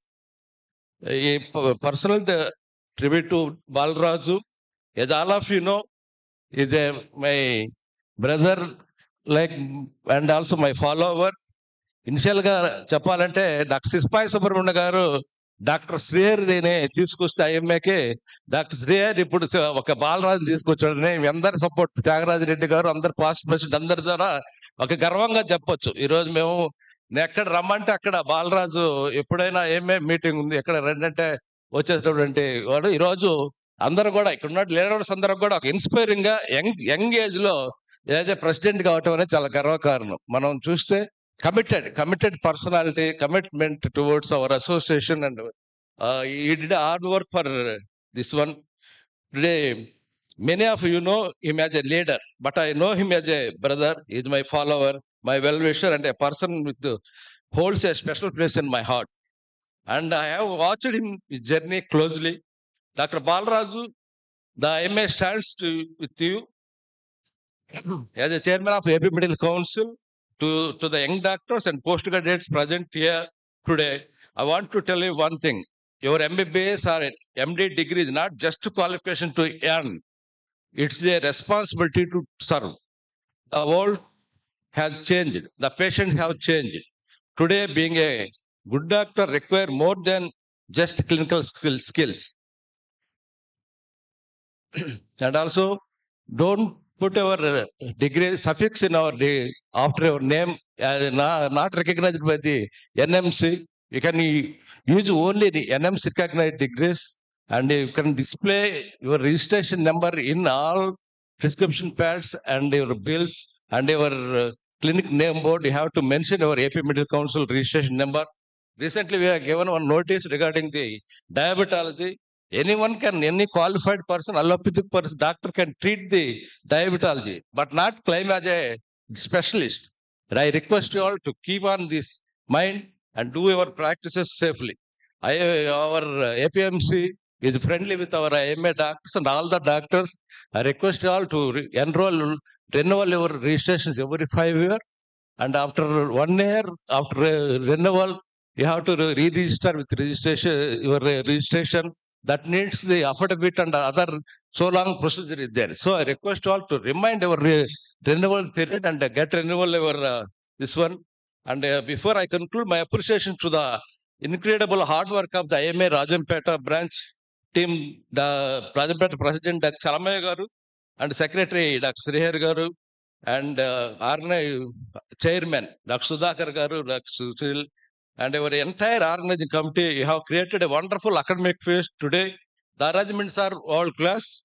Let us leave this hall with a promise that no matter the challenges, IMA Andhra Pradesh will always stand strong, ethical, progressive, and united. Thank you for this honor. Jai IMA, Jai Hind. Thank you. Thank you, Srihar Rao, sir. Now I request Sipai Subramanian garu address for 2 minutes, sir.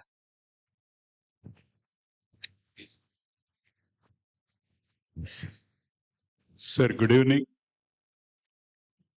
Our National President, Dilip Bansali, sir. Vinay Agrawal, sir, First President. Chit Bali, sir. Our President, Kishore. Secretary Bose Garu. And my friend and today Medical Council Chairman, Srihari Rao, and National Vice President of IMA, and Balaraj Garu, JC Naidu Garu, and other the VIPs on the dais, Joint Secretaries, Vice Presidents, and observers, and print and electronic media, and also senior members of the IMA, past president, past executive, and one and all. Good evening. So this is, I must thank first Dr. Sudhakar Garu, Chairman, and Srihari, Secretary, Organizing, Chalamaya Garu, their team did excellent work. It's impossible to conduct this a big, with 800 people membership, delegates, very difficult to organize a big way in this. The first conference, the first president in state conference, state president from Rajampeta, I have my heartfelt congratulations to Garu. This is great. In that I am remembering, I know about this, I've given many lectures in the branch as a urologist. The first building, own building, not even Tirupati, constructed by Rajampeta branch. I congratulate again the Sudhakar sir and their team.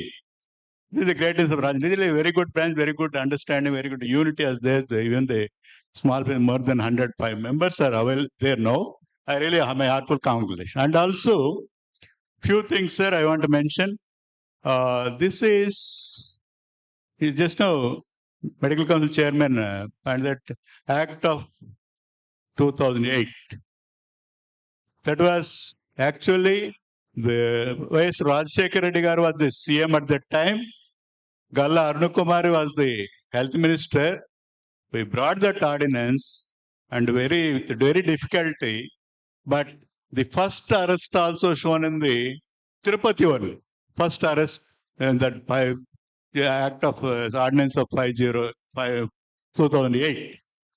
So that always Tirupati in front line and also our brotherly branch, Kadapa branch, Rajampeta branch also. There one thing, now, anyhow, council chairman told rules. Rules only for the qualified doctors, not the unqualified doctor quacks. So we cannot do anything the unqualified. It's only for the diabetology. Even a 10th failure putting as a doctor, MS, MD. But I don't know why you want to not allow me. He may cancel my recognition of my degree. But sir, only for this very too much. I think I request National President also.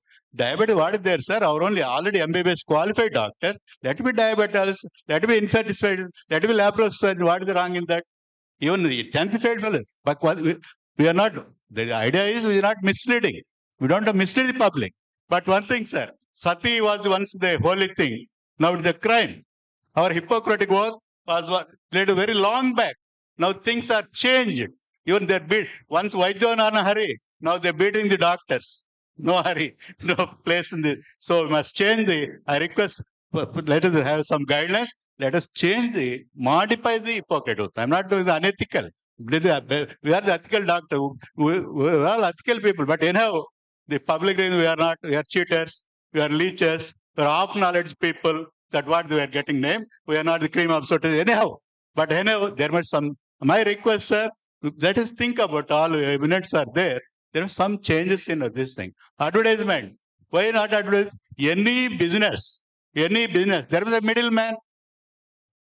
So you are, because, sir, one thing, I will take only 1 minute. When my guru was, when started practice, the one paper and pen in Tirupati, Raja Reddy Garu, they are senior doctor, Vidyasagar Garu, they require only one pen and paper, prescription. Oh, this doctor was very good. The doctor was very good. Konda Reddy Garu Bagunaru, ante they used to get patients. Their investment is only pen and paper, one table, one pen and paper, one table only. Now, suppose you're a cardiologist, there's a cardiologist was here, to cardio one echo, one angiogram setup, they get crores of rupees. You have to pay his loan on the first of the month. Bank fellow won't leave you. Not the, because the publicity must be there. It must be on a hospital basis. It may be genuine. It will have to mislead the public. There must some change in ethics, sir. Definitely, I request Chairman, sir, the think and the line also, because our nation leaders, sir, this are thing. One thing, sir, earlier used to manage the press. Now, anyhow, legal consumer for 104% cases are increased now on medical. But anyhow, one thing I want to give one thing now, the era of social media. Everybody is a writer, everybody is a journalist, everybody is a everything they're doing, anything they can care. They have a big opinion about Google review on your hospital. The unsatisfied is a big Google review, but your best teacher to say you are the best good doctor, your Google reviews only. You follow this, you follow it, you maintain good reviews. Again, solution, good relation, good communication, whatever you put. But anyhow, you try to make it. There is a good social media. That is very important. The simple side all that. Anyhow, President, you are already chasing me. Thank you very much. Thank you, sir. Long live IMA. Thank you very much, sir. So, sir is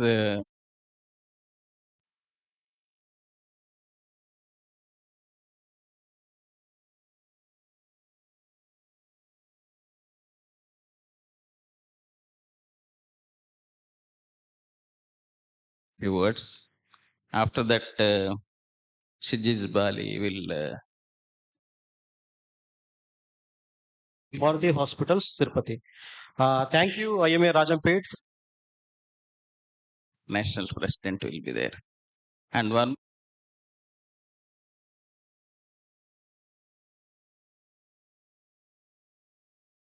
Born in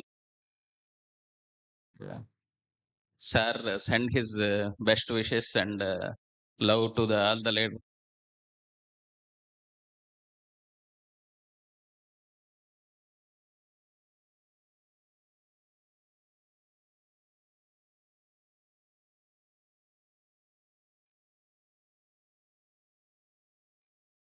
Because his vaccination program, which is a novel program.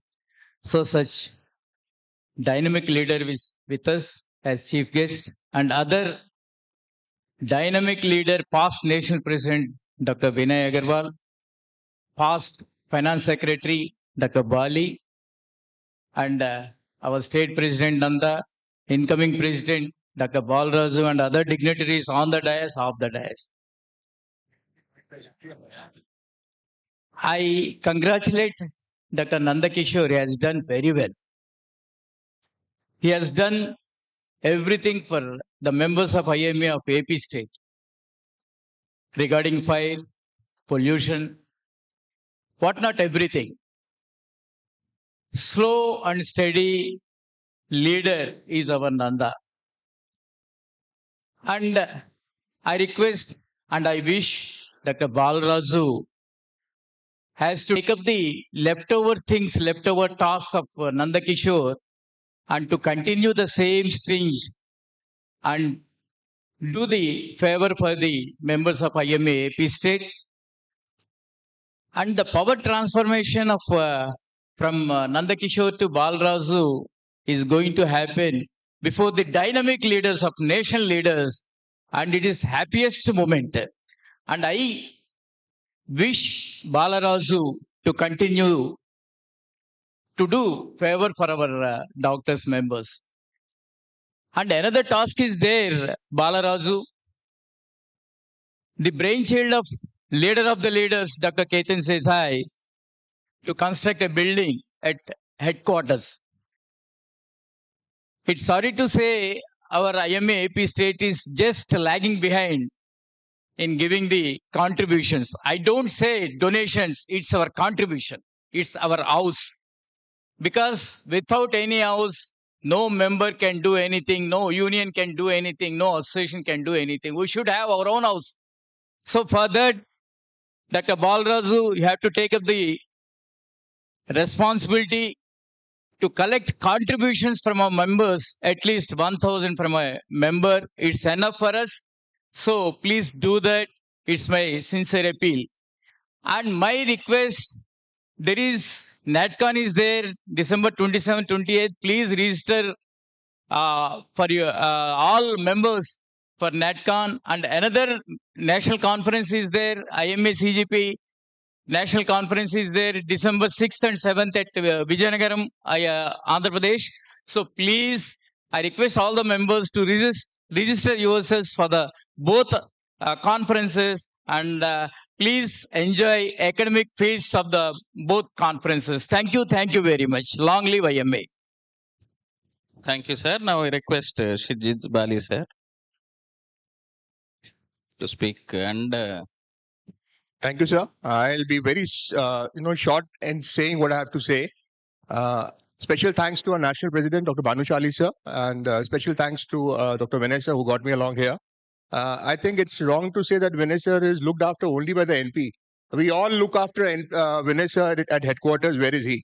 And hats off to you, sir, for tolerating everybody in the headquarters, sir. You are the pillar of IMA, sir, national IMA. I think we should know where we came from. We have a very proud history, I think, about which we do not know much. We are an association which is born even before independence. We came into existence in the year 1928. We hardly had 200 members that time. That time, the headquarters was based at Calcutta. The capital moved from Calcutta to Delhi by the Britishers. Similarly, the headquarters shifted from Calcutta towards Delhi. We have a proud location of a headquarter building, which is located at none other place than ITO. No other NGO, no other private association, no other association in the entire country has a plot which has been given to us at the prestigious ITO location. It is just next to Vikas Minar. All other government offices are there. GST is there, but Delhi Police is there. You name it and it's there. And hats off to our ancestors who were able to get a plot of land, approximately 2,000 square feet, which is located right in the center of Delhi. It's got very good connectivity with metros and everything. We had an old building. It came into existence in the year 1958.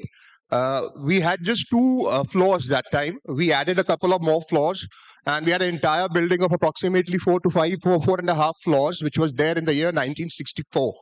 We hardly had 200 members that time. Imagine now we are standing at a strength of 4.25 lakh members. So we found that the building was very old. It was more than 70 years old. It had its time. It started falling apart. We had an earthquake in Bombay, because of which a lot of buildings were put to question regarding the safety. So a decision was taken, a very bold decision was taken in the year 2015, in which it was decided that we are going to reconstruct our old building. For some strange reason, it got postponed, and Dr. Ketan Desai sir had an idea, and he motivated us to go ahead and construct a building. So a building is coming up, and the old building has been demolished. I do not know how many of you have been to an IMA headquarter building. Can you raise your hands who have been to the IMA building?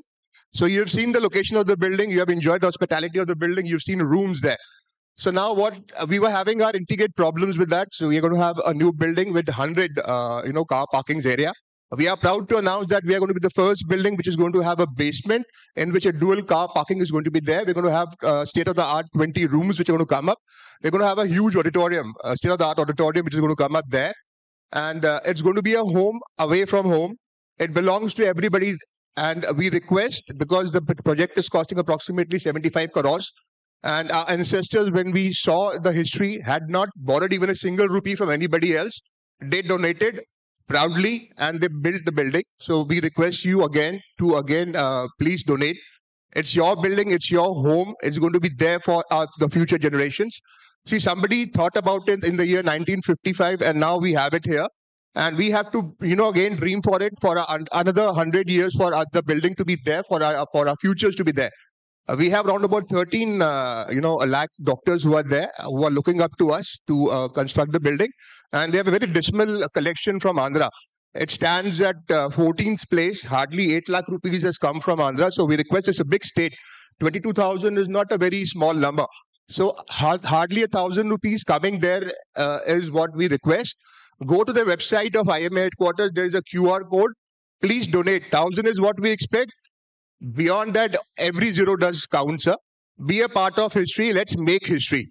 The other good point here is, which our national president had, we already have more than 1,25,000 MBBS doctors, graduates coming in.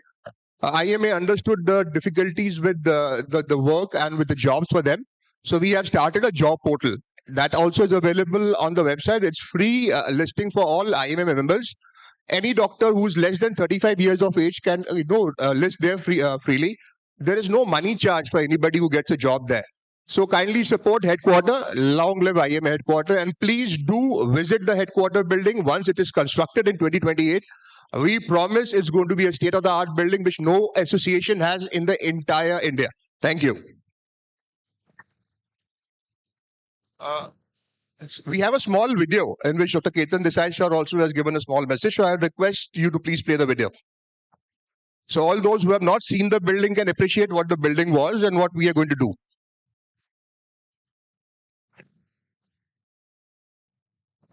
I'm so sorry it took a bit long time, but we had to.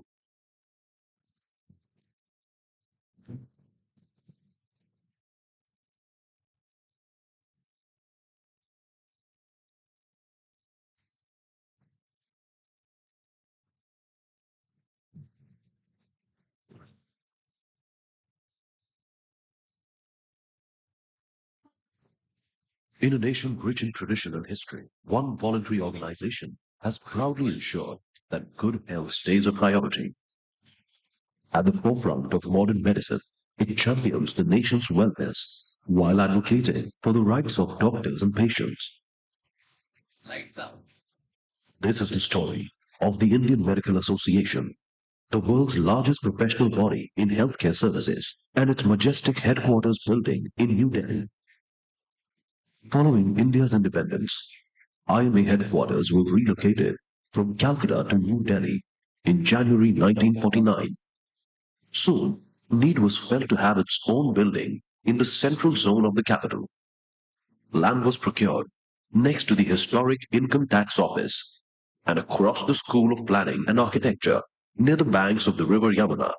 Dr. Rajendra Prasad, the esteemed first President of India, laid the foundation stone of IMA House on the 19th of September 1958, making a significant milestone in the association's history.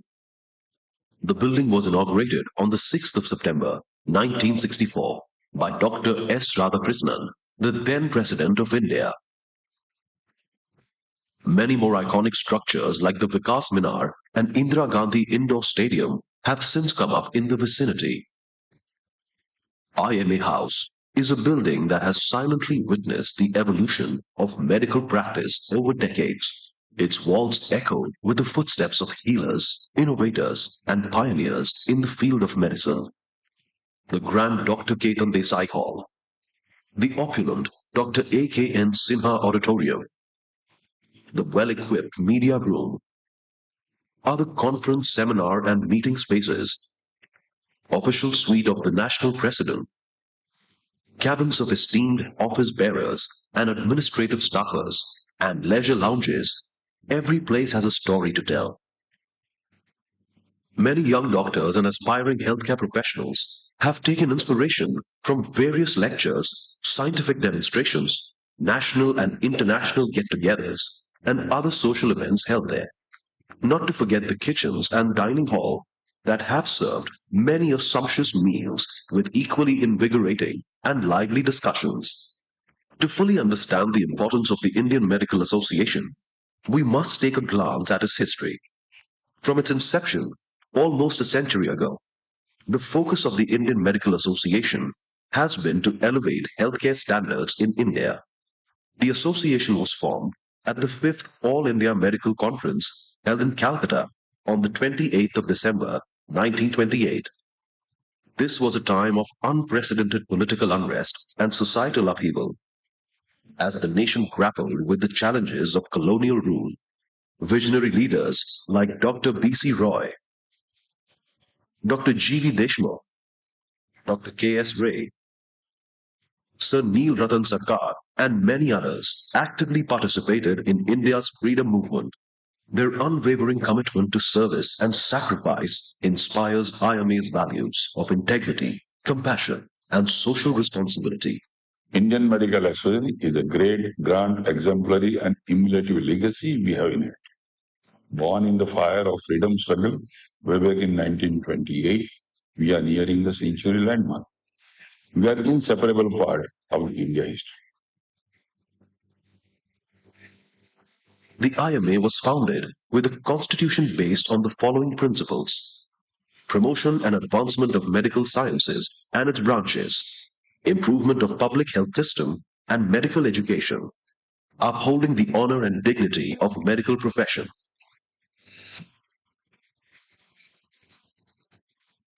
IMA participated in the organization of the World Health Body, the World Medical Association. We thus became one of its founding members. During its convening in New Delhi in 1962, Dr. R.V. Sathe, then president of IMA, assumed the prestigious role of president of WMA.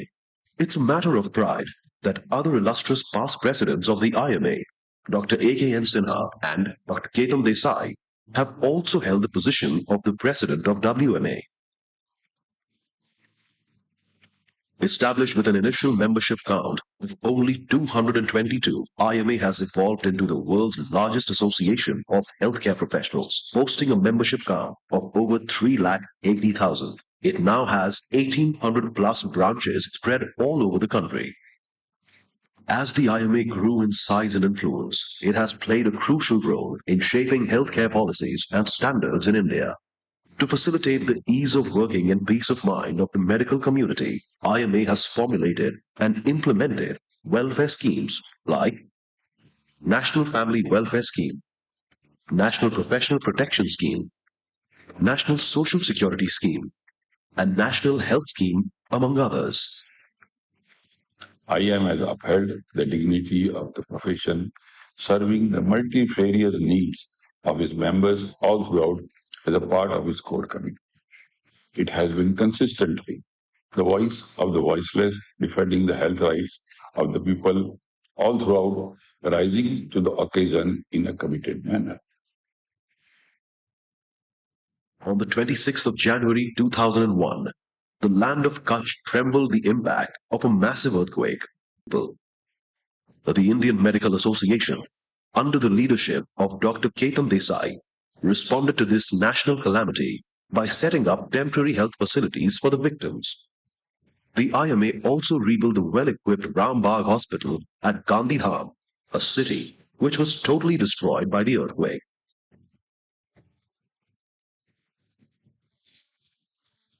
to achieve good health and fitness of more than 1 billion people, especially the most vulnerable. The Indian Medical Association launched its flagship program, Aao Gaon Chale, Let's Go to the Villages, in 2004. Till now, more than 1,800 villages have been adopted by various state branches of the IMA for regular comprehensive health awareness. The holistic approach of the initiative includes de-addiction programs, education for economically backward students, and sessions on women empowerment. In late 2019, the greatest healthcare crisis of a lifetime took over the world in the form of COVID-19, with over 776 million reported cases and more than 7 million deaths worldwide. It was a formidable challenge for the medical fraternity of India. Our members bravely stood up against this unique challenge and at great personal cost and sacrifice did everything to treat, prevent, and control the spread of this deadly pandemic. Unfortunately, in this event, almost 1,600 modern medicine doctors sacrificed their lives in the service of the nation. IMA has formed a COVID Martyrs Fund for the assistance of their surviving families.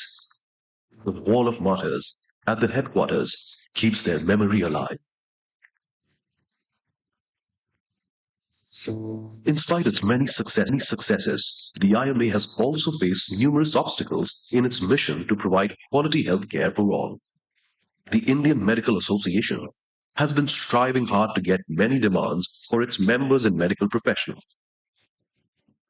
Explicit exclusion of healthcare services from Consumer Protection Act, a strict law to curb violence against healthcare establishments and practitioners, clarity in medical negligence guidelines, take steps to ensure that the curriculum of modern medicine shall not be converted into mixopathy, irrational capping of charges for service provided.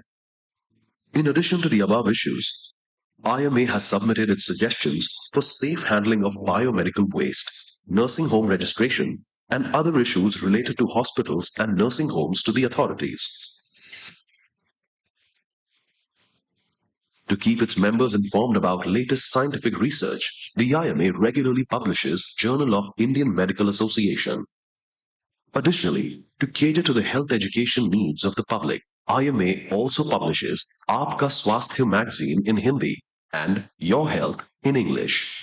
Besides these, IMA News is published monthly, containing original articles, interesting case reports, and review articles by eminent medical specialists. The IMA House has been the base and support of all these activities for more than 60 years. Unfortunately, its aging infrastructure is now unable to meet the demands of today's increased requirements. Ultra-modern facilities are needed to keep up with the times. During the heavy Delhi monsoons, water breaches into the building, causing extensive damage and destruction. To avoid such infrastructural failure, and to cater to the needs of its constantly growing membership, the IMA has decided to redevelop its headquarters building. The new structure will herald a smarter era for the medical fraternity, housing state-of-the-art facilities for a better tomorrow.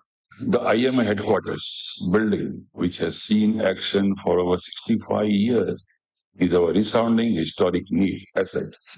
A proud generation of doctors bequeath our home to us. Since then, the medical fraternity has grown exponentially. The multi-dimensional requirements of the profession, as well as the responsibilities that we owe to the medical students and the young doctors, entitles IMA to be matching and befitting headquarters. This second home of all the doctors of India has to make providence for the IMA of tomorrow. We need to dream big to capture the idea of IMA as a profession maker and a national builder. As leaders and members of the medical fraternity of today, we owe it to the future generations of doctors to leave behind a legacy inerasable in nature. Man may come and man may go. The medical profession and IMA will always stand committed with the nation. The Indian Medical Association, with its glorious origin and its long and eventful past, is on the threshold of proceeding towards a brighter future, a future that promises to uphold the dignity of medical profession and pass it on, untarnished, to upcoming generations. I have the privilege to ask you to be a part of this glorious edifice in making and taking shape. Let us therefore contribute generously and magnanimously to rebuild our dream home and get translated to a standing reality. Let us leave behind our footprints in the sands of time that stand as a milestone. Thank you very much, and God bless you all.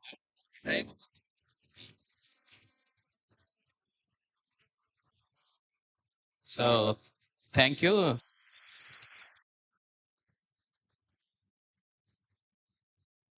So, now it's time for the main event of this evening, and that is the installation of Dr. Balraju, the hero of Rajampeta, by our beloved national president. And I request all the new office bearer to stand, and only the President Balaraju will be installed with team. So I request all the new president-elect, vice presidents to stand where you are and read the oath with your names and posts. So I request our Honorable National President to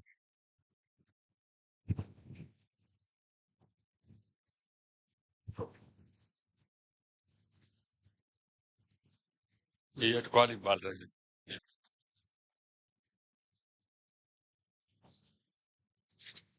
You have to repeat after me.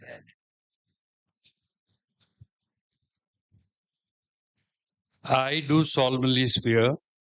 I do solemnly swear that I, Doctor, I, Dr. Sangaraju Balaraju, will faithfully execute will faithfully execute the duties of the President of IMA, the duties of the President of IMA, AP State, AP State, AP State, to the best of my ability, the best of my ability, without fear or favor. without fear or favor, I will abide by the rules and bylaws and bylaws of the association and serve as a living example of the association philosophy, of the association's philosophy, belief, and belief, and shall uphold the dignity and shall uphold the dignity of this office at all times. of the office at all times. Now, ladies and gentlemen, I declare Dr. Balraju as installed as the President of IMA AP State for the year 2025 and 26. Now I request the outgoing president to invest the presidential medallion on the new president and escort him to the presidential chair.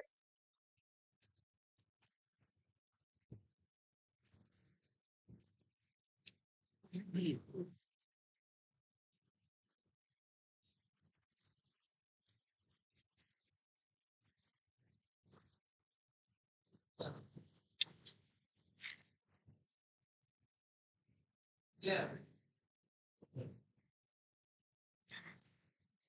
Congratulations for successfully completing.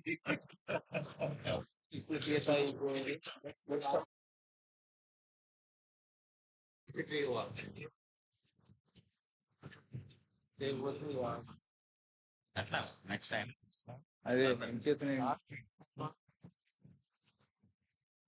So all of you please sit down.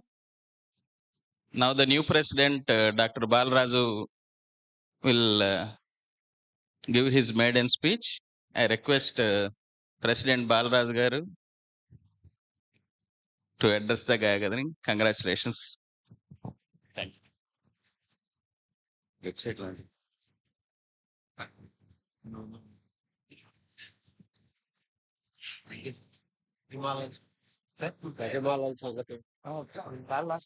వేసుకుని చెప్పు చెప్పు thanks.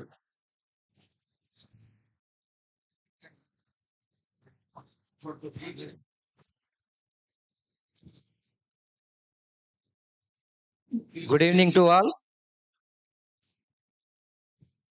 On the occasion of 67th IMA AP State Annual Conference installation function being held in Rajampeta, the respected dignitaries of the dais, IMA AP State President Dr. G. Nandakishore Garu, Chief Guest IMA National President Dr. Dilip Banashali Garu, today's guest of honor IMA National President Dr. Vinay Agarwal Garu, AP Medical Council Chairman Dr. D. Srihar Rao Garu, immediate past State President Dr. M. Jayachandra Nayadu Garu, Honorary General Secretary Dr. M. Subhash Chandra Bose Garu, Honorary Finance Secretary Dr. Tummala Karthik Garu, and other IMA AP State Office bearers on the dais, past State President and Secretaries of IMA AP State, delegates attending the conference, and members of IMA Rajampeta, and press and electronic media, and my family members, friends and relatives, we thank all of you for coming over here.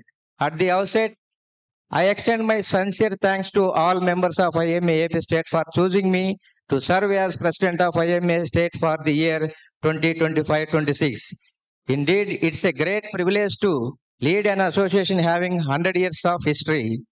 I personally express my heartfelt thanks to past state presidents of IMA, Dr. M. Tyagaraja Reddy Garu, Dr. N. Apparao sir, Dr. G. Balamadhe sir, Dr. Harikumar Reddy sir, Dr. G. Ashok sir, Dr. Sipai Subramanian sir, MLC. Sir, any issues regarding IMA, please raise the issues in Mandal.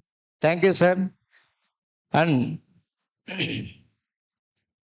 Dr. V. Ramprasad sir, Dr. Nallur Raghavarao sir, Dr. V.S. Prasad sir, Dr. N. Kishore sir, Dr. G.S. Murthy sir, Dr. Srinivas Rao sir, Dr. Jayashekhar sir, Dr. Subramaniam sir, Dr. J.C. Naidu sir, Dr. Fanidar sir, Dr. Rahman sir, for their help and cooperation for getting elected as IMA AP State President. I have joined IMA in 2000 year from IMA Rajampeta, and I am practicing as a pulmonologist since 2000. I am proud of my branch Rajampeta, though small branch, but strong in unity, and we have our own IMA building inaugurated by then IMA National President Dr. Jayachandra Reddy Garu, Dr. Tyagaraja Reddy sir, term as IMA AP State President. At this juncture, I would like to acknowledge the stalwarts of IMA Rajampeta. Dr. G.V. Subbareddy Garu, Dr. Sudhakar Saru, Dr. Thomas, Dr. Gobulpati Garu, Dr. Chandrasekhar Reddy Garu, all the stalwarts of IMA Rajampeta. IMA Rajampeta start the year, and myself being the first person from the small branch to become president of IMA AP State. Once again, thanks to all IMA State for choosing me from this small place. Rajampet is in Annamaya district.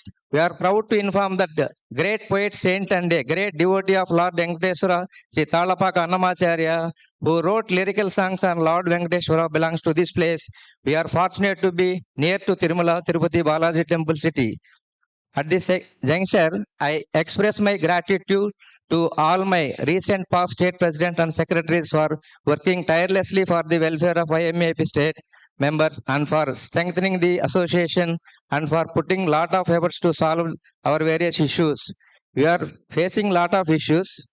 Number one, violence on doctors and the need to amend the AP State 11 of 28 Act to make it more stringent.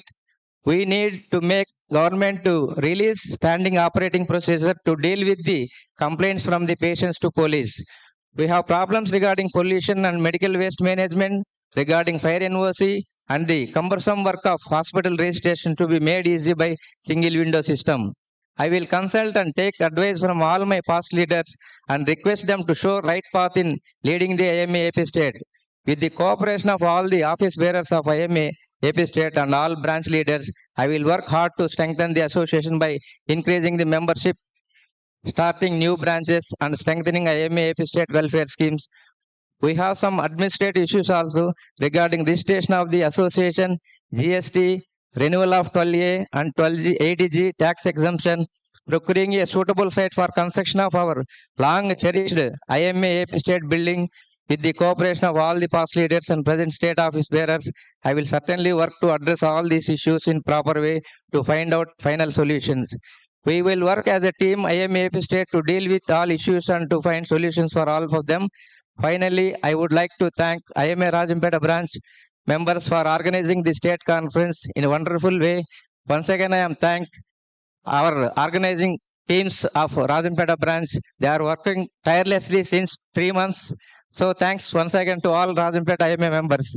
I hope all the delegates will have a wonderful stay in Rajampeta. And my family members, my father late Sangaraj Jairam Raju and my mother Janakamma, and I have one brother and one sister. So I have blessed with 2 children. My wife name is S. Neeraja and my daughter name is S. Grishma and my son name is Bhargav. He is doing 3rd year MBBS. So I extend my heartful thanks to Dr. Dilip Bansali sir, Dr. Vinay Agarwal sir, and Dr. Srihari sir for gracing this occasion as a guest of honor. Long live IMA, long live IMA, long live IMA. Jai Hind. Thank you, President Balraj Garu. So we congratulate the family members of Dr. Balraj Garu, and please bear with him because he has to spend 1 year with IMA. So he'll be out of station for most of the days. So congratulations to Balraju. Now I request the chief guest, our national president, Dr. Dilip Banushali sir, to address the gathering.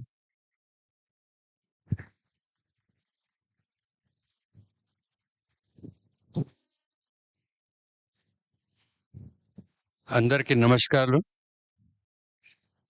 I seek blessings from Lord Venkateshwara, Andhra Pradesh, the state where Lord Venkateshwara is there. I am really fortunate and I feel really proud to be here today at the 6th, 7th AP State Conference. President Dr. Balraju, immediate past President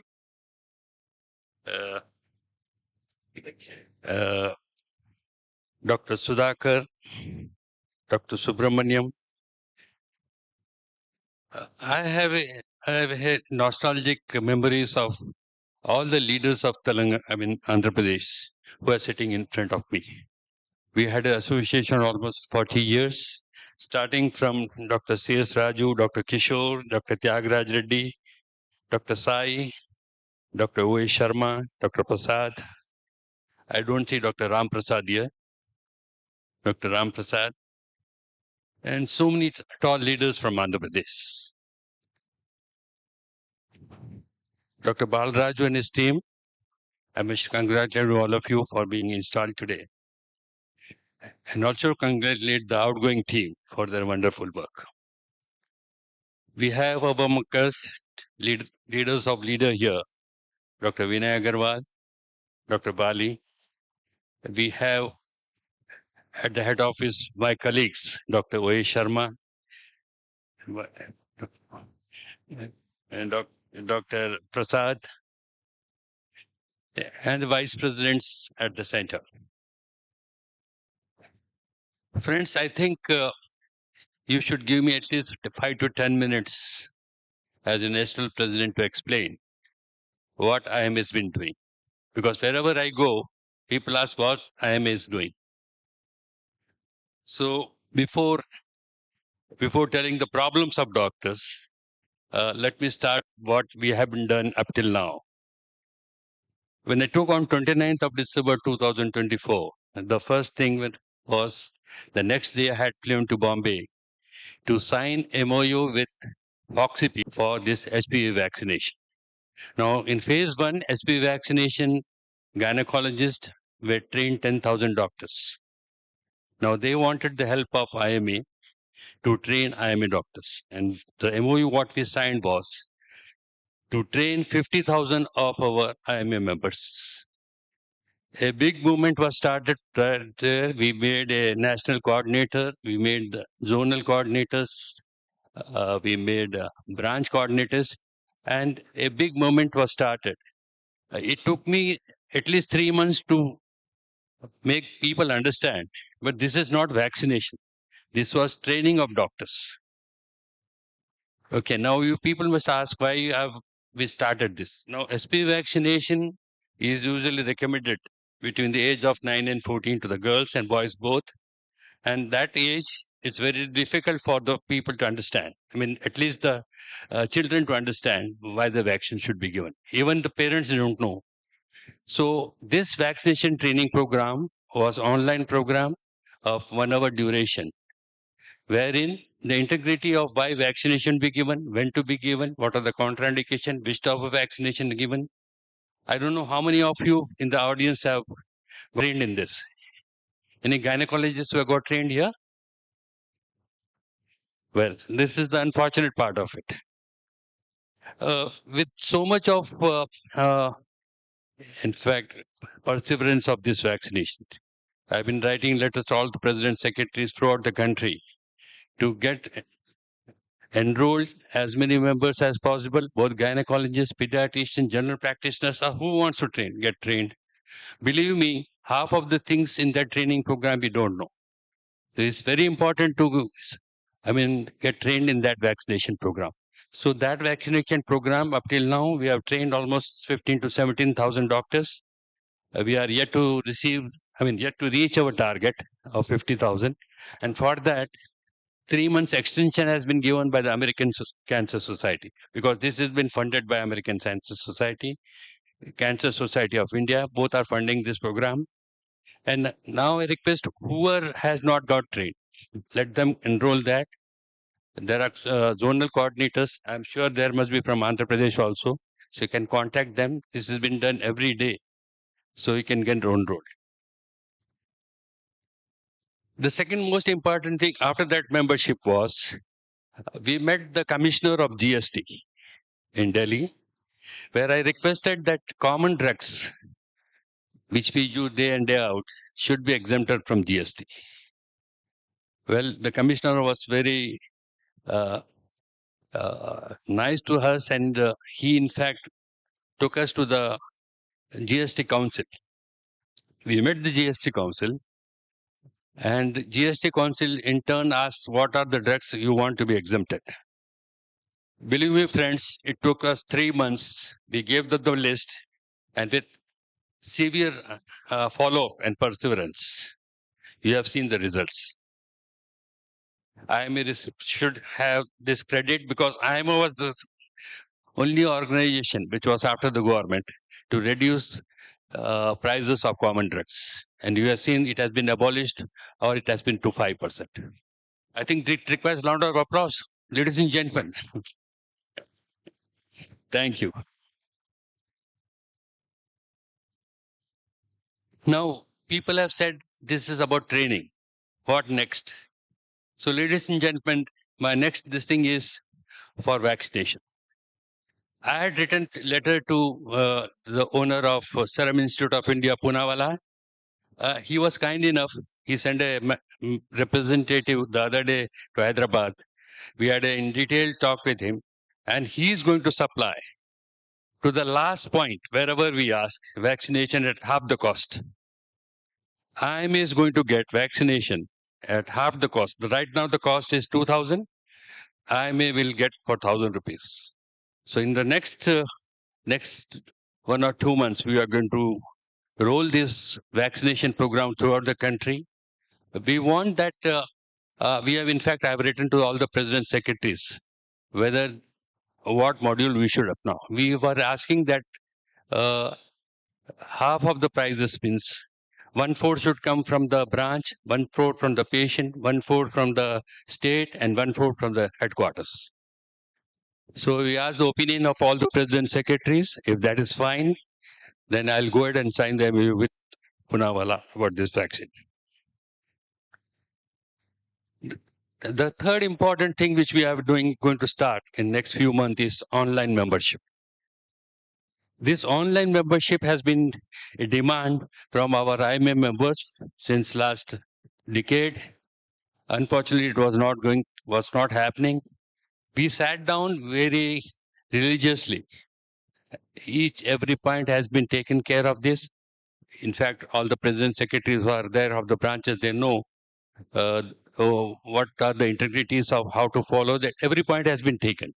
So this is going to be rolled out in next few months, online membership, where a doctor can become a member by just going to that site on his phone also. That's a very important and big step IMA is going to take from the headquarters. As Dr. Satish Bali has said about job portal, that is a very important job. Dr. Satish and Dr. Joseph Benavan from Kerala, they have done a wonderful job on this. People should register there. Youngsters, not only in India, they can have the information regarding international job opportunities also. The fourth was CPR training, basic life support. All of you know what is the importance of basic life support.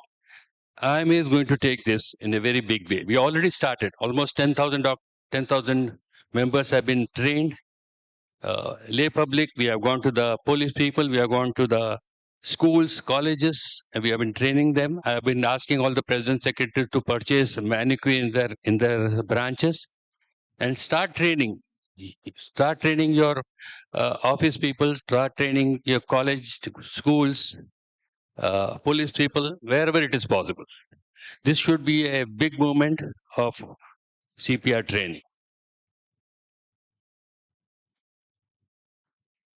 Well, I don't know how many youngsters are there, JDN, MS and people here. See, we require MS and JDN. We require young blood in IMA. And for this, MS and JDN are the routes how they can get into IMA. I request the incoming President Dr. Balraju, to see in this branch as many as MSN and JDN people are enrolled. Aao Gaon Chale is the flagship program of our visionary leader, Dr. Ketan Desai. Almost 18 to 2,000 branches have been adopted.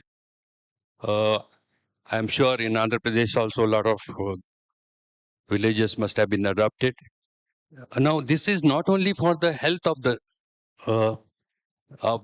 people there in the villages, but other things can also be inculcated in this, like hygiene, food habits, lifestyle management.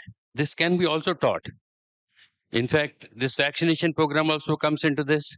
CPR training also program can come into this Aao Gaon Chale project. I'm sure Aao Gaon Chale project should be a massive project of IMA. Well, some of the other point was about membership drive. We have almost 4.25, as Dr. Bali has said. We have 4.2, the largest and the biggest association in the world, with 1,800 branches, 32 branches, state branches. But what is our strength? Only 4.2. Almost 13 to 14 modern medicine doctors. We have only 4 lakh doctors. So membership increase, membership drive is the important factor, for which we gave a concession last March, where we need almost 10,000 doctors were included into this. We request all of you who are not members to become members of IMA. See in your branch that almost doctors in your area are IMA members. Now, why IMA membership is important? You have seen IMA has faced wall against all our problems. Let it be Consumer Protection Act, let it be Consumer Establishment Act, let it be violence, let it be mixopathy, you name it. And we have faced wall. We haven't got support either from the government, neither from the bureaucrats, neither from the politicians, and in fact, not from our patients also. How many patients come to our rescue when we have violence in our clinics or hospitals? None of them come to your rescue. So who is going to come to your rescue? It's yourself, your membership, your colleagues. In fact, a role model was there in Pune, where I had gone last time, where they said each and every area of theirs, where they have 8 to 10 nursing homes out there, they have a coordination between among themselves and the local police.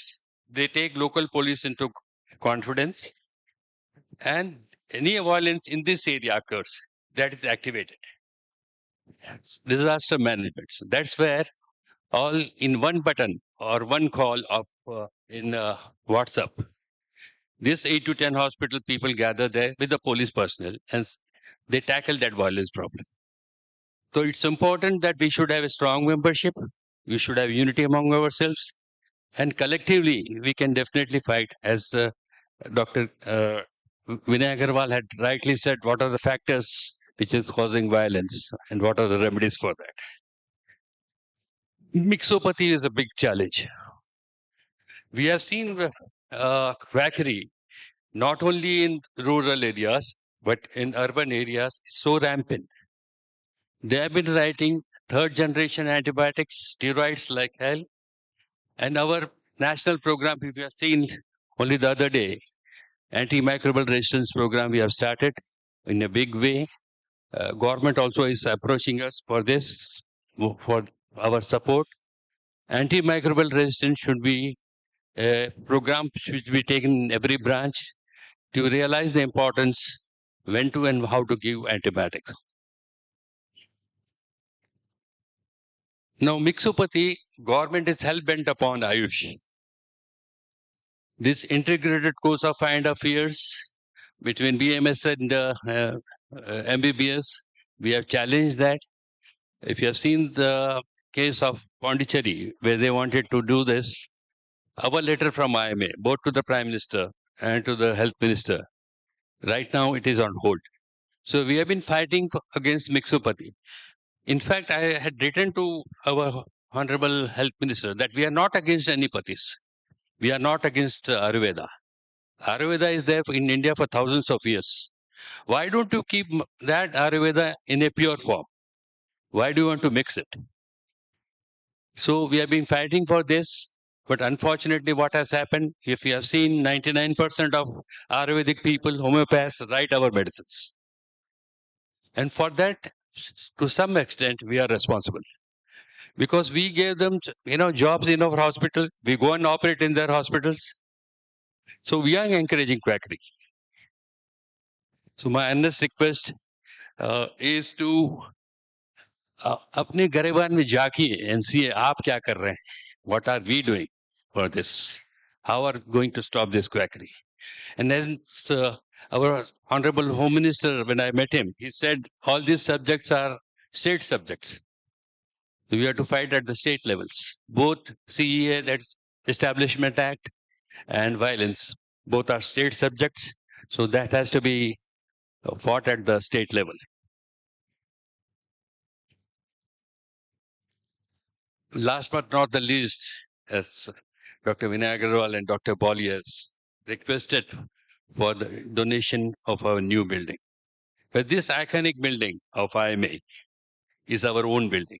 Be proud that you are going to contribute something for that building. Be proud that you are an IMA member. Be proud that you are contributing something to the IMA. Thank you, ladies and gentlemen. Jai Hind, Jai Hind.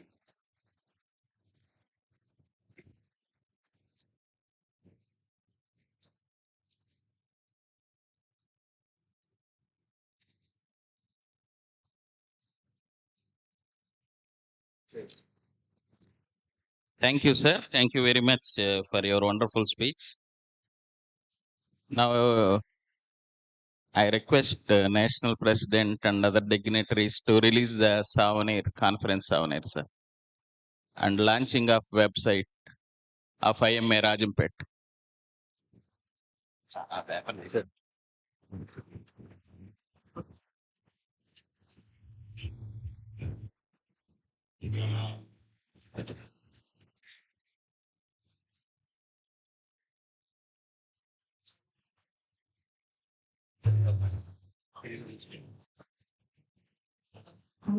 Gas off పాలు కాగితూ ఉంటాయి తీపిగా ఉంది నడిచి వెళ్ళారు అలాగే రెండు డబ్బులు అందులో అలాగే జ్యూసులు కట్టి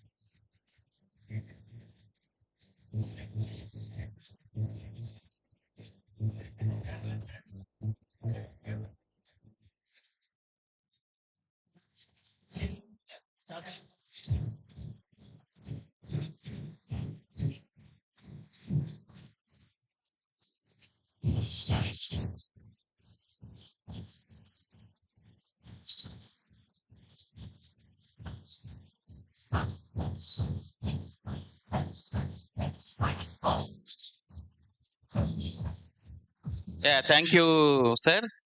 And as a first act, our new president, Dr. Balarazu, wants to donate 50,000 from 1 lakh. Yeah, morning he told 50,000. After seeing you, he increased it, sir. Yeah, thank you, sir. Thank you. He's from IMA Rajampeta. Wonderful job by donating 1 lakh rupees for the National Building Fund. Thank you very much. I think thank a small branch like Rajampet is donating. Right now the check is 50,000. No, 1 lakh, sir. It's change. Sorry. You will glad to know that last month I was in Haryana. A small branch, small state, sorry. In one sitting, they collected almost 50 lakh rupees. And that was not from the state, it was individual contribution. So my earnest request to all of you, contribute generously. What we have been asking, only 1,000 rupees per member. 4 lakh members will have 40 crores. Andhra Pradesh up till now only 10, 12 lakhs. Thank you.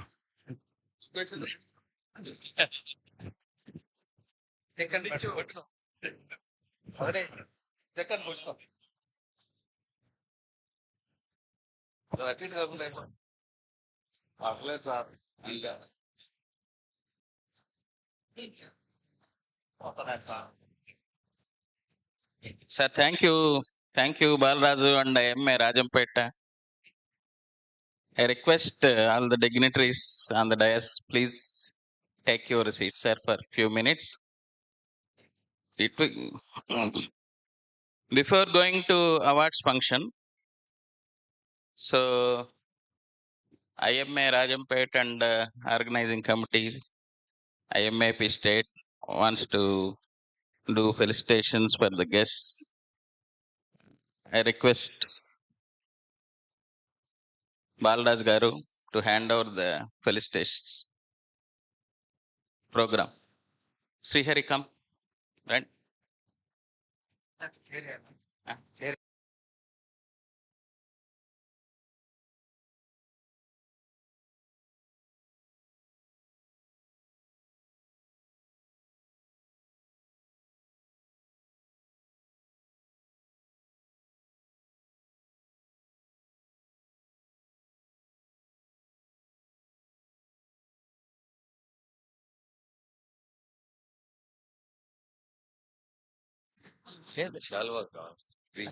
ఒక తేవండి అన్ని ready చేసుకోండి శాల్వా memento Vamsi Vamsi అది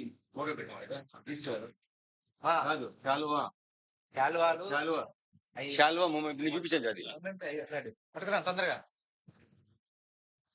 first our beloved national president Dr. Dilip Banusali gariki chiru satkaram. Please all attend the felicitation.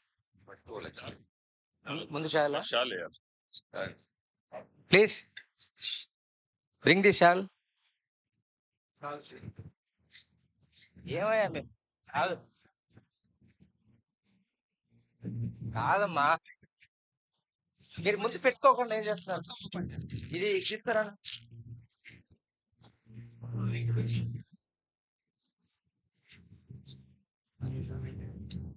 అదే ముందు shawl తీసుకుని రా అయి కాదులే వాళ్ళకి కమ్ కమ్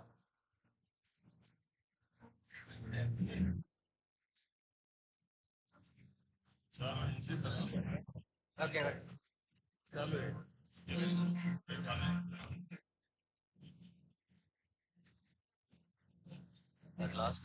నెక్స్ట్ రెడీగా పెట్టు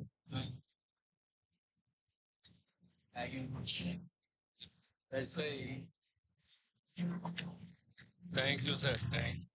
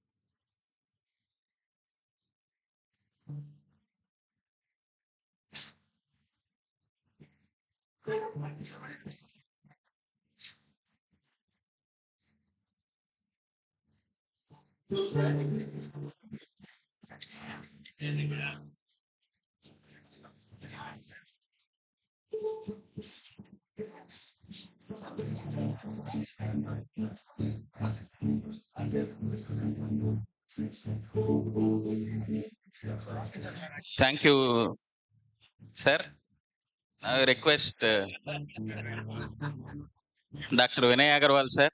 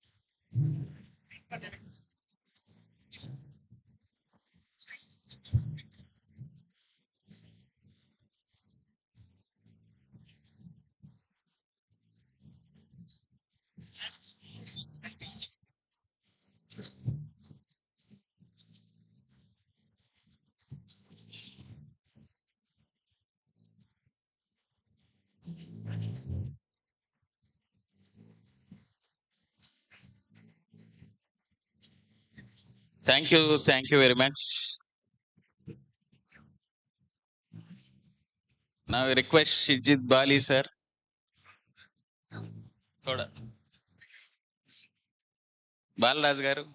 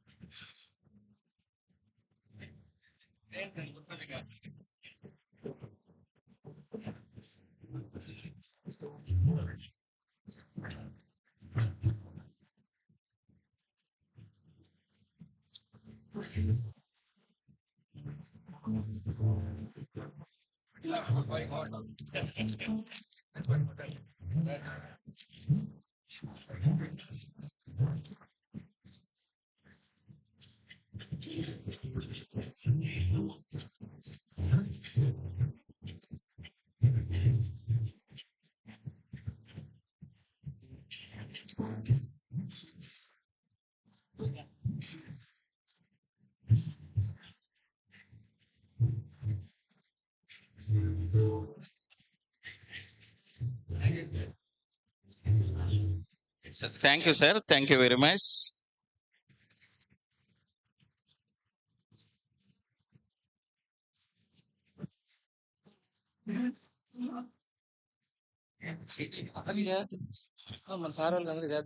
Fast కానీ రెడీగా ఉన్నాయా? Sir, I request all of you to please take your seats, sir, for few minutes. Now I request Dr. Srihar Rao, our beloved APMC chairman, and me start line for. Sir, all of you please. So we want to finish it fast.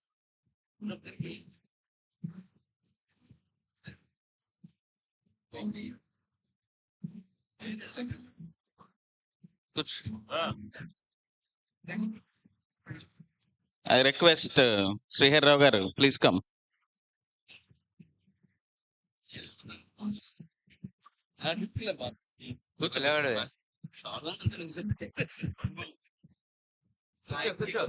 Guru of new president.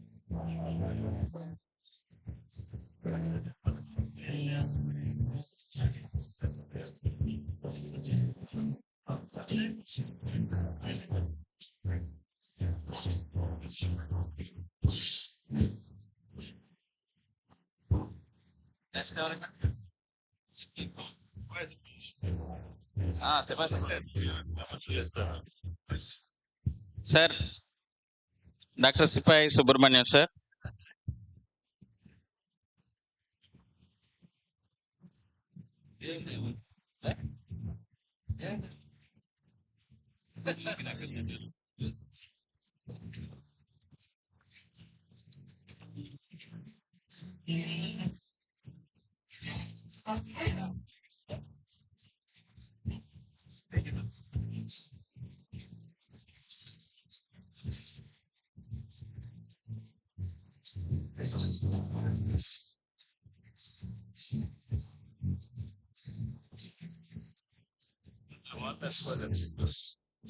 ఎందుకని ఆయన ఏంటి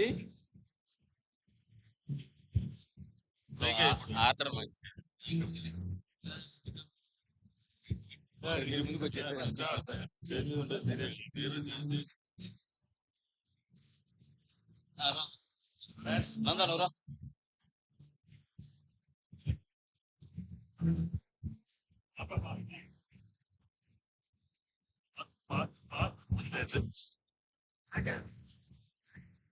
Now we request Dr. G. Nandakishore, immediate past president, to receive the felicitations from IMA Rajampeta organizing team.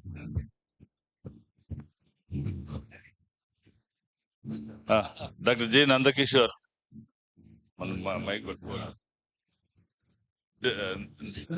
Shal memento.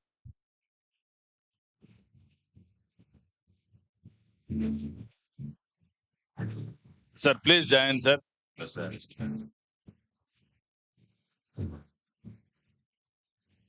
For completing the year successfully, Dr. G. Nandakishore being felicitated on behalf of M.A. Rajampeta.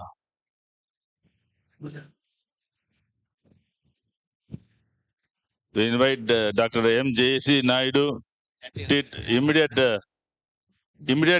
past president. EC member. EC member, University of Dr. NTR University of Health Sciences. కూర్చో చేసి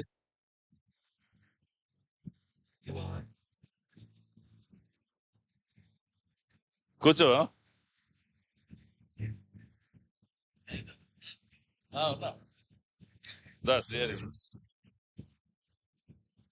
We invite Dean Dr.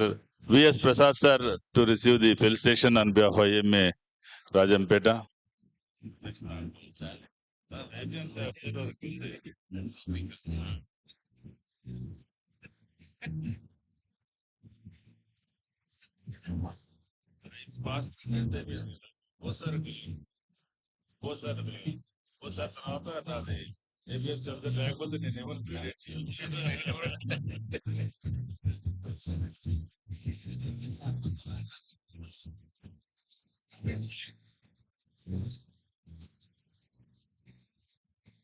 I request our secretary, Dr. Bose garu.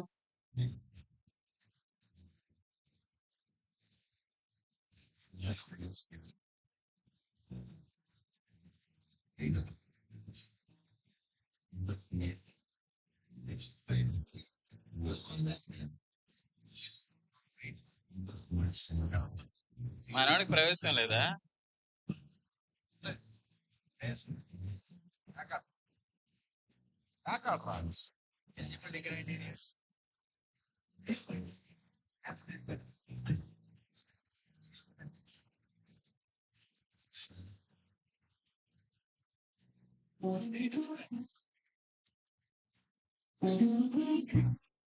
Now last one to APMC observer, Dr. Ravi Krishna garu.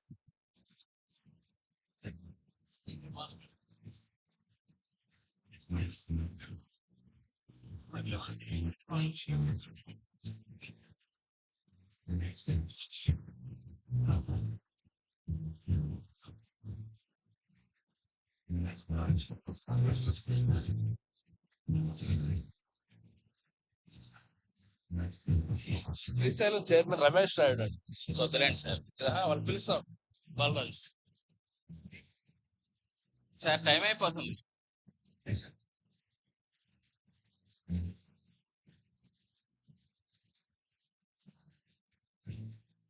So thank you all. Now I request Dr. Fanidher sir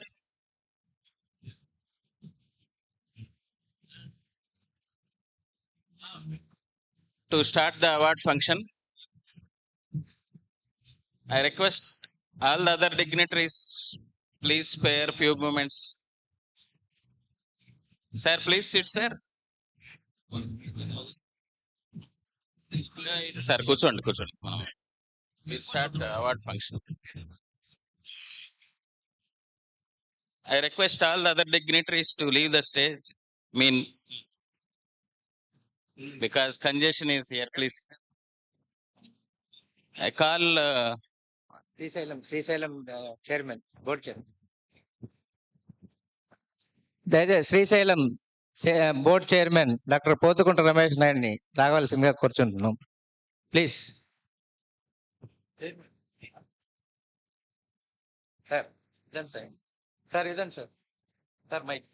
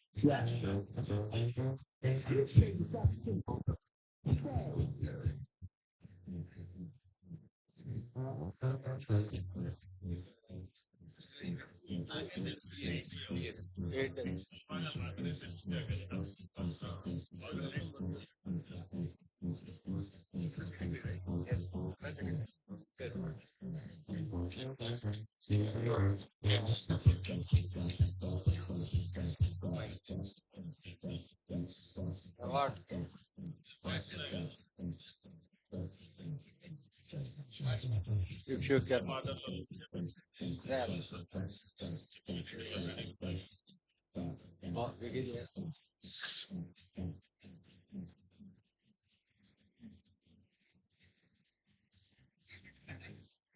Thank you, sir.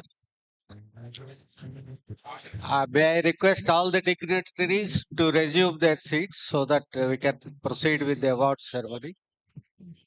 Before going to the award ceremony, with the permission of the president, I want to share my emotions. After going through the video clip that ran few minutes ago on the IMA headquarters building, I had a emotional bond with that building since 2011.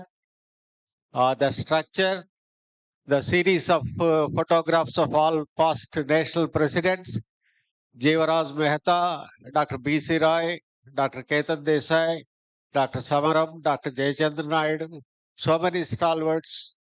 Now I am saddened that that building is no more, but we are going to have a better infrastructure than that.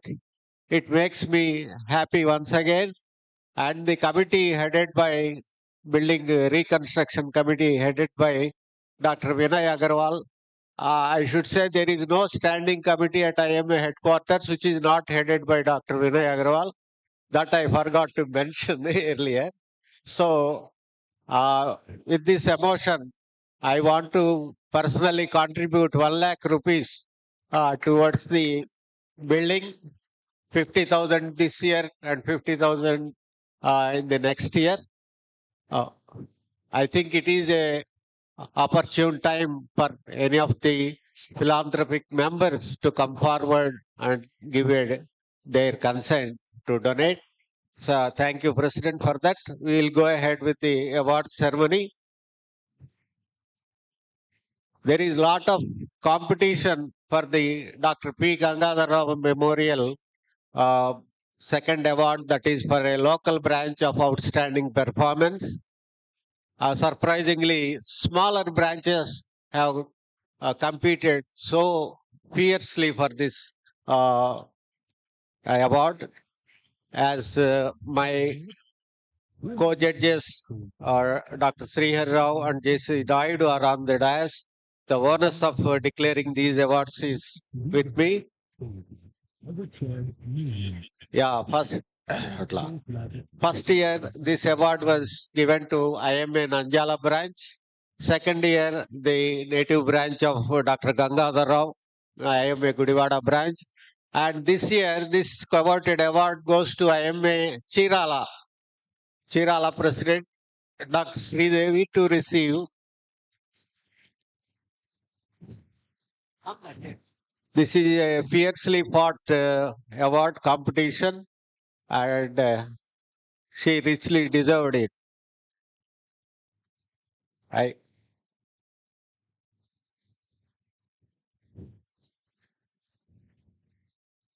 May I request IMA Guntur people to be ready.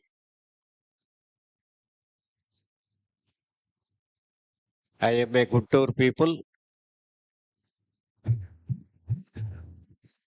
Next category of award is Best All-Round Performance of a Local Branch.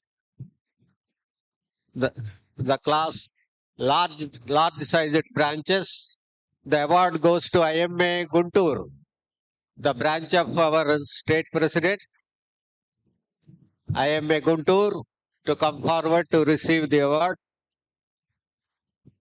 They richly deserved for they outscored the other branches by conducting that AMR workshop, a unique thing in the national entire IMA of the India.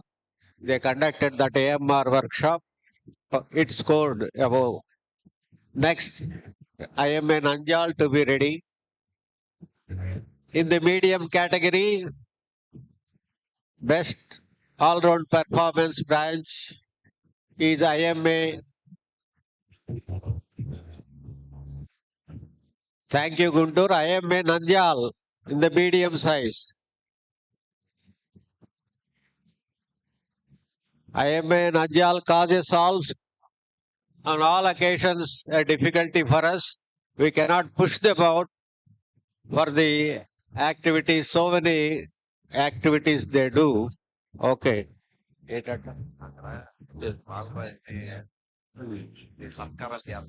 వాళ్ళు చేసుకోరు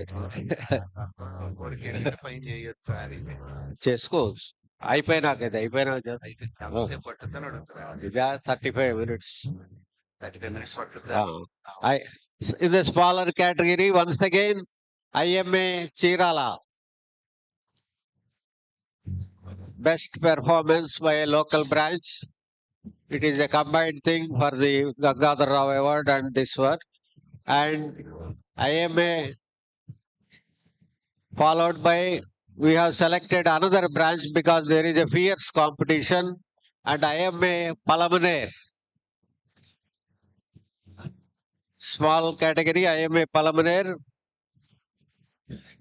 Best next class of award is Best President of a local branch, IMA Palamaner. Best President of IMA local branch, Dr. B. Hanumaya of IMA Vijayawada.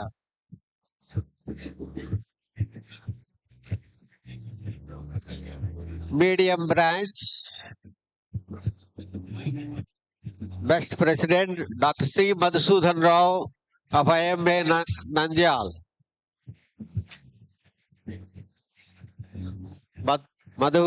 Madhusudan Rao garu, IMA Nandyal.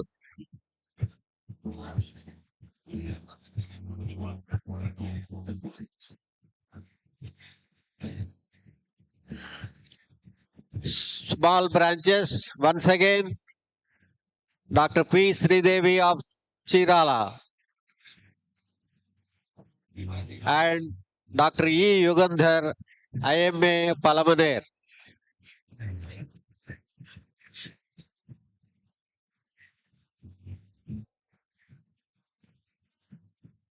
Best honorary secretaries for a large branch. There are 2 awardees. Honorary secretaries. Thank you, ma'am. Thank you. Dr. Madhusudan, Best President of a medium branch.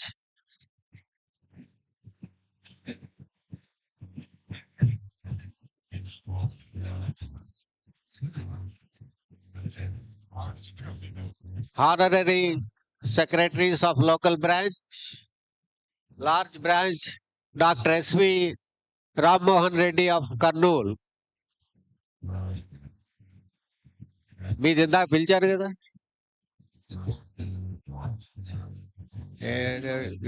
ఏంటి order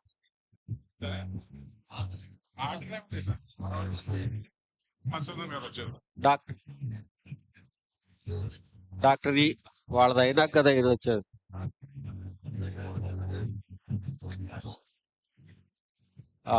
ఇక్కడ ఉండండి అమ్మా ఇక్కడ ఉండే చెప్తాను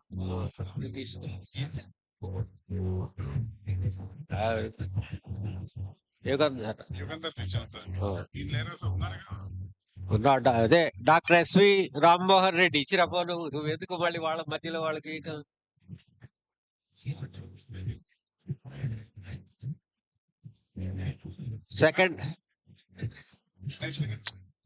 Second award goes to Dr. B. Sai Krishna of IMA Guntur branch, Best Honorary Secretary. In the medium category, Sai Krishna. ఇక్కడ ఎందుకు నిలబడతా ఉంటారు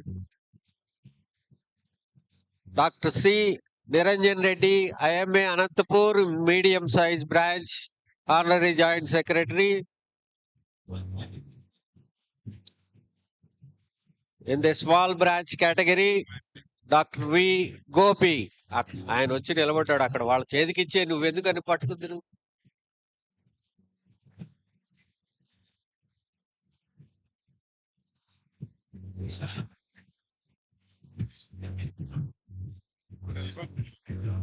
ఎవరెవరియో ఇస్తున్నావు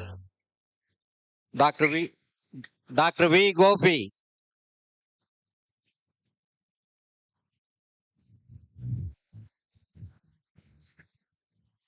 Best wing in IMA AP State College of General Practitioners CGP IMA AP. మీరే College of General Practitioners Faculty IMA AP, led by Director of Studies Dr. Parni Kumar, Secretary MVV Murali Mohan. Next, Best Welfare Scheme of IMA AP State Professional Protection and Welfare Scheme, Chairman Dr. V.S. Prasad, Secretary Dr. G.S. Murthy.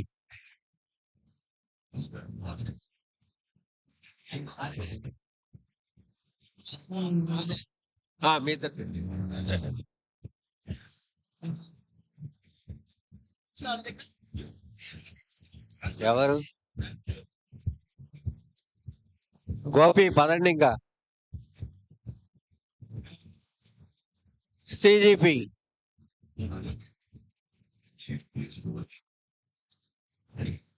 may I request the awardees to clear the dais as soon as possible.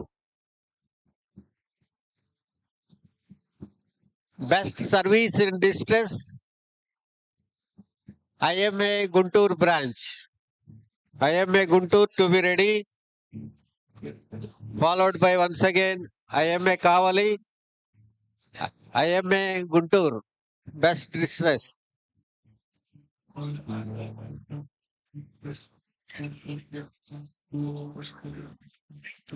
Best Service Activity IMA Kavali.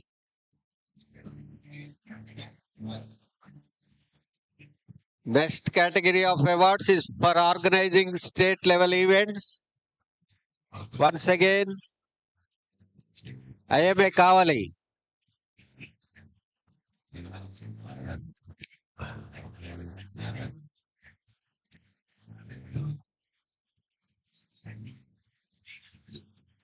IMA Guntur to be ready. IMA Guntur for organizing the Apcon 2024 and also the AMR workshop of state level. And IMA followed by IMA Vijayanagaram, which is going to conduct CGPCon National in the month of December. Dr. J.C. Naidu, Dr. V.S. Prasad to be ready, and the Vijayanagaram people.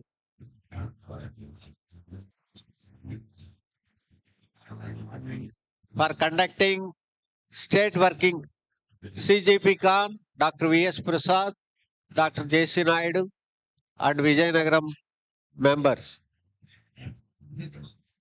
CGPCon, CGPCon.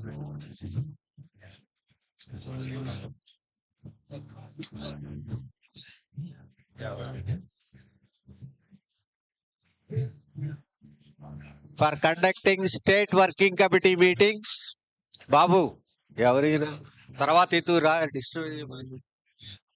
state working committee meetings, IMA Visakhapatnam for conducting such a memorable SWC in Araku Valley. IMA Visakhapatnam, Dr. Vani, Dr. MVV Murali Mohan. రండి తొందర రండి.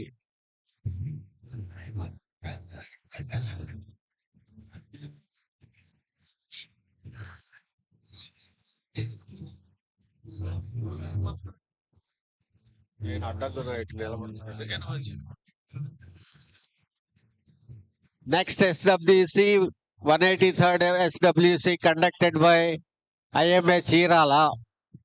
This is third SWC I attended in the recent past, and the second event of the year they are conducting. IMA Chirala Bhavani and Sridevi may stay back for the next award also. It is award for conducting regional academic conference. అది కూడా ఇచ్చి చీరాలది RAC. Regional Academic Conference in Chirala. Other RAC award, Regional Academic Conference award goes to IMA Nandyal.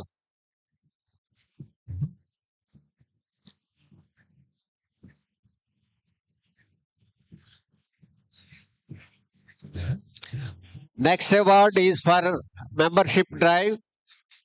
It is very interesting that smaller branches have done very well this year. So, pushing back the bigger branches, most smaller branches have won awards. ఏంటది అది ఇక్కడ లేదుగా. Next award is for IMA Kakinada for conducting certificate course in CGP. CGP new chapter has been begun in IMA AP State with diabetology course certificate. IMA Kakinada.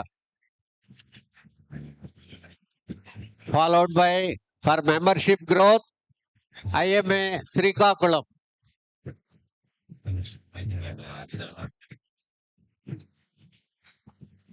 And very surprisingly, IMA Raichoti, a smaller branch than Rajampeta, it has won the award. Pilavalaika. Raichoti, IMA Raichoti, IMA Kadukur is also a very small branch. IMA Narsaraopet, it is also a smaller branch. Narsaraopet, Raichoti, Kadukur, if anybody is there, you can come and receive IMA Pidugurala. Bharat, IMA Pidugurala. This is also a smaller branch. IMA Sompeta.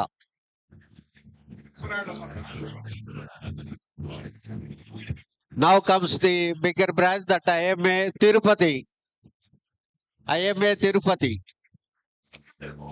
Dr. Raviraj, Dr. RRR.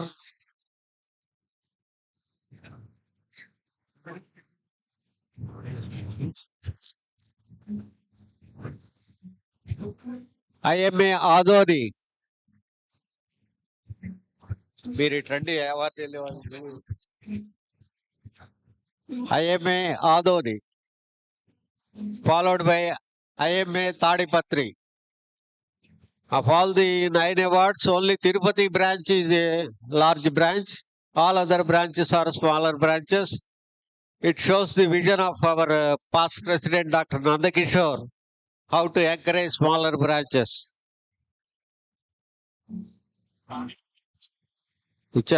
వచ్చాడా doctor Thomas Reddy. Okay, పక్కన పెట్టాడు. For developing infrastructure of the branches, IMA Guntur branch has renovated its IMA hall with a good ambience, with a new air conditioning equipment. IMA Guntur.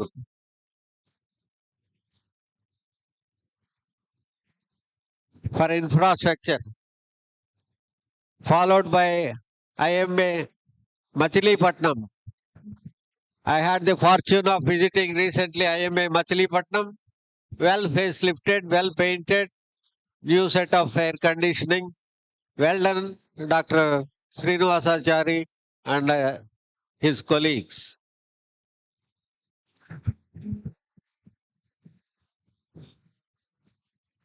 Best Aao Gaon Chile program goes to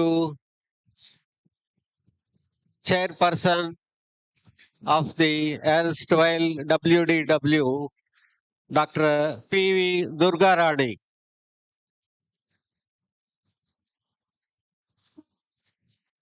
May I request the awardees to clear the dais as soon as possible.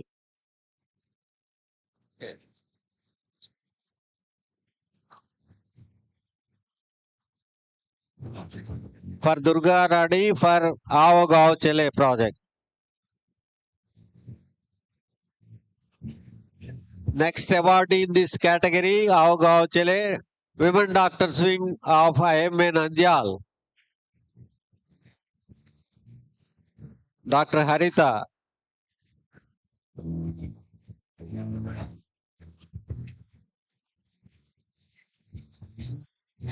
The next branch in this category is the host branch of today, IMA Rajampet. IMA Nandyal, Dr. Harita.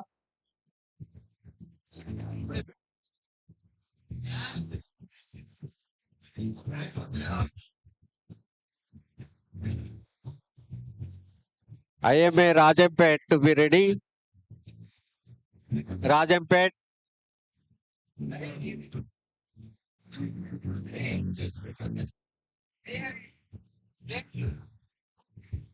Okay. IMA Konasima for Avagav Chile project. IMA Konasima. రండి రండి మీకు circulate చేశాక తొందర రావాలి కదా. Best academics. In the best academics category for orations, for conducting number of orations, IMA Vijayawada, followed by IMA Kurnool. IMA Vijayawada first, orations.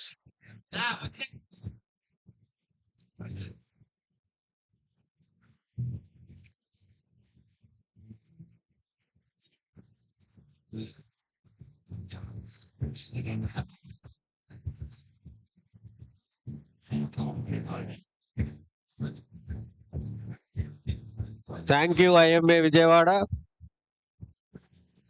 Oh.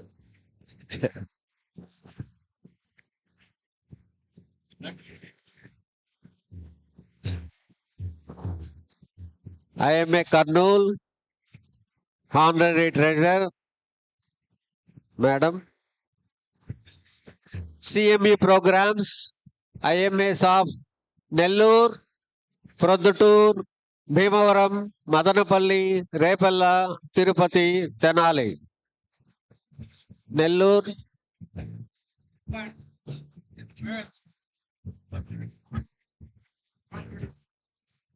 Thank you. Nellore. Produttur.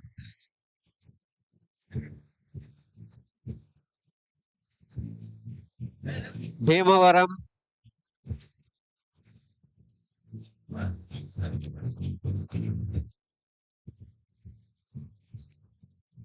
Bhimavaram వచ్చారా?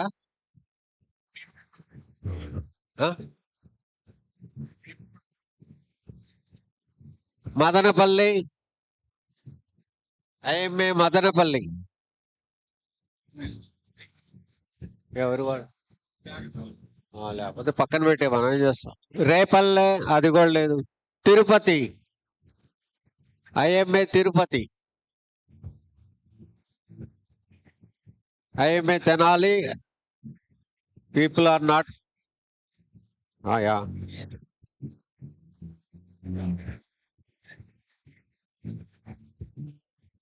Doctors' Day Awards.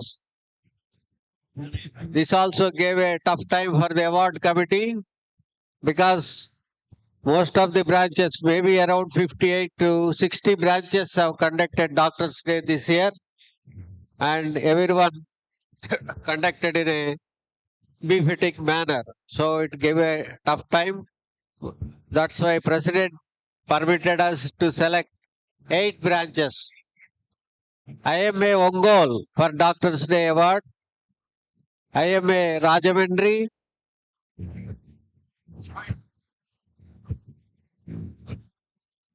IMA Kadapa. IMA Rajampet. Rajamandri, Rajamandri, followed by Kadapa, Rajampet, Kadapa. Nagendra వచ్చినట్టున్నారు.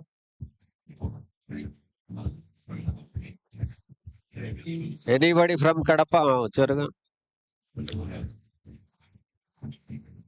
Rajampet, Kakinada,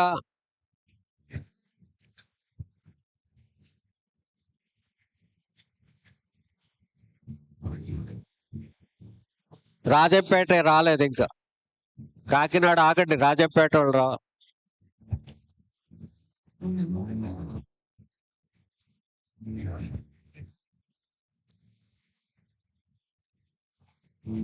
Kakinada followed by Visakhapatnam.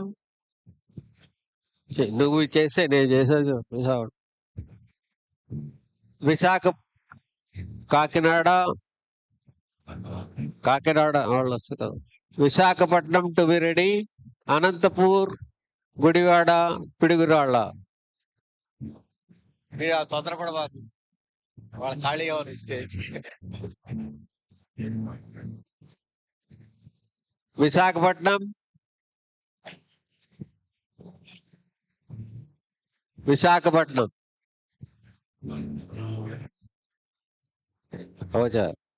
Anantapur,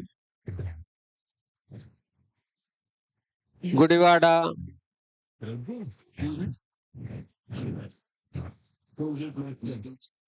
in this section, last but not the least, I am a Pidugurala.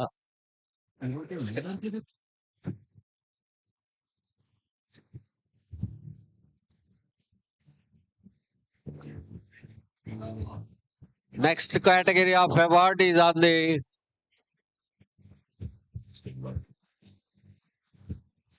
the visit, with the wisdom of ఇదిగో భరత్ ఉన్నాడు ఇక్కడ. ఆ వాళ్ళకి ఆయనకు కాదు ఇచ్చేది.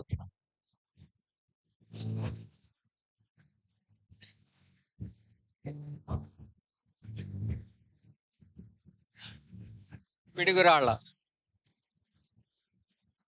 Next category of award is President's Discretion. Outstanding state office bearer other than President, Secretary and Finance Secretary. The award goes to MVV Murali Mohan, Secretary, CGP Faculty, AP State. Dr. MVV Murali Mohan. And in this category, the other award goes to Dr. T. Seva Kumar, Joint Secretary, Zone 2, Guntur.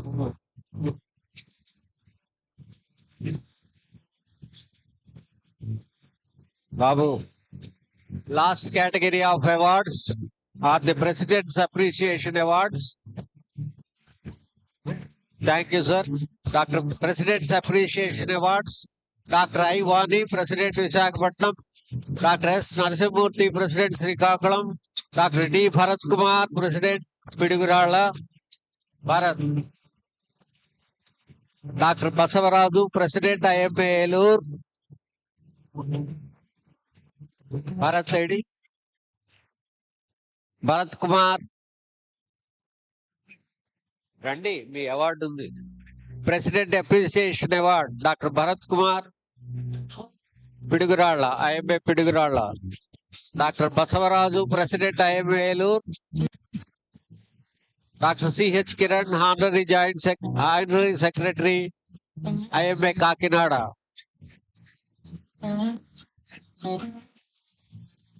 And for the membership growth, President appreciated Hospital Board of India, AP chapter. On behalf of HBI, Dr. Srinivasachari, Chairman.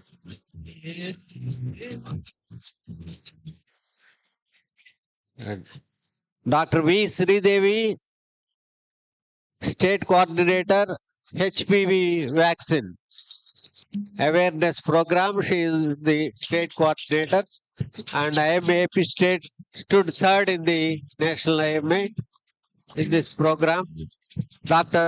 Rasik Sangvi, past President of IMA Vijayawada, for his generosity and showing a way to all the IMAs to install solar power. where all the IMA branches get inspired by the philanthropy of Dr. Rasik Sangvi in installing solar power to IMA Hall, Vijayawada, and also to State Office.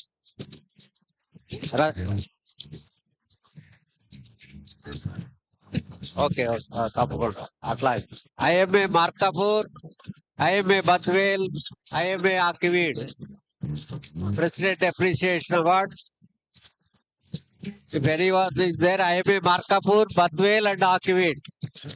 With this, the award program concludes. I should thank the wisdom of our beloved President and Honorary General Secretary in deciding these awards and the Hawkeye of IMA AP State. Thank you.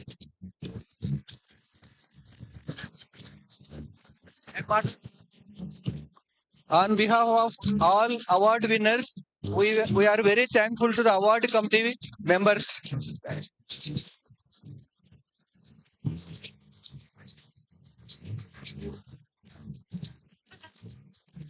Thank you, Krishnamurthy garu. Now,